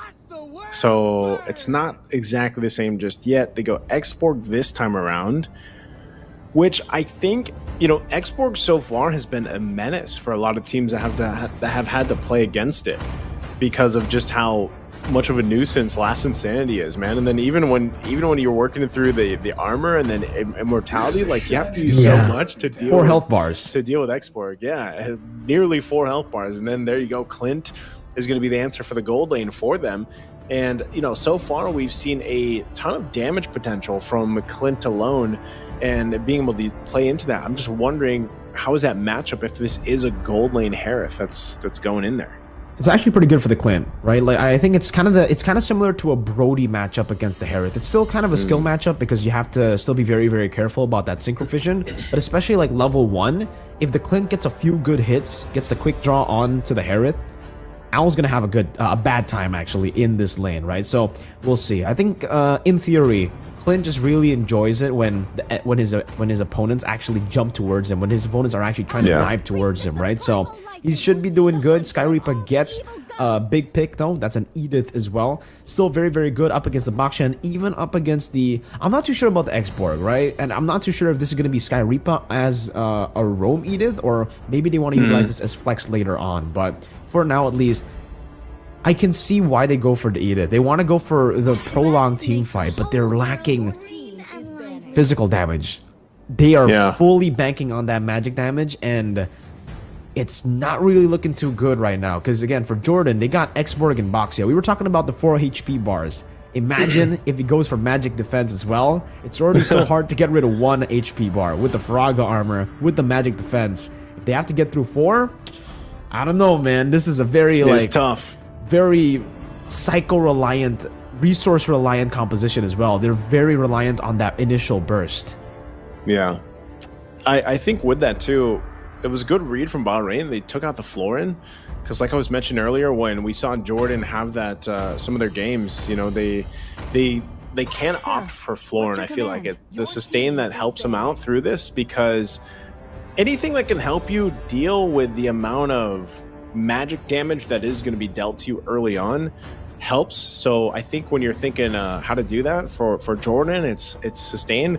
Man, we haven't seen like Estes pop up in a while. I know we saw Rafaela even yesterday, so not sure if they want to still pick something up like that, or it'll be a different kind of roam to deal with some of the setting potential. But it looks like still, this is crazy, man. Bahrain, they have to be just on point with the jungle here. Takiza just has to be an assassin master with all these bans really just directed towards him. I'm even wondering if Benedetta is a Takiza ban, like Benedetta in the jungle. I think so.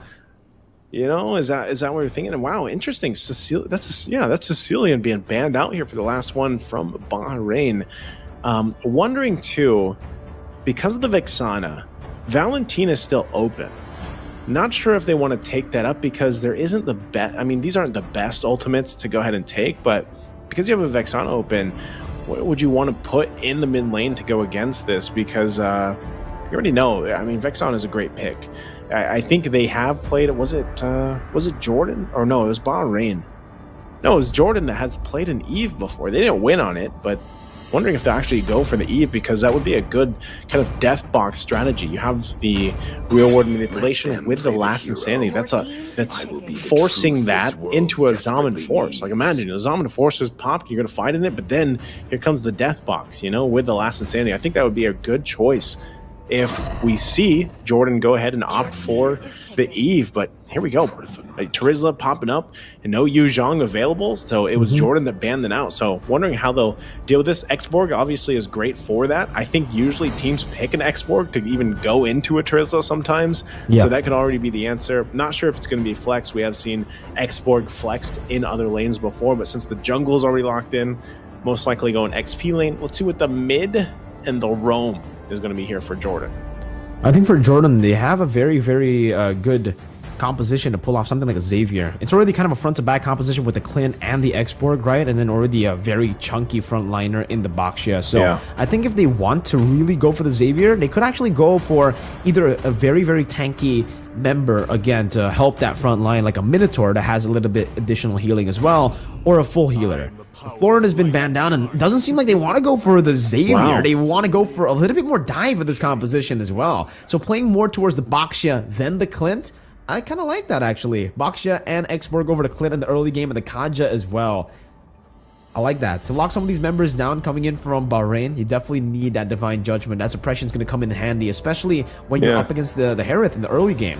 If the Harith gets out of control, you can always just use the Divine Judgment, and it'll cancel out a whole lot of his threatening power in the early game. That burst, crazy burst from the Synchro Fission and the Zaman Force. But now, last pick for Bahrain, and it is going to be the jungle. 4 bans towards them already, and they banned the Roger. So, what's Takiza going to play in the jungle? Lancelot? On the edge of the okay, there it is. Nolan instead, so you can ban all these assassins out if you want, but I guess Takiza's just going to go with the Nolan anyway. Yeah. And it's pretty good cover, but still, like, this is a whole lot of magic damage nonetheless, right? Like, really, they have the Terizla here, but I don't know. When I look at Jordan's lineup, it's very well-rounded. We've seen Fairness banned out constantly, like so many times. So this is one of the few times, if not the first. I can't recall if we've seen a Fairness played yet, at least here for Asia, because it has been banned out in some of the games. So now you have this, extending the team fights with the Netherrealm, and good pick-off potential for, you know, having that Kaja locked in. So interesting. Also to say the matchup, once again, like I'm going to be paying attention to the gold lane matchup, the Clint versus the Harith, because I think the Harith could get out of control. You already mentioned this, but I think that's why you have the Kaja to possibly pick off the Harith early on to keep it from happening, running the focusing mark as well. But here we go, jumping into the Land of Dawn once again for this evening. It's Jordan and Bahrain. Bahrain match point right now against Jordan with a very close game number 1. And so we'll see if this can even out the series here for Jordan and get to a game number 3. But right now, as we both get situated here, junglers starting it up. This is going to be the test as well. Utilizing this Nolan versus a Baxia matchup and being able to even go toe-to-toe in the jungle is going to be crucial. So part of this will be allowing Takiza to, you know, get the farm that he needs on the Nolan and then working around it. So early game already as they get it situated here for that Little Wanderer. The biggest threat time, obviously, is when Vian gets level 4, has Divine Judgment, for sure, and can play off that. I think, you know, right off the bat, as we get into the first minute of the game, that's an Earth Shatter by Skyreaper, unable to steal that Lethal Wanderer, though. But it's a war cry, by the way, for the Clint. So already a different style of Clint that we're seeing here. Usually we see more of a safe choice with the QC, especially up against the Herod, but he wants to go for the all-in win. We forced the Flicker out to safety, and that's actually pretty unique as well. The fact that All has gone for a Flicker instead of the Purify. I like that adjustment. Against the Kaja, you have a better shot at actually flickering out than purifying. There's no way you purify out. Oh, Shield Unity in towards the turret again. It's going to be All who gets dove on. Those shots going to be used up as well. Falcons needs one more shot, but doesn't have the Great Bombardment just yet. That's Earth Shatter to cancel it out. That's a Flicker forward. And Onivest will be able to claim that kill. 4 members of Jordan in the bottom lane, forcing Skyreaper out, and Falcon is just munching on that turret shield as Bahrain fail to get a trade up top.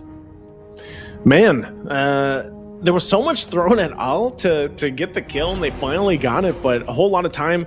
There's the turtle now spawning up, and it looks like, you know, Takiza will just go ahead and start this one up. Not sure if anyone would be able to... Oh, hold on. He's quite low. Very low. And it seems from Vian, this is well played, man. Oh, it's still going to be Takiza who takes it away with the Fracture and the Retribution. Now locked out by the Shield Unity, and the base damage is going to be enough with the Concussive Blast. Now it's going to be Vian who's able to flicker out of the penalty zone. Flicker, good read. Look at me now, burnt down by Forsaken. Last Insanity will be used, and the explosion will take him out. Okay, Jordan. They might have lost the turtle. I mean, I was still impressive that Takiza was able to get that with even as low as the lowest health he was. But Jordan, though, it doesn't matter for them. They get 3 kills on the board, and it's evenly pretty much spread out with that. So first items kind of already falling into place. Nothing completed just yet, but because of those 3 kills going and evenly distributed against Zid, Forsaken, and then of course on a Vest, they're exactly where they want to be, and you're seeing it. Vian has the ultimate available. He has Divine Judgment available. Flickered out earlier, of course, earlier to kind of win those team fights, those early skirmishes. But now, paying attention on this bottom side, it looks like Bahrain, if they can, it's really just to protect. Oh, hold on, penalty zone going to be used defensively. Last Insanity down too. Bottom side though. A little bit of an attempt there by Zid, but is unable to catch anyone. Seems Vian is actually going to be taking out Fracture as well now. Very interesting. Engage the keys are going to be pulled back by the Shadow Stampede. And it'll end up being a 1-for-1. Vian for Takiza. Definitely worth it for Jordan as Zid goes in again. Tries to go for the steal, I think, but doesn't have the retribution. The shield unity connects, and now the quick draw. Do some damage to the Great Bombardment as well. Wow. Zid's going to be on a killing spree now. Zaman Force will be popped in the Earth Shatter as well. Sky Reaper trying to go and escape, but Divine Judgment pulls him back all the way for Falcon to get some free hits. The Grenade Bombardment and the passive to take Sky Reaper down. Man, you're really seeing it here, Miracle. You're seeing that combination I've been loving to see so far from yesterday and today. The Warcry emblem with the focusing mark. And even without the Divine Judgment earlier on, you already saw the amount of burst damage that was there. So they are going to get this turret, but up at the turtle, it's going to break out. They still are able to get it. The Last Insanity will also be committed down by Forsaken. Look at me actually getting a few good shots, forcing the Flicker out, and now they're on the chase. Look at me, still able to escape for now. It's a good Earth Shatter to provide him just that bit of space to escape. And it'll be a turtle traded for technically a bottom lane tier 1. Yeah, so there, I mean, it's very similar to what we saw previously, man. You know, just trading across the map. Sometimes it's for kills, and, you know, sometimes it's for the objectives. Hold on, just Stampede. Primal Wrath going to be used. Yeah, Sky Reaper's just trying to cut away now with the help of the Curse Blast as well. Burrito has ways to actually help him. Sky Reaper flickers out of the way. Eternal Guard knocks Zid up, but still has that poison. Takiza really was trying to go for a Fracture. He's so already going for it as well. Jumps in forward, goes in for Fracture, but the damage won't be enough. Not even close to take Zid down. That was such an awkward team fight. Like, I feel like they didn't know if they wanted to fight or not. So many ultimates and abilities were used at different times and not overlapped together. Sky Reaper should... Oh, he's gonna get dragged. Yeah, but he gets the onward outside. Last Insanity. They'll take him out. That's all. They're using Demon's Force, but now it's gonna be the Nether Realm to fight all the way. Now using the last dash, because there's no reset outside of the Zaman Force. Zid takes him out in the mid lane. We do see a trade from Takiza, so at least for Bahrain, they do get a few objectives, actually up top as well. 3 turrets for Bahrain. Yeah, I think Bahrain's really just focusing on these objectives because honestly, the team fight's not going for them. We're gonna take a look at this replay right here too. You see Falcon, look at me, just gets that kill. Good usage of the Flicker, the penalty zone after the Revenge Strike. He didn't want him to get away. Not only that, but he ended up getting the turret as well. So Bahrain finds what they can across the map, but Jordan still holds on to this little bit of lead. Vian doesn't have the Divine Judgment just yet, but they're going to force them out mid lane. Eternal Guard already being used too, so they're happy with that. Jordan has this information. They'll go ahead and start with the turtle. Sky Reaper has no choice but to get back, even going ahead and just trying to clear this way. So they might just give up this turtle, this third one. Takiza able to dash forward, getting the steal, but look at me, will pay for it with his life. Meanwhile, in the bottom lane, a 1v1 ensues here as the Zaman Force gets popped in by all, but it seems Forsaken will be able to use the Last Insanity defensively back to his own turret. I'm surprised like Takiza was able to get that. I thought that there would just be a turtle now for Jordan, but at least for Bahrain, they're really just kind of sticking into the game through objectives. It's not really a team fights, and if you take a look at the items here, they mostly have those first items locked in. Get the Hunter Strike already for Takiza, get the War Axe there for Look At Me. Things fall into place as well. Defensively, a Starlium Scythe now on Al. But, you know, they might not just be ready to go against and have this team fight just yet because... Oh, hold on, Sid. That's a good penalty zone, locking him down with the Eternal Guard, right into the Zaman Force and the Synchro Fish and everything. And the kitchen sink thrown at Zid. And that's the jungler taken down. Luckily for Jordan, no neutral objectives up for grabs. Yeah, nothing for grabs. So, that's what I was saying. Like, I don't know if they're ready for a full-on team fight. You saw how much they had to use just for Zid, but it was good that they got him because he was already, at one point, he was a 4-0 before that, so they kind of had to take care of Zid. And with that, Bahrain's going to keep themselves from getting too kind of at a big deficit for gold. They're not too far behind. We're only about a 300 gold, and also some big item pickups will start to lock in for that first item pickup spike. Oh, good damage into the penalty zone as well. Everything again comboed together. The layering is insane. Zid next to the chopping block, still able to survive with the help of the Nether Realm from Onavest as the Earth Shadow gets locked down. Falcon almost took Sky Reaper down just with the grenade bombardment, but Onavest used the Shadow Stampede earlier and gets cancelled mid-wall, so is forced to flicker to save his own life. Saving his own life, and with that, Lord's going to be spawning up here. I still can't say which team would have the full upper hand when it comes to this Lord. As I was saying, almost 9 minutes in, some of these first and second items are already being locked in. You see them also popping up here for it defensively. And Falcon also, but force of the fight. Good burst on the Faraga armor. Now it's a Monforce as well. Al wants to go for a single vision. One last hit, and he does get the dash to get the final basic attack in. The conceal forwards as well. Now no Forsaken. No XP lane to help him around the Lord. But take a look at that Lord dealing so much damage on the Takiza. Almost winning out of the pure 1v1. I think if it was a pure 1v1, Takiza would have definitely been in trouble there. But luckily, the rest of the team comes in clutch, goes in for the burst, letting him retry to secure the Lord. First one going to Bahrain. It's been the I guess the theme of this game number 2. Jordan's winning some of the fights and everything with the lineup that they have. But Bahrain has been on point with the objectives, and now they're going to fight again.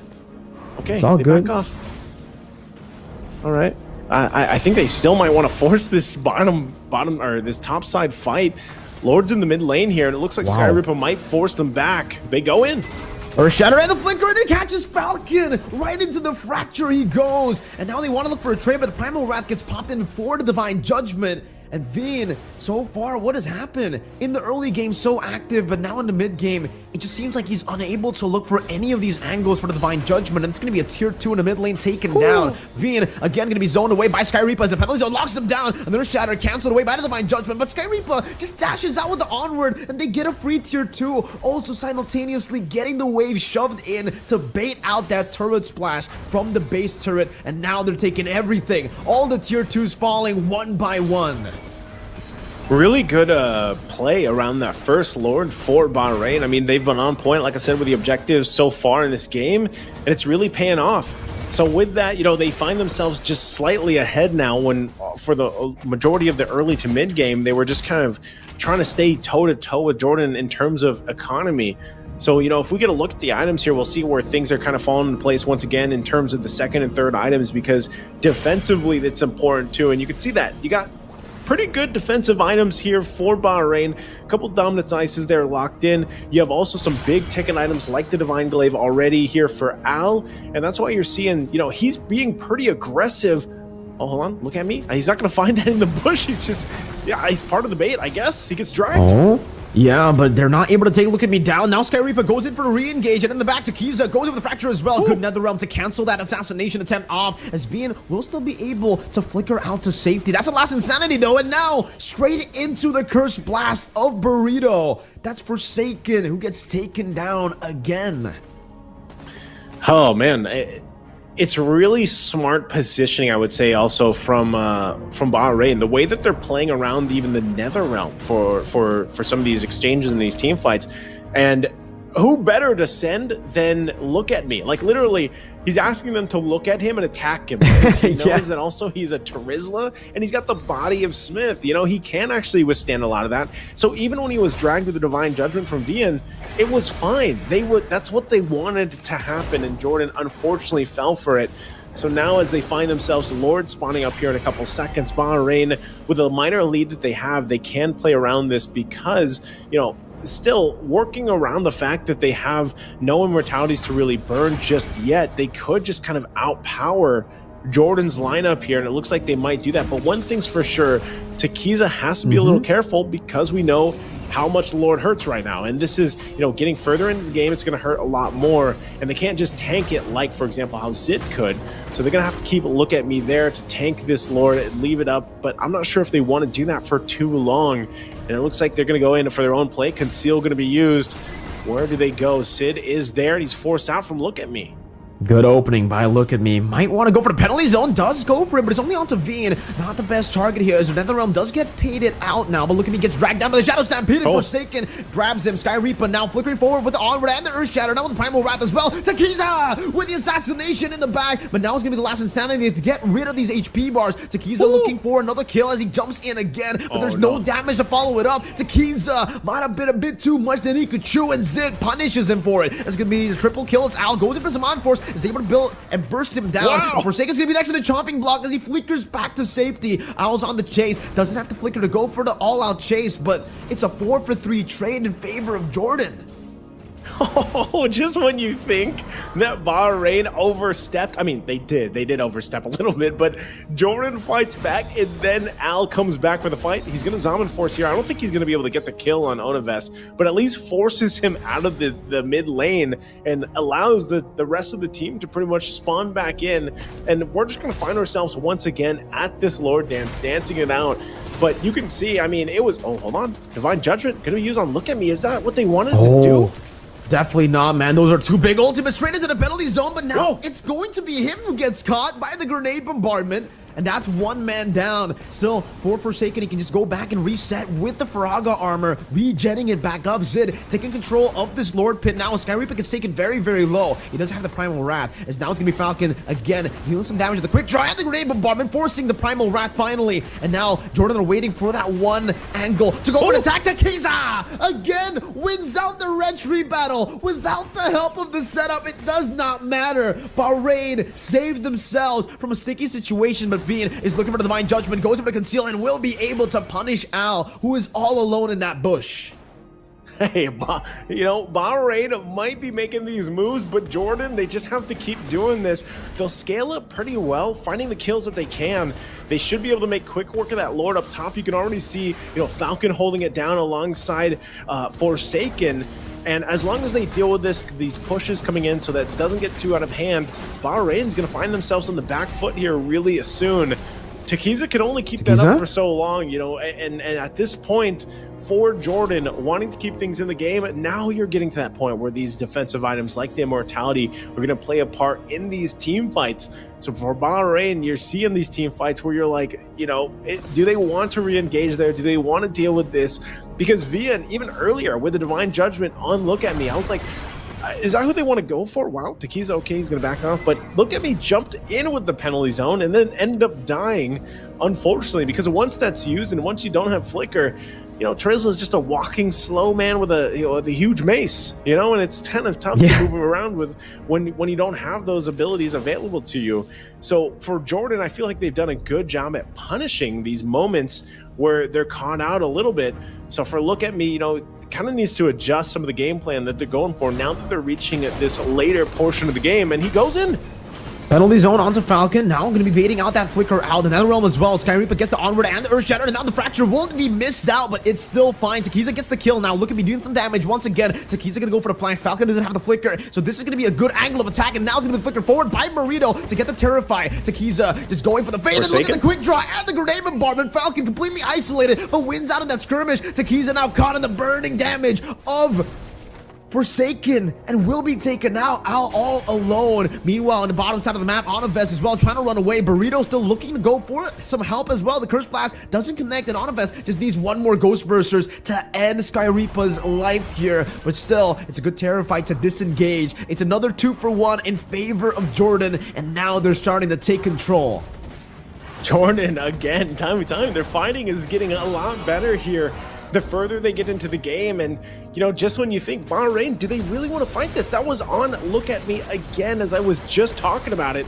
Oh, now they're going to have to defend the base. It looks like they should be able to clear things up pretty well. Whoa, Burrito! Gets burned down from across the wall, and All is not even able to find a little bit of a trade there, a penalty zone based on the nether realm, which is going to be a good resource burnt out. Now they're on the chase. Look at me, doesn't have the penalty zone this time around though, and Onivest will just get that blood wings back up. That's shielding. Oh no. Now it's gonna dash forward. Falcon has been shut down by Takiza. Bahrain find a miracle out of nowhere. The MM, the carry for Jordan, has been assassinated. Oh man, just when you think Jordan made a great play getting Burrito, they lose their marks when they lose their gold lane, and so the Lord is up here. But I think even without Falcon, Jordan is still quite a bit of a threat, unless Al drops the Zaman Force, but doesn't follow up on it. So now, who's going to take this Lord here? Look at the positioning from Bahrain. They're going to put the pressure once again in the mid lane, holding down the Lord. VN, Oh, and the Primal Wrath as well. They're actually using a whole lot of resources here. Forsaken losing Immortality and the Faraga armor. They're looking to go for it. The Netherrealm has been baited out. The Falcon has respawned back in the game. And Forsaken somehow is still able to survive, even though he got caught by the Eternal Guard. That Faraga armor doing work. 4 health bars, like we said in the draft, man. You know, that's why teams love the X-Borg as well. But there's also immortalities now to take into account for Bahrain, and that's why you see both teams really just trying to get the ultimates, or if it's item procs, even trying to get those down the best they can. Because at this point, you know, it could be any team that wins the team fight and then eventually gets the Lord here. Oh, hold on, mid lane, Forsaken trouble. Yeah, all right, but he's still able to escape. Now Conceal, re-engage to the back. Vita able to flicker forward, finding the Divine Judgment for Handle Zone, is able to lock them all into the Fracture. Takiza still doing damage, and now buying the Immortality. Sky Reaper with the mobility field, but will not be able to find it. Forsaken down for nothing right now, and Burrito is hovering over again. Onivest gonna be able to get the Shadow Stampede, but will not be able to get the Ghost Bursters. Bahrain again with a one-man advantage. Do they go for the Evolved Lord? Oh, it looks like they are. But I think this might be a mistake. They don't have Look at Me for this fight. They could just end up going for the 4v4, but it looks like they're going to call it off. They know. Oh no, Sky Reaper. That Stampede almost took him back all the way for Veen to go for that slow as well, but they are able to manage the waves because of Look at Me, who's rotated back up top. But look at the HP bars, it's just not on the side of Bahrain right now. Takiza's way too low, Sky Reaper's way too low. He does have a little bit of time, and he will use it by recalling back to base to get full HP. Yeah, they have to go back here. Takiza as well has to be very careful, because we're talking about Vian with the Divine Judgment. He doesn't have the flicker, so at least there's that on the defense. But for Bahrain, they have to be kind of aware of especially these bush placements. And for Jordan, you know, it's really just kind of managing some of the waves coming in. But ultimately, Jordan's in a good fighting position, especially when you have an X-Borg on your side and Zid quite tanky himself. So it looks like, you know, we have to keep an eye on this. They might be also just waiting for the flicker to be available from VN, because that is the play maker right there. When you have this Kaj at this point in the game, 20 minutes plus into a game, you can already see too, Forsaken getting positioned the best that he can, because a Last Insanity will be crucial on placements. And it looks like right now, you can see it, Bahrain does not want to commit to this. He's going to sidestep that setup as well. The Earth Shatter not going to be able to land. So right now it's still just a kind of just stare at each other off. You know, no one wants to commit to the Lord just yet. Jordan will go ahead and clear the things out that they can. And also you see Takiza going up top. They're going to have that information that he visited up there. So that's why you see Jordan going ahead and starting up this Lord. Conceal also going to be used, but no one committing. And now Takiza makes his way.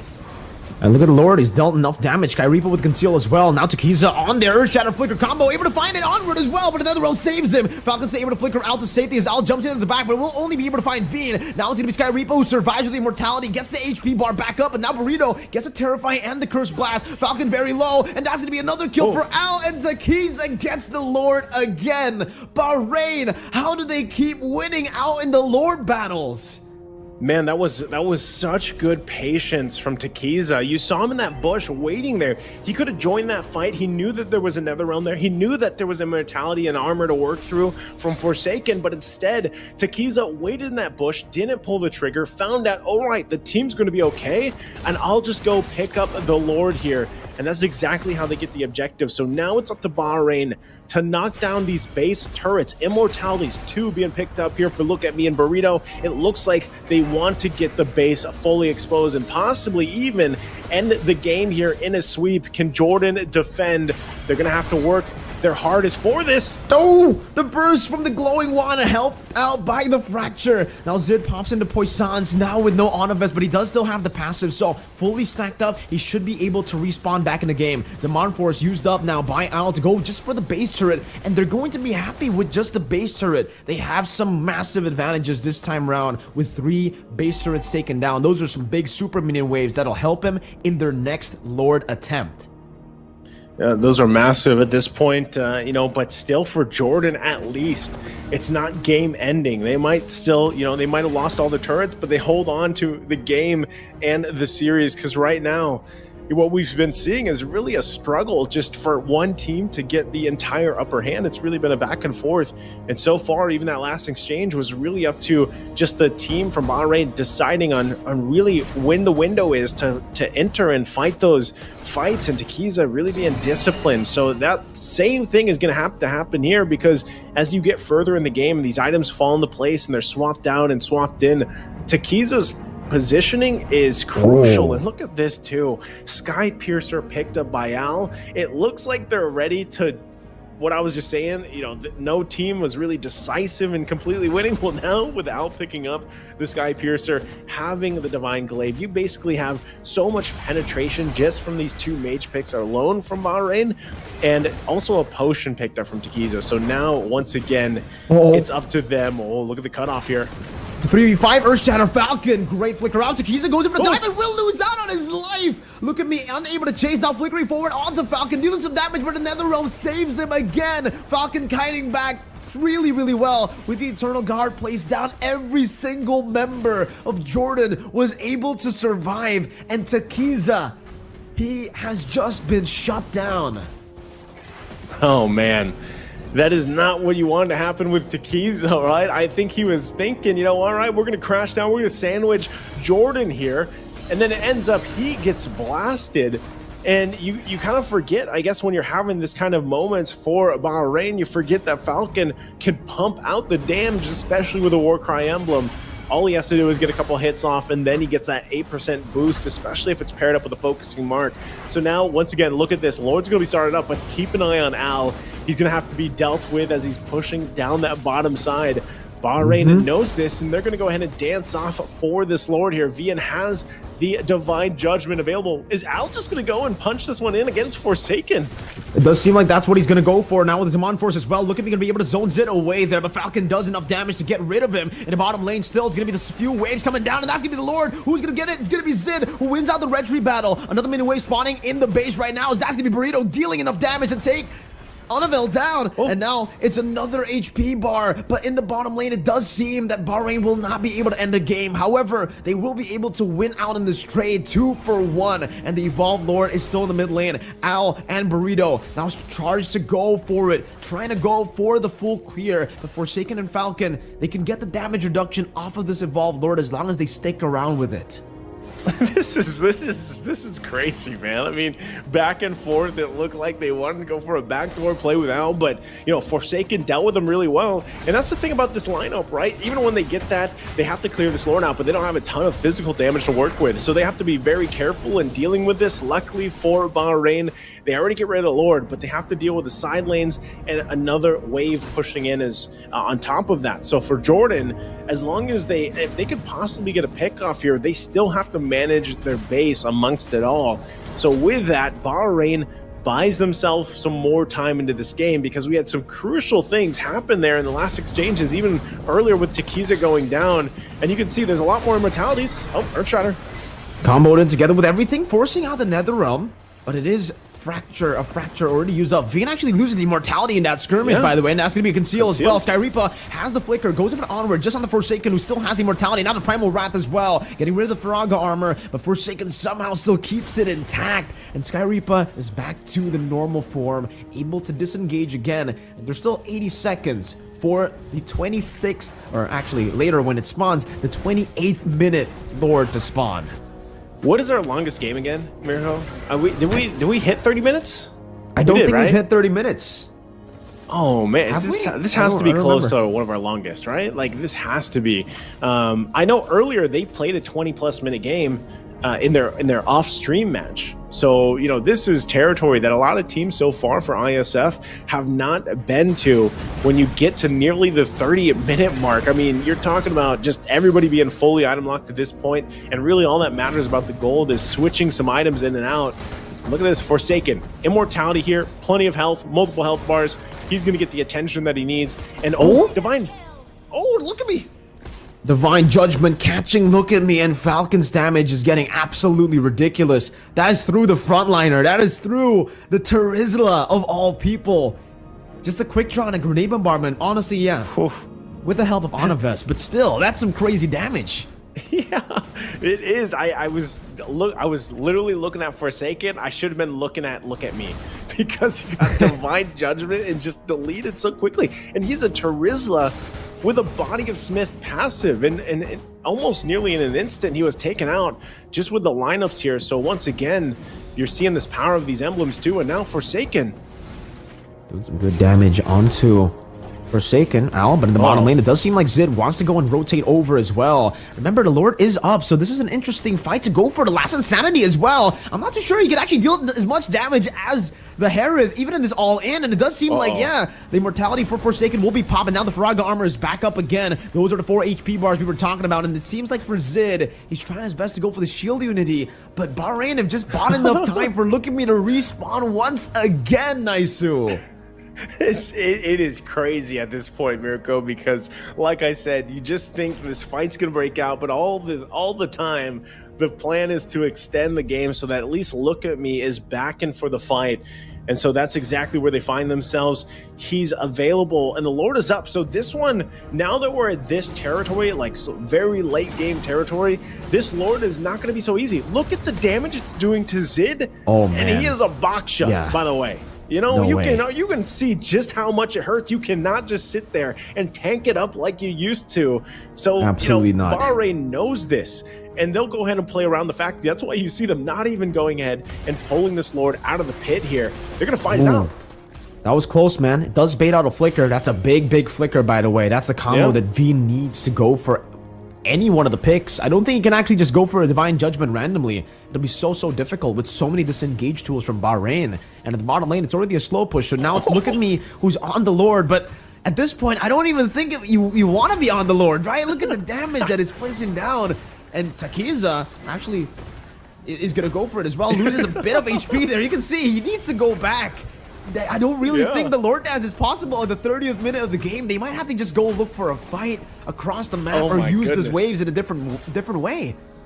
Ladies and gentlemen, this is our first 30-minute game here for the Asian Championship for Mlbb, and you're seeing right now just how deadly the Lord is at the 30-minute mark.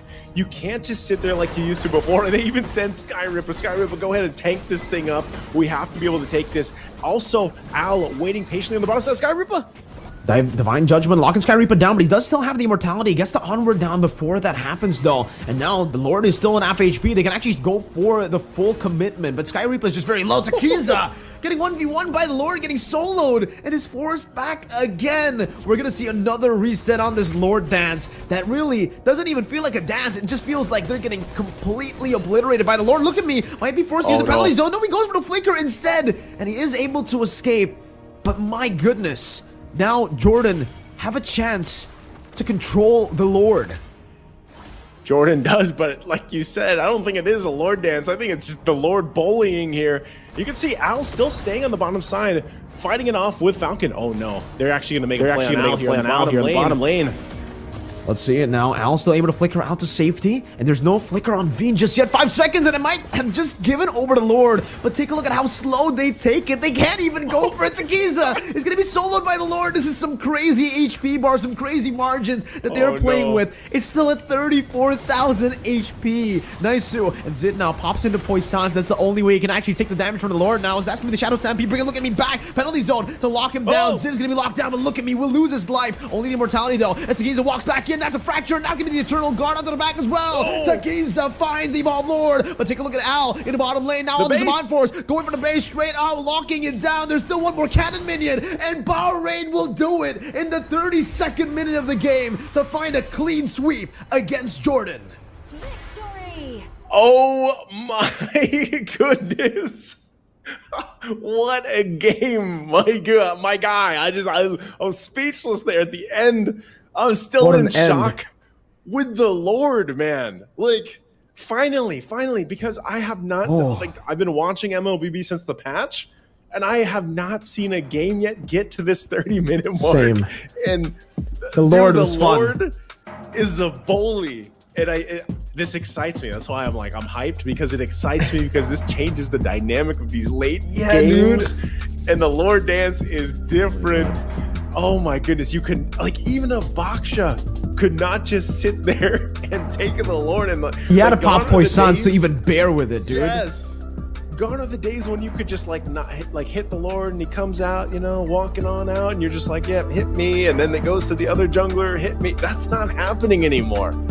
Oh my goodness, that was so good to see. And again, Bahrain able to withstand. That is an endurance battle, by the way. Like, that is a mental game still, because they would say the old Lord dance was a mental game because you had to be very calculated, and you still do. Like, you still have to be super calculated with this because it's just doing much more damage. So then you're forced to almost act, right? So take a deep breath, everybody. Let's take a look at the highlights here for this game number 2. It was just as an amazing game here than it was from game 1, because this is our first time breaking into that 30-minute mark. 32 minutes was the time for this game. As we jump into the highlights here, I'm sure there's a lot to really kind of break down and look at, but Jordan started off on a great foot for this game. They were really punishing Bahrain. And the story of this is really just early on, it was Jordan taking the kills, and it was Bahrain taking the objectives.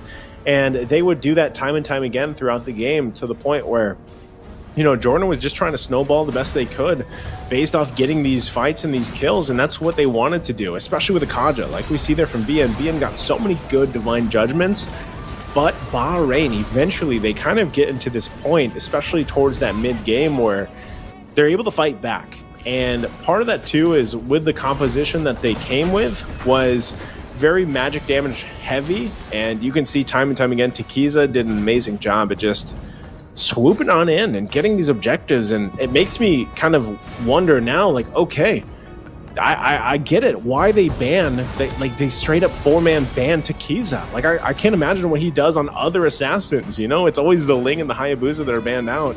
Maybe he gets his hands on that one day, because even with this Nolan, who traditionally, or at least statistically, gets difficult, especially the later the game goes, especially against a Baksha, Takiza played this really well on the Nolan. And for the rest of the team here, I mean, responding to the rotations going on with a fast-moving Baksha and a Kaja to work around, you got to give it up to Bahrain, the way they responded to a lot of the rotations. And sometimes they found good setups. Sometimes, look at me, might have overextended a little bit, but for the most part, look at me did a good job at playing this Terizla. Man, like, he was the one setting things up, starting these fights, and then it was really just up to the rest of the members of Bahrain to capitalize on and build up on.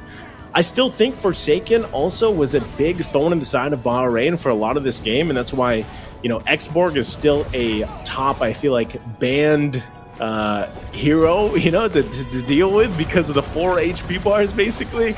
But, at this point, when you got to that 30-plus minute mark, everybody has immortalities, everybody's juggling items, and it really is just kind of a very intricate thing, the way you have to approach it. So, at this point, this was the second Lord that was taken here. And I mean, how many times do we see this where VN would go and get the pull that he was looking for, they would get a kill, they'd then start to march towards the base, but there would be a response from Bahrain like this. And time again, this was a great play from Falcon when you were like, dang, insane. This damage is there, like this gets scary from this Clint. But still, like I said, Bahrain was really able to hold things together. This is Burrito. Look at Burrito in this exchange. He walks up and gets fried. Like, I don't know what happened there. He did drop the Eternal Guard. but he gets taken out, and like I said, Takiza really playing this Nolan to a T.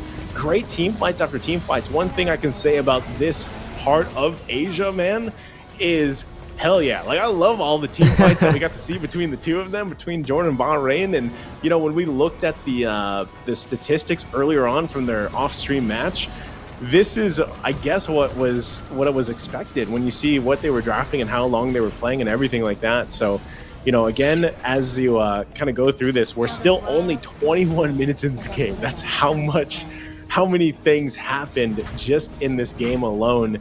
And, at this point, this is really where Bahrain gets the base at least almost exposed. I think they do get that mid turret as well down, but eventually they force a fight again. So again, fight after fight, Falcon surviving.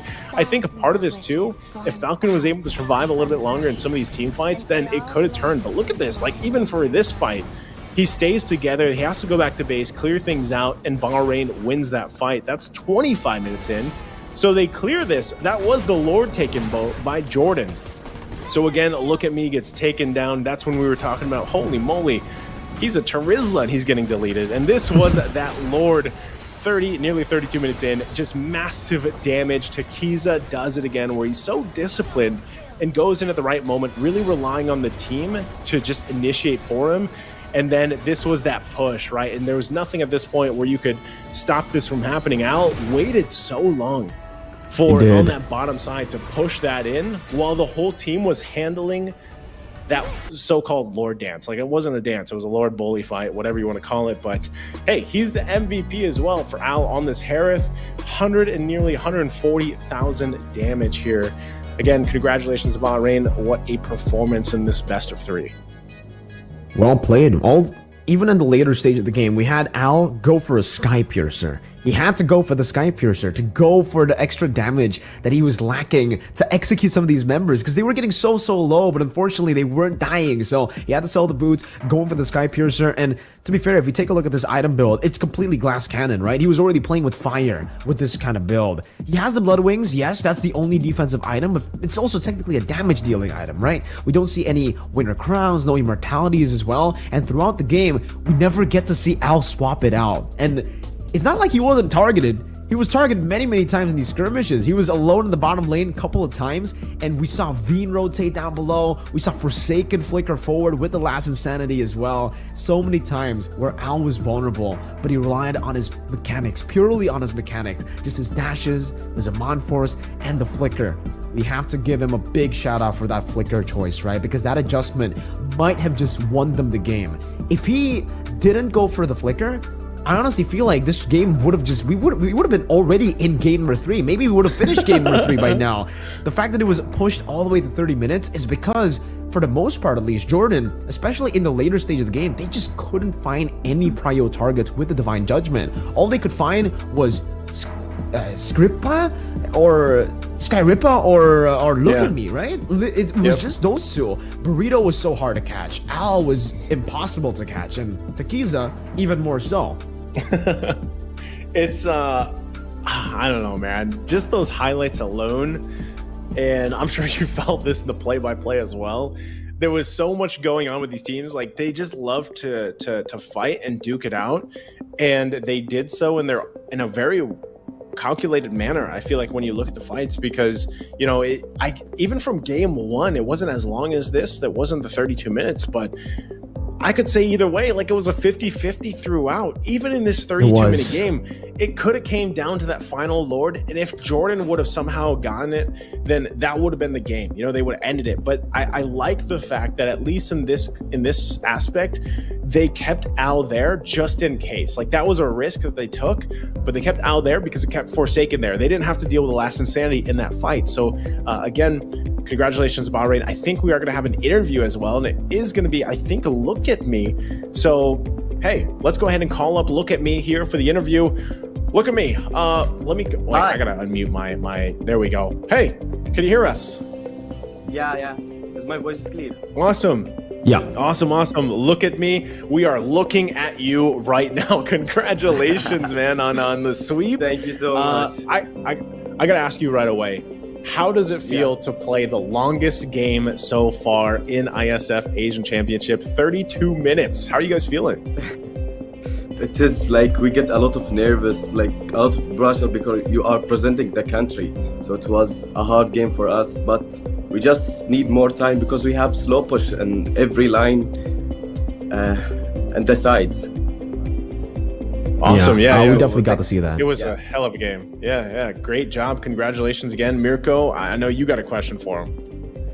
Yeah, well, I mean, look at me. That performance, right? It was really, really good, really phenomenal in both games. But it did seem like, you know, at least in game number 1. You know what? No, I'm gonna ask you the question of before, like, what happened before this match? Because in this game, you guys were phenomenal. Even towards a later stage, the disciplined decision making was amazing. Like you said already, you also have that understanding of, again, you have these slow pushes, you have these advantages, use these advantages.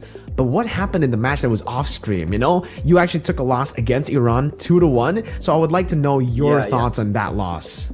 Yeah, we entered the game without warming up because the time was so bad for us. It was like afternoon. We just wake up from the sleep, so we didn't warm up.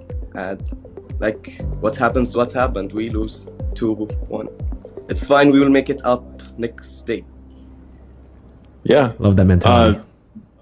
Yeah, they made it up here with a sweep. You know, I think that's a big part of it. So again, that hopefully continues on for you guys leading in. I know you guys have more games ahead of you. I have to ask you real quick too. Look at me. Is your favorite hero Terizla, or are you just like forced to pick that? Like, what is your favorite hero?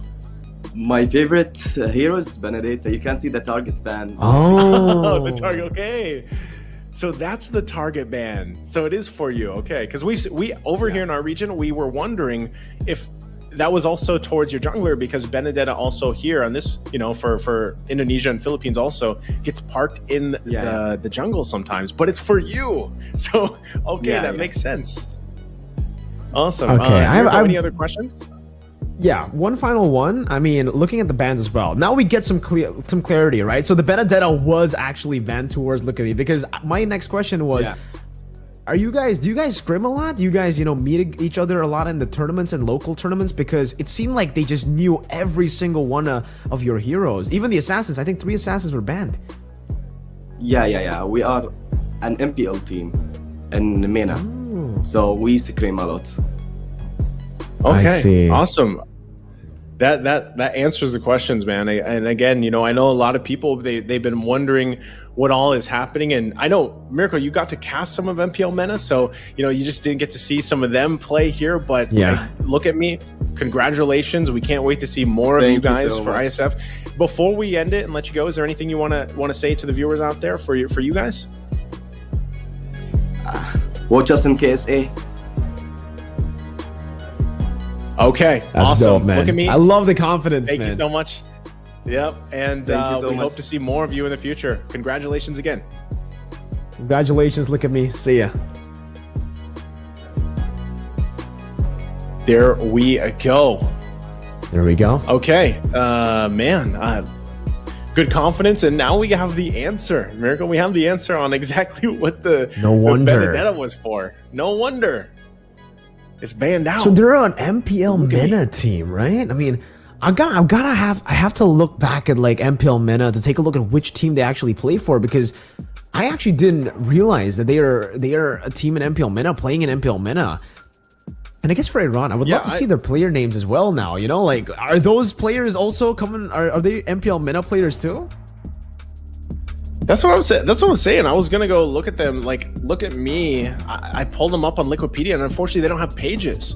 So that's why I'm surprised. You know, because I pulled it up and I was like, thinking they were a team, but there's no Liquipedia page, and that's usually, you know, our default to look at past experience with these teams in history, right? So great to know, though. Great to know. And now I'm going to be looking at some of their other games that they had in the past and where they go in the future. But that is going to wrap it up for us, guys. We're going to have a very short break, 5 minutes before we go for the last series of the day, which is going to be a women's match. We're going to go back to Mlbb women's, and it'll be Mirko and Arashi joining you. So that's it for me for today. I'll see you guys tomorrow. But Mirko and Arashi will see you after 5 minutes. We'll be back after this.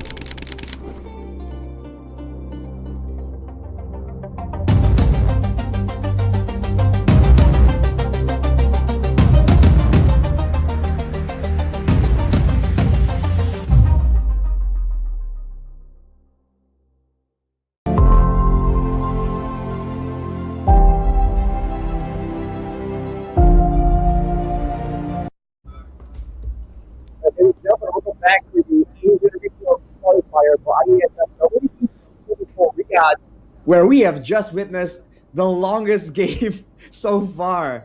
Post 30 minutes, man. Insane stuff. Mirko was on duty on that game. How are you feeling, man?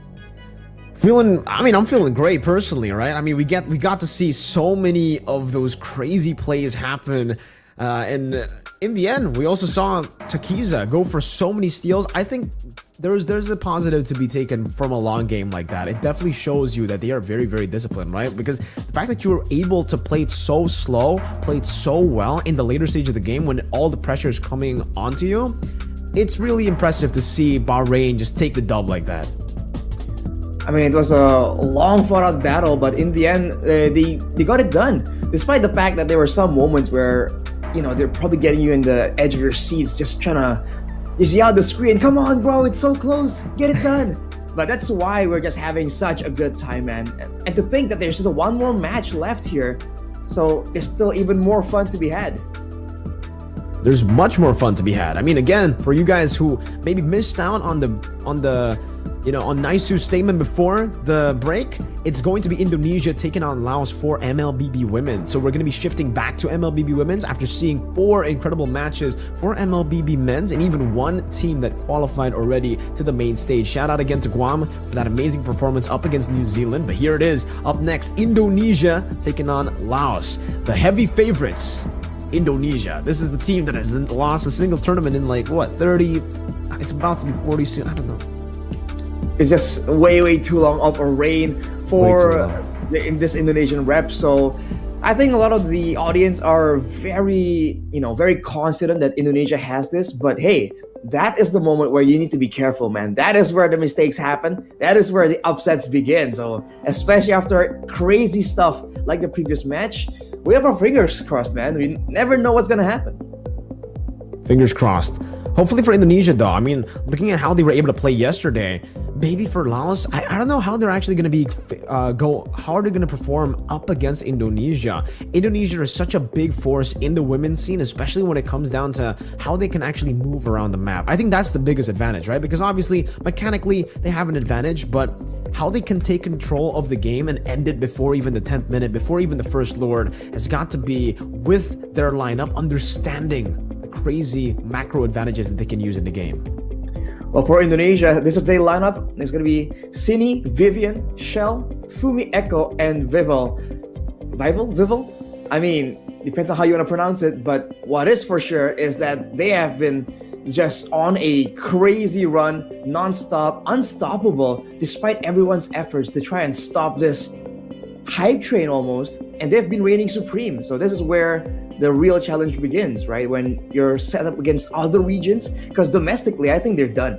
They've won almost everything. They've won literally everything. They haven't just maybe except for Iesf, because this is the first time ever that we are going to get to the Mlbb women's division. But if they win this later on as well, but firstly they have to qualify, then yes, they will have won every single possible title in the Mlbb women's scene. And that's ridiculous, considering that for some of these members as well, for Vivian, I think she's the longest standing member on this team. Like, there was a point in this lineup where it was just Vivian and everybody else left. So then Sini joined in, Chell and Vival, and then I think just recently, it depends on how you think recent is. For Naisu, a minute ago is like a year ago. So a year ago, a minute and a half ago, Fumi Echo actually joined in this lineup, and it has given them even more strength. Like with Fumi Echo, it just definitely seems like they actually kind of leveled up, and now they have a new analyst as well. They got a new coach. It seems like Indonesia are just looking real strong now. But of course, with changes, there must be time to get used to, right? Like how will they synergize together, the coaching staff and the players? Up against them today, though, from Laos, it's BB, Mint, Cindy, Nu, and Tuk. Going to try and go up against overwhelming odds right here, with everyone, almost everyone at least, feeling like, man, the Indonesian ladies roster is just so strong. They are the ones right now attempting to take on the mantle of like giant slayers, to take down the undefeated. That's everybody up against Indonesia, right? And we'll see if Laos can actually get the title here up against Indonesia by beating them, or at least taking a game off of them, because it definitely seems like, as I look to this through the stats of Iesf.gg, which you guys can do too very easily by Just typing it in your browser, man. www.isf.gg. If you're already watching, might as well open it up. Go and take a look at what matches you guys want to see, the standings as well, because there are some of these matches that are being played just without it being streamed. So if you guys want to catch up, go ahead and check it out. And I'm actually going to be checking it out as well to see the standings as of right now. June 23rd, it seems like based on the standings, Arashi, for Indonesia, they haven't lost a single match, but they haven't lost a single game as well. In Group B, it's 1-0, 2-0, all right? So they've only just played one, and they've beaten Brunei Darussalam. Now, next up against Laos, who also took a loss up against Cambodia, just I think earlier today, or no, I think it was yesterday.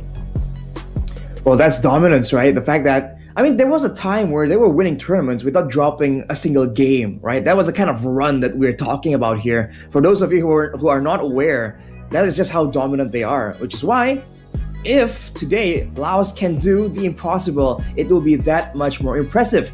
Ladies and gentlemen, let's go straight into the drafting phase for game number 1. And already, Indonesia starting off with the Arlet band here, and it's matched by a Roger.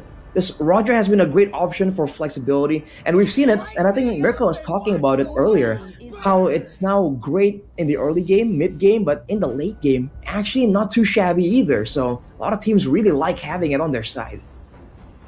Roger is so good as a flex, and it's not just good as a flex, but again, like you said, it's super strong in the jungle. It's super strong in the gold lane. It can play early, mid, late, does good in the snowball, does good in the comeback composition as well, does good in the team fight, does good in the poke. It's a bit too good, and finally we do get to see that respect over towards Indonesia here by Laos. But on the red side, you're kind of limited to only going for these prio bans, right? On the blue side, you can actually go for respect bans all the way and force out those prio bans from the red side team, so that you can actually leave some of these open, some of these big prio picks open, like the Loyi, the Chip as well. But so far, Arashi, based on the Asian regional qualifiers, we haven't seen Chip at all. We've only seen one. I think it was from New Zealand, and that didn't end up too well for the Chip. The Chip didn't have the best time. So my question is right now, is Chip just out of the meta? Is he gone?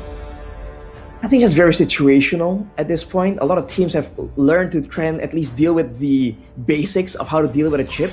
When you're adding some mind games to it, when you're adding like curveballs into the game plan, that's where I think the chips and the low Yis definitely still have a lot to offer, especially in the hands of a team that's usually flexible and they know how to switch it up again and again. But for now, we're seeing that a lot more assassins are being respected, but the first picture for Indonesia, it's going to be an Angela, and this leads to a lot of possibilities, man. And if you look at their bans, they're banning away a lot of these heroes that can give a second chance at life. So they are attempting at aggression, man. Okay, but right off the bat now, Laos are basically forced to go for the lane, right? Because if they don't go for the lane, that's going to be an Angeling combination. That is an absolutely broken combination, especially considering now the Sky Piercer is an item in the game. I don't even need to say how broken it is. You guys understand how broken it is already. And with an Angela to support the Ling, the only problem for the Ling has got to be maybe his sustainability, right? His vulnerability. Very, very vulnerable up against a lot of different picks, and they decide not to go for the Ling. So this has to be the go side instantly for Indonesia. To go for that Ling pick, it's a no-brainer when you already have the Angela. And it seems it'll just be the two purple combination. The Moscow for some global presence and the Yu Zong. Now what, Terizla? Do they want to just pick up Terizla for the side, get some strong laners to help the Ling? That is a possibility they can go for, but I think they want to go with something a bit more aggressive here. If you want to say anything, Indonesia is all about the aggression. Hang on a minute. What is going on? Whoa. That's the first? Well, I was about to say, Indonesia likes being aggressive, right? This Indonesian roster loves the aggression, wants to be in control. So I was saying that the Yuzong was taken, so that's kind of value for Laos. And it's also a combination that's great with the Angela. But this this is different, Mirko. This is certainly different, man. I mean, it's a Yuzong into a Yuzong.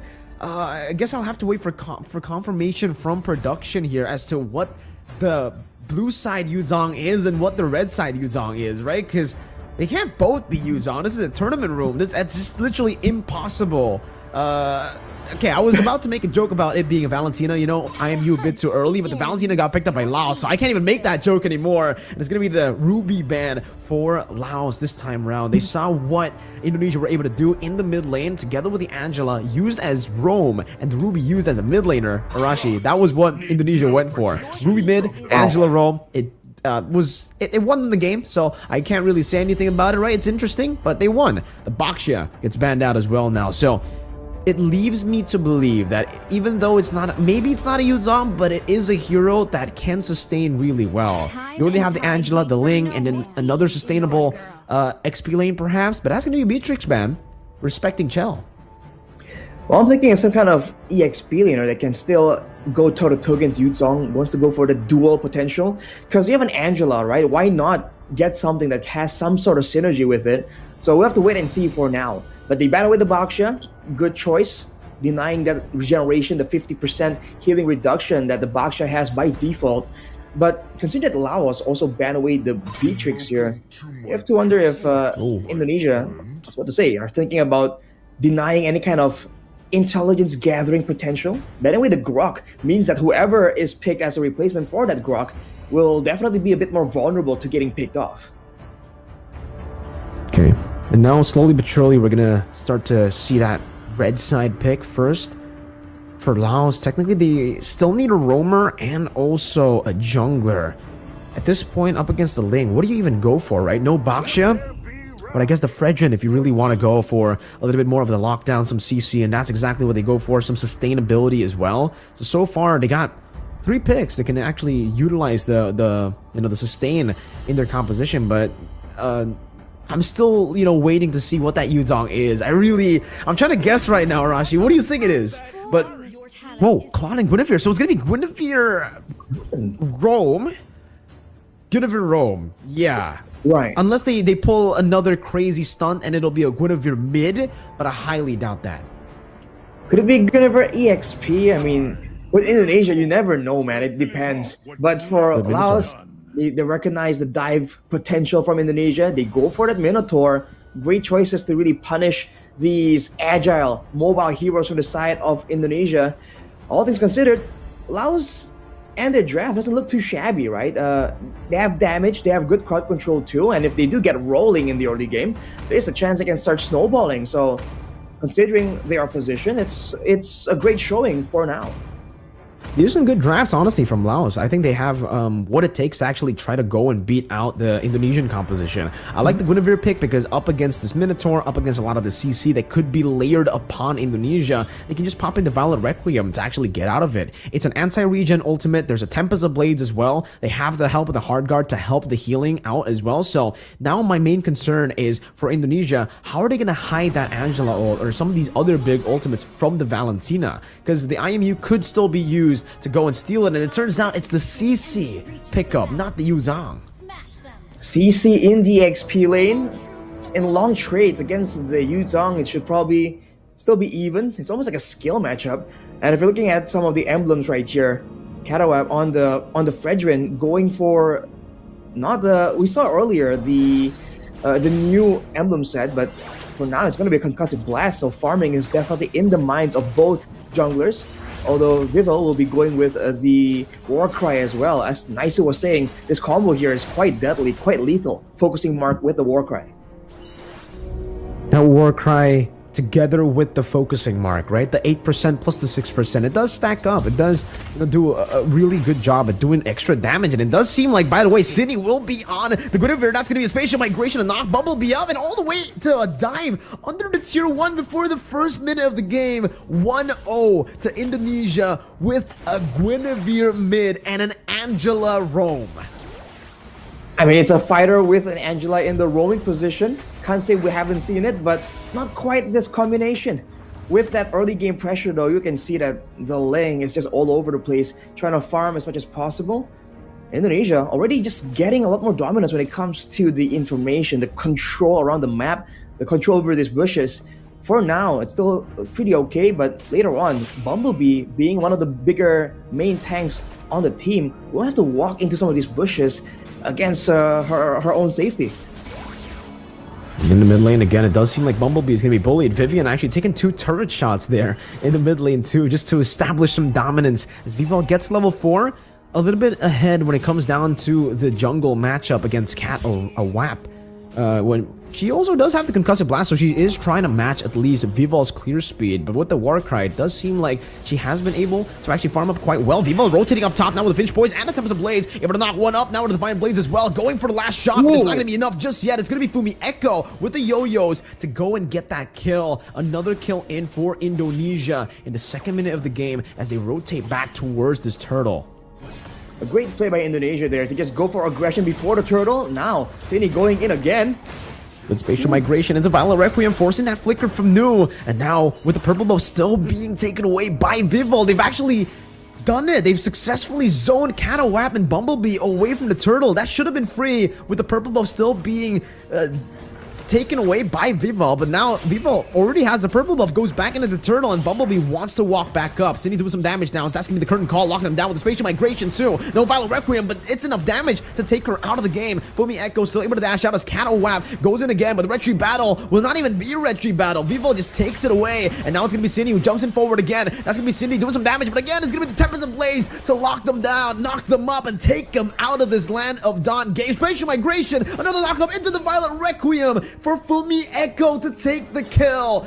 Dominant Indonesia, 3 minutes in, 6 kills and 1 turtle.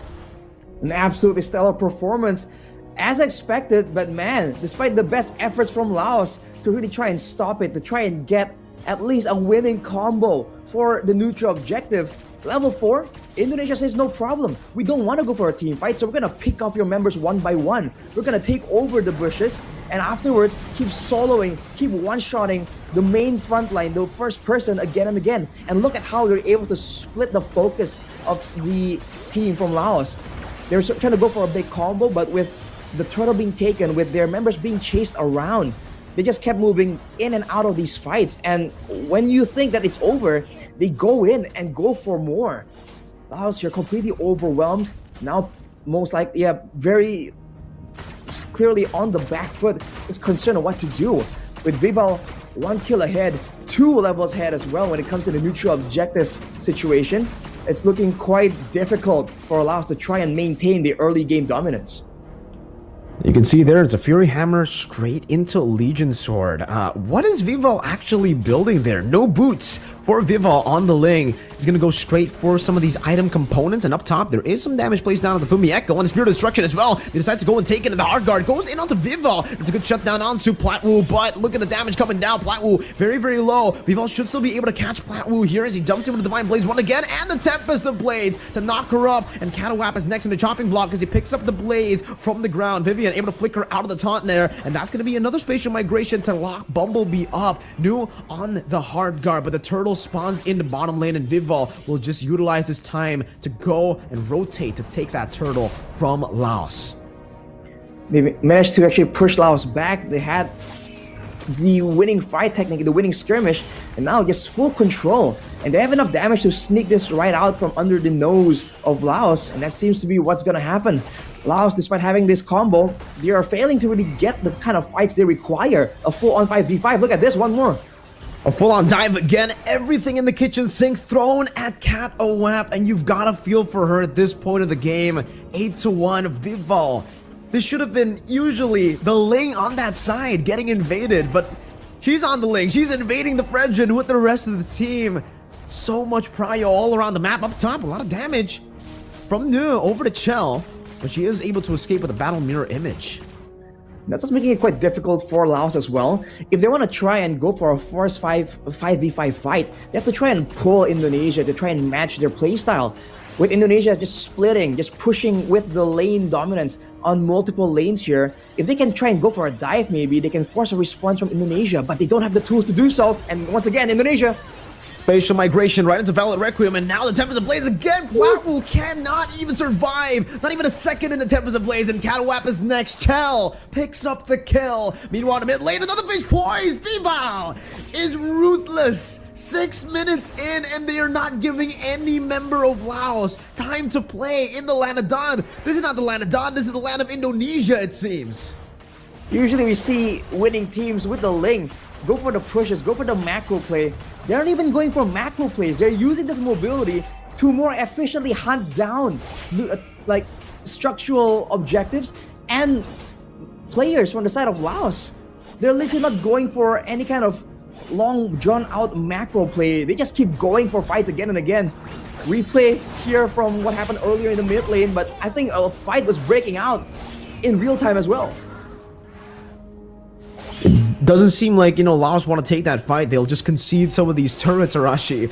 But the fact that they've gone all tier 2s before, not even before the Lord, before the third turtle spawns in the game, and they're looking for a fight under the turrets, it does seem like turrets just don't apply to them. As the Venus Fury gets used up with a flicker too, but Cindy's able to pop in the Valor Requiem just in time, and now the full dive commences in the back with Chell, doing a lot of damage, trying to gun down the dragon. It seems for Vival, Nu and Bumblebee get shredded down without any of these resources being committed. Vival just poked them down. Vival didn't even use the Tempest of Blades, Arashi. That's why I was so confused. I was looking at that great. Oh, Chell sidesteps the Spear of Destruction there in the bottom lane as well, denying any sort of full engage. And it seems for Sydney, she'll have to use the Furious Dive defensively. Chell on the Claude, 8 minutes in, is snowballing to a point where she can actually fight the Yuzong 1v1. Another spatial migration up top of the Violet Requiem. Catawab trying to survive, and maybe now we get to see Vival use the tip of the blades, and it does get used up. Trying to go for all the blades, but actually she's able to get out of the knockup coming in from Bumblebee. And Lord has spawned in the game. That's a fleeting time in the 8th minute of the game, Arashi. It seems Vivian, she didn't go for it as the first item. That's why she picked it up so late into the game. Maybe she just went for damage. I thought for damage, or maybe the flash of the Oasis, but look at the Lord immediately shredded down. Let's take a look at the items. It is indeed the flash of the Oasis, but man, the 3-item power spike for the Shell as well. Oh, they're going again. Another spatial migration into the stab of that blade from Vival. Now with the Malefic Roar at the 8th minute mark.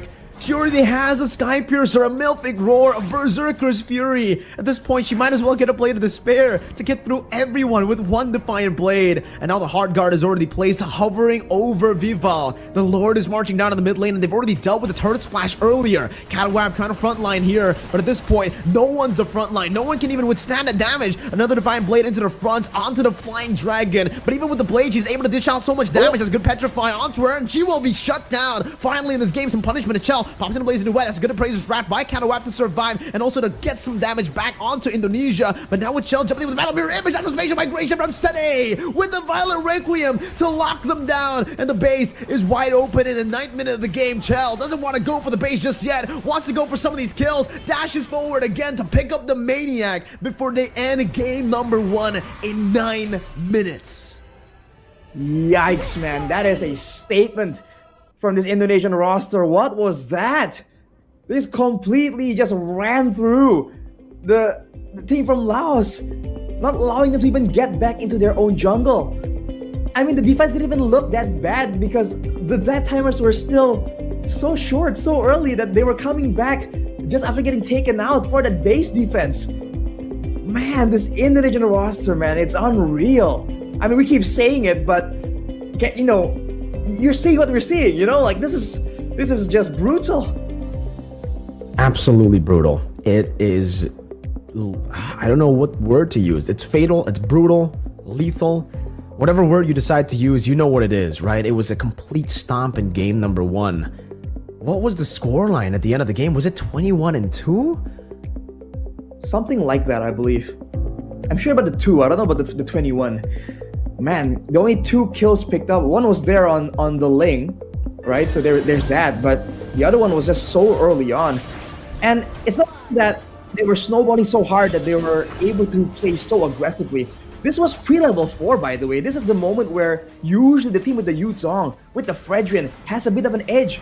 But it doesn't even matter, man. They went all in for it so early on, knowing that they have what it takes. They have the mechanical skill. They have the composition. They can pull apart the so-called combo from Laos and just deny it completely. You're not seeing a single spell being used by Laos that can actually get into like a combo.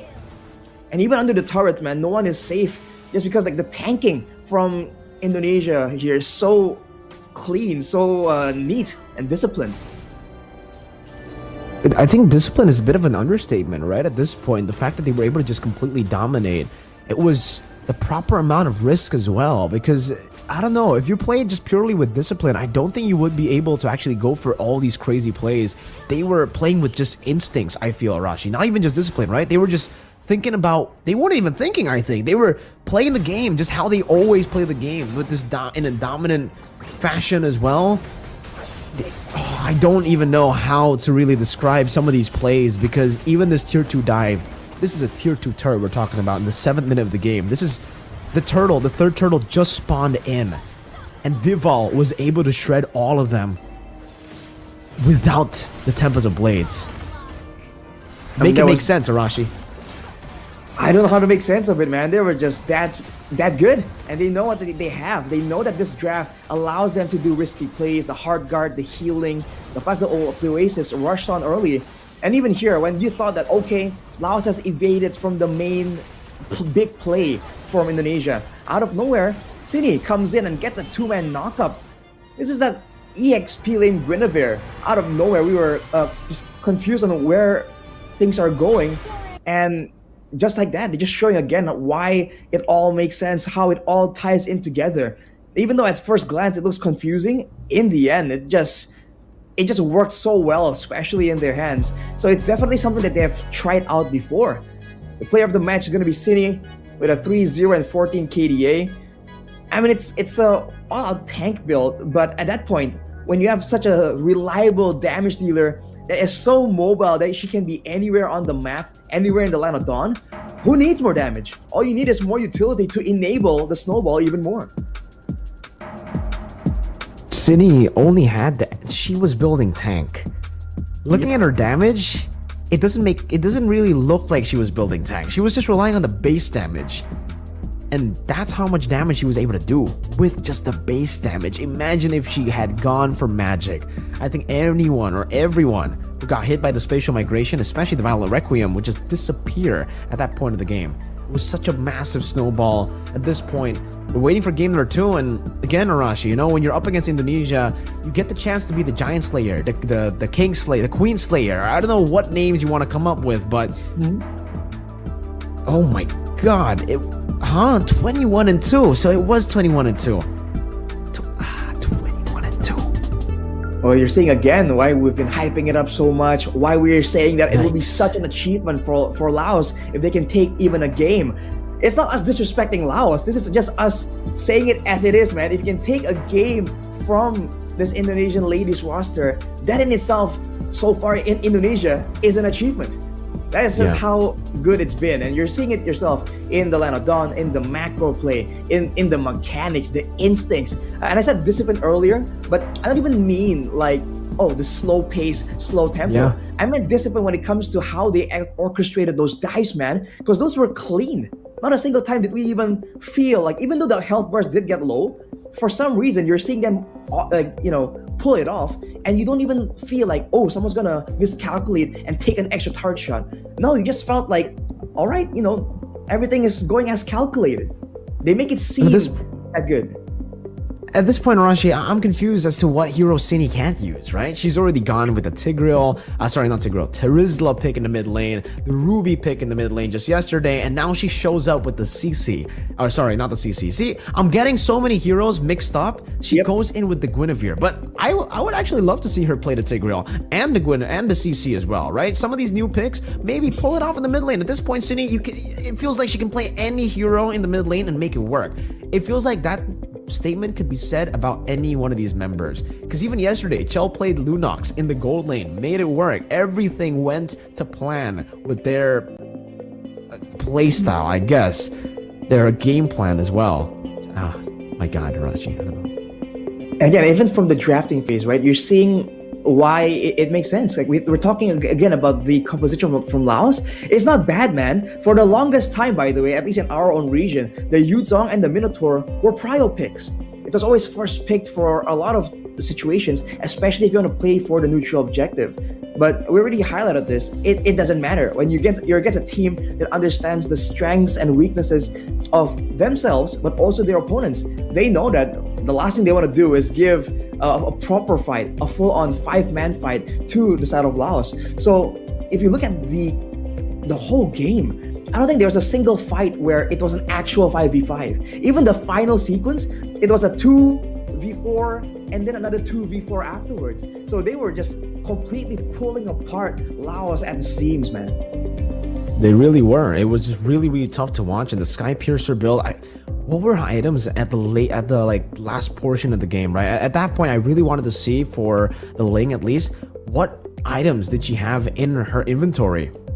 Because last time we saw it was the Malefic Roar, and usually Malefic Roar is like the cherry on top. It's usually the last item you actually go for in your inventory there. So if she actually did have already the Berserker's Fury with the Sky Piercer and maybe a BOD before that Malefic Roar in 10 minutes, that's absolutely ridiculous. Chell as well, already with the 3 items and the Malefic Roar. I think she might have even had a Windtalker at that point.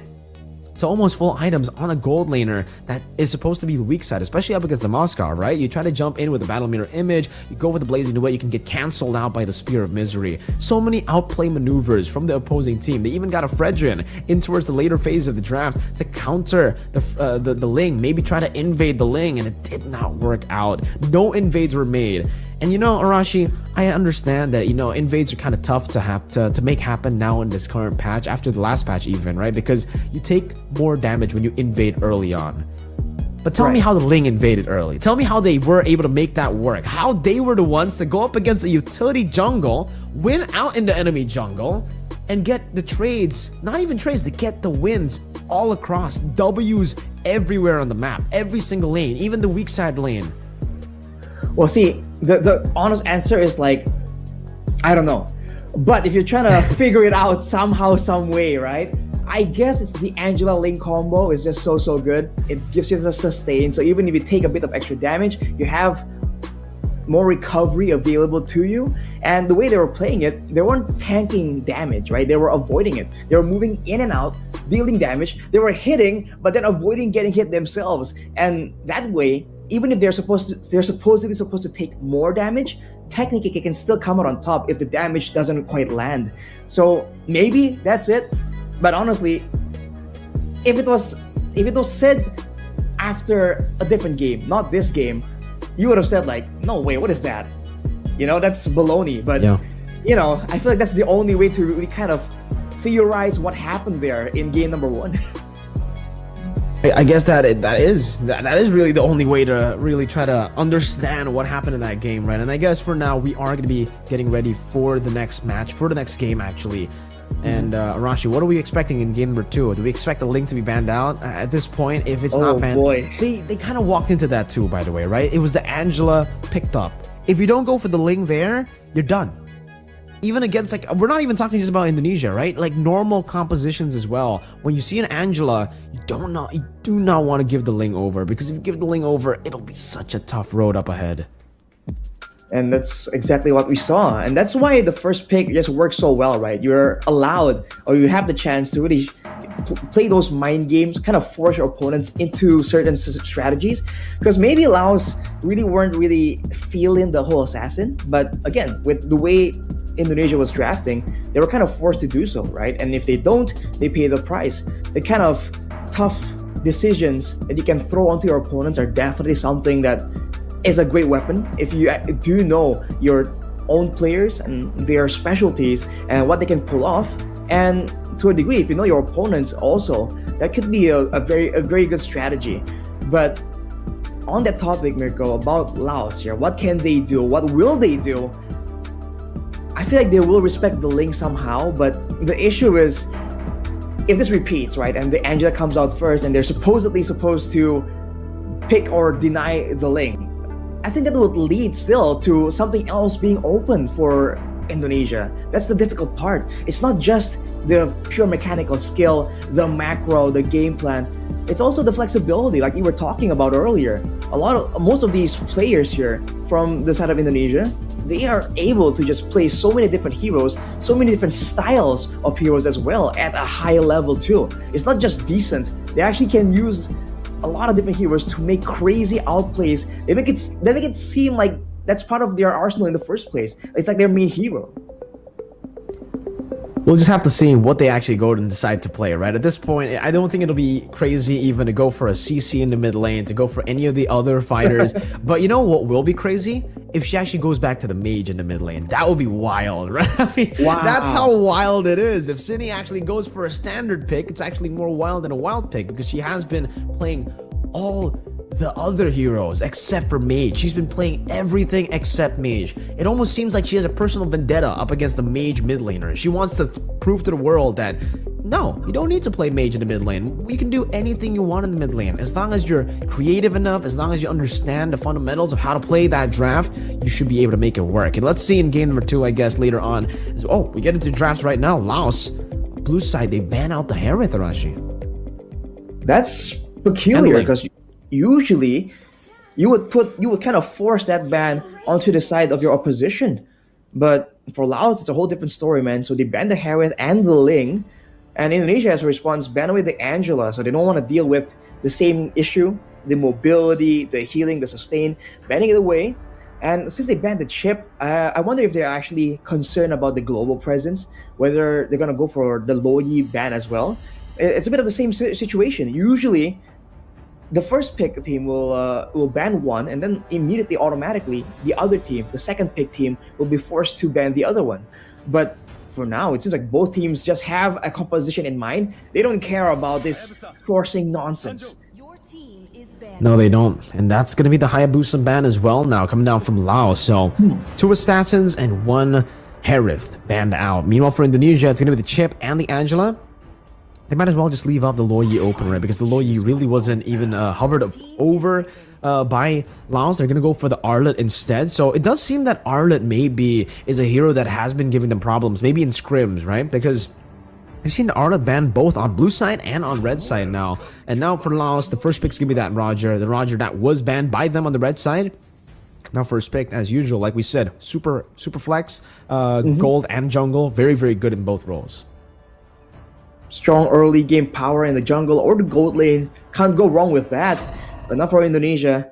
Go with the Terizla quite early on here. Usually we see it hidden a bit more. But I guess knowing that there's already aggression shown by Laos, they want to have some kind of solid foundation, some kind of hero that can really be the main wall to try and maintain control over the formations. Just in case, something crazy comes out of Laos. Along with that, they go for the Moskov as well. And we talked about the mobility from the Ling in game number 1. Moskov technically can do the same thing. If the Ling was to start the show for game 1, in game 2, it could be this Moskov. Because, earlier it was a Claude that should be countered. And yet, we saw that Shell was still able to perform really, really effectively. Same thing can be said here for this Moskov. Yeah, with the Moskov ban, Moskov pick and the Terizla pick, they're already setting up for some neutral objective control. Because, at this point with the Terizla, you're almost automatically getting so much more prio compared to any other XP lane when it comes down to the first turtle. On top of that, you already have a Moskov, so you technically have global presence as well, so you'll be more active compared to the enemy gold lane. And now, I guess, it'll really depend on what they want to go for. They could go for a mid laner, they could also just go for a jungler. I think the safe choice would be to go for a jungler first here, up against the Faramis and the Yu Zhang. I really like this composition so far for Laos, by the way. And I even liked their composition in the previous game, but the Loyi has been left open, and finally we get to see Cine on a mage, on a normal pick in the mid lane. Something strange to say after seeing, all the crazy picks she's gone for, but she's back. She's back on the Loyi. Who would have thought, man? That's crazy, bro. But now with the Terizla, earlier there was a Yu Zhang, but the matchup was that's set up by Indonesia was the CC, right? To try and match that aggression. Now it's going to be Terizla, so in a way, at least on paper, this Yu Zhang will have a bit more prio in the early game, more aggression to maybe try and go for those early kills. So we'll have to see. With that being said, I'm thinking the Roman Reps is someone a bit tankier to maybe try and capitalize on the strong early game and maybe go for some dives. A Yu Zhang and a Roger can serve very well for those big dive situations.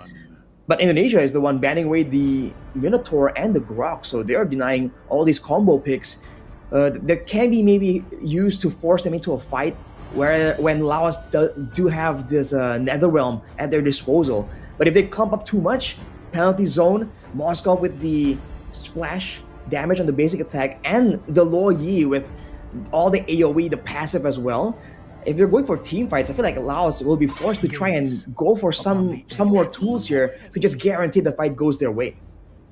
All right, so it's going to be the Nolan ban as well. So even here in the second phase, respecting Vival's prowess on the Assassins, and it does seem like for Indonesia here, red side pick, first pick, it is going to be the Mathilda that has been left open, man. Oh, so much more utility. You already have the Lo Yi, you already have a diversion. Now also, to add on to the diversion, plus the Spear of Destruction, some crazy global presence already, you add in the Mathilda with a lot more mobility. And at this point, they might even just go for something like a Barat in the jungle, right? You already have a Mathilda, so you can go for someone that can clear super fast. They can actually chomp on someone, even the Faramis later on in the skirmish to deny the Netherrealm maybe. And for Laos, what are they going to pick? No Grok, no Minotaur, no Tigreal as well. None of these big picks that can actually really punish down on the Moscow. They decide to go for a healer, the Estes there, together with the Faramis, so trying to out-sustain Indonesia. And now the last pick coming in from Indo. What is it going to be? What is going to go into the jungle? Will we still see an assassin? Will we still see something like maybe a Lancelot come up? Or are they going to go for the standard? Oh, I think Mardis would be pretty good, by the way. No? Mardis? Potentially. Just bursting down before the healing can come through. But with the S still around, it might be a bit too risky. I'm thinking some kind of assassin won't be the worst of ideas, with the guiding wind to assist you with the diversion to put you into the right situations. Well, they go for the Baksha for the healing, sustain reduction. There is an Estes and a Faramis, and the Yutong and Ruby, technically everyone requiring that regeneration. But for the side of Laos, this is very early game heavy here. They want to go with fighters. They want to just barrel through towards Indonesia, and they want to make sure that they win out when they fight together. And now without an assassin, Indonesia might be forced to take a more straightforward approach here.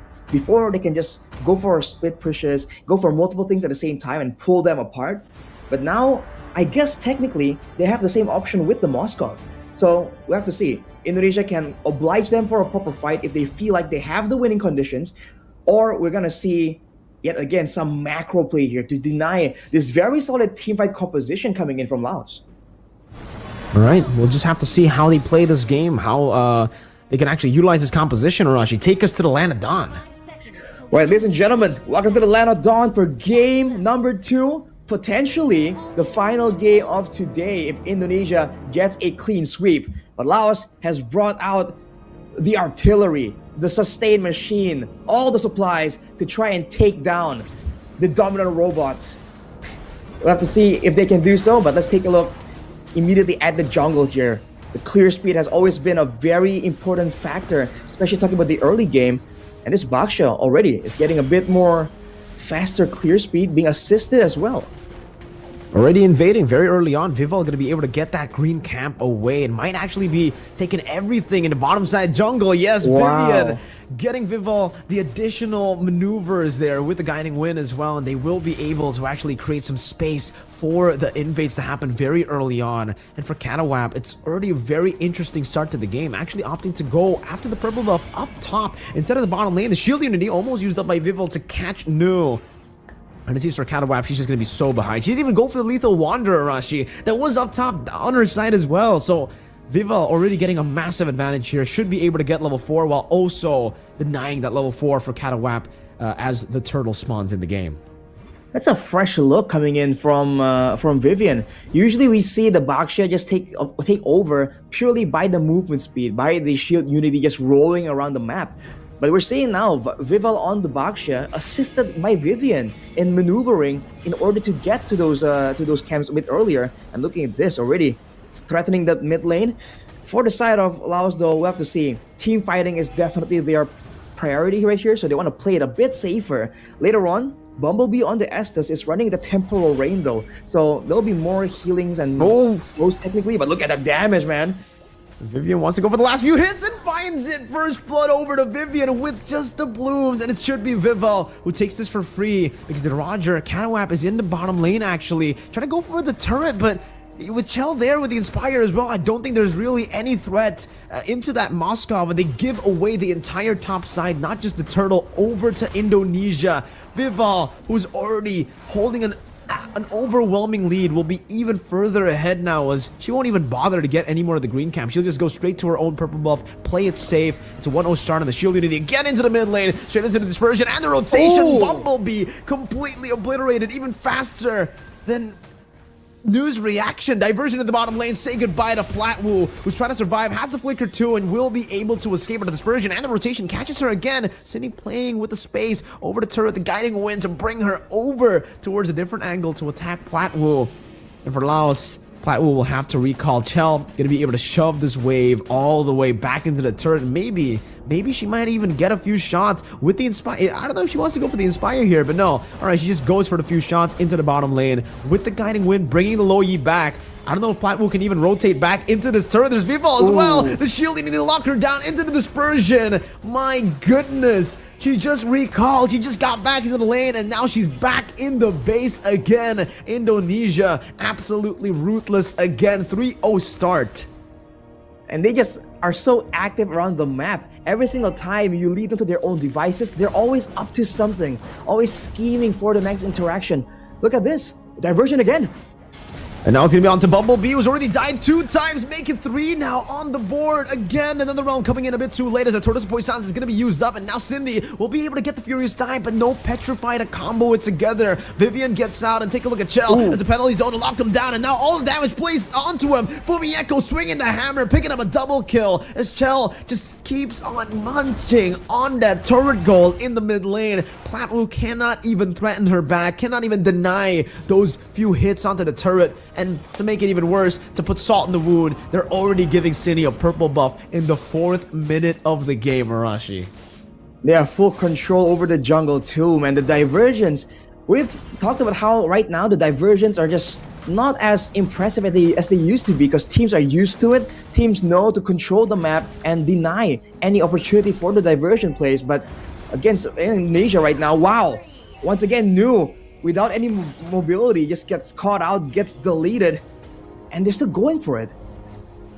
I don't think there's much they can do right now. Catawap, you're 2 levels down. I don't think you can even threaten Vival at this point of the game. She still has the Poissons too, so even if they do, Vival will be very, very tanky. I don't think you can actually take her down at all. So Indonesia now playing again with the diversion, now going towards the top side of the map. We'll be able to catch Catawap in her rotation up top. Vival's just gonna go for the dive straight in. Cindy able to go for the Furious Dive, but look at the damage coming down. Vival, can she survive? The answer is gonna be no, but they still get Catawap without even throwing a shutdown in. It's another free turret over to Chell, and they should be looking to siege down the turret in tier 2 up top, man. Cindy already zoning Bumblebee. She's already died 3 times. If she walks back up, it's gonna be the 4th time. New as well, zoned away. They can't even go and defend their own turrets in the 5th minute of the game. Indonesia are taking complete control of the enemy jungle. Just zoning away using a single low Yi. Usually there's gonna be some backup involved, but that was just Cindy walking up and saying, walk up at your own risk, and they're going for it again. Spear of Misery to pin him down onto the wall. The guiding wind to knock her up right into the spears of Chell. 10-1. Let's take a look at the items. Diversion again, though. Where is he going to go? Into the bottom lane. Maybe a possible dive attempt now, as that's going to be Vivo, who's looking for a play as well. Catawap completely sandwiched. Vivian just between the turrets, taking a like in pounds, and now guiding, winning away. Oh, Indonesia. Again, just utilizing the diversion. That's a dispersion, rotation, penalty zone, everything to force out the Netherrealm in the bottom lane. Chell gets taken out as good like in pounds, and it's going to force Vivian to actually utilize the flicker. And Platwu is actually really, really low. Catawap trying to go for the kill, but the Circling Eagle will just bait her in to Vival's damage. Can she actually escape? The answer is going to be yeah. She actually will be able to walk out of that engage coming in from Vival. But Vival will just use the space to go onto that orange buff. Might as well also just go for the Retribution, but it actually baits Catawap's Retri so that Vival can go for the turtle for free. No Retri contest. Laos will have to concede. But off that sequence though, beginning with Shell losing in the aggressive play using the Inspire, that's gonna be Laos picking up a turret on the top side as well. So all things considered, still pretty good, pretty okay, but Platwu gets jumped on. They really tried to go for that, and now they're going to be caught, all of them, in the Netherrealm that's been placed down. New still able to escape with the Shadow Stampede. Fumieko with no penalties though, but with a few swings of the hammer. Vivian with the glooms. Platwu gonna be caught in that bush. Now ran down by Vival. Fumieko gets the kill. Oh, that was unfortunate. She was so close to recalling. And it seems for Chell, she'll just be able to take this purple buff away from Laos. Vivian going in. You can see the piercing damage from Chell almost taking Cindy to half HP. They'll be able to take the tier 2 again, just like in game number 1, without the Lord. I don't think I've seen anyone use the Loi in quite this fashion, man. They're not using it to outwit Laos. They're using it to just completely all out, just out-rotate Laos. They play on the bottom side and they diverge to the other side, but penalty zone.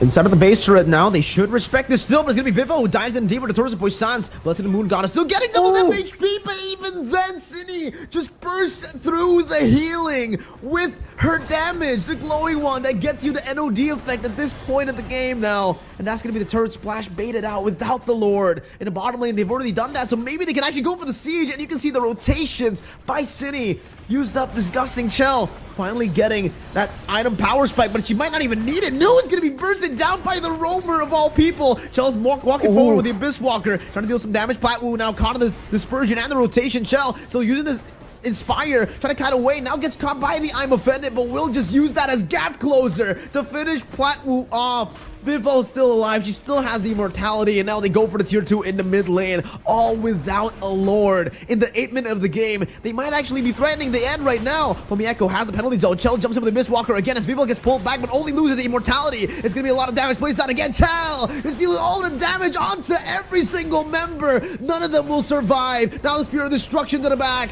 Cat Owap will fall, and it is a complete wipeout. Platwoo will finally spawn in back into the game, but it's gonna be sidestepped away that I'm Offended. 7 seconds on the death timers. Platwoo with no I'm Offended getting taken down again. 2 wipeouts in a row as Indonesia will end it quick. 9-21, quicker than game 1.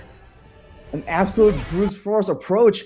We've used that word again and again today, but that is quite literally it, man. They just went straight at it. They know they have all the advantages. And for a second there, it seemed like at least they were able to slow down the members of Indonesia. They were able to kind of trade back some objectives. But towards the end, man, Indonesia just completely ramped up the aggression. And that was it. Immediately operating like a meat grinder and just demolishing the members of Laos one by one. And like we said, they were the favorites for a reason. And man, did they make, again, another statement. After all the weird picks, they go with the normal looking roster and they just demolish even harder, man. A complete stomp.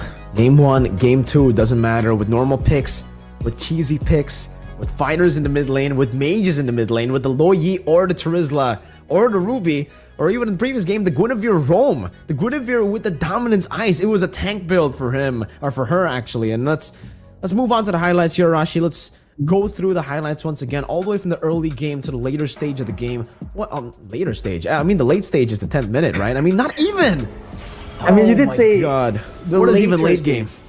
You did say the later stages, not like the late game. But yes, Yeah, but all what the way is even from- the later stages, right? Well, the later stage is 9 minutes. It's still not late at all. But that's because of this early game play, man. They went for the Estes. They thought they could maybe sustain and win out the fights that way. But with Catawap immediately shut down, who is the main damage dealer? They don't really have the same kind of damage output. Maybe Cindy can help out with that, but even then, she's taking too much attention, too much aggression. And for the most part, the jungle was just completely controlled by Indonesia here. They, like I said, they go on the bottom side, they diverge to the top side. If they rotate to the top side, they'll diverge to the bottom side. And when they know that there are objectives at play here, they won't hesitate to just go in for these aggressive plays. Even at the cost of 1 or 2 kills, it doesn't matter, right? It's still within their calculations. And slowly but surely, the map just got smaller and smaller. And at some point, I guess there was a thought of maybe Laos can defend long enough if they have the Netherrealm, they have the blessing of the Moon Goddess, especially in their own base. Outside of the base, you can see that the damage output, credit to Shell for outputting it, is what allows Indonesia to just keep snowballing, keep melting through all the healing, all the second HP bars coming out of Laos. But afterwards, they make the play for the base. We thought it's going to be dragged out a bit longer, but penalty zone into everything, fighting under the base, under the turret, into the blessing of the Moon Goddess and the Netherrealm. And still, Indonesia was the one to pick up 1 kill there, which is insane. That doesn't really quite make sense when you think about it. But even with the damage reduction right there, Indonesia just kept going at it. They have the Matilda that does provide some form of healing as well. But everyone, Sini has that shielding. Fumi Echo has that healing as well from her own spells. And you can say the same thing about Shell, especially with the Inspire. And with that power, with that damage, it's a more than a 10k, what is it, like a 12k gold lead, and just completely smash Laos down, just destroying any hopes of just sending them, even delaying the game into a full 3-game series. The player of the match though will be Vivian on that Matilda. She was the one who initially started the aggression with the first bit of action, but afterwards, when the fights go like that, and when you're that far ahead, she just did everything right, you have to say. In the early game, helping with the rotations so that the box shed can just invade a lot more efficiently. In the mid game, enabling, and even in the late game, just spamming out the heals again and again. But the Flash of the Oasis with the Enchanted Talisman, I think that's a guiding win on like a 4 or 5 second cooldown, man. It doesn't take long at all. And that just adds again. We talked about how on the Terizla, maybe then Indonesia will be forced to go and commit even more to all of these big fights. But that's not even the case. They go in and they have this guiding wind as an extra bit of utility tool so they can still do the same back and forth movement even though they have a Baksha, even though they have a Terizla. And again, the flexibility of finding different ways to play the game, even though you have like a big change in your roster, I feel like that is something that Indonesia shows that they can do very, very well. And that's a testament to just how well they understand the game. I don't know, Rashi. You know, we're definitely gonna have to ask Vival some solid questions here. At this point, you know, we've asked her. Me and Nice have already asked her questions. So this is, I think, the first time ever that we're going to get an interview with the same team twice in the same regional qualifier. So have your questions prepared. If we get to see them again like some other day, then we're gonna have to think of new questions, because at this point we might be running out of questions to ask them because how frequent they show up in these, you know, in these interview in these interview segments. Yeah, when you're that dominant, I guess slowly but surely they're just making sure that everyone knows their story, man. Everyone has seen the interviews again and again. So let's go straight into it, man. Let's get an interview here with one of the members for the Vival Indonesian roster. It's gonna be Vival. Hello. Hello. All right, how you doing? Firstly, Vival, after that win, it almost seems like, you know, every single time we get you in the interview, it's such a smooth road for you guys. Can you repeat the question? Sorry. Just how are you feeling after that win, after that stomp? Well, it's the same like yesterday, but today we played differently, right? Y'all saw a Baksha in play. Yeah, that was the first time we saw utility jungler, I guess, from you back again. Is that you guys want to continue to play the utility junglers, or personally for you, Vival, is it better if you just always get the assassins? I think we obviously draft depending on the enemies. Baksha, we played Baksha because they have an Estes, so Baksha is the most suitable pick back then, depending on assassins. But for me, it's better to play assassins because it's fun. All right. Well, fun is definitely a big factor, but here's a big question. You are the fan favorites, and the only trophy missing from your collection is the WEC trophy. So do you see yourselves winning WEC 24 this year? Well, in theory, yes, but we still have to watch out to not to still respect all countries and still play at our best. Who knows, can happen, right? The unstoppable ones may be stopped like anytime if we don't be careful. So, yeah.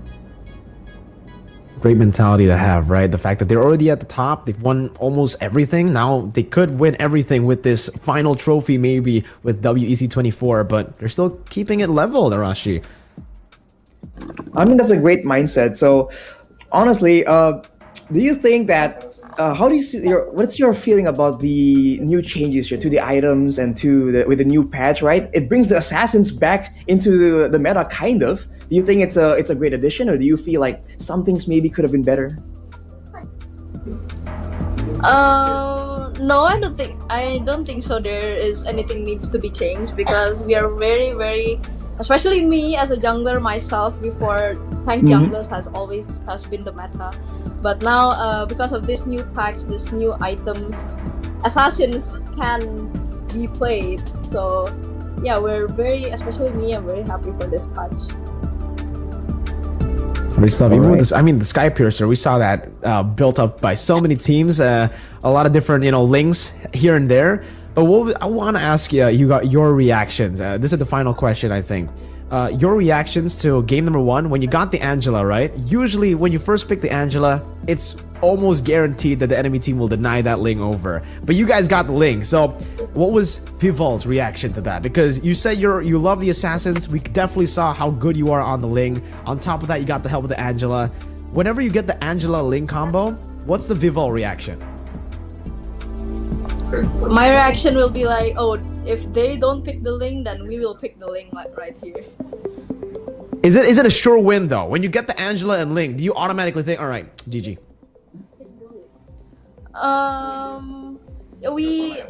We think that because that's a composition that we practice like every day, but still that compositions, to be honest, still can be countered. So we still are in a look for that. Yeah, we still have to be careful. See, if you said that it was a done deal, Miracle will quote you on that. So good job dodging away from that possibility. But quite honestly, do you feel like these interviews are starting to get repetitive just because you've been winning so often and you've been asked a lot of the similar questions again and again? Are you feeling like it's time to switch it up a bit? Well, yesterday we didn't get to finish the interview, right? Yeah, true. That's true. Oh, yeah. It's not repetitive. I think next time we win, another person will be interviewed. Y'all get to interview another person and not me again. All right, the next time you win and you get interviewed, can you promise that the whole team will be there, right? Even Susugaja and Dewa. We would love to see them. Okay. We'll have to drag all of us. Yeah. All right. Well, that being said, Mirko, you have any more questions here? I feel like you have a curious look in your eye. No, that's it, man. I'm just curious to see how they'll perform tomorrow and how Susugaja and Dewa will actually appear on cam. That's it. Right. I mean, that's definitely something we're all looking forward to. So, as always, Vival, is there a message you want to send out here to your supporters as well as the Indonesians here who are definitely rooting for your success, just cheering on for you to just immediately secure the ultimate, most complete collection of championships? Well, my message is, same as always, the championship is not over. This is just the starting. This is just the first qualifiers. So keep on supporting us. We will continue to do our best until we continue our win streak again, hopefully. Okay. Just like that. All right, Vival, thank you very much for your time. I guess that's the time we have for the interview. Thank you for joining us and good luck tomorrow. Thank you, Vival. And as we mentioned, we're looking forward to the appearance. Okay, thank you. And at this point, right, Arashi, it does feel like, when we're talking about them winning again, like, you gotta make a promise, right? The whole team needs to be there. If she just says yes, it means, all right. The winning part, I think, is the easy part. The interview part for them, I guess it's a bit harder. I mean, technically, we have access to the coach in the back there. We can kind of, force them to actually enter the camera for tomorrow's interview potentially. So we'll have to see. But ladies and gentlemen, the winner will be Indonesia, as we saw earlier. A dominant performance, man, showing again that the hype is real. It's not overblown. It's not just, biased casters always talking very highly about this team, about this roster. They are really quite literally that good. Yeah, if you watch the same game, you probably have the same reaction to us right now, kind of speechless about their performance, is absolutely dominating in every single way possible. But it does seem like we are entering, the end of the day. We are at the end of the day already. We've casted 5 matches. Well, me and you, we've casted 4. Nice, you casted 3 as well. But in total, in the stream, we have 5. We've had crazy matches, and all those 5 matches have been played all the way. Starting things off with finally a game that didn't go to a clean sweep. Everything else was a clean sweep, though. All right. Yeah, that was a bit more exciting. And then there was that game where you got all the back and forth, the aggression, the fighting, the longest game so far as well. So it's been a very eventful day, and it's great to just see all these different regions again. We saw some unique strategies come out of New Zealand and Guam as well. So it's always great to see that these regions as well, that we don't see too often, they're developing their own style, they have their own understanding of the game. And I look forward to the continuation here, to the next stage, where we can see those strategies, those thought processes get kind of contested by the more common, the more accepted standard here in the bigger regions. And yeah, I guess we'll get a look at tomorrow's matches before we end the day, just to give you guys a little bit of a glimpse of what we have tomorrow in store for you guys, because I believe we have 4 best of 3s ready for everybody watching back at home who are waiting for tomorrow. I don't know if we'll have that graphic pop up for tomorrow's matches, or we're just gonna tell you guys to watch later on tomorrow, Arashi. Yeah, I have to wait and see, but definitely don't miss out, because the matches, man, some of these matches on paper at least feel like, oh, they're not really worth watching. Some people would say like, oh, it's a region nobody knows about, we haven't seen too often, they're not like world champions, why would you watch them? But you're seeing again that there is a lot of entertainment value, and there's a lot of interesting things, like a lot of different approaches to the same result, the same kind of victory. But these different approaches can be valuable. And who's to say that one of these teams won't show up out of nowhere and use a strategy and create a meta that is so good that it will be picked up by the bigger regions. So I think that's the main thing that I'm looking forward to for sure. All right, then. I guess at this point, we are going to have to end the stream right now. I mean, after all these 5 matches, some crazy matches, it's been a fun time. I'd love to see, even more action tomorrow. But I think for today, that's it, right, Arashi? I think that is the end of the day. So it's been me, Arashi, and Mirko accompanying you for that final match. But fortunately, we'll have to part ways for today. But make sure you tune in for tomorrow, because the matches will still keep going on. The Asian Regional Qualifier will just keep continuing for IESF WEC 24 in Riyadh. So see you guys next time.